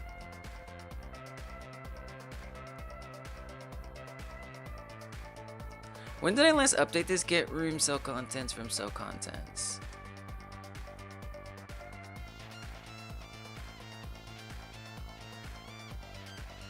Go to TS.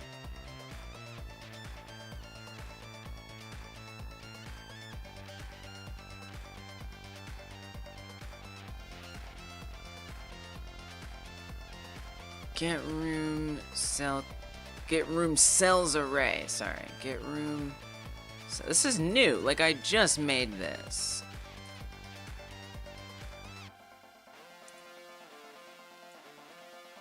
Pretty sure I just made this. 1 week ago? 3 hours ago. So I modified this a little bit recently. Wow. Well, so this is actually not gonna work, right? But we don't need it from cell contents. It's so weird. I see, because I refactored that one line. And how many places do I use this? It's a lot of places. Oh man, this is so much refactoring work, y'all. It's like, here's what I think. I think this is probably like the most boring thing I could possibly be working on right now. But it's like, what am I gonna do? Here's what I'm gonna do, everybody. Here's what I'm gonna do. This is a lot of busy work that I have to do. And I just kind of want to take, I think what I want to do is something a little different as like a little wind down task. This is like a whole entire thing. So I think what I'm going to do is something different. Yeah, that's exactly what I'm gonna do. Yeah, that's exactly what I'm gonna do. But honestly, I'm not even sure like where I want to go from here right now. But I can't necessarily really work on code stuff, unfortunately. But there is like art, which there isn't gonna be a whole lot of, but I could do a little bit. I'm just gonna make a little art. That's what I'm gonna do right now, just as like a wind down, because I think off stream I can get this refactoring done a little more effectively, and it won't be as boring of a thing to work on. Because today, oh, thank you for the gifted sub, that onion. Congratulations, Dragon Spirit. Yeah, I think it's our time, because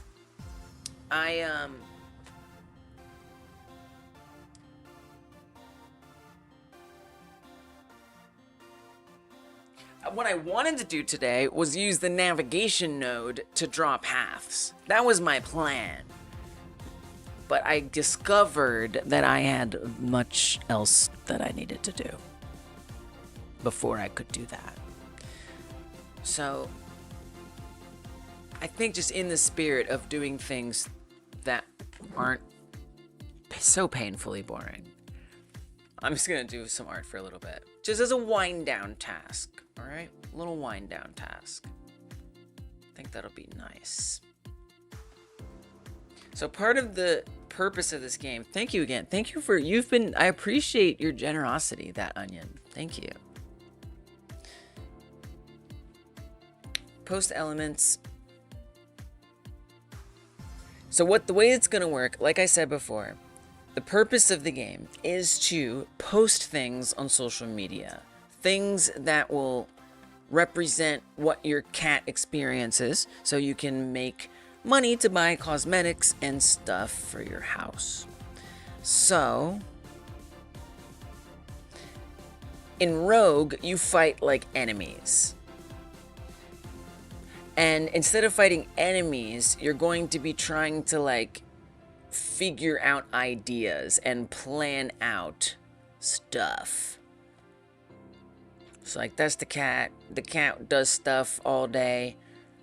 You go on the computer and you play the game, and you make a post online based on that. So what I'm thinking is the enemies are just gonna be stuff like a cat tree.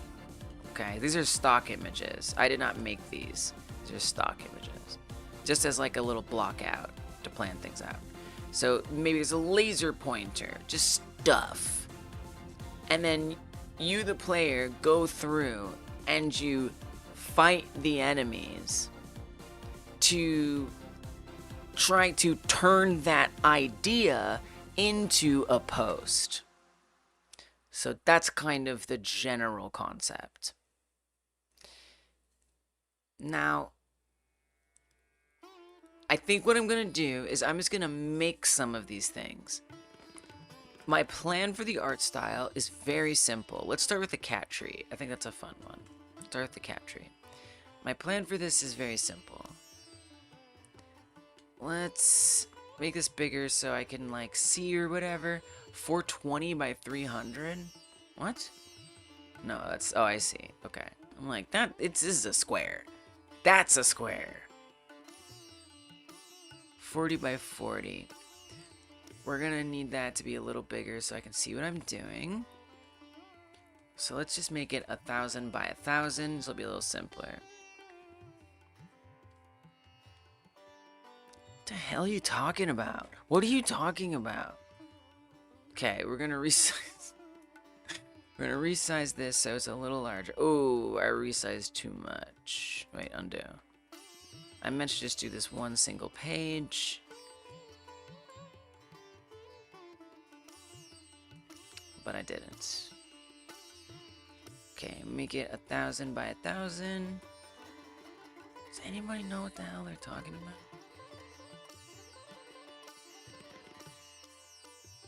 You have ransomware? Oh, malicious. Fury gets a big WannaCry screen. Is the code malicious? Oh. I don't know, maybe. Yikes. Yeah, sounds like you should just delete your computer. You might want to delete your computer. Oh god. Here's what I'm gonna do. I'm gonna get some cat trees. I like the reason why I'm using a tool like this. I think Google, you should look it up. Go on to an internet search and look it up. Don't take my word for it. I'm sure the internet will have some advice for you. But the reason why I'm using this tool to do it is because I want I want some very simple shapes to limit me in the art style. I need something that's unmistakably, I mean, this is pretty unmistakable. I say remake this. That is a cat tree. Wait, why is it locked? Everyone knows that's a cat tree. Scratch tree, a climb tree. So what I want to do is get simple shapes and just arrange them. So something, I kind of just want like a cylinder, which I feel like this could do. You just shrink it a bit, like that. And I'm just gonna make this using these simple shapes.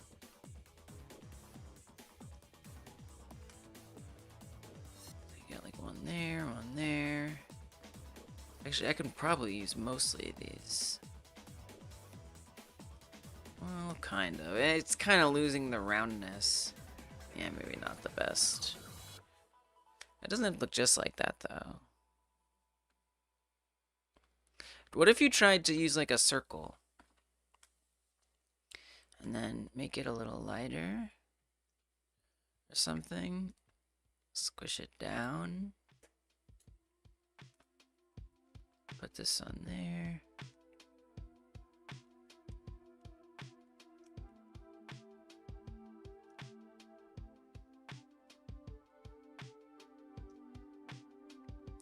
Just got a virus. Coffee break.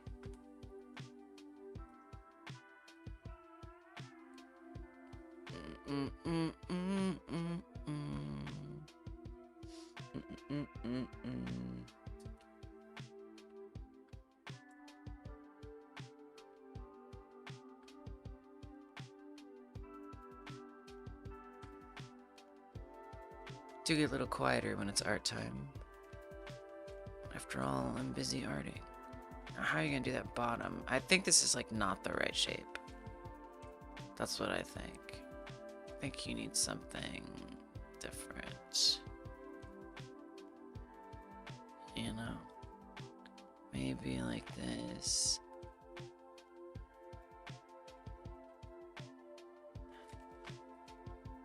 Something like that. It doesn't be perfect. It doesn't have to look as good as that image. Just needs to be enough to evoke.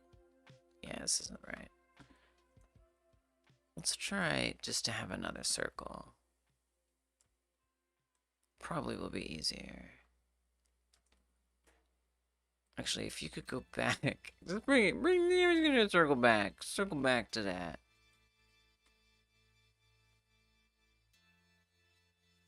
Don't make those. I hate those jokes. Those jokes are so stupid.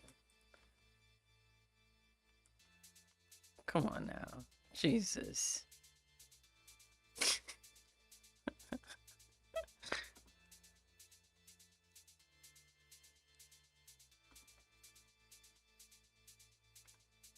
Okay.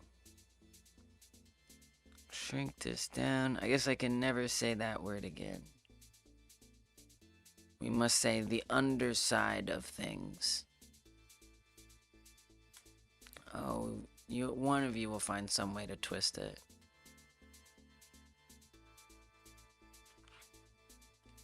That is your prerogative.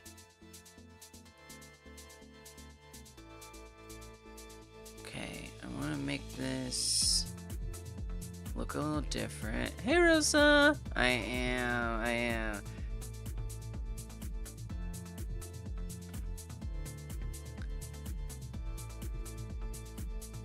Please don't. Please don't. Literally don't.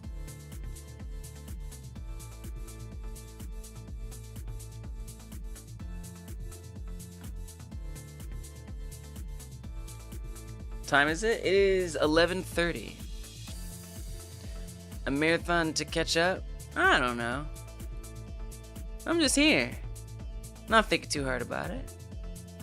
Test damage with your new health bar, but for now you must cook. Cook food or cook code?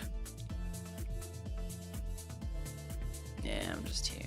But I'm taking a break from code. Because it was just kind of like refactor hell, which I just don't really want to do right now. I just don't really feel like it. So instead, I'm doing some art. Snappy. It's just like, you know, I like the simple shapes. It just kind of forces me into like an art style, you know? Level of art break, level of art break, yeah.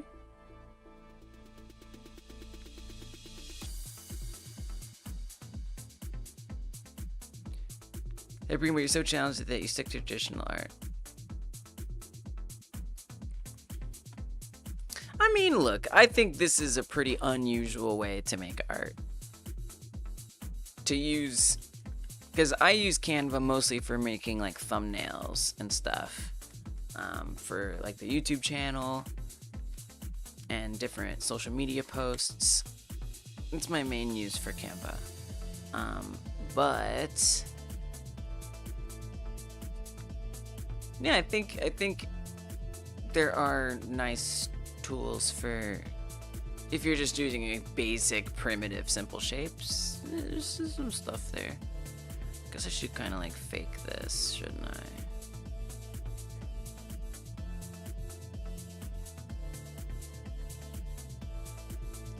Maybe this should just be a square. Could be simpler. Making art with shapes is a totally valid way to make shapes. Yeah. Am I selling myself short? Did I sell myself short? I didn't think I was selling myself short. What does the edit button do besides color choice? It depends on the thing you're clicking on. So for shapes, it just lets you change it into a different shape, basically. And then for other stuff, like this, it's going to give you some different choices where you can change more about the way it looks fundamentally. sort of like do some different filtering and effects and whatnot. So it just kind of depends on what object it is. But for shapes, it just gives you a different shape. And don't you forget it. Okay. Okay, I won't. You right, you right. You right. Appreciate always trying to keep it positive. Yeah, but I guess what I was saying was, you know, because it sounded like, you know, Travis was kind of saying like, oh, maybe I'm not using the shapes enough. Yeah. I'm here. I did start 9 hours ago. Yeah, I did. But it's like, you know, I can understand why you wouldn't necessarily use this for something like that, you know? Kind of makes sense. I guess I'm saying I think I'm a bit unusual to be using these tools that way. But, you know, you can. Because Canva, I think it's this deal is more like graphic design, right? But, you know, yeah, you can do this kind of stuff too. Wow, and then I see that disc kind of like goes underneath too.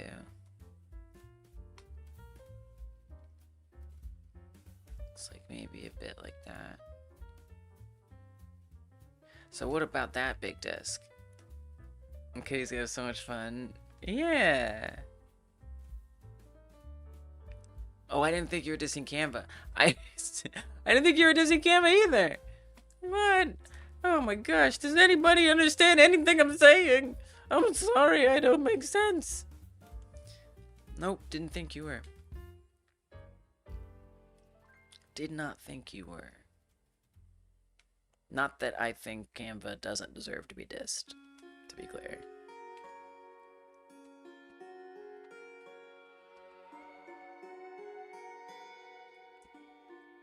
Nope, just, you know, you had said that you were like, oh, well, I haven't used, what did you say? Okay, let me just pull it up. Let's pull up what you said. You said I was snappy. You're so snappy in Canva. I premium, but I'm so challenged with it. You said you're challenged with it. You stick to traditional art. So I was saying, using Canva in the way I'm using it is an unusual approach. So I don't think, you know, you should hold it against yourself that you're not using it the way I'm using it. Because I think it's like, traditional art is kind of, I think, the more traditional approach to doing stuff like this. Yeah. Right, exactly. This is Canva. It is a website that has stuff on it. I try not to recommend it, honestly. You know, it's whatever. It's something I use to make thumbnails for the channel. I think their company is a little boring and corporate, and I think that they do a lot of harm to the graphic designers out there by trying to sort of market to businesses to not hire graphic designers but use their templates, which, you know, just feel, I feel a little complicated about that. You know, it's just kind of like a weird, creepy corporation, and I don't really like that. But and it's like an online tool, which I think is not always great, because at any time, and they already do, they change features and you lose access to things you had before. At any moment, they could just fold and be gone, and now you don't have this tool anymore because you don't actually have the download program. It's just like out there on the internet. So well, there's a lot of things I like don't like about it in that, like, conceptually, but practically, for making thumbnails for the channel and making, you know, social media things, it's really, and even stuff for like videos, it's really valuable for me. And I can use it. It has like, I can upload files and I can use it like a cloud service across my different computers. which is really, really nice. And it means that I can work on a project in one place and I can keep working on it somewhere else. So my main use for it is for the Twitch and YouTube channel, basically, is what I'm saying. And I think for that it is useful. But like generally I would say if you already have like some art tools that you use, you should probably just use those. But for me, I don't really like using those kind of art tools, so this is just like a more comfortable. I already use this for so many other things, so I'm pretty useful. Yeah, it's restricted. Yeah, but it's convenient. Yeah. So anyway, it's called Canva, canva.com. Not sponsored, would not be probably, unless I was promoting social media stuff. I wouldn't say for game dev you need this. It's not really a game dev tool, but I'm using it kind of like one. So, do what you will with that.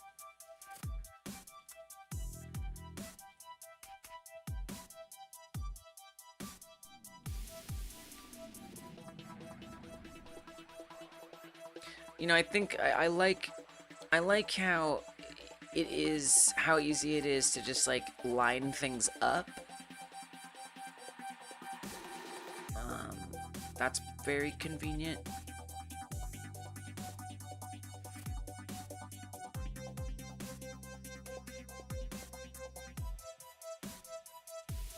I'll show you.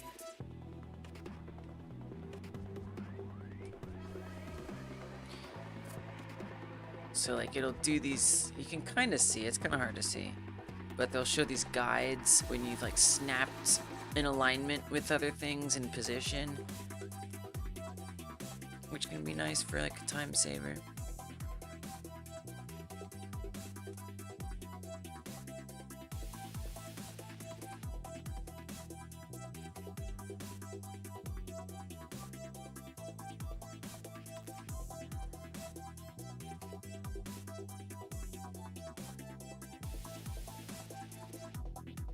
It's a puzzle with attitude.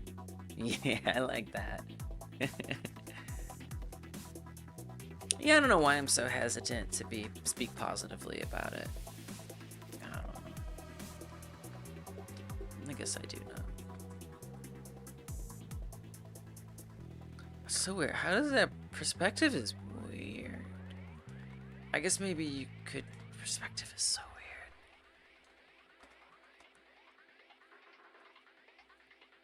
What if you did like this? Right? Then, yeah, but you want like a circle around there. So then you can start to see the limitations. So the more like nuanced I want to get, the harder things are gonna be, because it doesn't have a lot of features that any graphic design program, like proper image manipulation program like GIMP or Photoshop would have.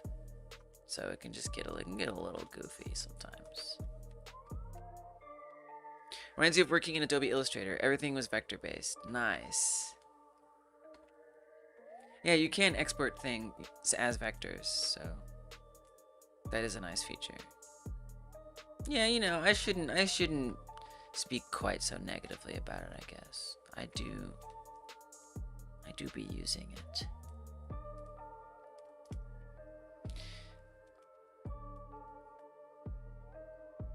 It serves the purpose for things like 2D art if I'm going for a certain style.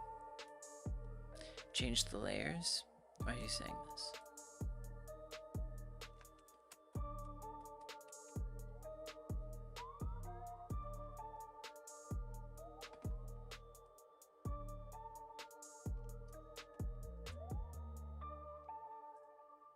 Okay.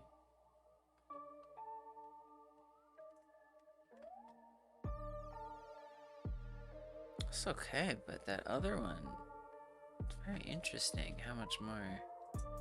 Oh, I guess maybe it's like bigger relative to the overall shape. That's gotta be what's happening here. So, yeah, you can kind of start to see some of the limitations. Yeah. It's right. This isn't like really the like intended use of Canva. Yeah. Exactly. That's why. I think that's like one of the bigger reasons why I wouldn't recommend it. But, you know, I'm not just here to do things I would recommend to everybody. I'm here to keep it real. What do I actually do? Sometimes I do things like this.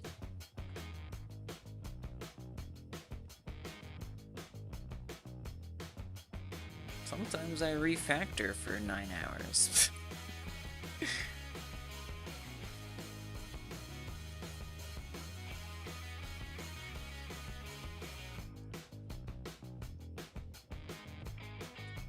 I think it'll be a cute little game.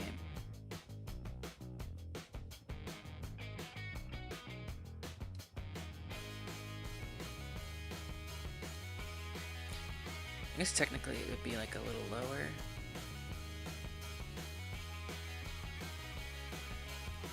Thank you.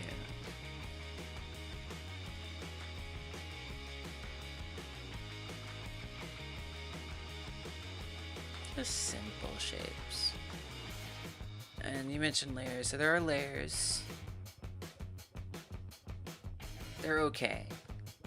They lack, again, a lot of features that you would expect from most image editing programs, but it's okay. But to me, that's kind of like what I like about it. I like the limitations, to an extent. There's a point where it's just like holding me back and slowing me down, and it's a waste of my time. But as long as I'm like keeping me creative and stuff, I'm okay with it. Make an entire photorealistic artwork on this? I mean, I'm sure you, of course you could. I would think at that rate you'd be better off using something more suited for the job, but sure, you could. I have to think there are other programs that do exactly this. There must be.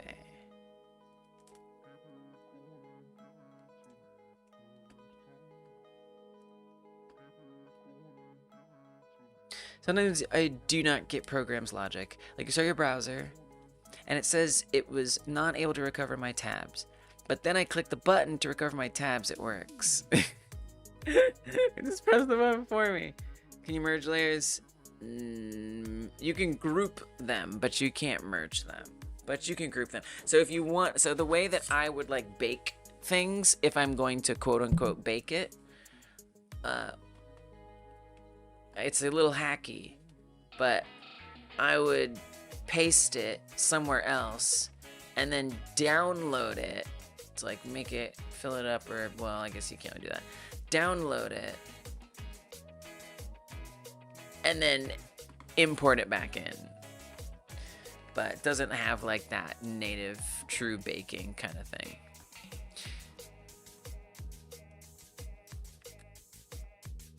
I don't have space for Windows 10. That sucks. Because you need to reinstall. Oh no. Illustrators use like this, but it'll let you merge them to make one custom shape. Yeah, see, not real things that real programs do.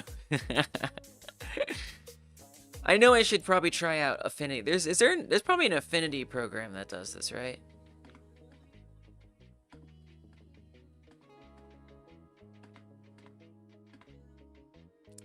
I have Affinity downloaded, I just haven't installed it yet. I have a feeling there's something in there that I would probably like a lot that would do what I'm doing here an order of magnitude better, many times better than this. I feel like this color is a little weird.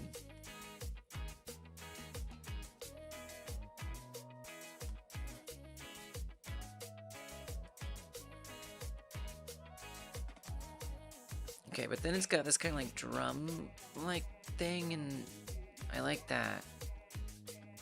I want that.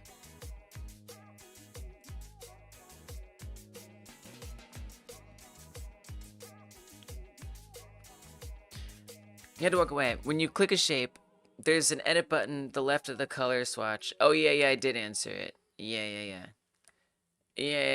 But that's okay. No problem. It's all good. So it depends on the object. So for thanks for the follow, Saltpunk. So for shapes, clicking on edit will let you change the shape.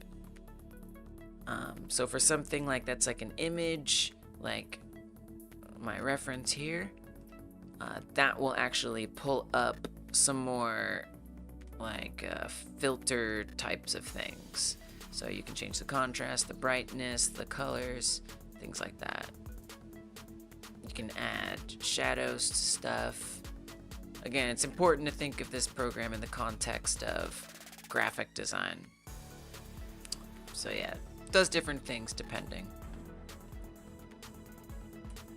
And there's other stuff too that will have different properties. So like there's like videos that edit button will do different things. Yeah. Heavy on the placement of art objects. Yeah. Your place, yeah, exactly.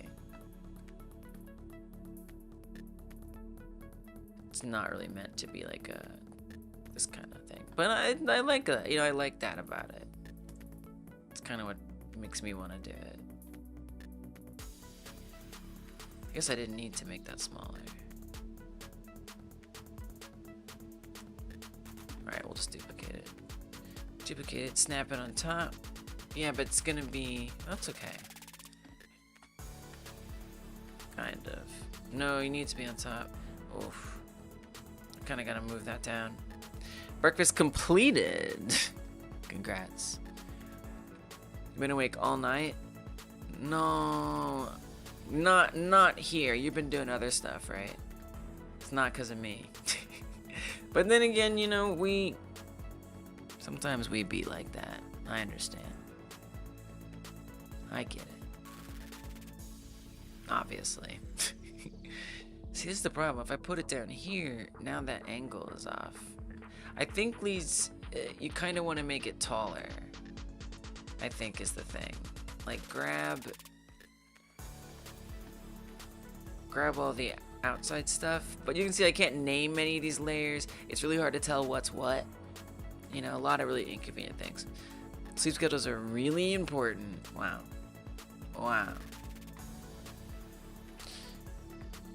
Thank you for the hydrate. Cheers. Vector assets to Canva to export in Canva. Yeah, pretty much. Yeah.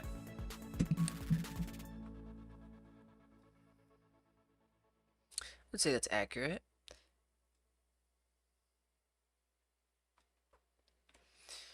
Got the health bar working? Oh, that's awesome, Binge. Let's go.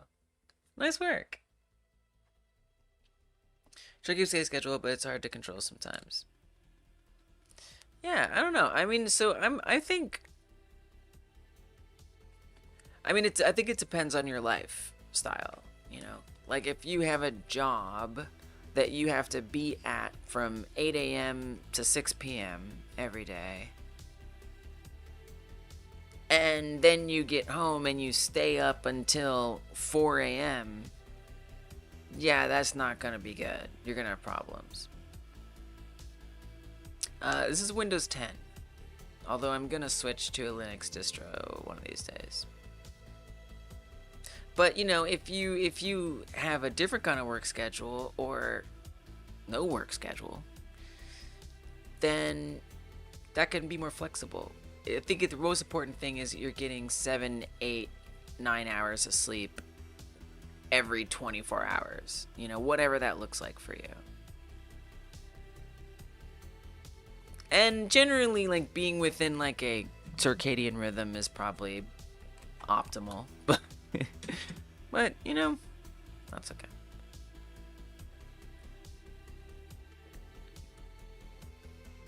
It's not one size fits all, that's what I'm saying. Phoenix has to go. Figured I would spend my points before going. Thank you. Have a good rest of the stream. Thank you.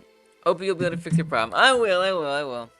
Goodbye. I think I'll get the refactoring done off stream. Hopefully when I come back tomorrow. We won't have to do that here. We get to do more fun stuff. See you later, Phoenix.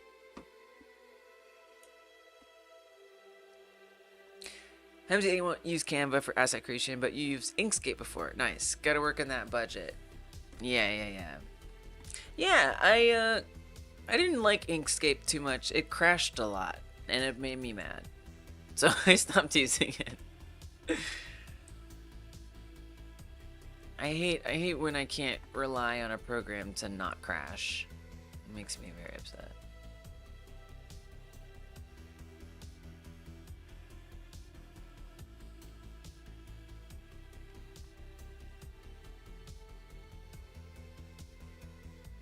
But I do think there's probably other programs out there I should try. But for now, we'll do this. And plus it'll keep, you know, my style more consistent since I already made one asset here. Namely the little this character, the brain here is made in Canva, just some circles with some shapes and some stuff.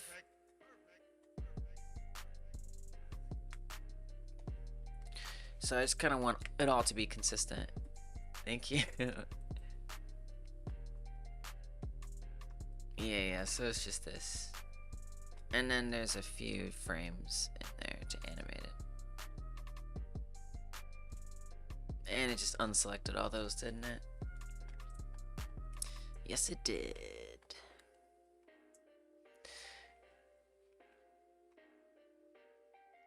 Roguelike tile set you made was in Krita?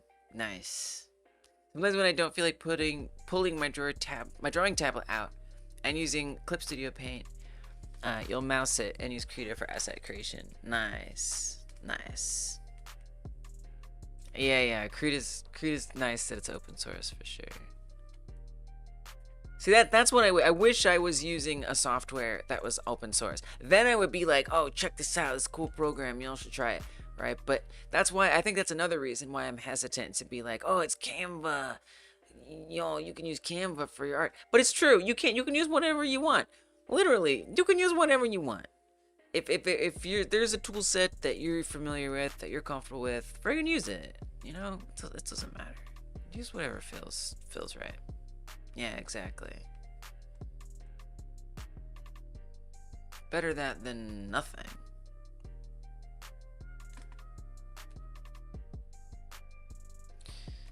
Is something wrong with VS Code? No, I don't think so. Do you think so? Why do you think there's something wrong with VS Code? It's odd to say. If you can't, but you can also do it like this. Yeah, exactly. It is intuitive. Apparently, it isn't too bad for that, yeah. What is wrong with it? I don't know. What is wrong with it? What? I mean, I could tell you why I don't like to use it. It's hell. I can tell you why I don't like to use it, but that doesn't mean it's something wrong with it. You know, it's just, you know, some people like things and some people don't. Too new? It's an interesting take. Oh, I was just about to ask if you're talking about something like Vim.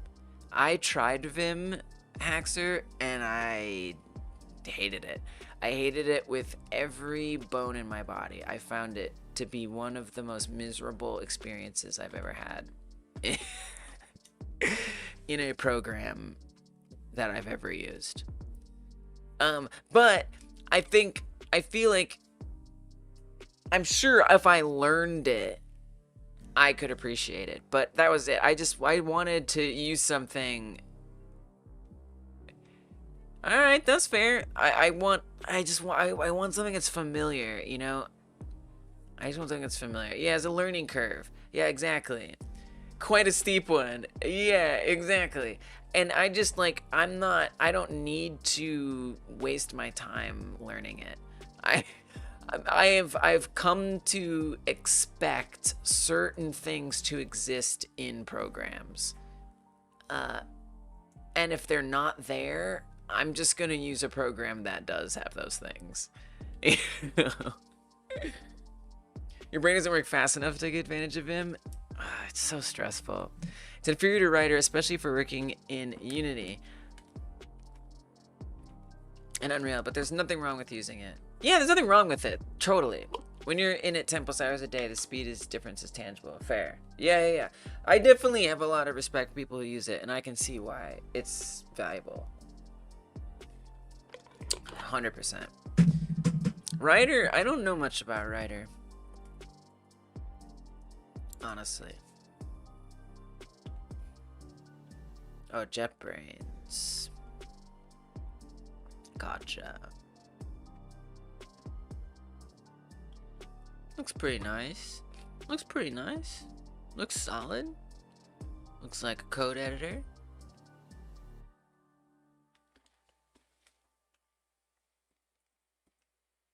Oops. I just instinctively went back to code. Of course I'm coding. I'm not.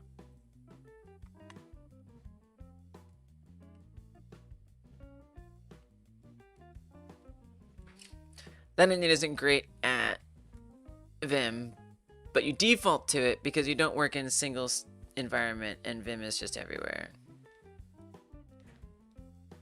You want to code if you can't navigate Vim? That's an idiotic thing to say.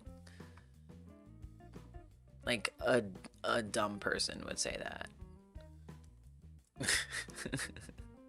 Are you a dumb person? I didn't think you were up until now, but I'm not so sure.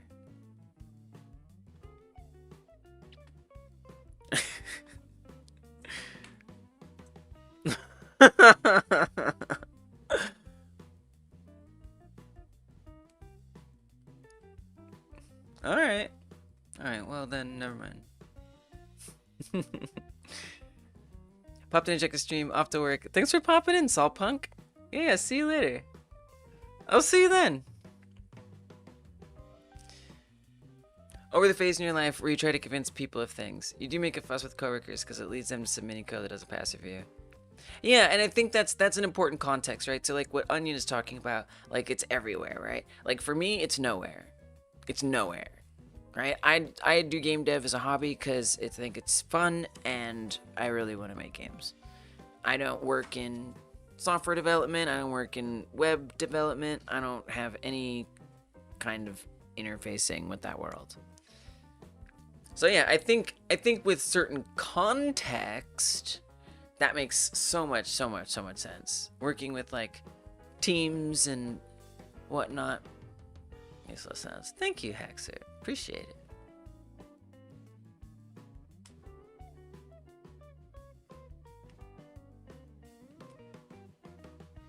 So I can see like wanting to have a team where people are working on with a similar like tool set. I mean, it's a kind of necessary.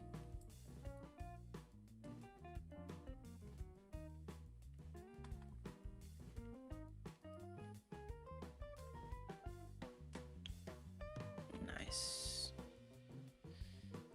I kind of want it to have like a little rim around it. When programming for fun, you render programming courses useless.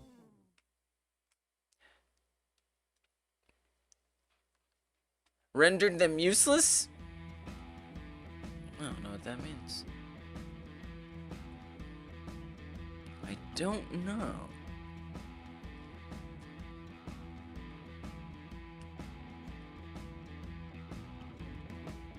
Vim was so weird. I was so frustrated trying to use Vim.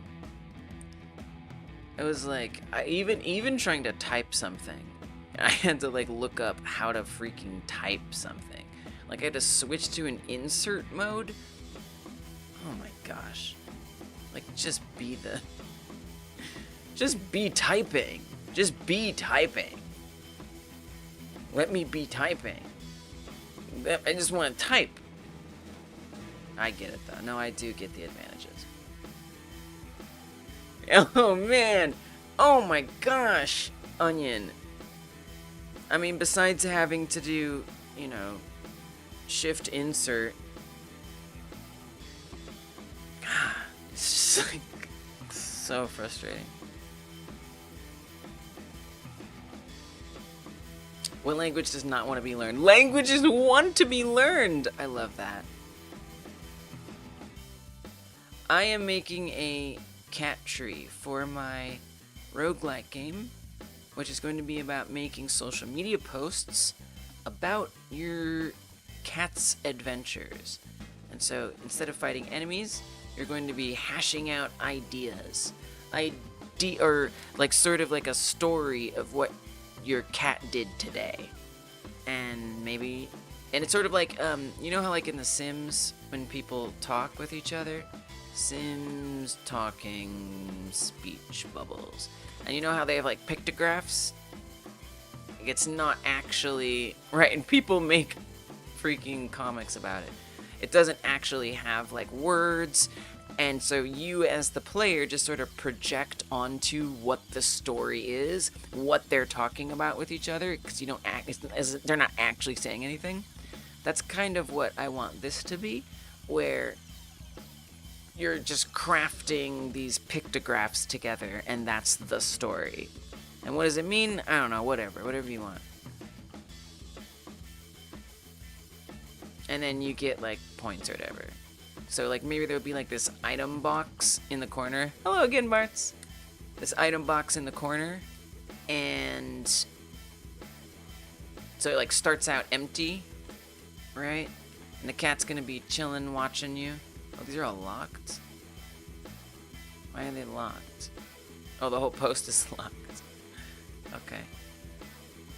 So there'll be all these elements that you could fill out, but there won't be any at the start. See if I can select these. Nope. Yes. Whatever. The cat will be down here watching you animating. It's a meme generator. And then as you defeat enemies, they'll show up down here in like order, and like that's the story kind of the post. And then once you collect enough, you can post your post. So it'll be like, you know, you'll navigate through, fight enemies like you would in Rogue, blah blah blah. You wouldn't cut through like this, but then you would come and discover the post button and then hit post. Thank you. I appreciate that. That's what I'm going for. That's what I'm going for. Time budget? I have 10 days left to finish it. 10 days. I had 30 days. And I spent the vast majority of it making a procedural animation, or a procedural generation algorithm for fun. So I thought it'd be really fun.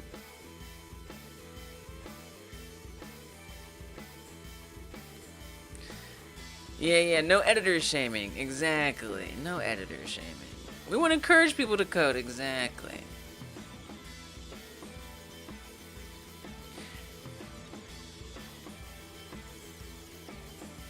Depending on Vim version, you need to go to paste mode. Oh my gosh, I hate that.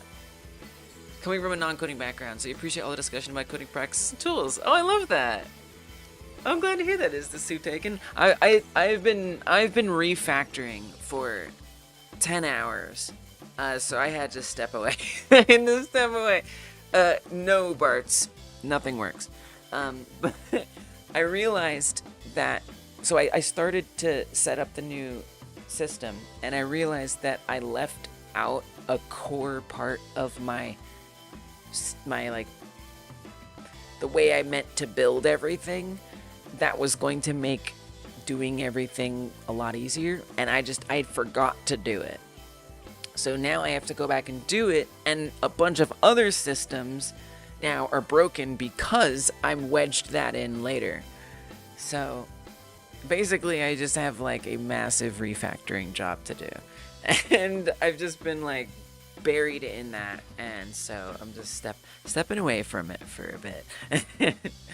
And hopefully I can get a lot of that done off stream, and when I come back tomorrow, it will be, we can do funner stuff, but for now, yeah, it doesn't work. What can you say to make all coders cringe? All coders cringe. I mean, that's tough. I don't know about all, but you can probably make most coders cringe by saying... There you go. Nice! Yes, Tanzim. Perfect. Ooh, ChatGPT can make the whole thing in 5 minutes. Oh my gosh. Yo, people do be saying that, though. Oh my gosh. Yes, in 18 months, most programming jobs will be AI. Exactly. Well said. I mean, badly said. I mean, well said, bad saying. Bad saying, well said. It's good to do things you want to do instead of forcing yourself to do something. That's true. That's true. I agree. Yeah, idea for a game. You'll have to sign an NDA, but would you like to pay me for the idea?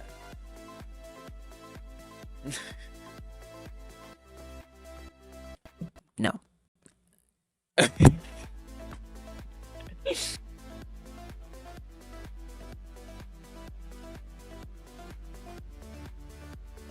Do I want to give you money for an idea? No.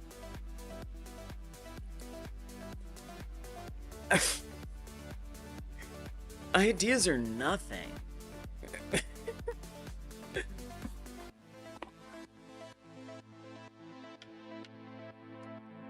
You remember? I know, it just had happened like a few days ago. So weird.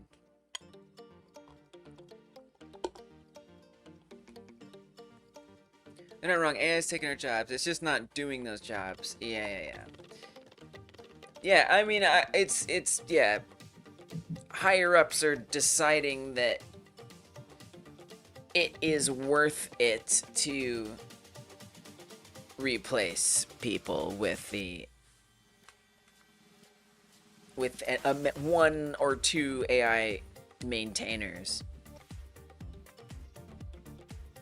instead of hiring juniors and actually having a team. As I understand it, as a non-professional, what I understand. Tech Bro CEOs at peaks in high school were buying snake oil by the tanker. I know, that's right. HTML is not a programming language. I think that'd be kind of a 50-50 take. I think some people would be bothered by that, and a lot of people would agree. But I think it's a programming language. Give a concept of an idea. We go 50-50 final offer.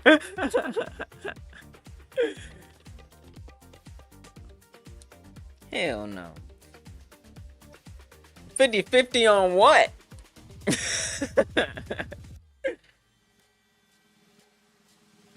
Ideas are important but worthless. Yeah, exactly. Yeah, of course. Yeah, but it's like, yeah, they're worthless. That's a better way to put it. Yes, ideas are worthless. I like that. I like that very much. Get an AI to maintain the AI.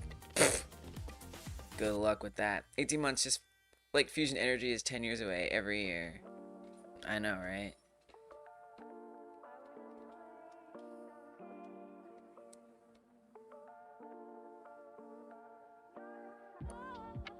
Proprietary. This game called Don't Crap Your Pants slaps. How about give you a video of some guy breakdancing and you convert it to functional code?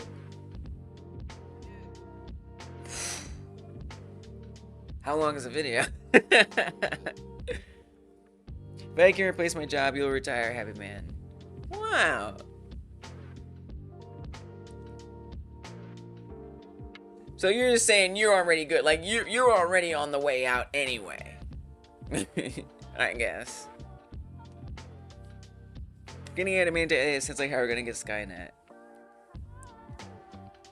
always thought that was weird. I mean, I get it, but like, I always thought that was weird. We program the robots. If we get Skynet, it's because some humans decided that Skynet should exist. Which, to be fair, it does seem like some people do want that. So, I think it requires the human touch to dominate and oppress. But and again, there's always malfunctions. Can never replace creative jobs because creativity. Oh crap! I guess I need AI to finish this comment.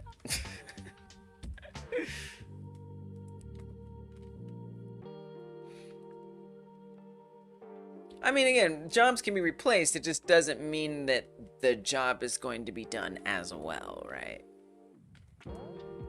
Play any of the entries so far? No, I don't play the entries until the jam is over, or the ranking, the voting period begins. I have not. I've looked to make sure we don't have spam entries. LLMs aren't actually artificial intelligence. That's true. They're not solving problems. That's right.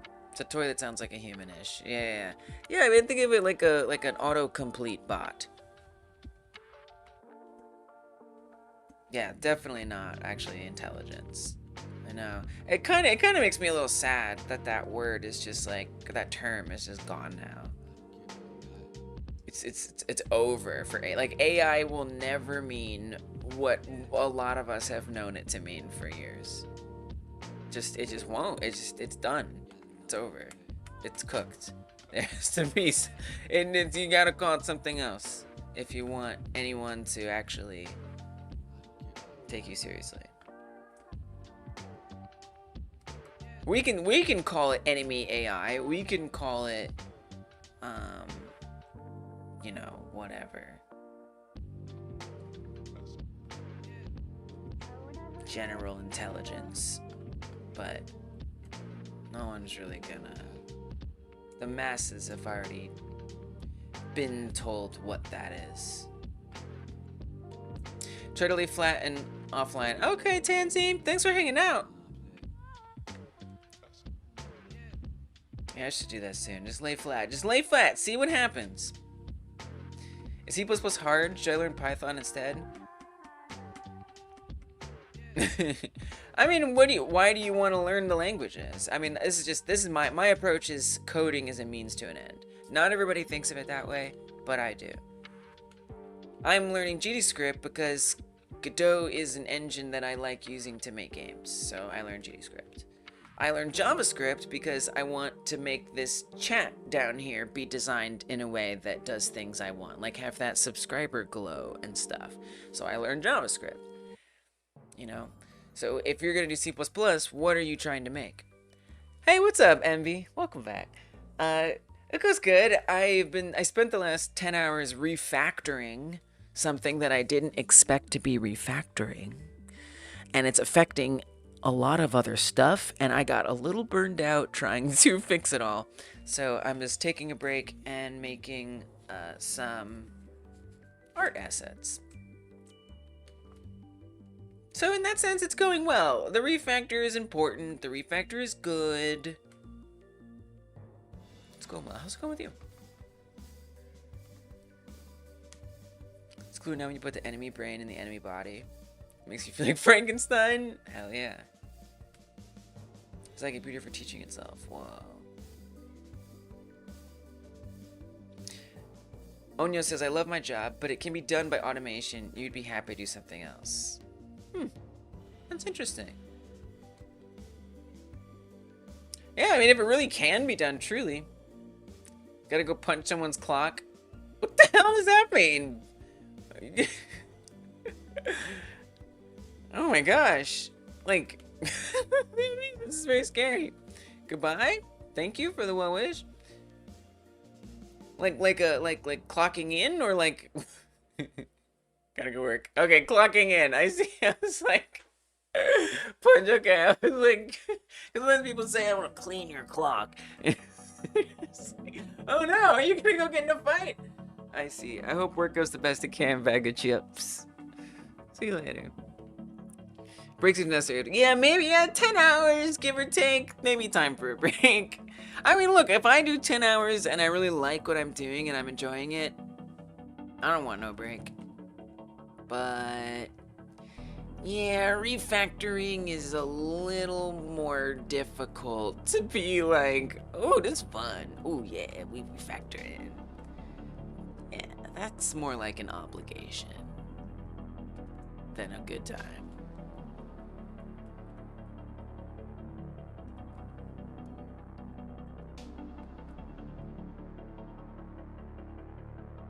There's kind of a lot of components to this.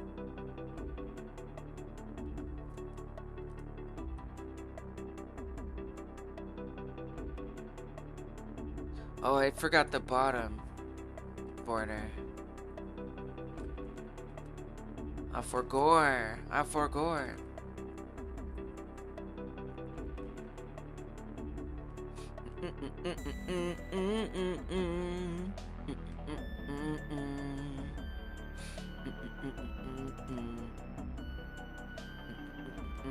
Anya does the boring stuff in the back end nobody ever sees, just enjoys the benefits of. Alright, respect. Rylan wants to make games from C++ because you have a memory management kink. Okay. Alright. Yeah, I mean, there you go. I think that's your answer. You know, why learn Python if you don't have like something I mean, you used the K word. Why deprive yourself of that joy? You know? Just because Python's easier? It's all relative.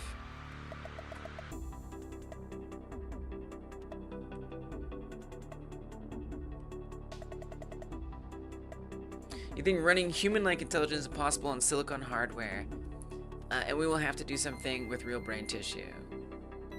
Whoa. You mean a human? You mean just like procreation?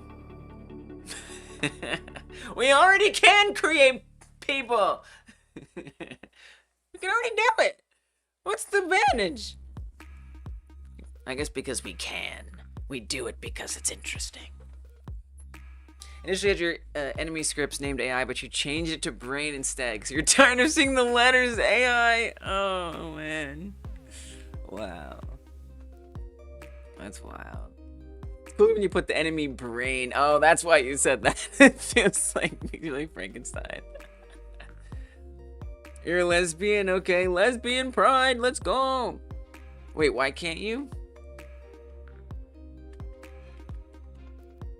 What can't you do because you're a lesbian?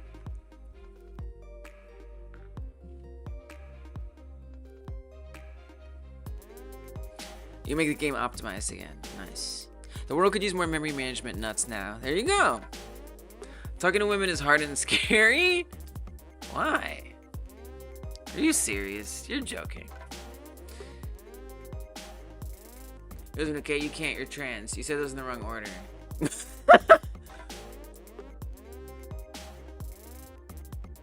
Okay. Trans pride! Lesbian pride! Forget that you're trans sometimes? Sob? What do you mean? Why are you sobbing about that? I don't know what Tara's talking about right now. You said, or design a new kind of computer specifically for teaching itself. Silicon hardware, real brain tissue. Oh, like, are you talking about like, the creating life? Oh, creating life. I see. That's what you're talking about. Got it. Well, yeah, I mean, and that's something you wish you could do. You know, I hear you. A lot of people can't create life and they wish they could. I don't know, that sucks. It's a weird thing to give up. But it's necessary. It's necessary. You made the right choice. Still, it sucks. Only one I'm comfortable talking to is myself.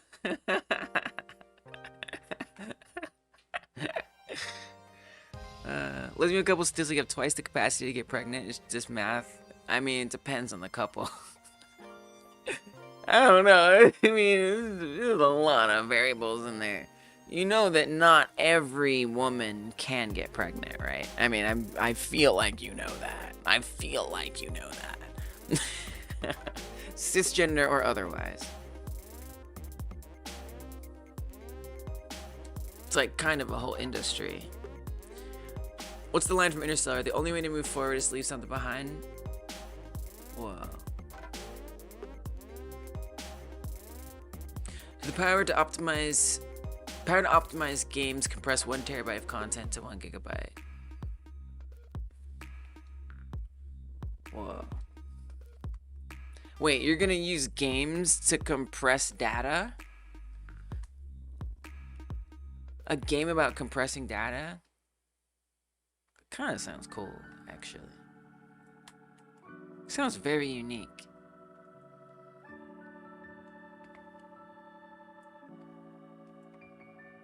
I just realized this needs to be moved over by a lot.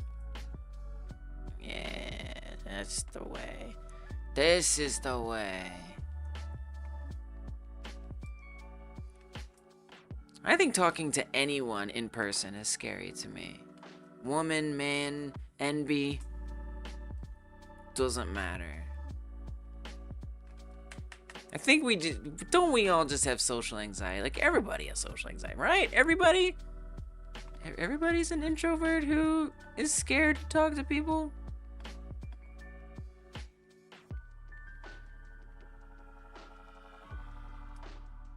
Maybe it's just me.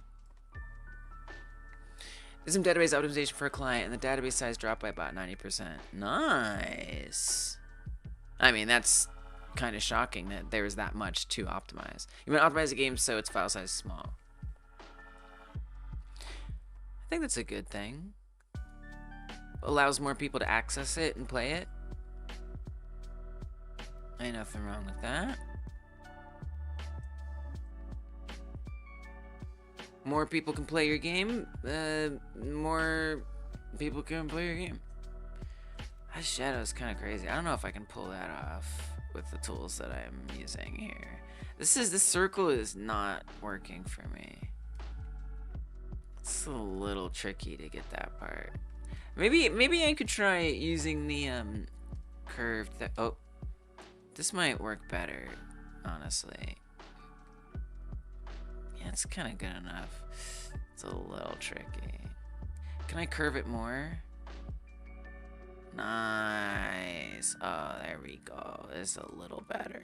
This is a little better. Trick is to never talk yourself out of shooting your shots with cuties and everything. With cuties and everything in life. Alright. Yeah, I guess if you need to shoot a shot. I don't know. I'm married, so I don't even think about shooting shots anymore. But yeah, I get you. Yeah. I mean, look. Hey. I hear you. Was like this drop table main database optimized. Talking to MBs is nerve-wracking. You're much more comfortable when you know how many there are. NBs.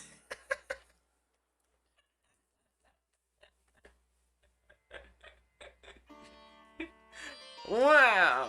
A trans programming joke. That is, I like that.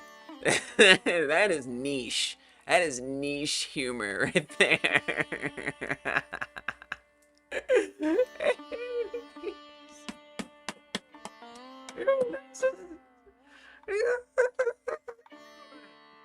Oh. Wow.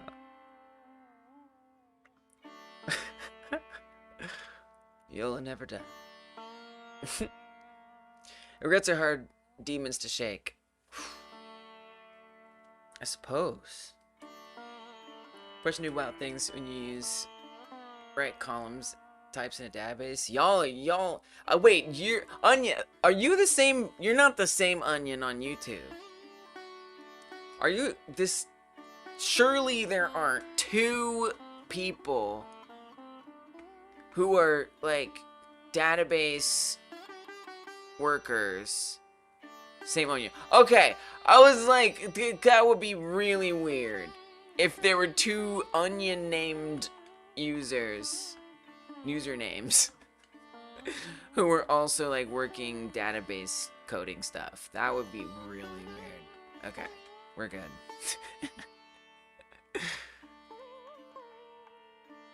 Can you choose your other partner? That's true. You know, you're right. I like that strophe. Gonna make a game and optimize it later to prove how lazy and arrogant game companies have become. whatever motivates you, I guess. Lazy and arrogant. Oh my gosh. That sounds kind of hard. Sounds ambitious. Whatever drives you, you know? Your bosses have the confidence to set AI loose into production database, you're out the door. Yeah. I think it's so wild, like the concept of like giving the chatbots Git, like commit, merge, continuous integration, access. That like, that stresses me out. Like, you can't do that. You can't do that. We shouldn't be doing that, right? Like, that's bad. Inside baseball, it's not laziness or arrogance. Whoa. Oh. Why, like, games are getting worse or whatever? So he's overworked as more and more, and then they lay them off in bigger and bigger waves. Oh. That does sound bad. Jeez. Get reset hard in an LM is like giving machine a gun to a monkey. Yeah, right? I mean, most of the Git commands that I type are from an LLM. Like, I really can't be bothered to learn all of the Git commands, and the chatbot knows it really well. But it makes me nervous. It makes me very nervous. Like, okay, all right, if you think so. I mean, it's better. It knows better than I do, but still, it's pretty stressful. Okay, we were talking about like trans and lesbian things. I just found out about this the other day, and it's get.gay. Which, like, so I use GitHub because I didn't really know anything other than I'm new to game dev and stuff, and I just want to, like, back up my projects. I didn't know nothing. I didn't know nothing about nothing.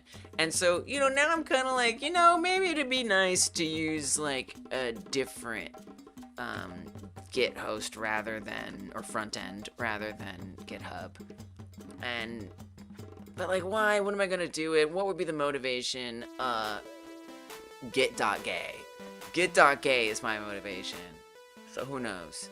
One of these days I'll start putting stuff up here. I think that's so fun. Like, it's literally get gay. Hope the banks aren't starting to use AI so they accidentally dump everyone's debt. Ah, I like that! Yes! Please, please, please, please, please, please, please. One of these days my code might be gay. Yeah, my code might actually be gay itself. It might prefer to love on code of its own gender. Yeah, right? It's pretty cool. You're at least a little, yeah, you're at least a little gay. If you're here, you're at least a little gay. I don't care if you're not gay. You're still a little gay. You're bi. Yes, you're a little gay. Everyone is a little gay. No, you can't say that. That's disrespectful. That's disrespectful. Hosting service so good it makes you want to commit more. Yes, right, right, exactly. Why should I not be like, ugh, Microsoft is probably training Copilot on my code. Blah. Or I could be like, I'm supporting queers by committing things. He is asleep.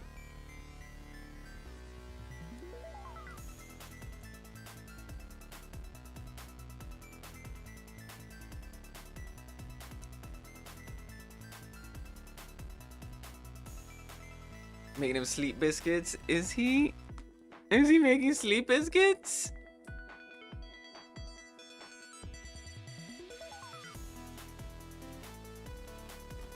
Talking about some. I could. Why? Because that's so hard to do. I lost my coordination. He's a sweet boy. He's a very sweet boy.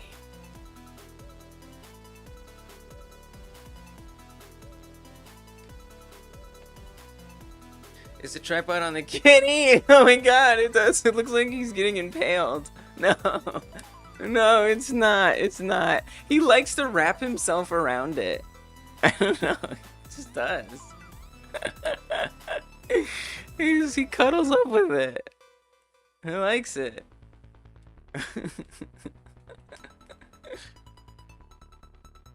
Oh, it's a safety pole. I told you he used to climb trees. He was kind of like maybe it just like reminds him of a little tree branch. Hey, he's a chubby boy. He's a chubby boy. Little chomp. With his favorite tripod. Oh, that's sweet.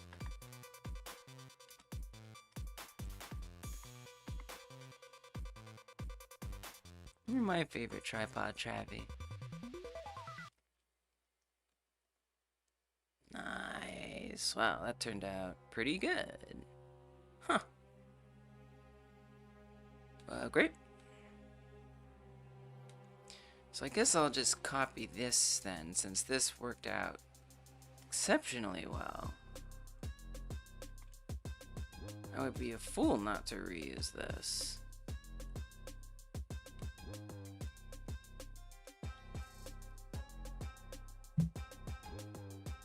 Temp regulation thing? Oh, you're right. It is probably really cold. Totally. Or you guys like to lay in the kitchen? It's the places cats go can be so weird sometimes. He loves air vents. You know, like where like the heat or the AC comes from. He loves them. Put a spoon in the ramen to make cool faster. Whoa. Okay, first of all, didn't know that. That's a good trick. Well, I guess I'm probably already trying to get it in there so I can eat it. Still. Where's the top? See, it's just like a mess. It's very hard to keep track of all these things in here. Okay, here we go. Because we need like another layer here. Very important. So I almost feel like I'm copying this.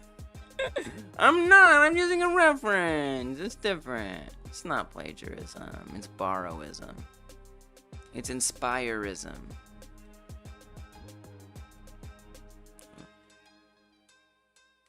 I'm still not really sure what this tool is supposed to do. Find it a little odd. Oh. Okay. Yeah, I don't know. Rose, you never shared your pupper? Nice. Share the pupper with us. Hi! Oh, your pupper is beautiful! Hello! Is that a little waffle treat? What a beautiful, beautiful pupper. This is a wise... This isn't yours? Well, whoever's it is a wise. This is a wise pupper. Oh, here we go. We got there. Hello! Hello! What a distinguished cutie pie! This looks like a distinguished, very, thoughtful little cutie pie.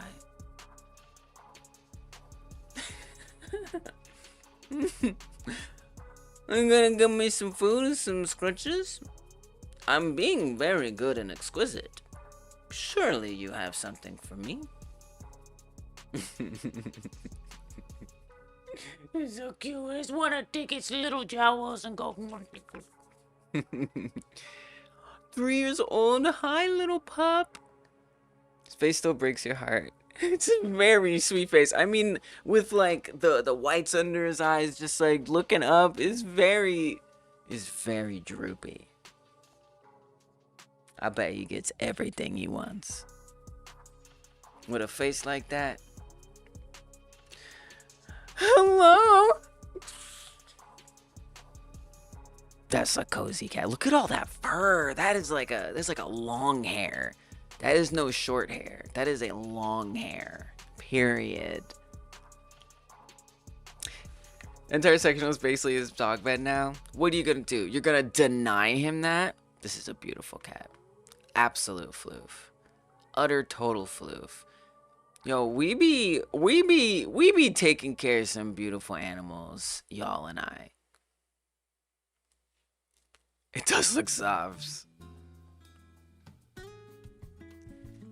Just so cute. For some reason, when I first saw this, I thought this was like a graduation cap. I don't know. Maybe that's why I was thinking the distinguishment. Oh, I keep going to the code. I'm just like, back to coding. No, not right now.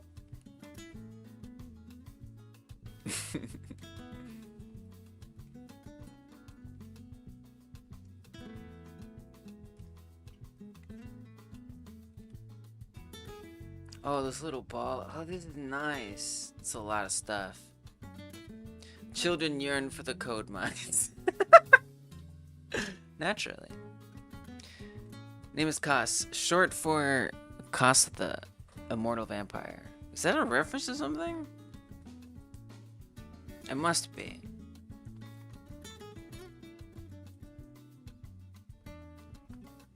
Okay, so you kind of have to fake this. Put that there. Nice. Easy. Well, I don't have great drawing skills, so it's nice to be able to just drag shapes around. Call it a day. Oh, you gonna do the shadow? I don't want to do the shadow. I don't want to do no type of shadow. But I'm gonna do it. Because I also have no chill. There's so many cute animals just out there, just being cute, just like living a wonderful, comfortable life inside where they belong, domesticated, getting food and cuddles. I think you all are wonderful. This is gonna be a little trickier because you have to get that like hard edge. I don't think you should try to do this. I think this is gonna stress you out. No, you know what? I'm gonna try. Actually, I just had an idea. Alina Stranger Things when you adopted him. The show is based around D&D. Ah, it's D&D character. Gotcha.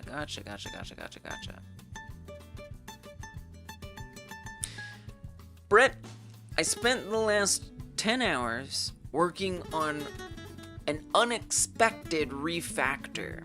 I wanted to do navigation today using Godot's navigation nodes, but I realized I forgot a crucial component of my procedural generation system. So, I spent most of the day refactoring, and I got a little burned out on that. So I'm spending some time just making a little bit of art to kind of cool down a bit and step away from that.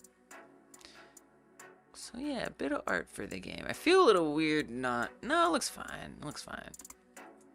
I think the simpler the better, honestly. Relevant to a theory... Yeah, that was completely wrong. Cost of Vampire... Oh, for Stranger Things? You thought like that was going to be like an enemy or something in... Or an enemy. Can't get games out of my mind. A villain or something in Stranger Things. Everything is game dev.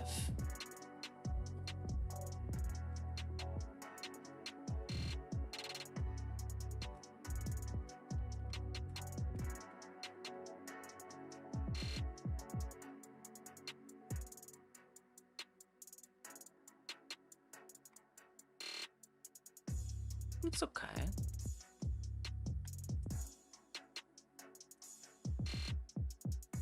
So you got theories. Do you think 11 really died at the end? I think they don't know.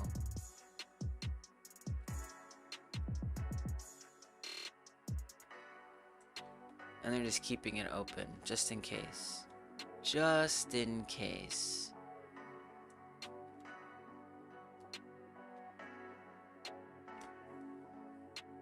Kaz was a paladin that died and was resurrected by Vecna as a vampire. He had a theory that Eddie would be Kaz. Oh, that would have been cool.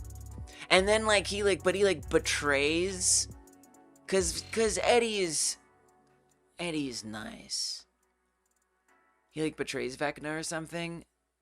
That's a good theory. That's a solid theory. They should have done that. Nope, they should have done that. That was a missed opportunity. Period. I wonder if on some level that was hinted at, and maybe because they just were winging it, they ended up not making it happen. Bart's hoped she did. The whole finale was too long and fake, and nothing really happened. I didn't mind it. I know it's been kind of a contentious or not everybody agrees about it. I don't know. I didn't mind it. I enjoyed it. It was all kind of a bit brainless maybe, but for that it wasn't as deep in. I feel like this show peaked earlier on. I might have just spoiled a lot by saying what I said. I guess I didn't. I apologize if I spoiled anything just now in Stranger Things. But I will say, I did leave it up in the air. Did she? Didn't she? So you don't know. You have no idea, because nobody has any idea. So that's not really a spoiler, is it? Yeah. I feel like it peaked early on. Where is this? I can't find anything. Oh.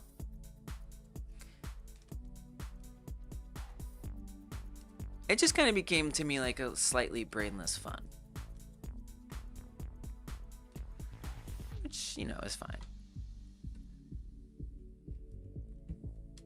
You have a conspiracy board in your Obsidian files that show all kinds of hints. Wow.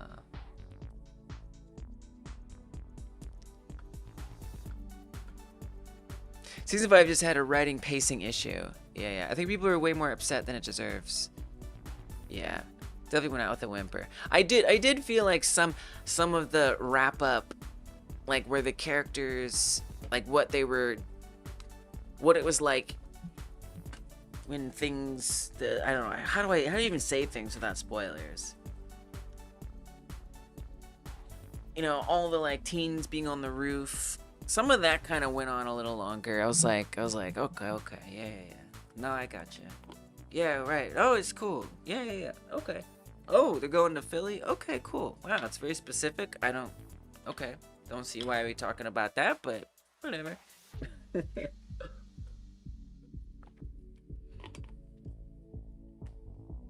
Sure, why not?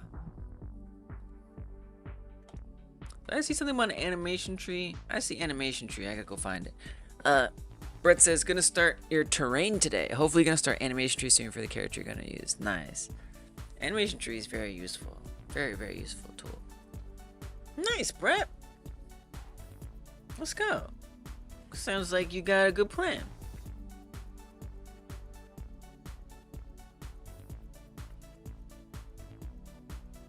Not like Game of Thrones or Dexter bad.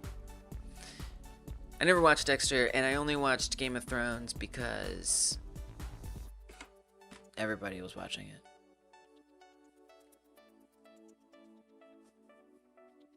I did watch 6 Feet Under, which I can't remember the actor's name of Dexter is in.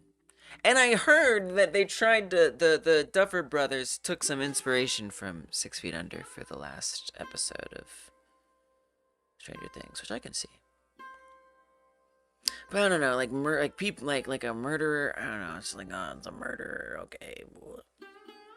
What's a mesh library? Gonna need all the luck I can get. I don't know. I'm not sure. I mean, I remember. Here's what I think it is, Brett. I remember using it. I wanted to make like some cornfields in another game I had, and I think the mesh library went with like an array mesh node, and so you would use a mesh library to like pull from to have like a bunch of things. I can't remember. I don't remember. Something to like be able to have like a bunch of meshes without using a lot of performance, I think is kind of the idea. The rest of the Big Bang fight and then a 2-hour epilogue is like, wow. Yeah. The epilogue was quite a bit long. It really was. For the worst, but it's always like that when they just go for money. Yeah, I know. We were talking about that earlier, like the other day. I just feel like these days, TV shows are just trying to hit that like what is the big exciting moment? What is we're gonna do? It's a show and it's about being in this alternate universe underneath the town, and there's these monsters and they have like their faces open up, and it's based on D&D, and it's like so wild, and then this girl's powers. It's always got to be like the absolute most. And it's like, what if it was just like a little less? One of it wasn't always trying to one up itself and be like the most incredibly expensive concept. Everything is so high concept, and it's fine, but like sometimes it's nice just to have stories about people. I don't know. What context, Brett? Oh, Flip might have some thoughts for you, Brett, evidently. Flip says, what is the context to your asking the mesh library question? Flip has made mesh libraries for grid maps as a sort of 3-tile map. Yes, that is what I used it for. It was like that, but it was very brief, and I decided I didn't like it, so I ran away. Yeah. That is what I used it for. Like the cornfields, just like stamping the cornfields, and then it like made it a little more performant. It wasn't that performant. After they've done the cool moment, they say season 2 is coming, but they have nothing, so they rush to milk it. Oof. What happened? What happened to TV? And that is I mean, it's fun. There's fun stuff. There's good stuff. It's just like, I love TV, but season 2, and then by season 3, it's canceled, and we never get a resolution. If that is the context Brett is looking for, you can put a useful video on the Discord. Oh, there you go, Brett. Flip might have a video for you. Look at that. Slap a top hat on that thing. On the scratching post? Oh, the dog. I thought they were talking about this. I'm like, yeah, I guess I could put a top hat on the scratching post. Yeah, sure. Why not? Oops, that's not a shape. Okay. Why not? It's very quirky. It's very surreal. Certainly quite unique. We love a bit of a unique game once in a while. Hey Willow, how you doing? Welcome. Strove says, it's why I love 80s, 90s anime. It's a story beginning, middle, end. It's a trajectory it's built towards. All American shows are like, how can we milk this until people hate it? Yep, pretty much. It reminds me of Microsoft Word clip art. Yeah, it is. It is kind of like that. Yeah, I mean, they're like, they just have like tons of stock images for days. Like more than you could ever possibly ever want. Like, so many stock images. And then I think they also like have like artists that they at different times have like paid to make assets. Curious starts the thing overnight, and then you went to sleep. Yeah, I did. I think my sleep schedule started normal, and it's just been gradually shifting, and so is the stream. Shifting, and now I've inverted my circadian rhythm. And I think that means it's gonna start shifting the other way. And I'll start streaming earlier. Like, maybe start streaming around now. Tomorrow. We'll see, though. We'll see. Depends. It depends. But I like that comparison to good clip art. That makes me, like, appreciate the charm of this so much more.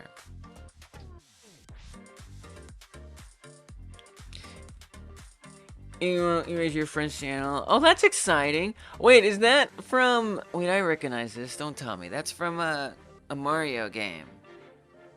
I recognize that character.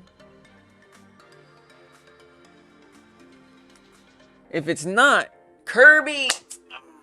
I was not close. I was not close. I could have been less close. Alright. Don't drop frames, stream. Come on. Let me click on things. I just wanted to make that bigger so I could see it. Kirby. I see it. I see it! Makes sense. It looks great. It's delightful.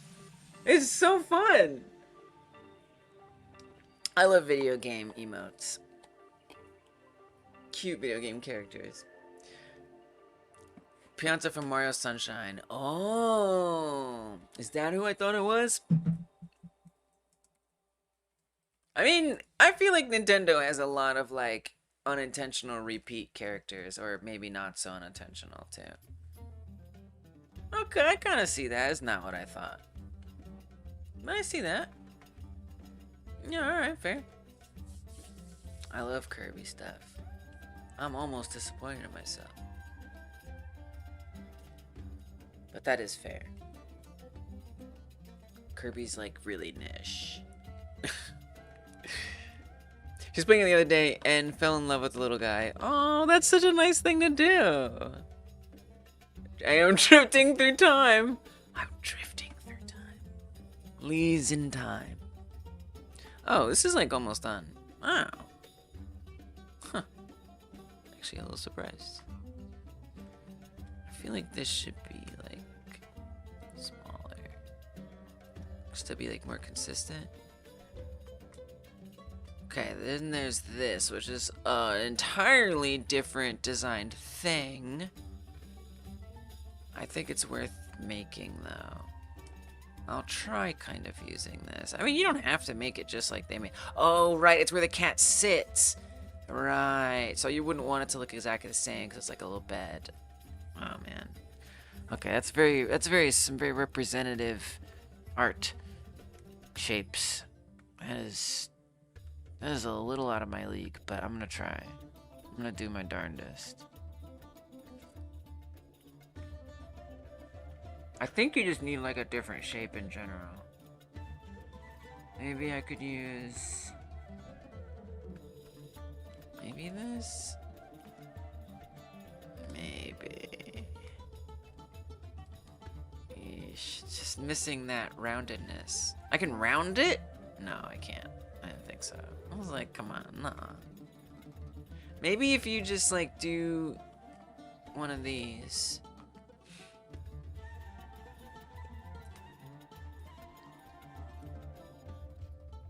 And then I can round that a little extra. Kind of. rotate it. And then it just like sticks out a bit. And you can kind of create that shape, sorta. Kinda, maybe. Just a wee bit. It'll do. Yeah, because it just like needs that like vibe of like a flat part.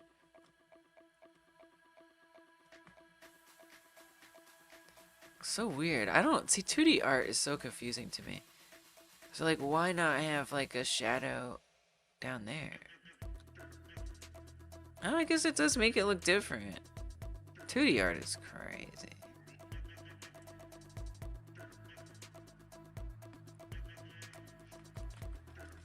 And put that behind it.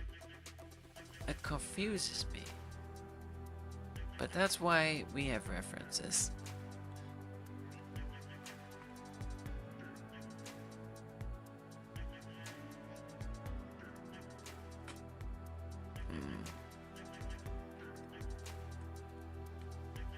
I mean, that kind of looks like what it's supposed to be. I can live with that.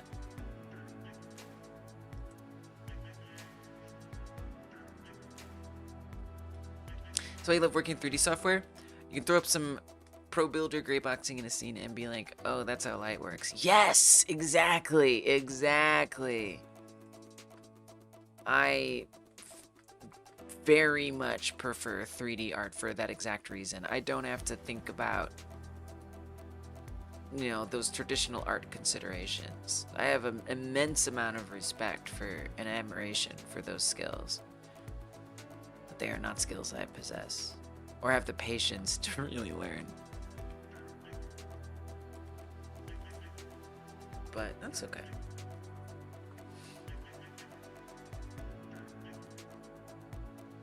And I guess there's the ball. Why do I want to put the ball on the inside?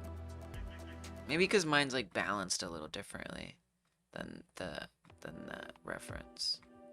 We'll try it. We'll see what happens. And I fear it's going to be basically invisible too. Not even going to be able to see it, which it's like at that point, why bother? Because this asset is going to be quite tiny. Like, take a look at the player, right? The player is that. So, I mean, I think it'll be about the same size. The enemy will be like the same size. The enemy.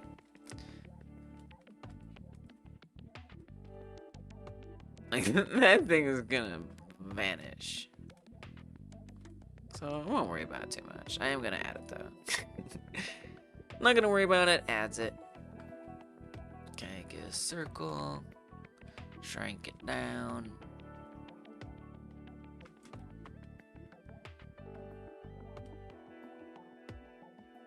They put those little fuzzies on it.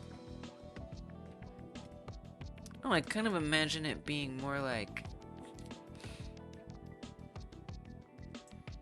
Not that. Like lines or something? I don't know. I could cheat a little bit and use one of these, Sometimes some of these shapes I feel like it's cheating a bit. Like, that's kind of a hard shape to make. It feels like a little less like a primitive. It looks like a weapon. That's gonna hurt poor kitty. Can I round it? Oh, I can round it! Oh, okay. Obviously, we're doing that. Nice. I didn't know you could round those. That's cool. Love it. Change the points. Inner depth. Wow. You know, I'm actually very impressed by that variety of choice there.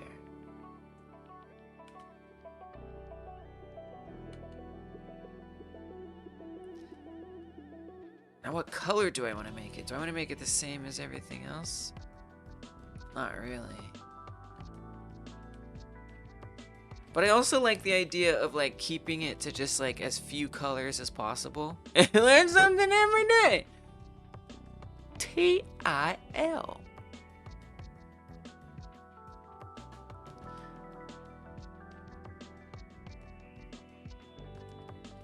And I was keeping the string a little thick just because it's gonna be so tiny. I learned something once. Never again.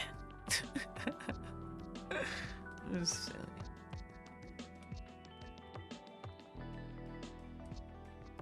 Feels a little weird to have one thing that's a different color, but why not? We're not trying to save ink on a cereal box. You know how it is. You gonna learn today. Alright, I want to say this is done. Oh, not very square-like of an asset, is it?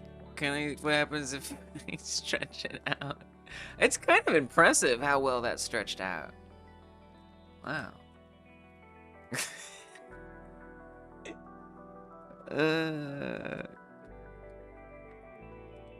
Thanks, Tara.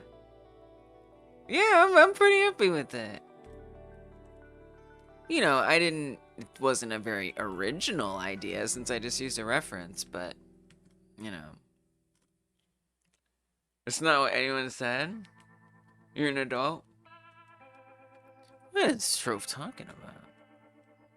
You're gonna learn today.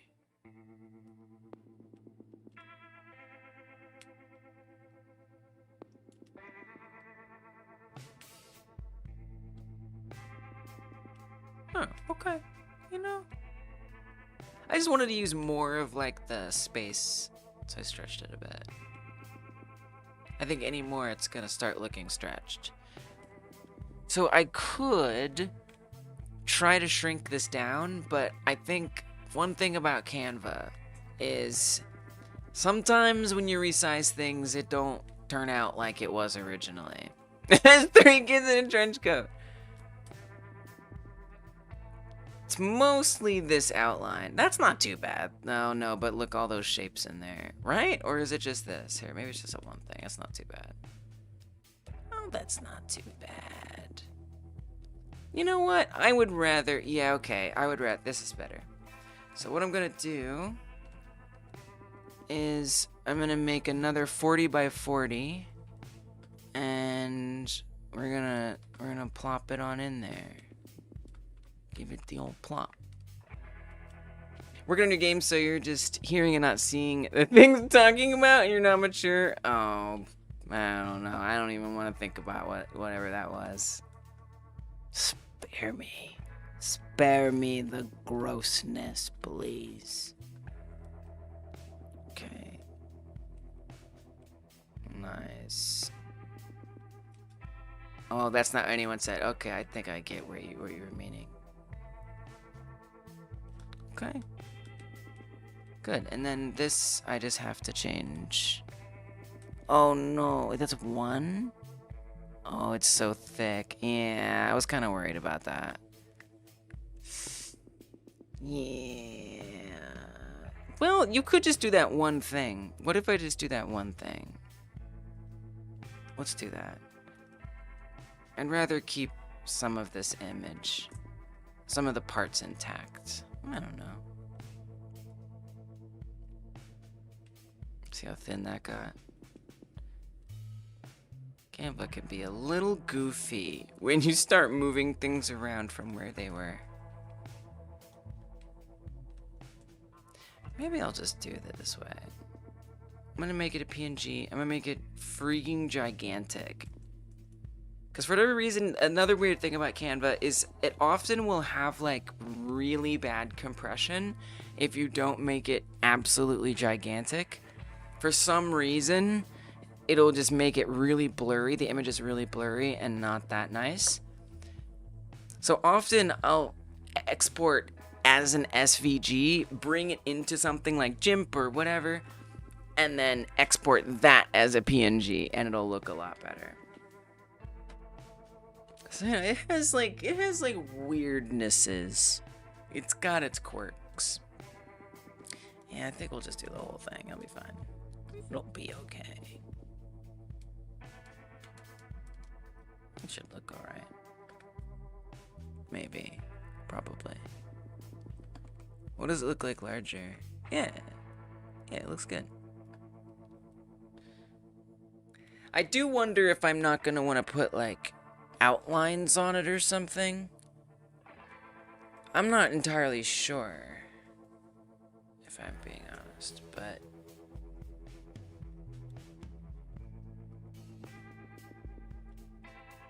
we'll see. I'm not gonna worry about it today. There's time for that. How big is the... did we make the sprite 40 by 40? I think it is. But let me double check. Just to be sure. Player... 60 by 60. Oh, well, you will notice too, the player's actually a little too big. So I think the cells are smaller than 60 by 60. I kind of don't mind that the player is a bit too large. That way the player isn't super tiny and we're still on the grid, generally speaking. And you kind of end up behind the walls in some parts, but it's an effect. As long as it doesn't, we'll see. You know, it could, like, mess with the, I call the player thick. I don't know, did I? Thick brain. You've heard of smooth brain. Now there's thick brain. Tutorial title: How to G-script in an hour. Reality check. Follow tutorial for 6 hours and still need help. Those titles do be overselling, don't they? That's YouTube. Yeah, we'll leave it that way, and then, you know, again, I could always change it later if I have to. But I kind of like them being a little oversized. I just hope it doesn't, like, mess up if the player is trying to gauge how close or far away they are. So we'll see. So this is currently 40 by 40. Do I want to make it 60 by 60 or try to increase it? How are you going to do that? How are you going to do that? I'm telling you, sometimes it just is better if you just, like, drag it. I know this sounds so weird, but Canva is weird. And if I make it 60 by 60 and export it like that, it's gonna be lower quality than if I make it smaller and size it up. Look, I don't know. It's some weird Canva bug. 40 or 60 divided by 40? 1.5. Oh, nice. Great. 1.5. How long am I going? I have been going for 11 hours and 40 minutes. But I can't go much longer because the YouTube VOD will cut off. The YouTube VOD cuts off at 11 hours and 55 minutes, give or take a minute. So, that's always my cutoff. If it wasn't for that, I would be here, like, all the time. So, I owe a lot to the VOD length limit.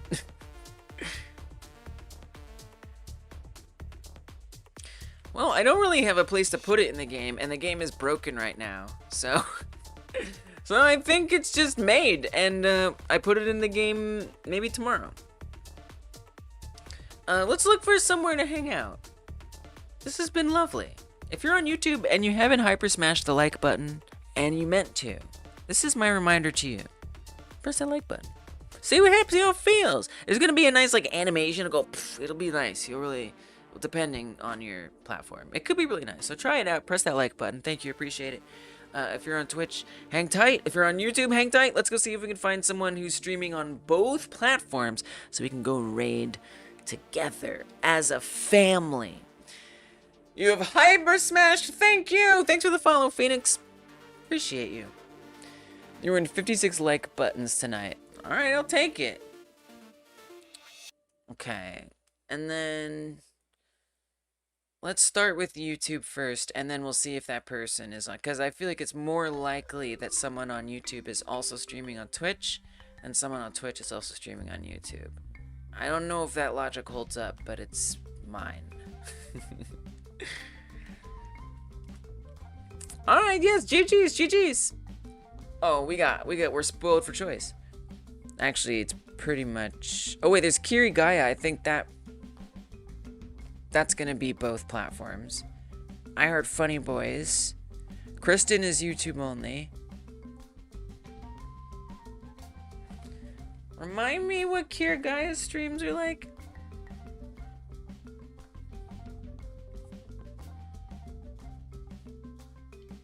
Gaming. It's gaming! Well, I like to keep the game dev vibe. So... maybe go hang out with I Heart Funny Boys. Looks like she could use some YouTube friends. 76 minutes ago. You have to look at your messages more regularly. You just saw it. You have 250 messages. From where? Like on your phone? In your email? In your Twitch whispers? Alright, so I happen to know she will let a raid on both platforms. We got this. Yeah. I'm still going. We're gonna go hang out. We're gonna go hang out somewhere else. In WhatsApp. Gotcha. You slept and woke back up in the same stream. You were this close to waking up in a different stream. We almost got you there. But hey, I'm glad. Thank you for coming back. Alright, see if we can do this at the same time.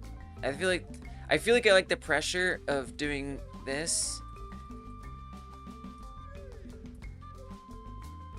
And then I have to like hurry up. Oh my gosh. Before that goes through and set the YouTube stream target. Go. Hurry.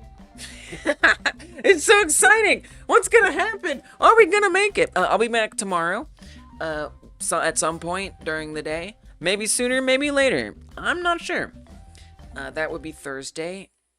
Some point in the Eastern time zone. That makes vague amount of sense.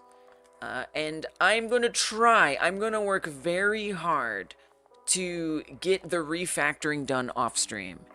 It is my goal in life to get the refactoring done off stream. It is very, very important to me that happens. So I'm gonna try my best, and that way we can do more fun stuff later. Ray Jabroni Mike, I don't know who that is. Is it a game dev? I like to collect the game dev streamers, so I mean, I would like to know about them.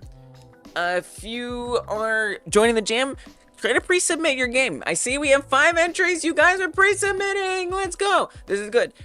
It's important because you'll be able to test your game out in the browser. Really nice thing to do. So do that. Oh yeah, raid message. Oh, I forgot. They're gone. All right. Goodbye, YouTube. Good night. I appreciate you. I'll see you tomorrow.